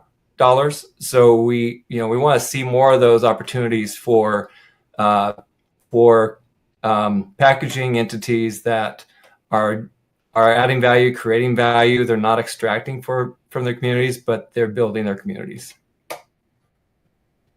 That's fantastic. I appreciate that, DW. Tech support, by the way, Roy and Stephen, the tech support suggests that there is a tool in there to test your microphone. So I encourage you to try the microphone testing. See if you can get those little green bars to start popping across the screen, and then come back to us. I find that sometimes it won't work until you do the test. So try that. Be sure to click the test button on the microphones there. Bill, let's go back to you. Why don't you give us a little bit of an update on the work you're doing with CrowdMax, and maybe how your activism also relates to your work for the Rancho Affordable Living, proactive affordable housing efforts there. Yeah, absolutely. I tell you what I do at CrowdMax, thinking about the activism, you know, working with Proactive Realty Group and Dr. Kanan Van Williams, it takes it to the next level because he is all about community. That work is all about impact. It's all about measuring impact. It's all about understanding the impact and looking at the outcomes in the community. So the work that I do with Proactive, especially with Rancho, is really exciting to me because it's all about the impact in the outcomes and how people's lives are changed, not just the number of units of affordable housing, but how that affordable housing impacts the outcomes of people's lives. there was a video story that you can see on Proactive's YouTube channel that was very interesting to me, and I mean it was really heartfelt. There was a young man who had come to Dr. Van, and he was looking for a place to stay. He had just had his pay cut, and he had lost his family. They had to go stay with other people, and he came to Dr. Van. Dr. Van worked with him on the rent to allow him to have a place to stay that was affordable for him. But not only that, he provided him with some employment, and that employment allowed him to bring his family, back together. The children, the wife, they were all able to come back into the house. And activism doesn't get any better than that. A lot of times we think of activism as people out protesting these major issues. What I see with Proactive, with Rancho Affordable Living, and the work that Dr. Van does is that he looks at it from a person by person opportunity, right? It's an opportunity to impact the life of every person who rents from him, from every person who is in that community, every resident, and how you support people outside of just putting them in a house, in a home, building a community, making sure the community's safe, making sure there's a level of dignity there. Working with Dr. Van has been really exciting for me because of his focus on the individual and the focus on people's outcomes and social impact. And that to me is real activism.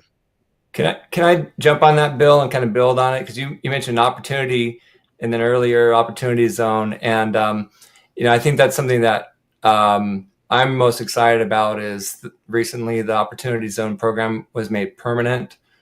And it also has been expanded to allow for 30% capital gains to be to disappear after 5 years. But if for people who are not familiar with it, opportunity zones exist across the U.S. You can look up online maps in your own community, your own city, that have been designated as areas that, based on the data on the area, they're ripe for investment. And I call it the opportunity gap. And it had been also called over the last decade the displacement zone instead of an opportunity zone. In other words, gentrification displacement. And yet there's groups like ours, like what Dr. Van's doing, that are saying, hey, wait a second, we can invest in this opportunity gap, in this opportunity zone. And for folks that are moving money from another asset, there's capital gains tax, typically 30%. They can see all the capital gains be wiped away if they move it into a qualified opportunity fund, and which we support. And what's really amazing about that is the money for investing doesn't have to just go into the property. If a business, small business, growing, scaling business, is producing at least half of its revenue, even online revenue, on that opportunity zone property that's already gone through the qualifying event, they can attract that investment and can go into the small business, to the enterprise. And now you have a really strong incubator for a community to leverage that property to bring value back to people who are taking the risk to pull it out of another asset. Maybe they sold a house or something like that, and put it into property that's going to increase in value. Like Dr. Van, the most recent project he did was a $1.5 million property that within 6 months, the new appraisal was $3.5 million after his proactive team did their work. That's phenomenal.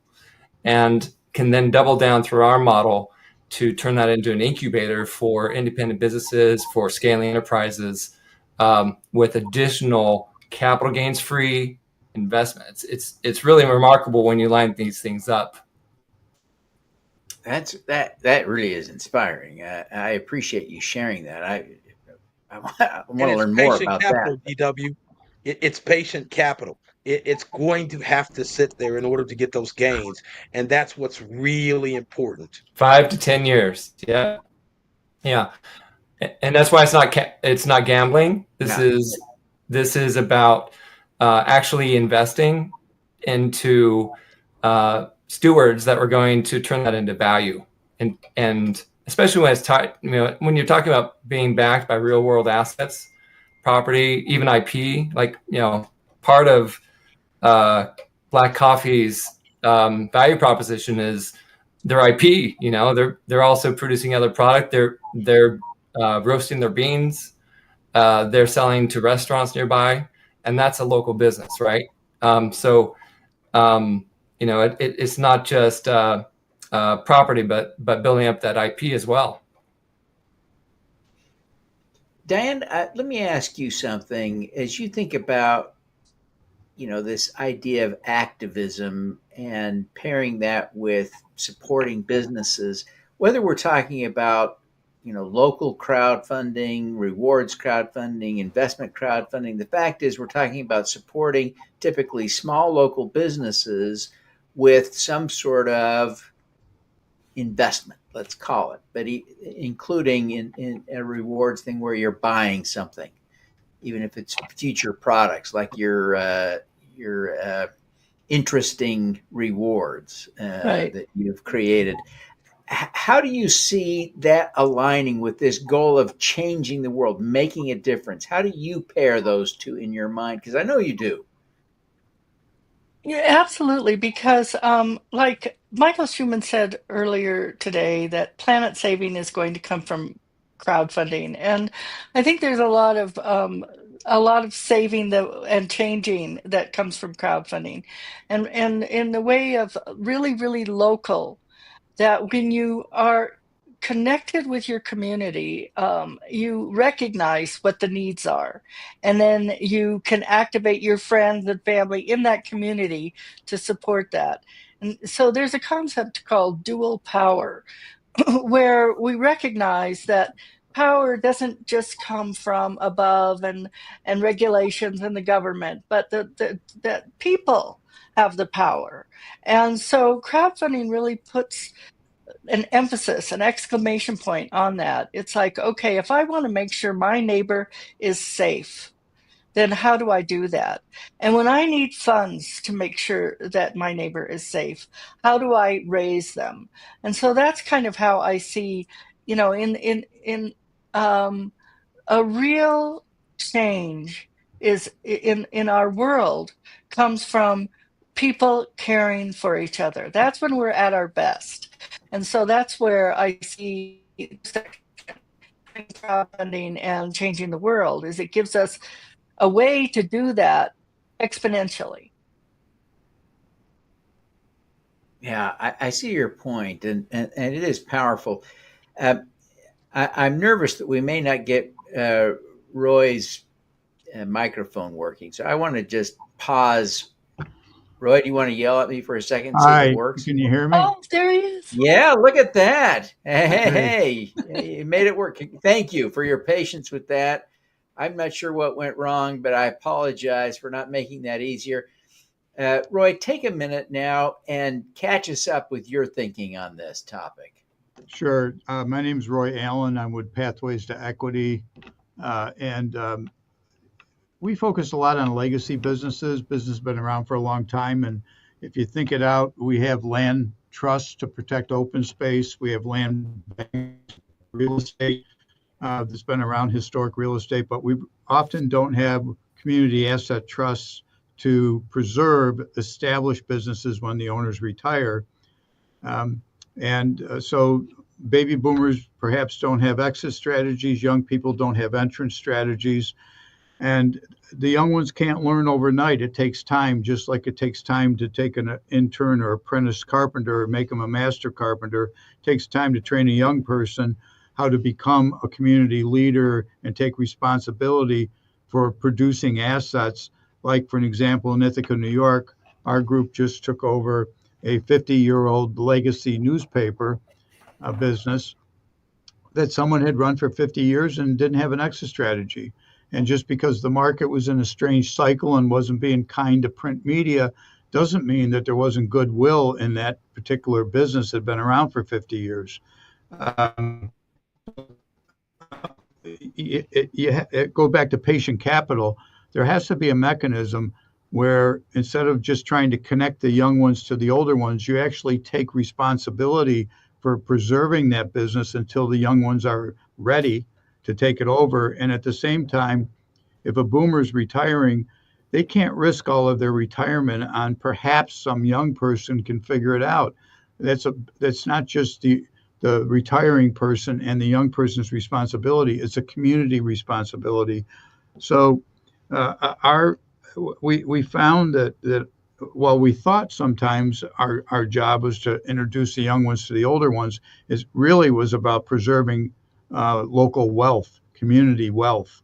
When a business starts, the entrepreneur is the asset class, but when it's been around for 50 years, the business is the asset class, and protecting that asset class is really important.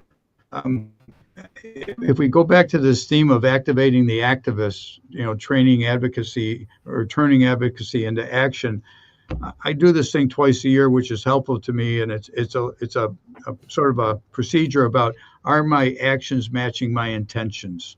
And when you talk about local advocacy, are we getting behind the people who are practicing the advocacy we seek? Sometimes we want to be the stars, and sometimes we just need to be sidekicks and help the people that are already out there doing great work, whether it's black coffee or whether it's, I live in Rochester, New York, and the AAA ball club there, the Rochester Red Wings, have been owned by the community since the 50s because one guy stepped up when the Baltimore Orioles wanted to sell the team. And he said, if we raise the money, would you sell it to us? And that was a big deal back in the 50s. They raised $500,000. That millions of dollars of local sports money has stayed in Rochester, is still owned by 4,000 shareholders, and the community stepped up and took responsibility. But you had to have one guy that stepped up and poked at everybody to get them to do it. So I think it's, advocacy, public policy is a wonderful thing, but you got to activate it. It's important to get behind the people. And I think Bill was talking about people that do and people that watch. Perhaps I don't know the exact language, but in Texas, they say all hat and no cattle. Okay. So, it's important I'm fortunate to be on this call. I met Devin a couple of years ago. I met Michael Schuman a couple of years ago, and they've been just great to me. I'm just, one guy from Rochester, New York, and this whole community you put together is just, it's delightful for me. Well, Roy, thank you very much for being here. Stephen, let's see if we can get a shout out from you before we wrap up. Is your mic working yet?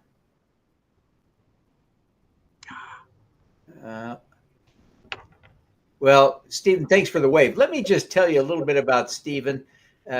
Stephen is a social entrepreneur who merges expertise as a housing developer, community organizer, political activist, and grassroots strategist to improve neighborhoods and initiate solutions. Based in D.C., his proximity to Capitol Hill has allowed him the privilege of engaging in both local and national justice projects and networks, and his community organizing and leadership have contributed to the founding, funding, and advising of numerous nonprofits. Prior to forming Community Vision Solutions, his company was responsible for over $100 million in housing and community development efforts within several underserved Washington, D.C. communities. From this experience, he discovered that revitalizing underserved communities is a multi-billion-dollar opportunity waiting to happen, as well as a moral and economic imperative. Stephen, thank you very much for being with us. I'm sorry that the mic didn't work, but we appreciate all the preparation you did to organize and prepare the panel. Roy, again, I apologize for the difficulties with your mic, but glad you were able to get a word in. Bill, Diane, and DW, thank you so much. Great conversation. This has really been a wonderful, wonderful 45 minutes, and I appreciate the insights that you delivered. It really was valuable for all those who were able to tune in. With that, I'll thank you very much for being here. And we are now ready to kind of move on to the next phase of our conversation. We're going to we're shifting gears to the live pitch. One of my favorite parts of any super crowd event is the live pitch sessions, and we had a great live pitch session yesterday. We're back. Let me introduce our host for the live pitch. Our live pitch host is Chris Miller. He is the CEO and board chair of the National Coalition for Community Capital. And there really is no one in the country that is more passionate about working to see the local communities enhanced by the structures we're pursuing here, including, and not just exclusively, but it's certainly including crowdfunding as a tool. And Chris has become a friend of mine. I know he's an active investor. He and his wife, I guess technically his wife, started a business, raised the capital for it via crowdfunding, and so he's got the expertise, the experience, on both sides of the ledger. Just a great guy. Chris, I'll let you introduce the judges and run the show from here, okay? It sounds like a deal, Devin. Thank you very much. Hopefully we don't have the kinds of challenges that the last group did. Boy, hopefully all of that stuff was in the last group. But in any event, it's great to be here today. Really appreciate all the work that Devin and his team has done to bring this group together. Just a ton of really incredible content, applicable in the U.S. and across the globe, really. So super excited for this. And the pitch event sure is always cool and always fun. I don't think there's anything as much fun as a live pitch event, whether it's a Shark Tank or a group of lambs. Either way, it's really interesting. And we get to see, for me, the most exciting things that happen in our economy are all about entrepreneurs and the innovation, the new ways they see to slice and dice stuff. So super excited to be here. Very thankful for the opportunity. And I have this incredible panel of expert judges. I think probably unparalleled on the planet right now, the team that's in the room with me, not including me, definitely focus on them. So Leo, if you would start and introduce yourself to the group tonight, that would be terrific. Thank you, Chris. Happy to be back today. I'm Léa Beaulieu-Gautreau, Senior Investment Associate at KingsCrowd. And so what I do at KingsCrowd Capital is that I basically look at the most interesting med, climate, social deals, and we invest in what we believe are the top 1%. And I'm such a fan of KingsCrowd, Léa, and the work the team does there. It's such a great reporting mechanism, a great synopsis of what's happening in the industry, and so really appreciate that. So Woody, let's jump to you next. And again, yesterday I said that if you don't say enough cool stuff about yourself, I'm going to jump in and say it. But let's just say we're all really glad that Woody's in the room with us today. Thank you. I'm humbled. Woody Neese. I am with Crowdfund Capital Advisors. We did write the framework for investment crowdfunding, so I know that's what Chris is talking about. But there were many people that got this across the finish line, so it's teamwork. I wrote a book called Investimers that takes 15 years of work. It's 400 pages long. If you want to go to sleep at night, this is actually, the winners are going to get it. So, but it's the entire reason for why this industry exists from essentially our point of view, the work that we did with the World Bank. We are very focused right now on why institutional capital should be paying attention to this. I just was speaking at the Keiretsu Forum in Seattle to family offices and angel groups across the country, getting them focused on it. And that's where my attention is. Other than that, it's in Washington, D.C. to help get the cap moved to 20 million and then help, improve the industry however I can. Oh, that's fantastic. And I do want to note, and you did say good stuff about you, so I'm glad for that. But I do want to note just that idea of reaching out to the foundation world and family offices and that sort of thing. And we're doing a lot of that work in the individual funds that we're setting up. And we are finding such receptivity in that space because I think we all want to make a difference in the place where we live. And that is fundamentally more challenging. We've had such an exit of the ability of a local community to control what happens in their community, make decisions about what's built, the kinds of restaurants and businesses and how houses that are built, et cetera. So bringing that back in is really important, but that capital has to be married with warm, friendly capital from outside in order to accomplish the things that need to be accomplished, especially in our really challenged communities. So terrific. I'm lovely that you had an opportunity to present to them. I know that good things will happen from that seed planting. And speaking of seed planting, I did that pretty well, right? Paul Lovejoy, just an amazing seed planter, doing incredible stuff all over the place. Paul, introduce yourself. Yeah, my name is Paul Lovejoy. I'm the principal advisor at Stakeholder Enterprise. We specialize in crowdsource investing, and we make impact financial planning accessible. And I'm thrilled to be here. I'm a huge fan of your work, Chris. I have such respect for both Leah and Sherwood, and just doing these events is just such a highlight for me. I learned so much, especially today that I got to do due diligence on 3 healthcare companies. And it really opened up my eyes to the industry, and I'm excited to kind of share what my due diligence revealed. That's fantastic. And judging on yesterday's due diligence, I hope our pitchers are ready because there were some really great questions that were asked. So be ready. All right. So I think we're ready to go. And that's going to require the big boss, Devin, to bring our first contestant into the room. Fantastic. Great. So this is Diana Tucker from Senogard, and I've actually been privileged to hear a bit about your project and the work that you're doing in an incredibly important area. And so please take it away. And I think Devin is at about 8 or 10 minutes that they've got. I don't know, but I know that number. But I know that Devin will show up when you get near the end, and he will be scowling. So be prepared to end when he does that.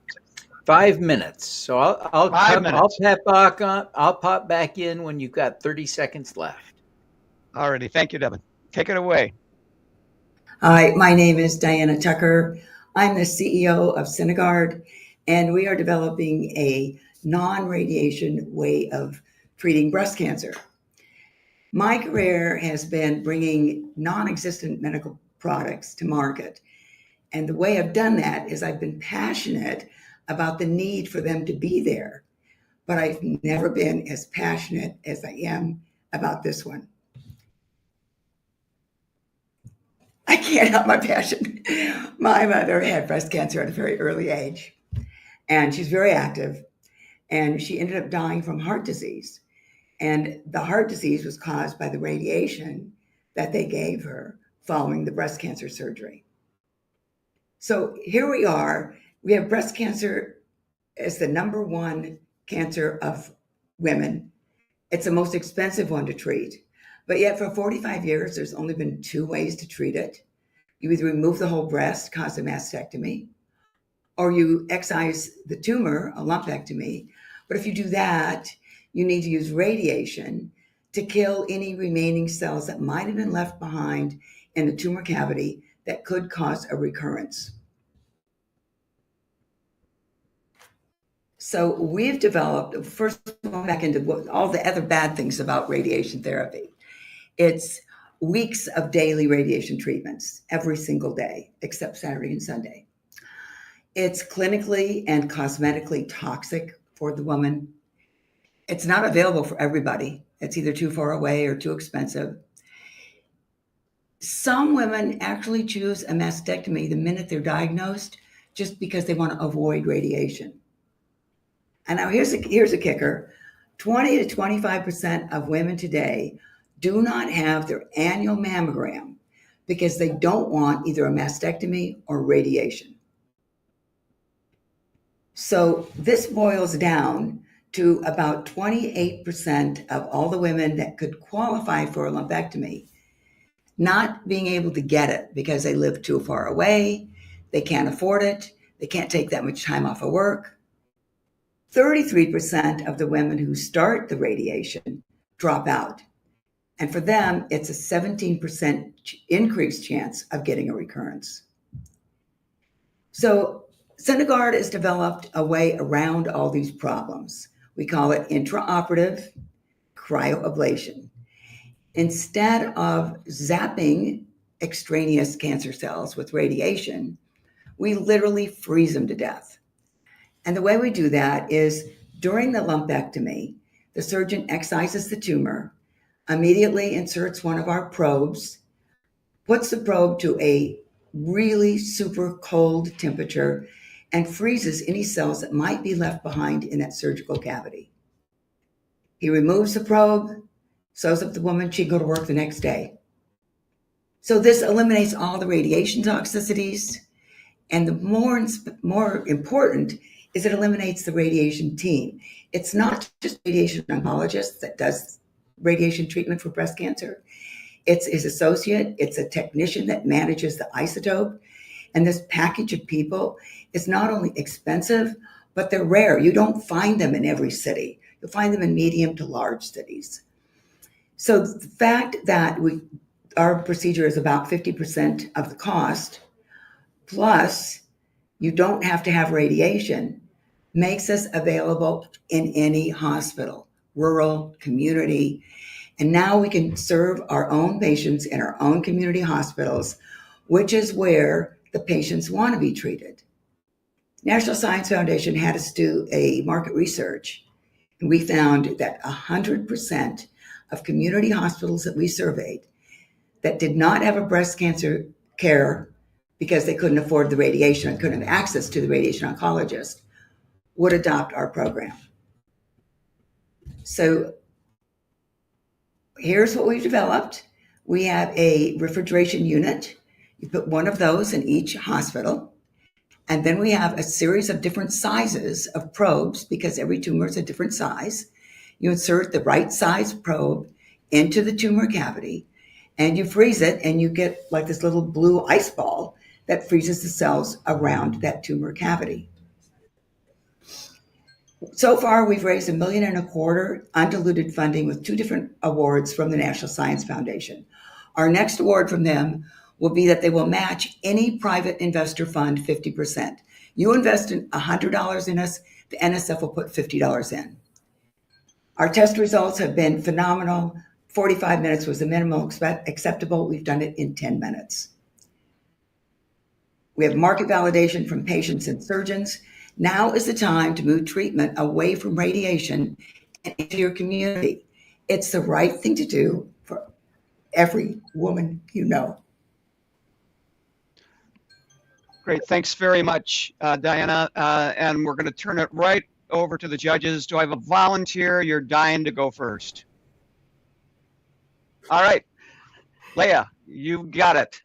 Diana, so great to hear you again. So what I want to hear right now, after understanding how your product works, what's the problem that you're solving, is where are you at in terms of development stage? I know you say you tested it in animals, but we're talking about dead animals, live animal. What are the results and what are the next steps?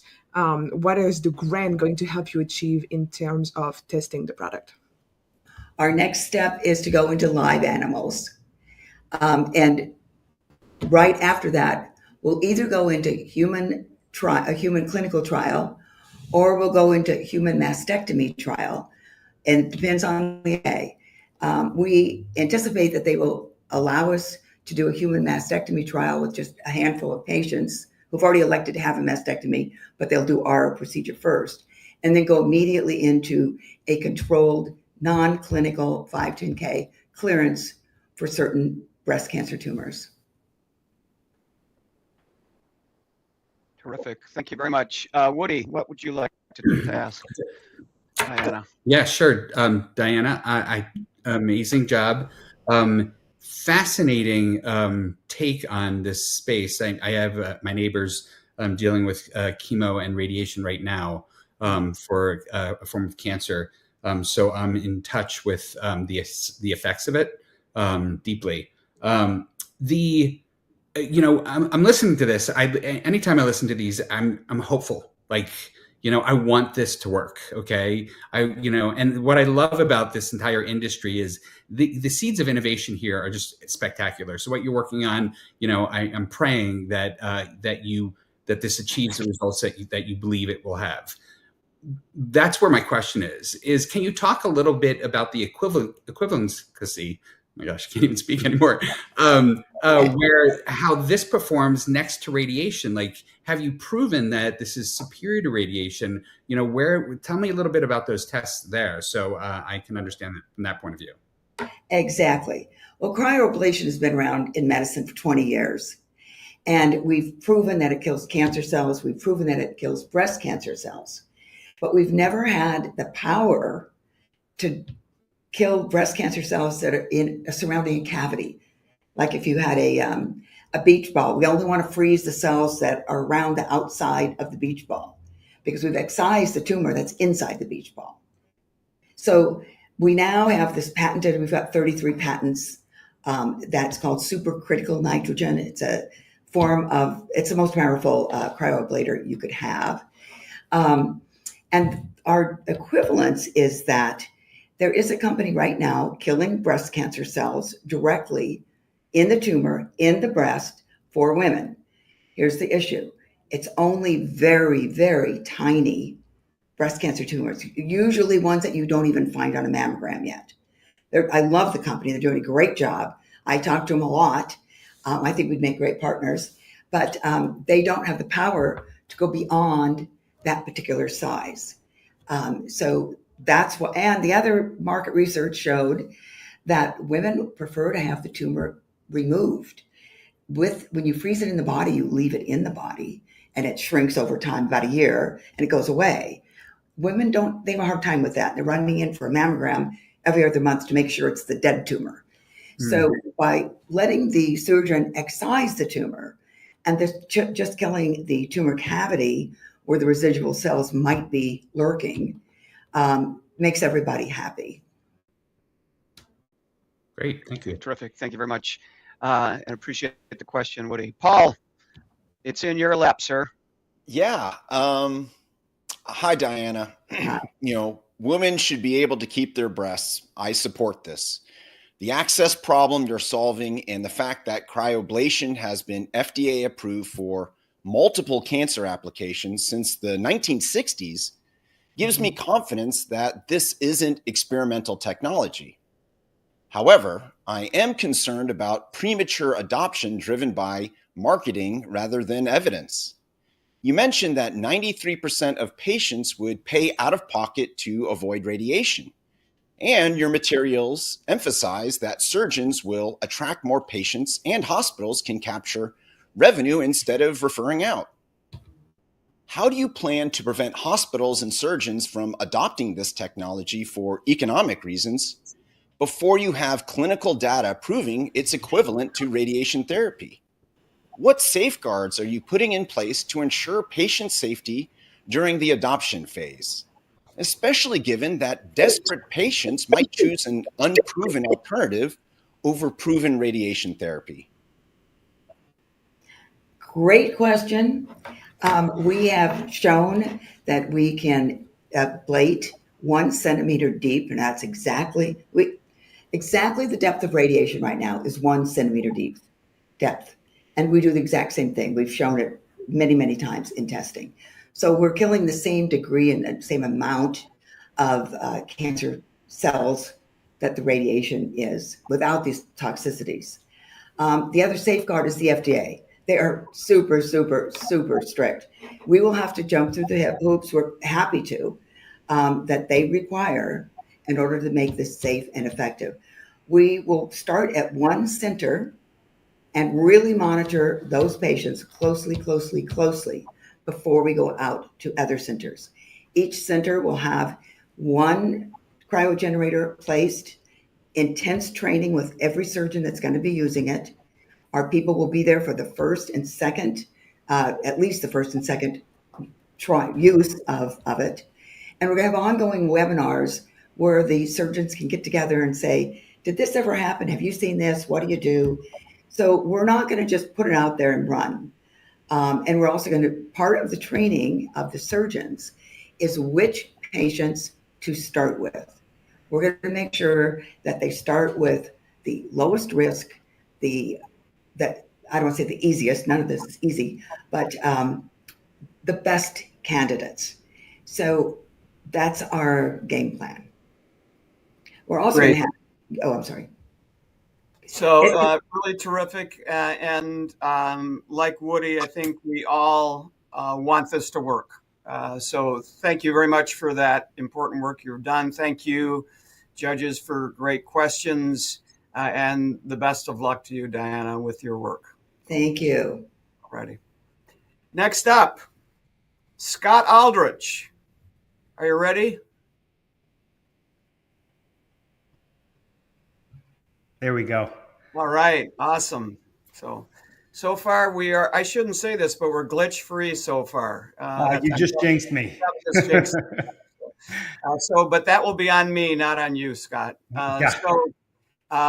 Once again, we're staying in our theme this evening on really remarkable innovation in health, and we're excited to hear what you have to say. So introduce yourself and go right into your pitch. Fantastic. So my name is Scott Aldrich. I'm the CEO of EndoSound.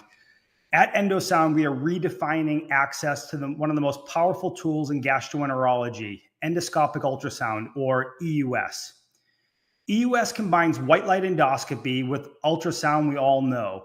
EUS is a vital diagnostic and therapeutic technology considered the standard of care for evaluating diseases of the esophagus, stomach, duodenum, liver, pancreas, and gallbladder. It plays a critical role in detecting cancers and cysts and other conditions earlier and more accurately than other technologies. But today, the technology is out of reach of far, far too many. But why is that? Well, traditional EUS systems are prohibitively large and expensive, costing hospitals upwards of $500,000, requiring specialized rooms, and often needing a dedicated staff. That means access is largely restricted to major academic centers and urban hospitals.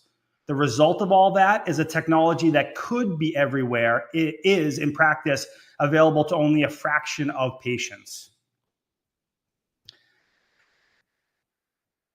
So our solution, which is stemming from a serendipitous meeting between our founders, a therapeutic gastroenterologist and a serial entrepreneur who is developing an ultrasound probe that fits on the tip of a finger that's used for military use.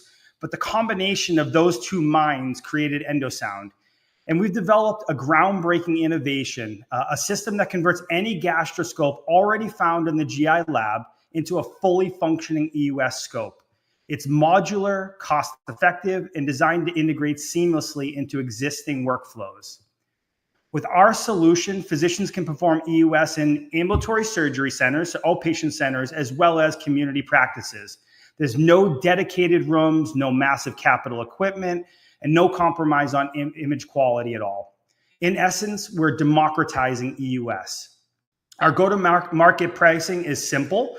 EVS is a fraction of the price of legacy systems, and there's a price per procedure for the disposable component, which offers a substantial recurring revenue model. We've already had over $1 million in revenue and have independent repeat revenue customers. And it's not just us saying that. Some of the top voices in gastroenterology are in our corner and are our strongest advocates. Given a few quotes here that you won't be able to read in time, but we've got a lot of big names on the list. But we were also awarded the Breakthrough Device designation from the FDA. It's a recognition given to technologies that offer significant improvement over current standards. We also received a transitional pass-through payment, which is a code from CMS, which accelerates reimbursement and adoption. In 2023, our innovation was also named the Innovation of the Year Award by both the AGA and the ASGE, two of the largest and most respected GI societies in the world. The AGA also, with their innovation fund, became an investor in our Series A. But this isn't all about cost, it's about equity. Access to life-saving diagnostics like EUS shouldn't depend on your zip code, your income level, or whether your hospital has a 7-figure equipment budget. Right now, too many patients in rural and underserved communities are left behind.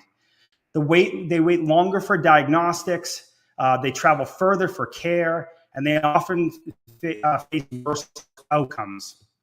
At Endosound, we're changing that by lowering the cost and the footprint of EUS, making it accessible in ASCs, ambulatory surgery centers, and community GI practices across the country.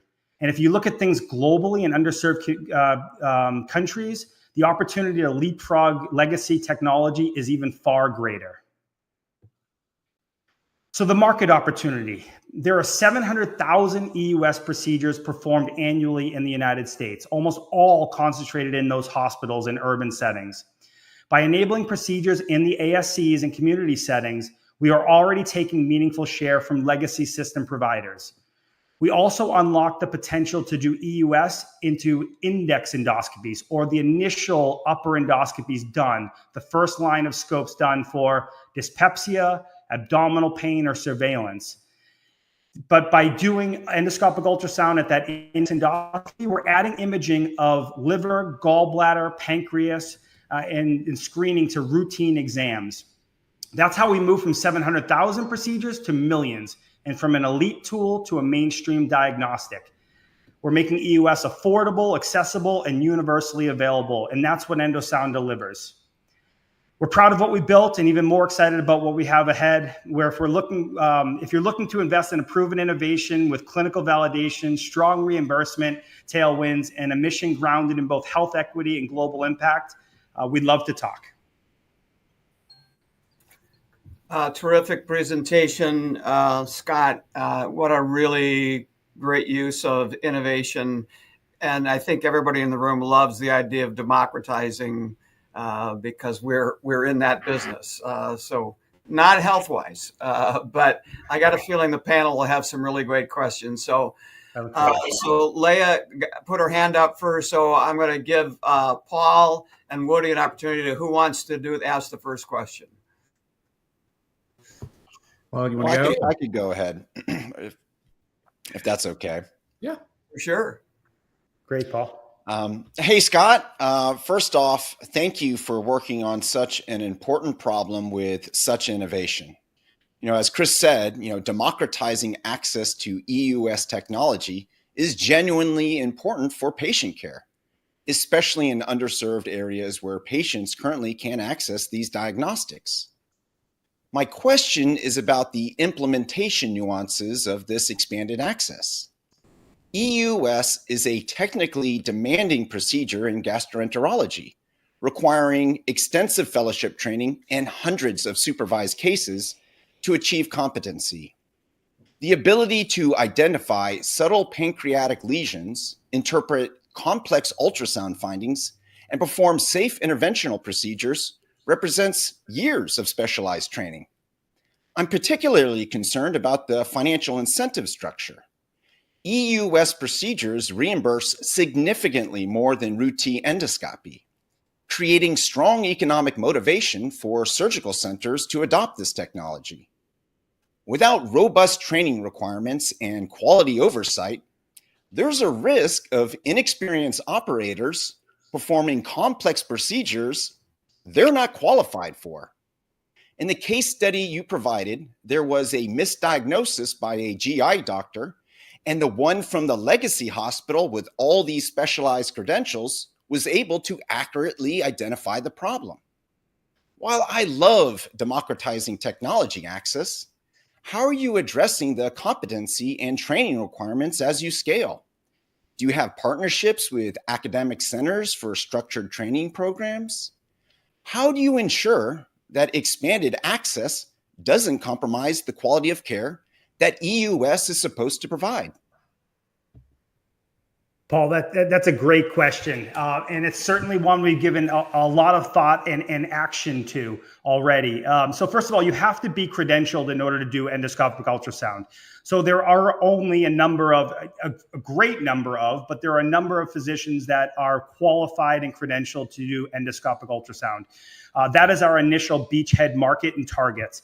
The majority of physicians that do these procedures in hospitals also would be able to do these procedures in ambulatory surgery centers in their communities, as opposed to traveling and doing these procedures once a week in an academic setting 2 hours away. They can be doing that down the road and spending day blocks in the local community, well, already credentialed.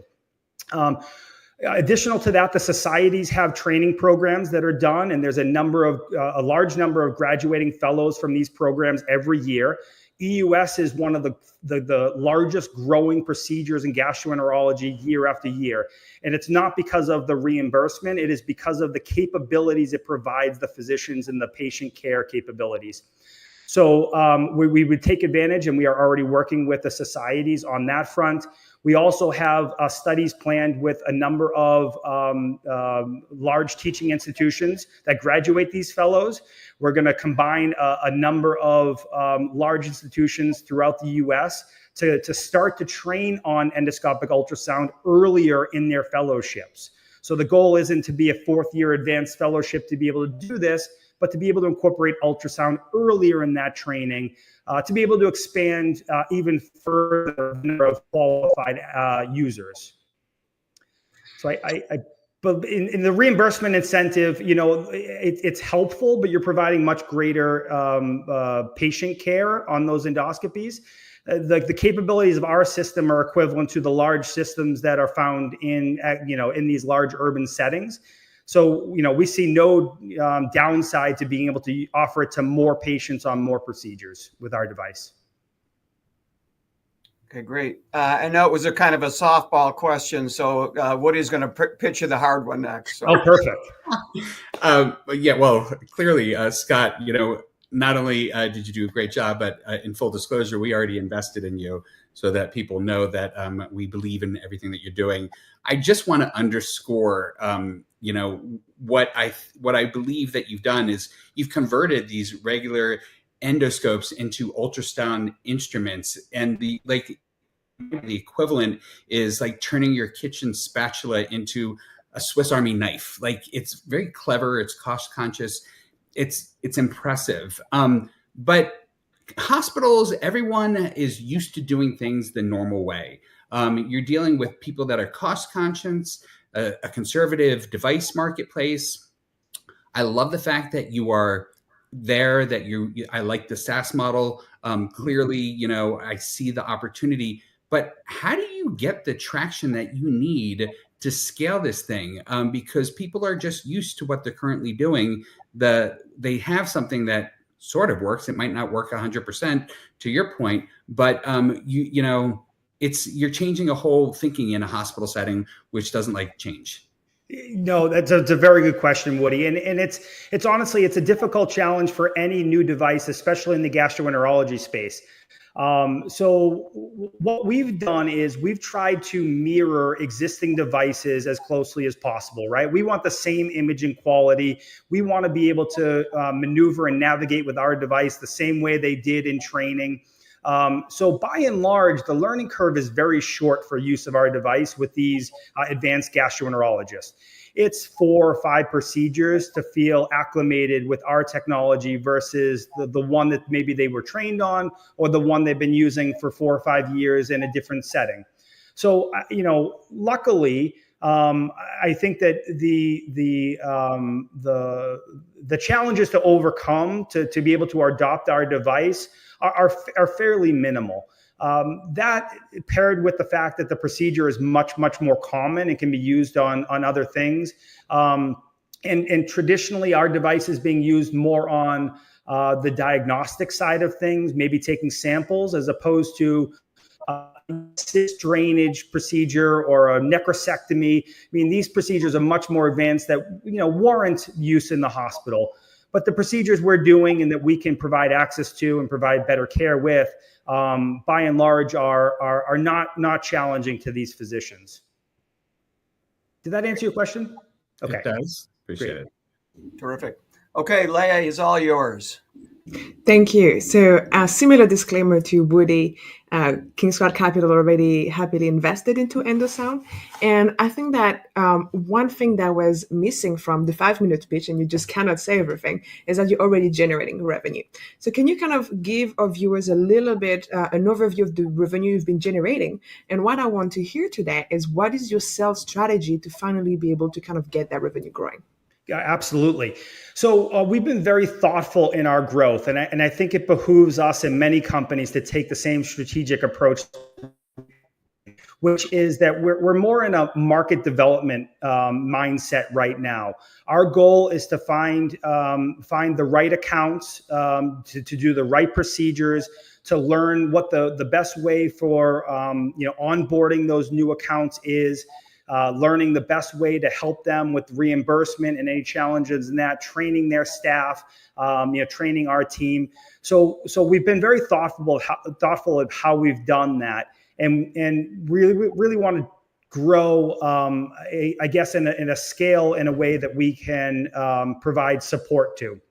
Our goal, we recognized early on that a Gen 2 product would help us with some usability things, like any product. We're trying to continue to get the right device out there. That next product will be available later this year, and that's when we'll put a larger sales team out in the field and really migrate from that market development approach to more scalability. But right now, we're been very successful at our existing accounts, growing procedural volume, seeing more recurring revenue. We have numerous accounts that have grown their volume as they incorporate EUS in that index endoscopy that I talked about. But they've grown that significantly, up to 60% of their volume year over year. Terrific. Well, as you can see, Devin's back in the room, which means that the big cane is going to come and pull you out right now, Scott. But thanks for your great work. Obviously, you've got 2 fans already in the room, and who knows, Paul may have invested since you started to talk. That would be entirely possible. But great job. Thanks for your good work, and best wishes to you. Yeah, thank you, Chris, and thank you all the judges, and thank you, Devin. All right. And we turn to our final pitch. So we've been talking health, and we've been talking science, and we've been talking medicine, and we've been talking about technology. And I think we're going to take a bit of a turn now with Joel, CEO AJNA Biosciences. So Joel, introduce yourself and give us your pitch. Yes, Chris. Thank you for having me. I'm glad to be here. My name is Joel Stanley. I'm the CEO of Ajna Biosciences. I have spent, really my entire career, the better part of the last 2 decades, innovating in plant medicine. Really my history is highly relevant to what I'm doing today and why Ajna Biosciences, why we started Ajna Biosciences. I'm going to share screen. Hopefully this works quick.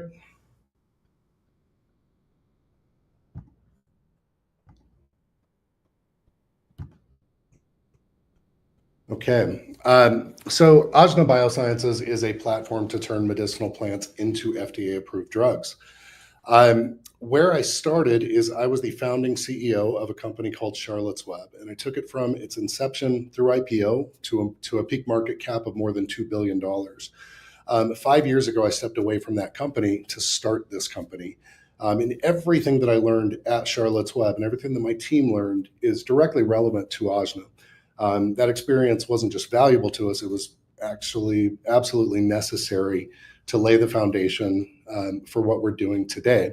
I do need to give a little bit of a background to kind of set the stage and the case for botanical drugs.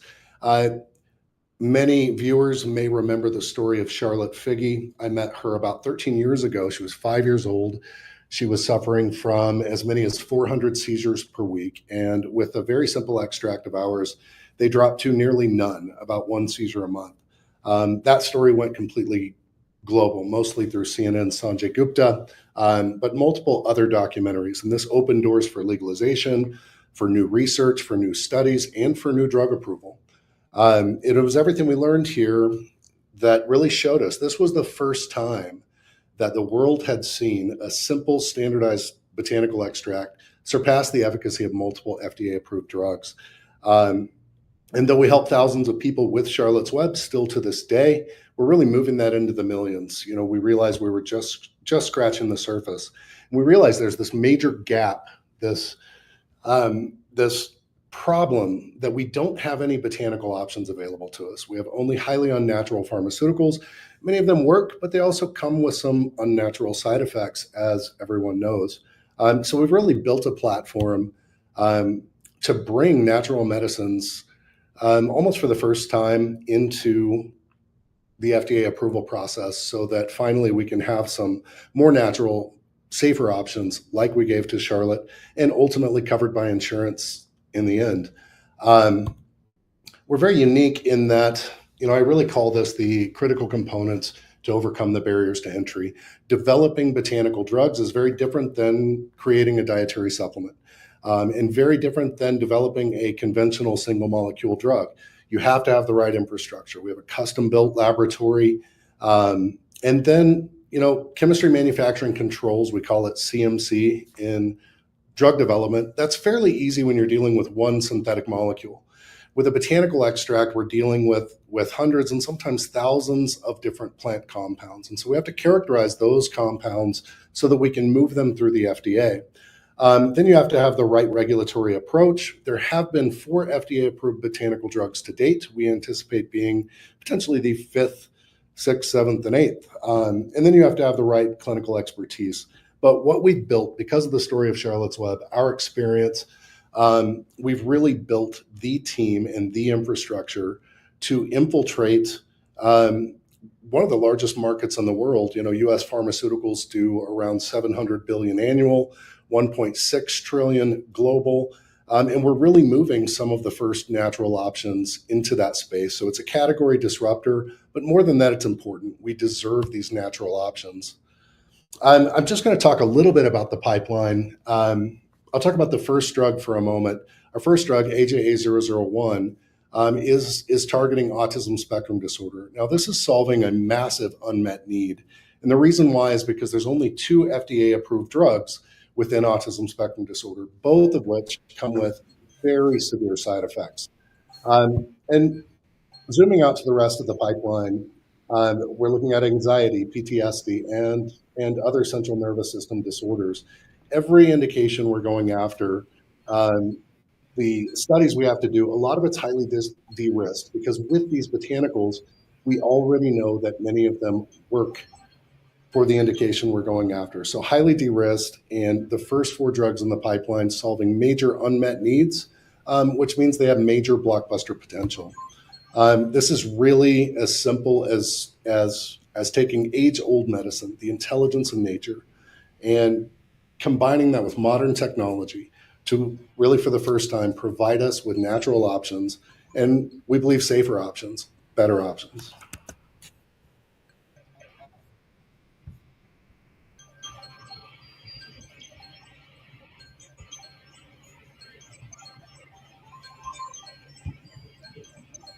Did we lose Chris? We lost Chris. Holy cow. I think it's my turn to go first, so I can jump in. Jump in. Thank you.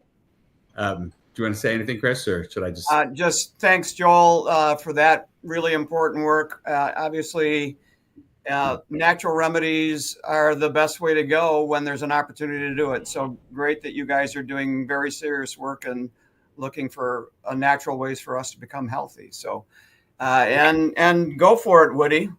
Okay. Joel, this is really fascinating. You know, botanical medicine with FDA grade ambition. My yoga instructor would completely be on board with this. And, you know, we were at the World's Fair in Japan this summer, and the very first country we went into was Latvia. And their entire setup was about botanicals and how it's used to treat all sorts of ailments. And I could have spent the entire day there because it was wall plants everywhere. And I was really, really fascinated with this whole, this is the way it was done, like in the past. Why are we not using this today? Why are we having to create these chemicals and all that stuff?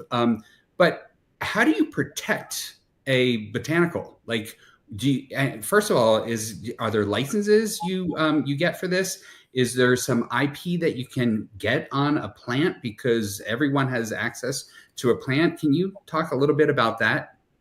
That's a very important question. Glad you asked it. It's highly misunderstood. A lot of people might think that, so if you're developing a botanical pharmaceutical and other people can access the plant, what stops someone from just replicating what you do out of the gate? First off, we do have first a minimum 20-year IP protection through what's called plant variety protection patent. Honestly, I was the first person to receive one of those from the patent office for a cannabis variety because I was the founder of Charlotte's Web. So we know a thing or two about it. So that's a 20-year time clock from the get-go. Plus, botanical drugs receive the indication exclusivity that's offered for any FDA-approved drug, and that's 5 to 7 years, depending on what indication you go after. But more importantly than both of those, and there's an actual case for this. Botanical drugs are so complex that even if you had access to the exact genetics that I have patented, it would be very, very difficult to genericize, this many compounds.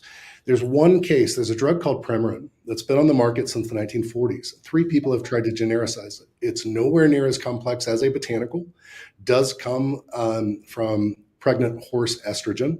But it's complex enough that all 3 attempts to genericize it failed. So when we produce botanical drugs, we don't just have to go in and try to evergreen patents.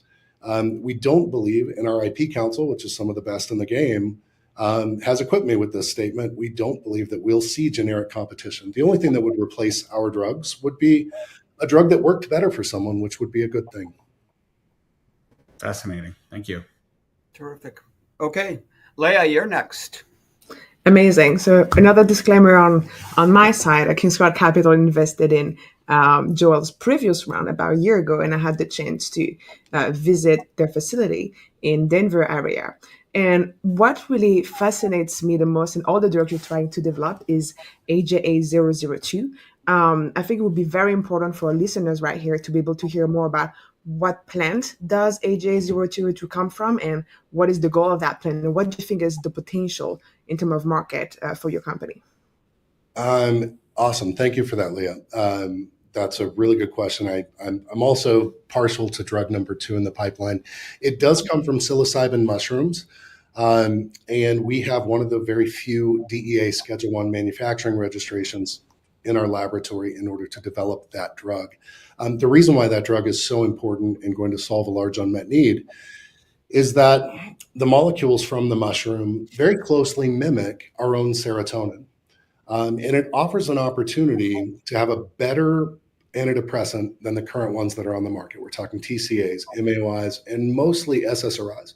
What those drugs do is they upregulate the amount of serotonin available at the synapse. So that's a happy molecule and it works for a little while, but your body seeks to find homeostasis. So it stops producing serotonin, right? It signals the body to stop producing it. And over time, people end up trapped on one of these drugs that's potentially no longer working, but they can't get off of it. So we bring an exogenous molecule that, believe it or not, is less toxic than our own serotonin by toxicity standards. There's such a thing as serotonin syndrome. You have food-drug interactions, drug-drug interactions with these other drugs. We don't have that with psilocybin, and more specifically psilocin, which is the molecule that's the most active from the mushroom. So we believe that we're bringing a very disruptive drug within this that's going to help a lot of people to get off of conventional antidepressants that are no longer working for them, that have a lot of side effects, that so far the data suggests that our drug would not have the same level of side effects. Fascinating. Okay, Paul, what do you got? Hey, Joel. Magic mushrooms as therapeutics? No wonder everyone gets along so well at fish concerts. It's a brave new world. Yeah. Well, I absolutely love your methodical approach to FDA approval and the significant milestone of phase 2 clearance. Well, it's incredible.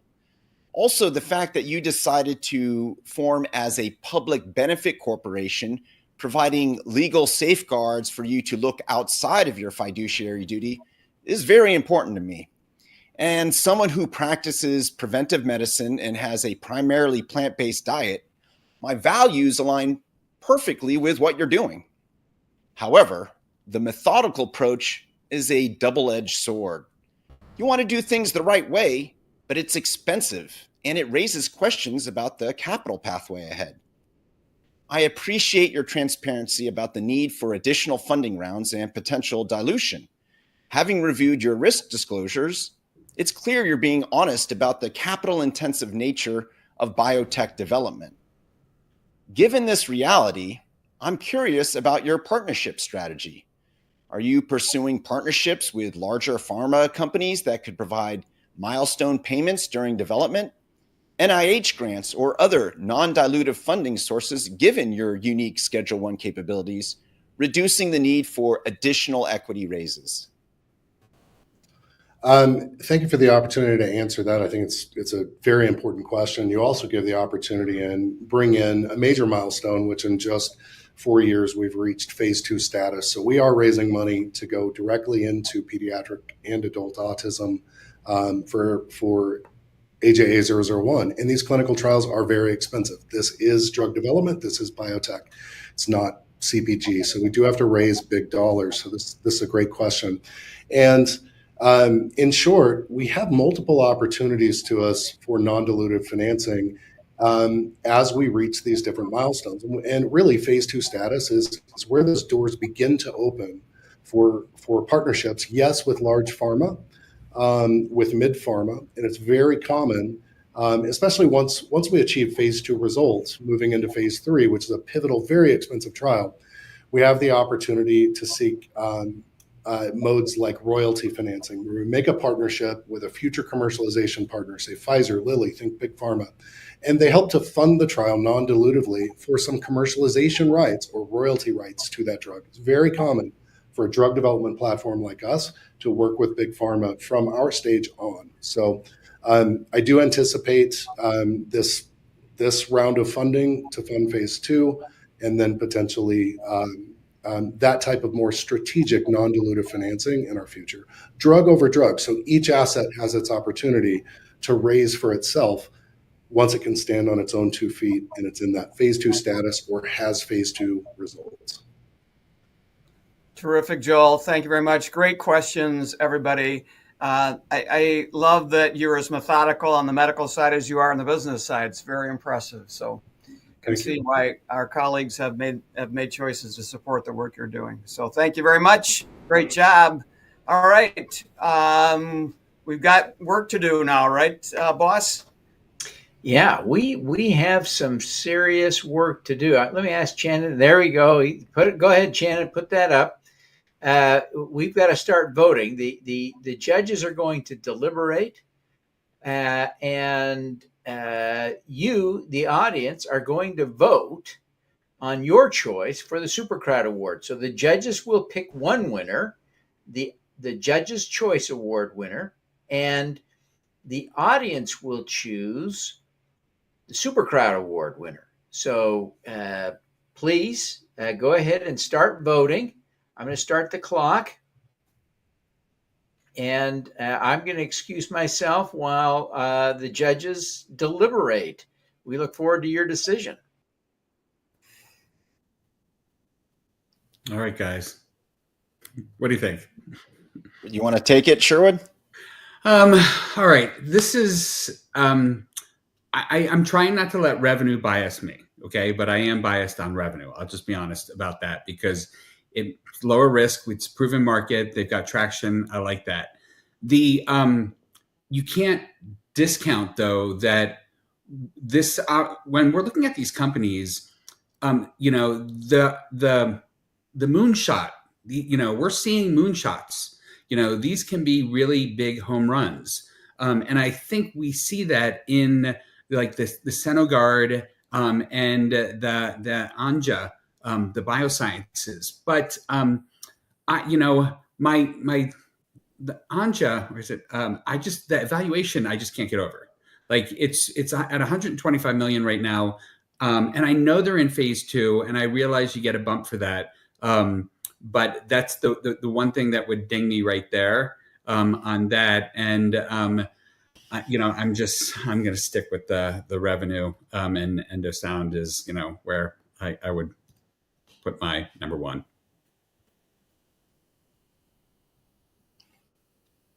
Well, I could go ahead if that's all right.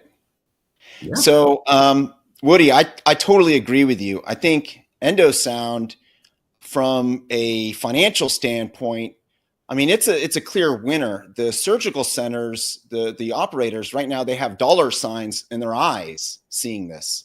And I'm not being cynical by saying that. That's just the reality. They're a business, these surgical centers. The legacy hospitals, they're mostly nonprofit, and they see like 30 to 40% less patients per day and provide far better care than these surgical centers. And I just don't see how they can, because these things are going to fly off the shelf. I don't see how they can properly address the competency issue of having experienced people actually doing it. As much as I think they're trying their best. I think Scott and his team, I'm not trying to be critical of them. I'm just basically saying the reality of the situation. Senegard, as you said, this is a total moonshot. And really, I love the idea of using this cryoablation instead of radiation. But, it's so unknown. Yes, it's promising so far, but for me, I think it's a little bit too much of a risk. With Ajna, yeah, I mean, they are doing things slow and methodical, which I like, but yeah, it's more expensive, and it creates these situations where, as you said, they have these other, the financial structure doesn't look all that attractive to investors. But I think it's important that, and the other crazy thing is when you have do things the right way, look what it took. It took someone who has founded Charlotte's Web and has all these resources and essentially created a movement behind it in order to do things a slow and methodical way. So personally, I'm going to go with Ajna, but I think it's a bigger statement on this misalignment that we have with a systemic problem between financial incentives and patient outcome. Thank you for sharing that, Paul. When I look at these three companies, first, I see a lot of similarities between Senegard and Endosound for the simple reason that they are taking a solution that already exists. You can already treat cancer that are lower than 4 centimeters. You can already do AUS, but they are building devices that can do the same thing as existing devices on the market, but simply at a way, way, way lower cost. And that really increases accessibility. And for that, I really, really commend these two companies. And I'm very excited about the opportunity. They both come at very different prices because they have different growth stages. They have different revenue stages as well. Now, when I look at Ajna, what I see is not increasing accessibility. It's kind of a dream, the dream to put botanical drugs on the market. And I truly believe that nature has given us the tool to solve a lot of the disease that we have. But now it will take somebody like Joel with a very strong background and really the ability to go over all of these drug development struggles and regulatory risks to be able to bring that off the market. So I do think that Ajna may be one of the riskiest companies out there, but that's where my vote is going today. So it looks like we have Ajna as a winner. 2-3. Is you guys feel good about Ajna as your winner? I'm good. Yeah, I love them too. So, listen, botanicals all the way. Okay. All righty. You're in Colorado, Woody. Right. That's great. Well, the voting is done. Let me let's see. Hang on here. Officially turn that off. No more votes will be counted, and the television audience has chosen Ajna Biosciences as well. So Joel gets the double victory. I think Joel has already stepped into the backstage. I think Diana figured out how to do it right. She's doing both. So Diana is hanging out in here. Diana, great job. I'm sure you'll find interested people in the backstage. Judges, I would invite you to head to the backstage as well. You may be able to talk further with some of these folks. I know all three of you have considered investing in all of these. Maybe there's a follow-up question on one of those that you haven't invested in this round, but I encourage you all to pop back there. With that, I will thank you all for the great job that you did. Paul, Leah, Woody, you worked so hard as judges. You just do a phenomenal job. Combined, you probably put in 100 hours looking at these deals for the show and the event, and couldn't thank you enough. Leah, good luck to you in the coming 30 days. I think you've got some big news coming, and we wish you well. Paul, Woody, thank you very, very much. I'll let you go, and hope you'll pop into the backstage. And folks, I want you to be thinking about that backstage option, the VIP option. It's not too late to participate. 4sc.fund/25. That'll get you get your ticket. You can be backstage talking to these companies that you just saw pitch, talking to the judges in 5 minutes. And we've got the VIP webinar plus more speakers to talk to in the coming hour. Some of the best content is coming up. We've got some amazing speakers. You don't want to miss this. I promise. This is for real. Great. You're watching SuperCrowd25, the biggest event in impact crowdfunding. Over 2 days, top experts, investors, and mission-driven founders are sharing how to raise capital, discover profitable investment opportunities, and change the world. Stick around. You'll hear stories, strategies, and insights you won't find anywhere else. And if you want to go deeper, join our VIP community for just $25. Get backstage access, exclusive networking, speaker handouts, and a special VIP-only webinar. SuperCrowd25, crowdfunding the future. Impact starts here. The property was dilapidated. It was horrible. It was code violations, drugs, crime, rundown RV trailers, no parking lot, no lights at night, just nothing. Our main focus is second chance housing. A lot of affordable housing households are led by single mothers. Our portfolio is 100% affordable. So our mandate is to be 20 to 30% below market rent. I'm personally $180,000 invested. We're only one of 2 companies globally to have a published social impact report for affordable housing on a Morningstar platform. What's the faster way to build wealth? A traditional savings account at 0.38%, or worthy property bonds earning nearly 20 times more? Earn a fixed 7% APY starting with just $10, access your money anytime with no fees, all backed by real estate. Visit worthypropertybonds.com today.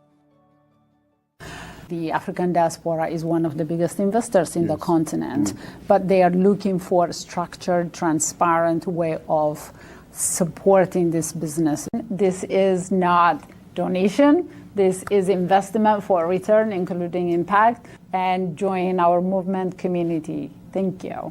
Behind today's biggest crowdfunding raises, the leading CPA firm for Reg CF, Reg A, and Reg D compliance. Trusted. Experienced. Set apart. Join the CFPA for the Regulated Investment Crowdfunding Summit on October 21st and 22nd.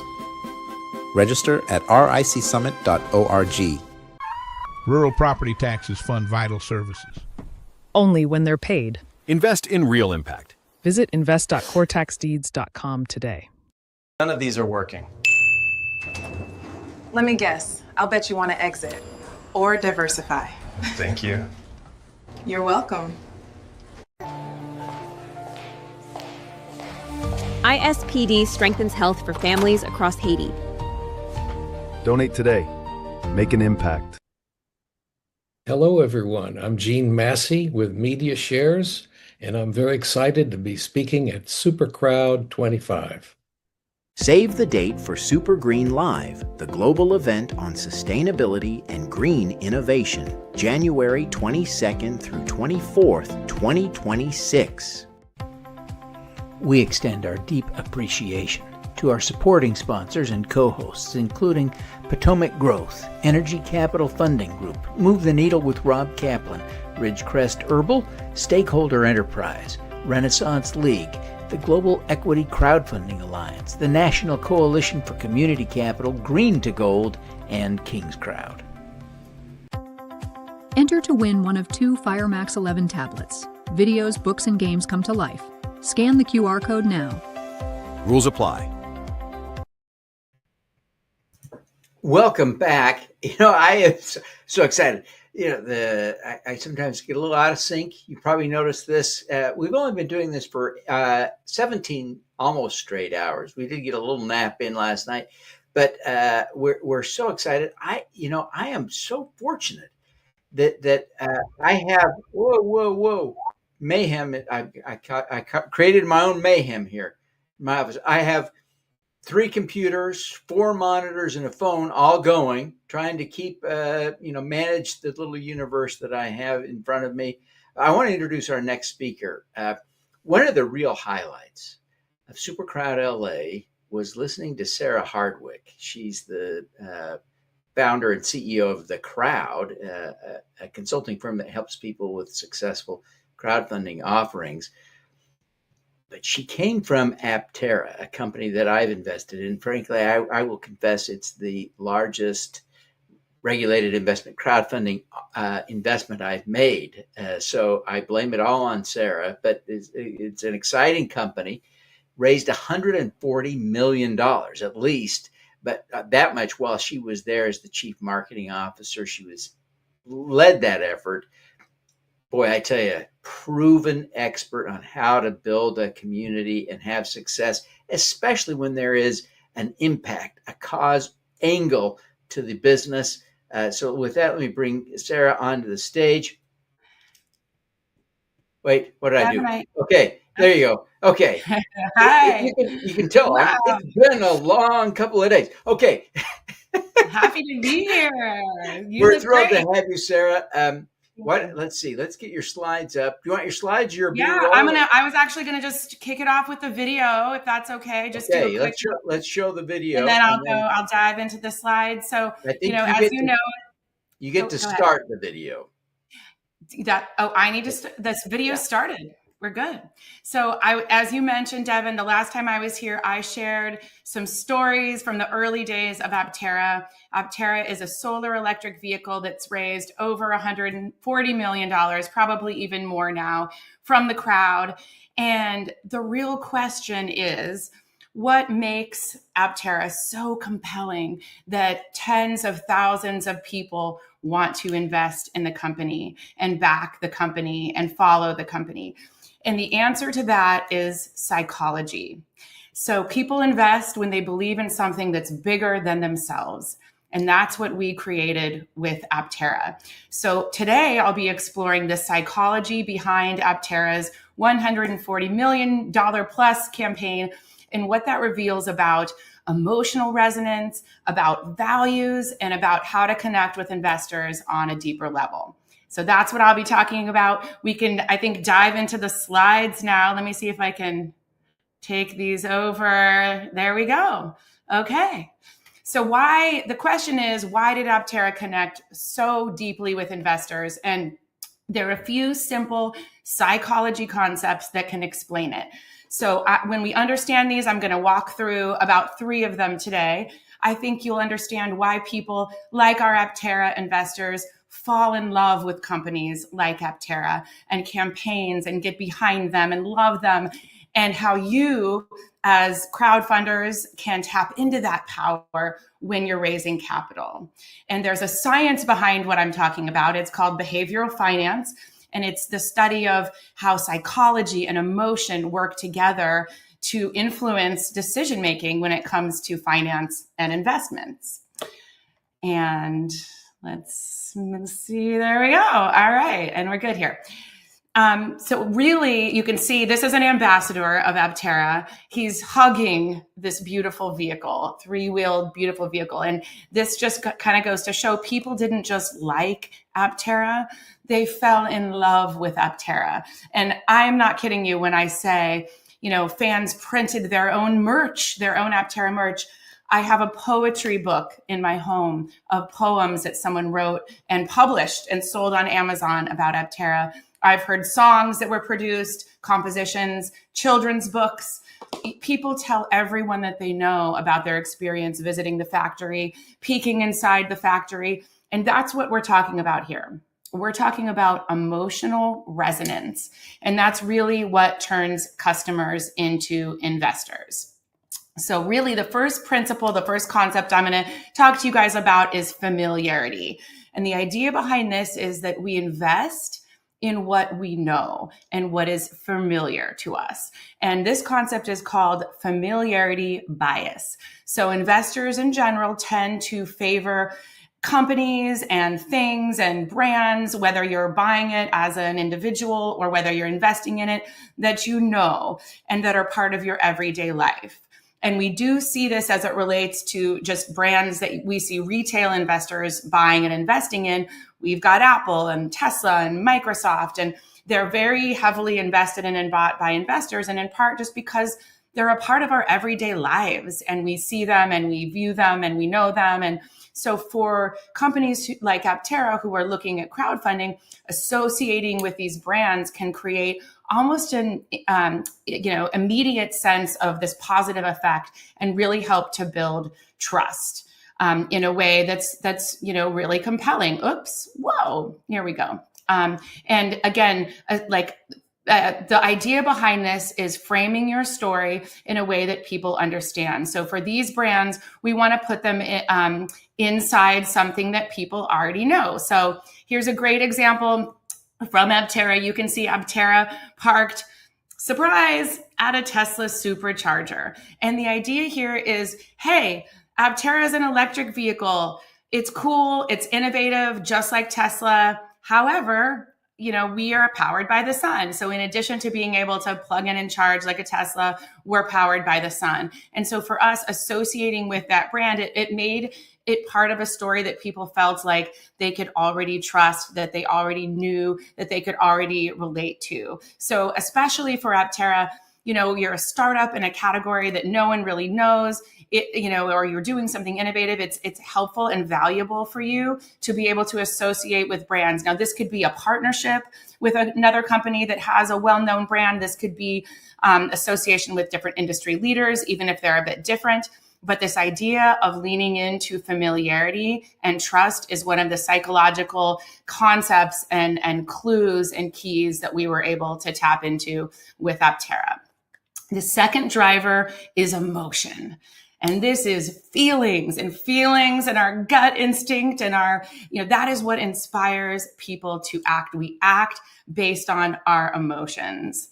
And I'm going to put I hope you guys can see this. This is a great meme here. You've got the brain over here on one side and it's like, it's talking to the heart.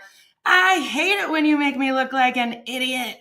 And that's what happens sometimes. It's a constant battle between our brains and our hearts.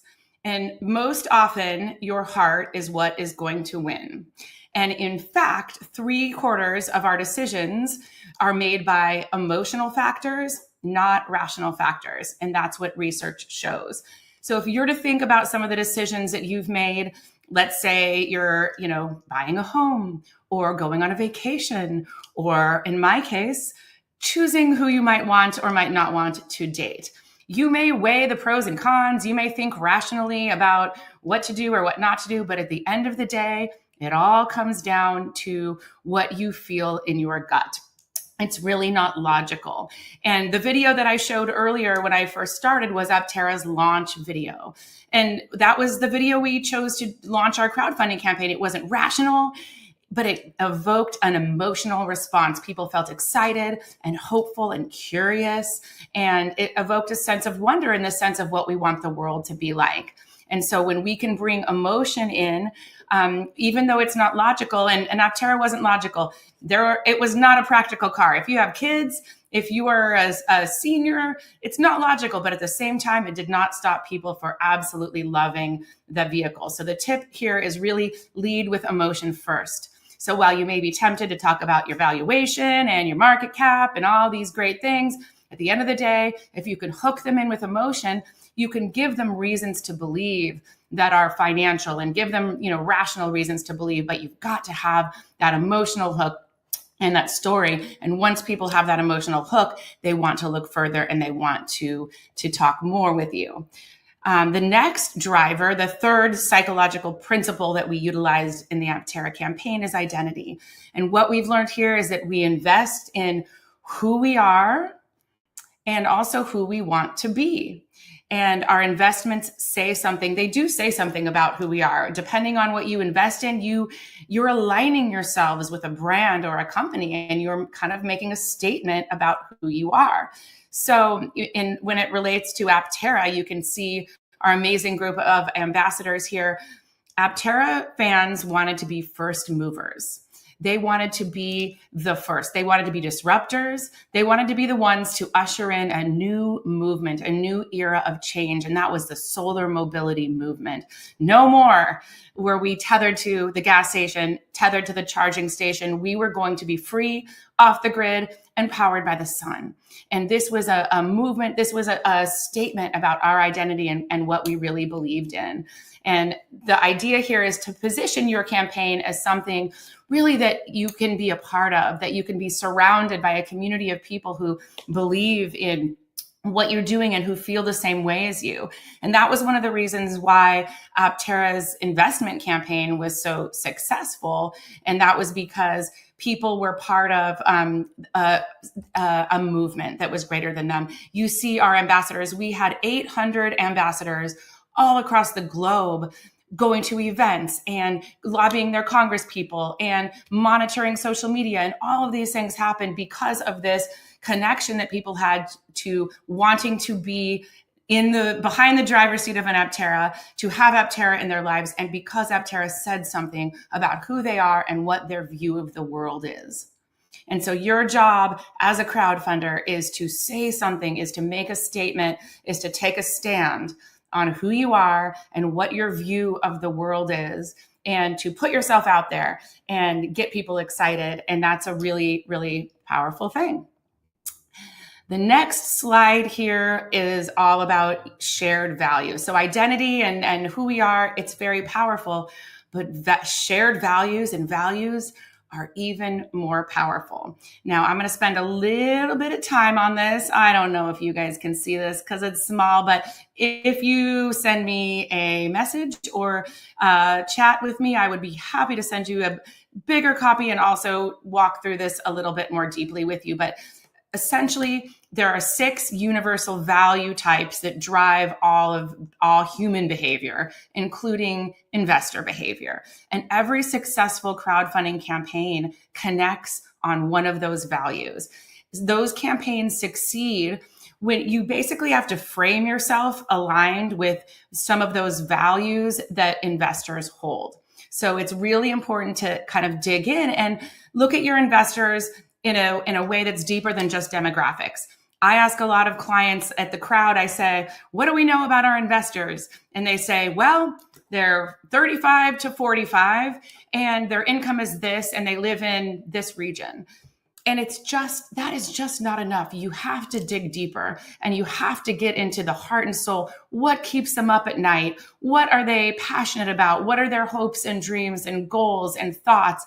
And when you can understand and uncover those values, then you're in business.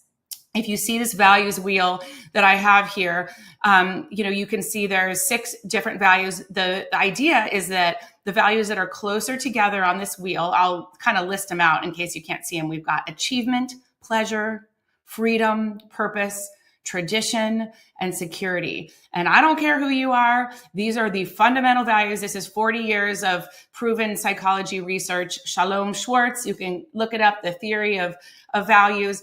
These are proven and they relate to investors as well as they relate to consumer buying behavior.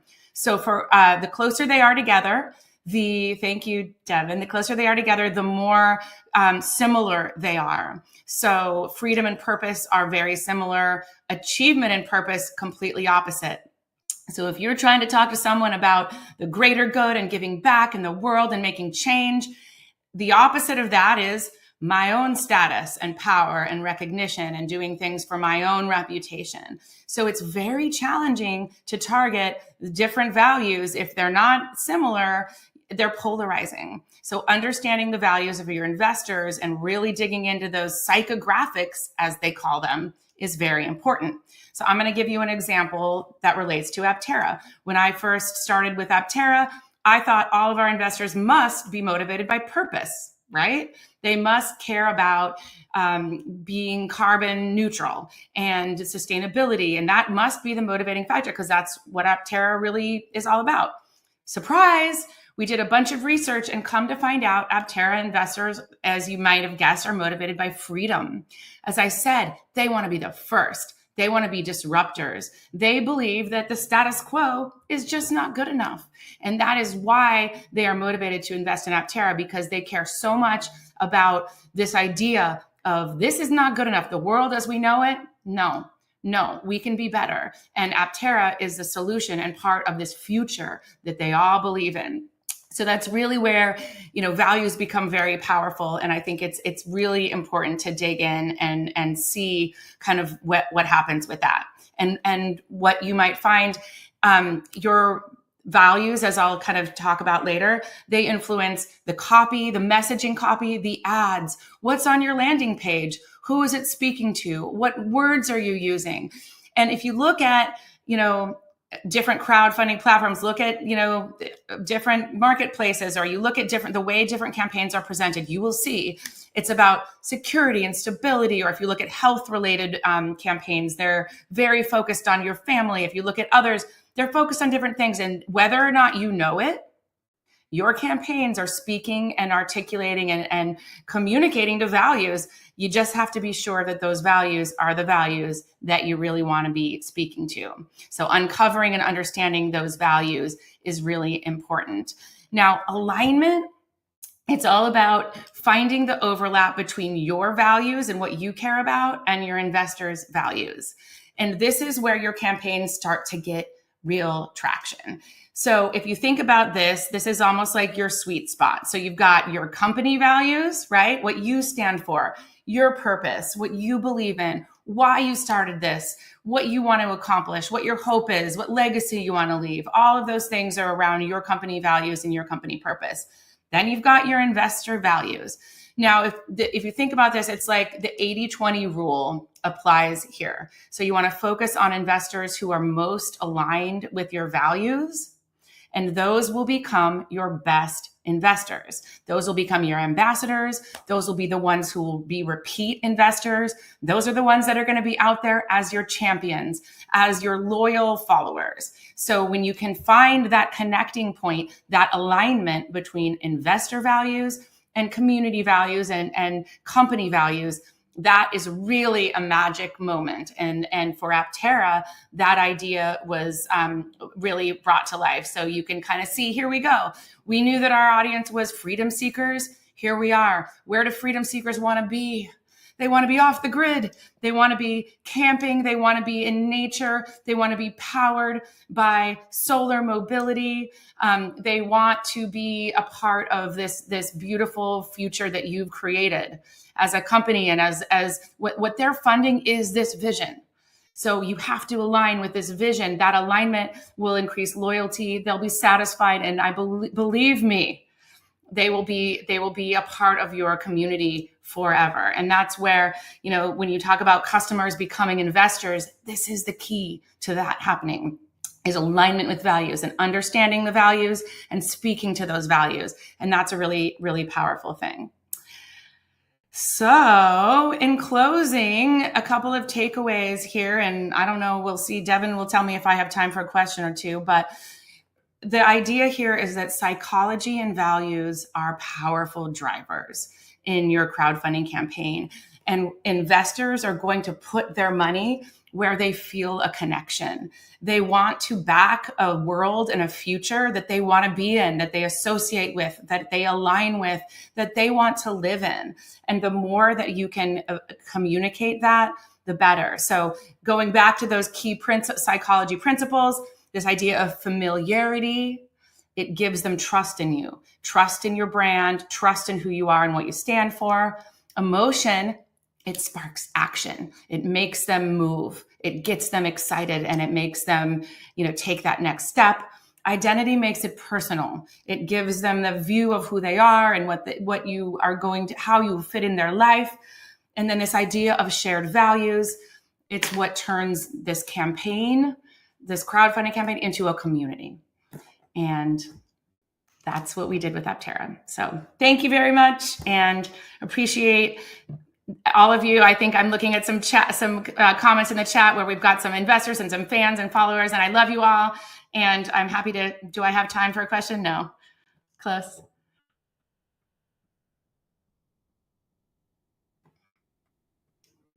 This is really, it looks like Shannon had to unmute me. Okay. I was like, all I said was I'm discombobulated, which I proved by talking while I was muted. So, Sarah, this is such a powerful message, especially for our audience, the entrepreneurs in our audience, in our community, who are passionate change makers, who are trying to do their best to really make a difference in the world. They're listening to your message and they're going, holy cow, this could work, right? It seems to me one of the takeaways from your message is that done well, done correctly, that social impact, that difference you make in the world can really enhance your success in raising capital from the crowd. Yeah. And there's a perception sometimes that, that social impacts is a tax. In fact, venture capital, people who try to raise venture capital often tell me, if I say anything about social impact, they treat it like, oh, well, then we can't invest in it. Why does it work with the crowd? Tell us about that. Well, I think you're tapping into, again, what people care about. And in this case, when you're talking about social impact, you are tapping into people who believe that the world can be a better place and that we should do something and that it takes all of us and that now is the time to make a change. And those are very powerful emotions. And so, yes, it's scary because you do risk alienating people and you risk, kind of maybe you don't get that VC, funding. But at the end of the day, is that really who you want? I would say that you want people who are aligned. You want VCs, you want supporters, whether they're investors or partners, employees who believe in what you are trying to accomplish and your why and your purpose. And I do believe that your purpose can be a powerful differentiator and a powerful selling point against the competition because they're trying to speak to everyone. They're trying to be all things to all people. But when you double down, when you think of that sweet spot, that 80-20 rule, you will get so much more by focusing in on who you really are, knowing who you are, and focusing in on who really cares about your message than you ever will by trying to just go out with a mass message that's not as impactful. Yeah, I love that point, and I just think that is such an important takeaway for this sort of last hour of SuperCrowd25. To have this be part of the closing discussion. That really what we're saying is that impact. It's not a disadvantage. Done well, it's an advantage. It can power your success instead of limiting your success. Lean into it, celebrate it, right? Yes, I would say it's a non-negotiable. Yeah. Impact is who you are. It's what you do. It's how you rally people. It's why they care. It is everything. And so leaning into that is what we're all about. And I absolutely feel like that. This is why we're here, Devin. And I'm so happy you brought all these people together who are going to make an impact. And all together, us here, we are here because we care. And your investors and your community are here because we care. And I do believe that leaning into that is the most powerful thing. It is really so special. So I'm happy to deliver that message in the closing session. Well, fantastic. Now, Sarah, thank you so much for taking the time to be with us. I hope you will pop into the backstage for a few minutes, because I will be right after this. I'm coming in. Okay, great. And folks, I know you're thinking, Devin, stop talking about this. There's an hour to go. Well, yeah, there's an hour to go. You get to meet Sarah. You get to meet Dr. Van. You get to spend time with me. I'm going to take an hour and provide a VIP webinar this evening for everyone who shows up, all the VIPs. And I'm going to walk you through step by step how to raise capital from the crowd. You can still get value well worth the $25, plus the VIP LinkedIn group, plus the handouts and the slides and the stuff that I'm going to load in there that people like Sarah will provide. My good heavens, you get your money's worth, even if you do it now. So go ahead, 4se.fund/25. Sarah, thank you so much for being here. We'll look forward to chatting with you again in the future. Thank you so much. Sounds great. Thank you. I'll be in the VIP for anyone who wants to have any other chats. And thank you for the opportunity. See you soon. Thanks. Bye. Okay. We have such a neat opportunity now to kind of end the day with my friend, Dr. Kanan Van Williams. Dr. Van, as we call him, is the head of Proactive Realty Group. They're doing a crowdfunding campaign right now on their project in Vegas. It's called Rancho Affordable Living. And when he talks about affordable living, let me tell you, he's not messing around, right? It's genuinely affordable housing. And and let me be clear too, over and over, he's been doing this for decades. He makes a profit on this stuff, right? And now he's offering investors the opportunity to share in the profits. This is a no-brainer, people. This is a no-brainer. Okay, check it out. But Dr. Van is going to be with us. Such a wonderful, purpose-driven entrepreneur. I can't wait to have him on. Dr. Van, let's see. I'm going to do that. I got to do this. Dr. Van, are you there? Are you there? Yes, I am, Devin. Great. There we go. Now we see the handsome man that you are. Really? Dr. Van, thank you so much. I want to thank you for sponsoring SuperCrowd25. You're a Max Impact sponsor, and boy, you have had an impact. It's just been huge. I thank you for that. That cannot go unsaid. I appreciate you making time to come back as we head toward the final thoughts of the day. As you think about the work that you're doing in Vegas, Rancho Affordable Living, let's just dig right in. Okay. Tell us about that project. How many units? What are you doing?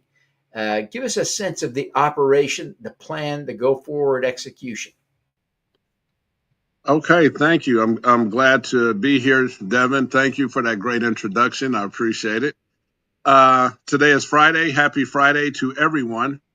First, give an honor to God, and just I'm just very thankful. My faith is in Christ, and I'm very thankful for that. And that's at the center of execution. That's at the center of everything that I do and that we do over at Proactive.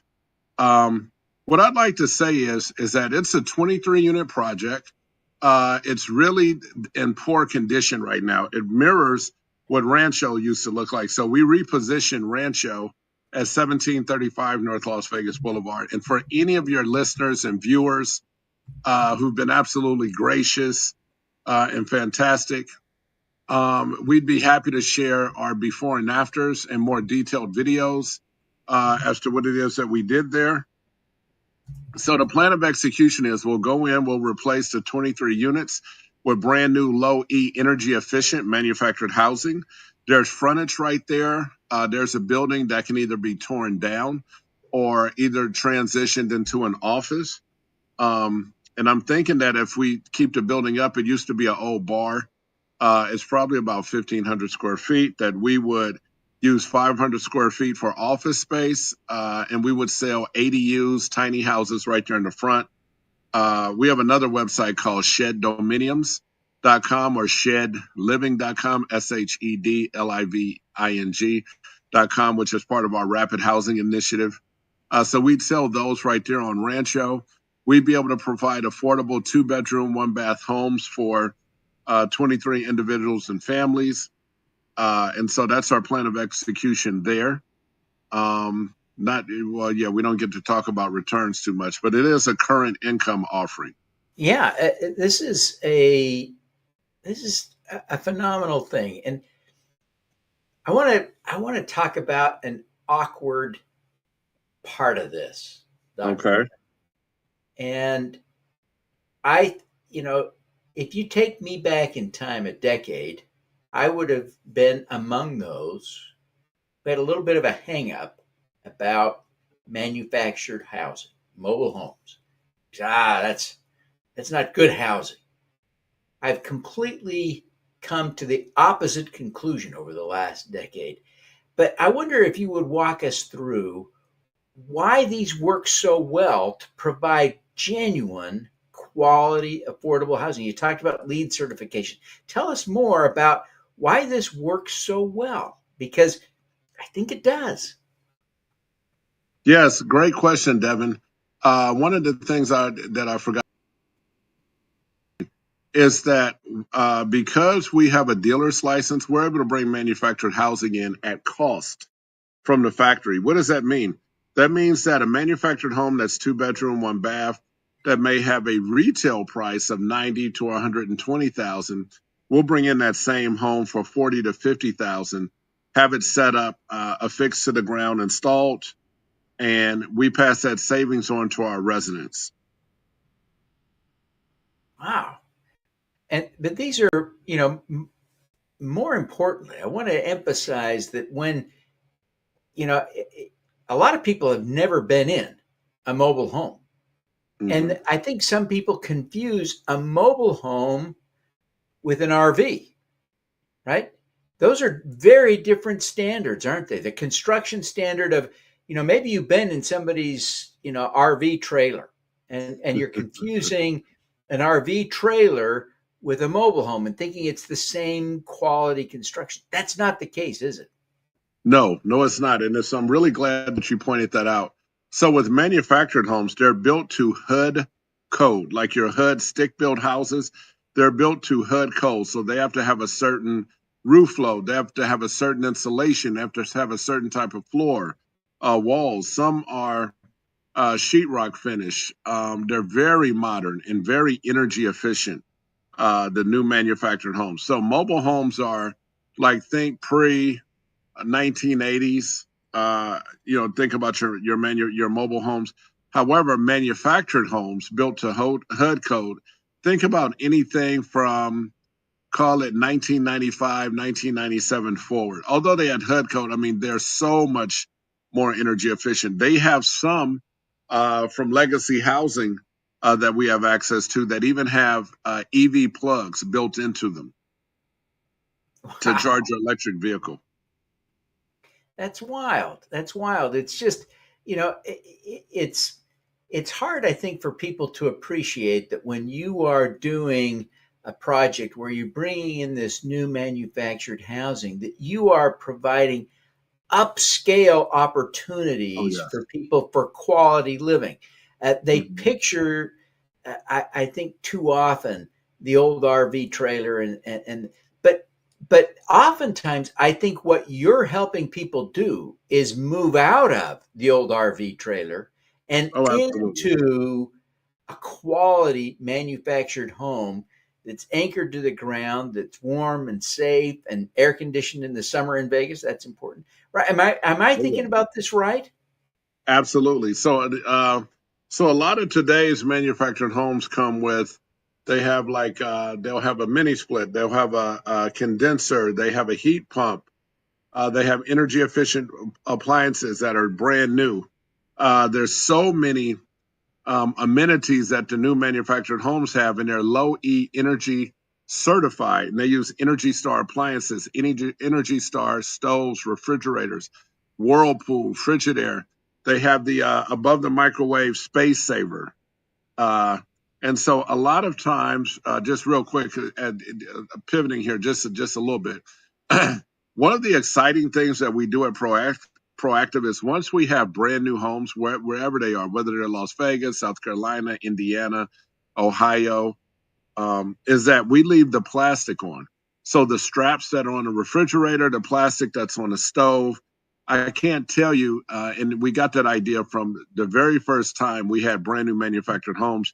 And we had families that came in and the kids just looked like it was Christmas. Just you could just tell on their faces. And they were able to unwrap and cut the straps on their brand new appliances. And they were the very first people to live in these homes. So imagine what that could be like coming from slum, and people who have seen our before and after videos at Rancho. That was really a big deal at Rancho when we brought in brand new manufactured homes. It's just like, and to your point, we had a social worker who says, "Oh, you know what, Dr. Williams, we are not dealing with no mobile homes." I says, "Okay, but we'll stop by the place and take a look at it." I says, "Okay." And so I happened to be home that week. My manager was off, and I live in Las Vegas also, by the way. And so she comes in, she goes into one manufactured home, and she says, "We're going to take all of them. How many do you have? How many bedrooms?" We have families lined up. Yeah, yeah. There's kind of this hang up, right? This perception, and I worry that people are letting that pause their support for your project, when in fact, when people are faced with the alternative of no housing or very substandard housing, being able to move into a brand new mobile home, a brand new manufactured home, is a huge upgrade, huge upgrade. And I hope that that message gets conveyed through, and you can do this on a way that's affordable for the clients. And again, we have to be cautious about returns, but you can talk about your profits. You can make a profit on this, and that profit gets shared with your investors, right? Oh, absolutely. And it's as I was stating before, it's current income. So, and there's no slight against anyone else in their Reg CF campaigns, because some campaigns are current income and some are not. It just depends on, what the product is. However, for us in the low income affordable housing space, it just happens that, like 90% of the properties that we buy come with, residents in place. We don't displace anyone. And it comes with current income. So yes, they're pretty profitable. Most of the deals that we go into are very profitable. When we go in, they say in real estate, it's not the exit, it's when you buy. And for us, we hold on to properties anyway, long term. The only events we'll have, we do have liquidity events where we'll refinance the property with favorable financing. And again, that goes to us buying the property right for, a discounted rate, pennies on the dollar. And I just wanted to share with the audience a little bit about how just want to share with that something that affects all of us is the affordable housing crisis, and just how Proactive is part of the solution. And the reality is that, Devin, and we all know this, is that rents are rising faster than wages. And there's too many families who are one paycheck away from losing their homes. Most developers are focused on luxury, while working families, veterans, and seniors are being left behind.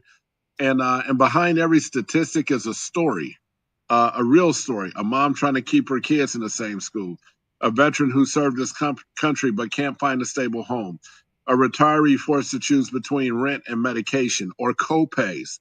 I'm sure a lot of people are familiar with copays. Those aren't just numbers; those are real people. So, so Rancho Affordable Living is an answer to affordable housing and the answer to building a model that allows people, that allows us to go in and transform undervalued housing in Vegas into stable, affordable, and sustainable homes for working families. We buy properties no one else wants to, ones that are often, undervalued and overlooked. We rehabilitate them. We make them safe, energy efficient. We operate them with with dignity and no predatory practices, no unnecessary displacement. We operate from an impact framework and from a real theory of change. And how can we change? How can we be change agents in other people's lives? And not only how can we be change agents, but how can we be sustainable chain agents? We hear these ESG terms all the time. We hear sustainability all the time. We hear affordable housing all the time. The truth is, we're low income social impact affordable housing. We've democratized the process so that it's not just the people on Wall Street or the people, the big, Bitcoin buyers or stock buyers or bond buyers on Wall Street or, in the huge capital markets or private equity, or as little as $500 to $1,000. Someone can come in and invest. We have a very short hold time of targeted 3 years. And, it's current income while you wait. And then, and most importantly, is that you're transforming lives in the process. And we're focused on our sustainable development goals. We're 20 to 30% below market rate on rents. And for those of you who don't know, I encourage you to study up on sustainable development goals and what those are. The United Nations has. And, it's wonderful the way you're thoughtful about, the social impact, right? The social Yes. impact on the people you're serving directly, the quality of their health, the quality of the environment, the quality of our whole globe as you look at trying to use the Energy Star efficiency, things. You talked about the heat pumps. We've all got to figure out a way to get a heat pump in our house, replacing those gas furnaces or worse, because that's the only way we're going to be able to use the sun in our current technology to get, zero fuel energy heating our home. So you're doing it. You're doing it right now. You're the model for how this can be done, should be done.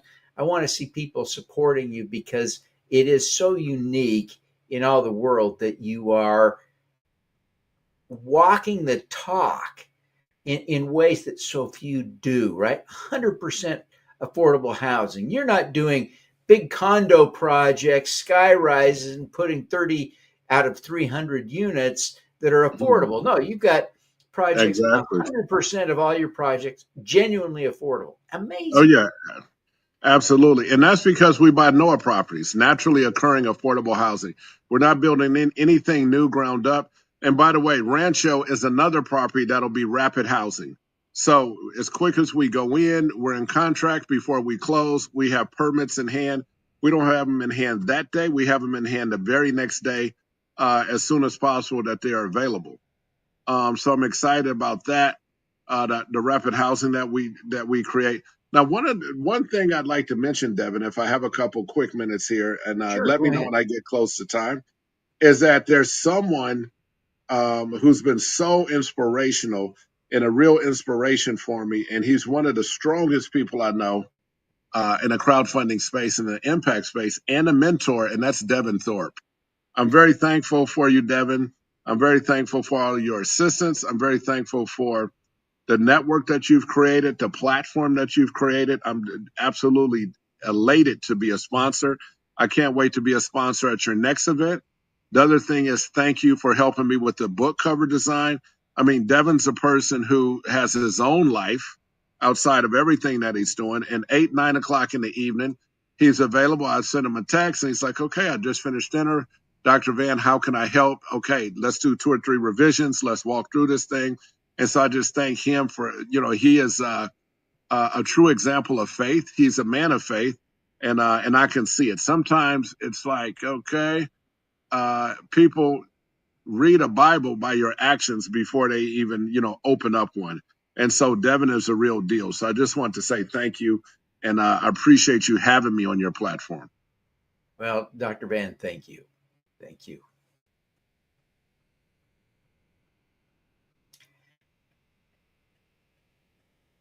And what do we have next, Devin?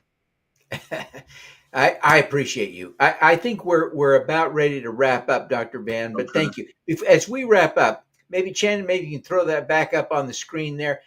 Dr. Van, tell us how people can learn more about your offering, how they can connect with you. Remind them too, you threw out an interesting website, the Shed Living, I think shedliving.com. But share some of your websites where people can learn more about how to back you with the Rancho especially, but your other projects as well.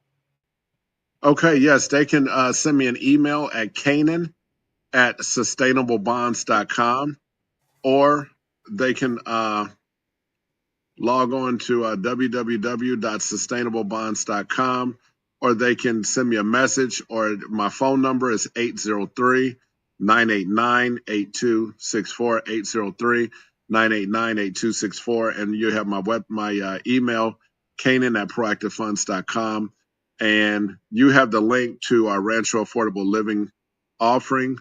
I'm in Las Vegas, so if anyone comes, they're in that area, or they'd like to connect, let me know. I travel to several states all the time. And if I'm in a state that you're in, I'd be happy to take you out to Starbucks or lunch and network over Zoom and talk. But again, so Devin has our link for our Rancho Affordable Living. There's a QR code on the screen for that, Dr. Van. Yes. And we've got a short link there that's easy, relatively easy. Type in 4sc.fund/rancho, 4sc.fund/rancho. So, Dr. Van, thank you so much. I appreciate your support. I appreciate your kind words.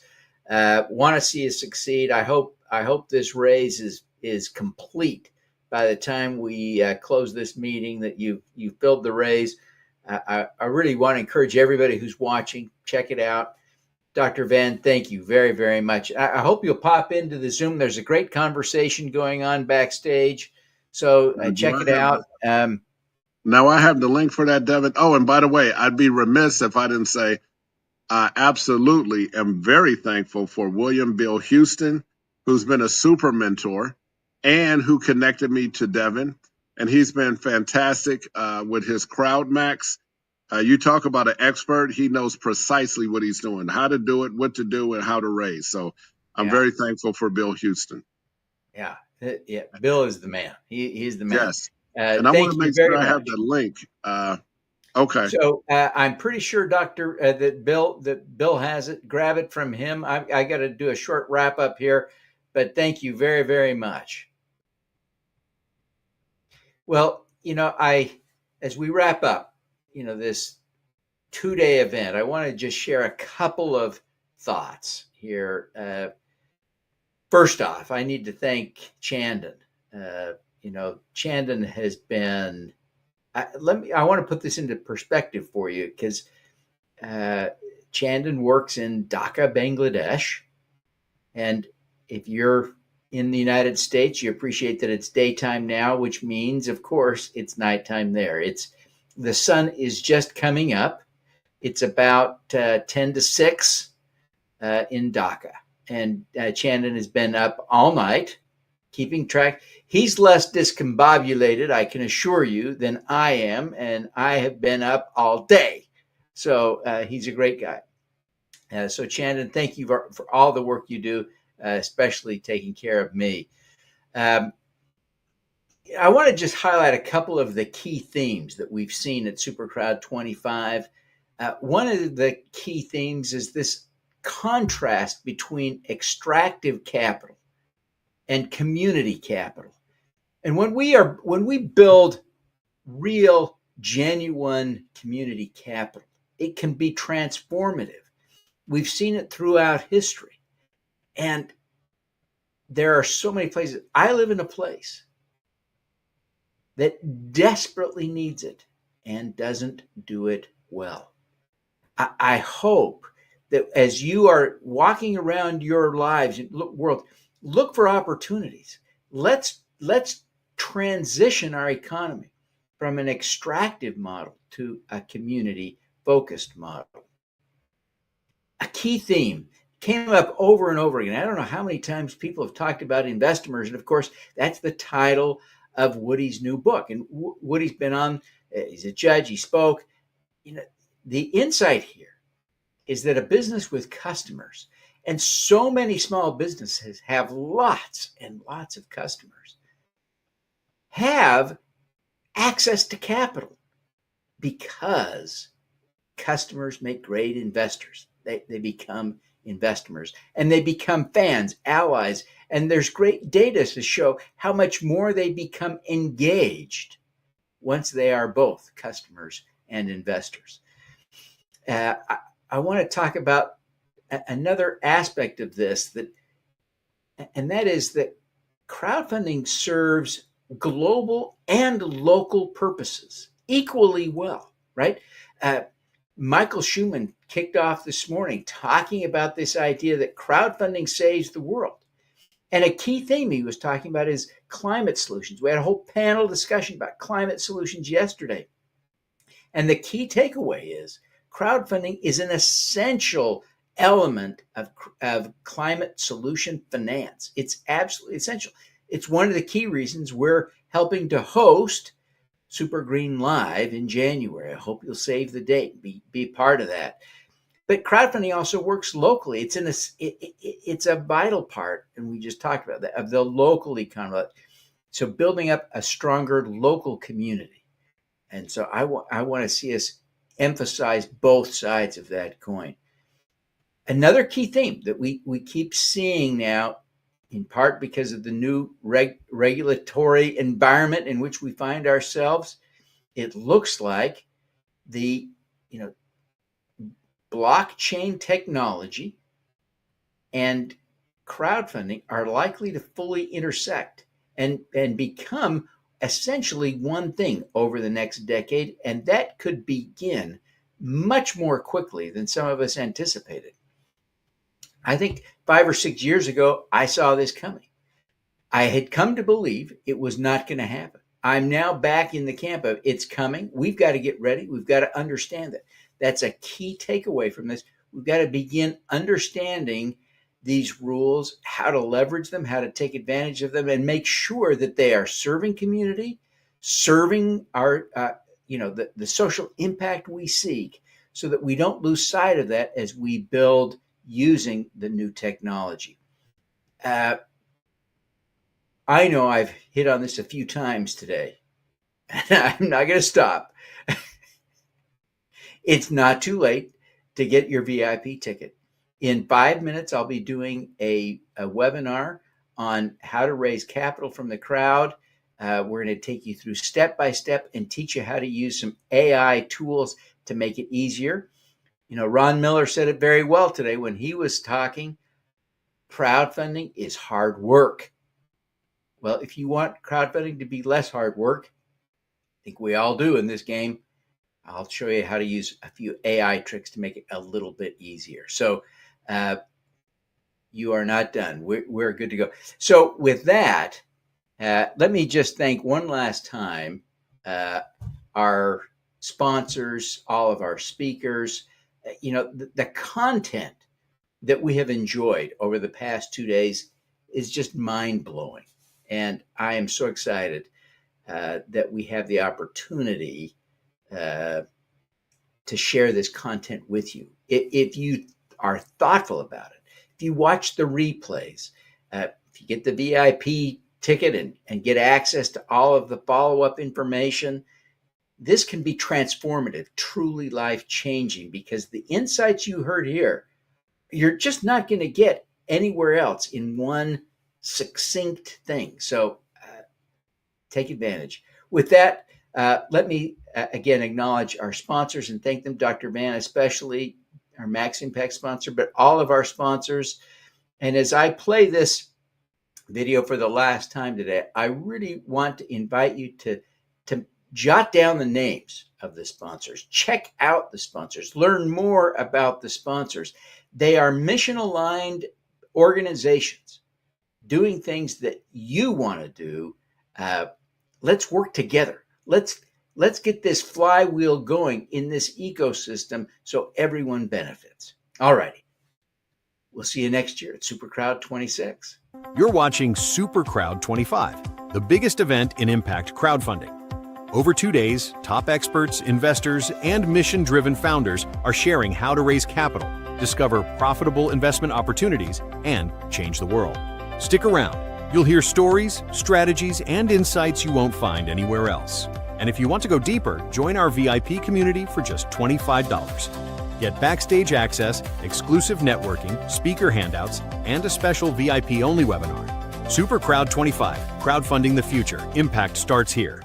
The property was dilapidated. It was horrible. It was code violations, drugs, crime, rundown RV trailers, no parking lot, no lights at night, just nothing. Our main focus is second chance housing. A lot of affordable housing households are led by single mothers. Our portfolio is 100% affordable. So our mandate is to be 20 to 30% below market rent. I'm personally $180,000 invested. We're only one of 2 companies globally to have a published social impact report for affordable housing on a Morningstar platform. What's the faster way to build wealth? A traditional savings account at 0.38%, or worthy property bonds earning nearly 20 times more. Earn a fixed 7% APY starting with just $10. Access your money anytime with no fees, all backed by real estate. Visit worthypropertybonds.com today. The African diaspora is one of the biggest investors in the continent, but they are looking for a structured, transparent way of supporting this business. This is not donation. This is investment for return, including impact, and join our movement community. Thank you. Behind today's biggest crowdfunding raises, the leading CPA firm for Reg CF, Reg A, and Reg D compliance. Trusted, experienced, set apart. Join the CFPA for the Regulated Investment Crowdfunding Summit on October 21st and 22nd. Register at ricsummit.org. Rural property taxes fund vital services. Only when they're paid. Invest in real impact. Visit invest.coretaxdeeds.com today. None of these are working. Let me guess. I'll bet you want to exit or diversify. Thank you. You're welcome. ISPD strengthens health for families across Haiti. Donate today. Make an impact. Hello, everyone. I'm Gene Massey with Media Shares, and I'm very excited to be speaking at SuperCrowd25. Save the date for Super Green Live, the global event on sustainability and green innovation, January 22nd through 24th, 2026. We extend our deep appreciation to our supporting sponsors and co-hosts, including Potomac Growth, Energy Capital Funding Group, Move the Needle with Rob Kaplan, Ridgecrest Herbal, Stakeholder Enterprise, Renaissance League, the Global Equity Crowdfunding Alliance, the National Coalition for Community Capital, Green to Gold, and King's Crowd. Enter to win one of 2 FireMax 11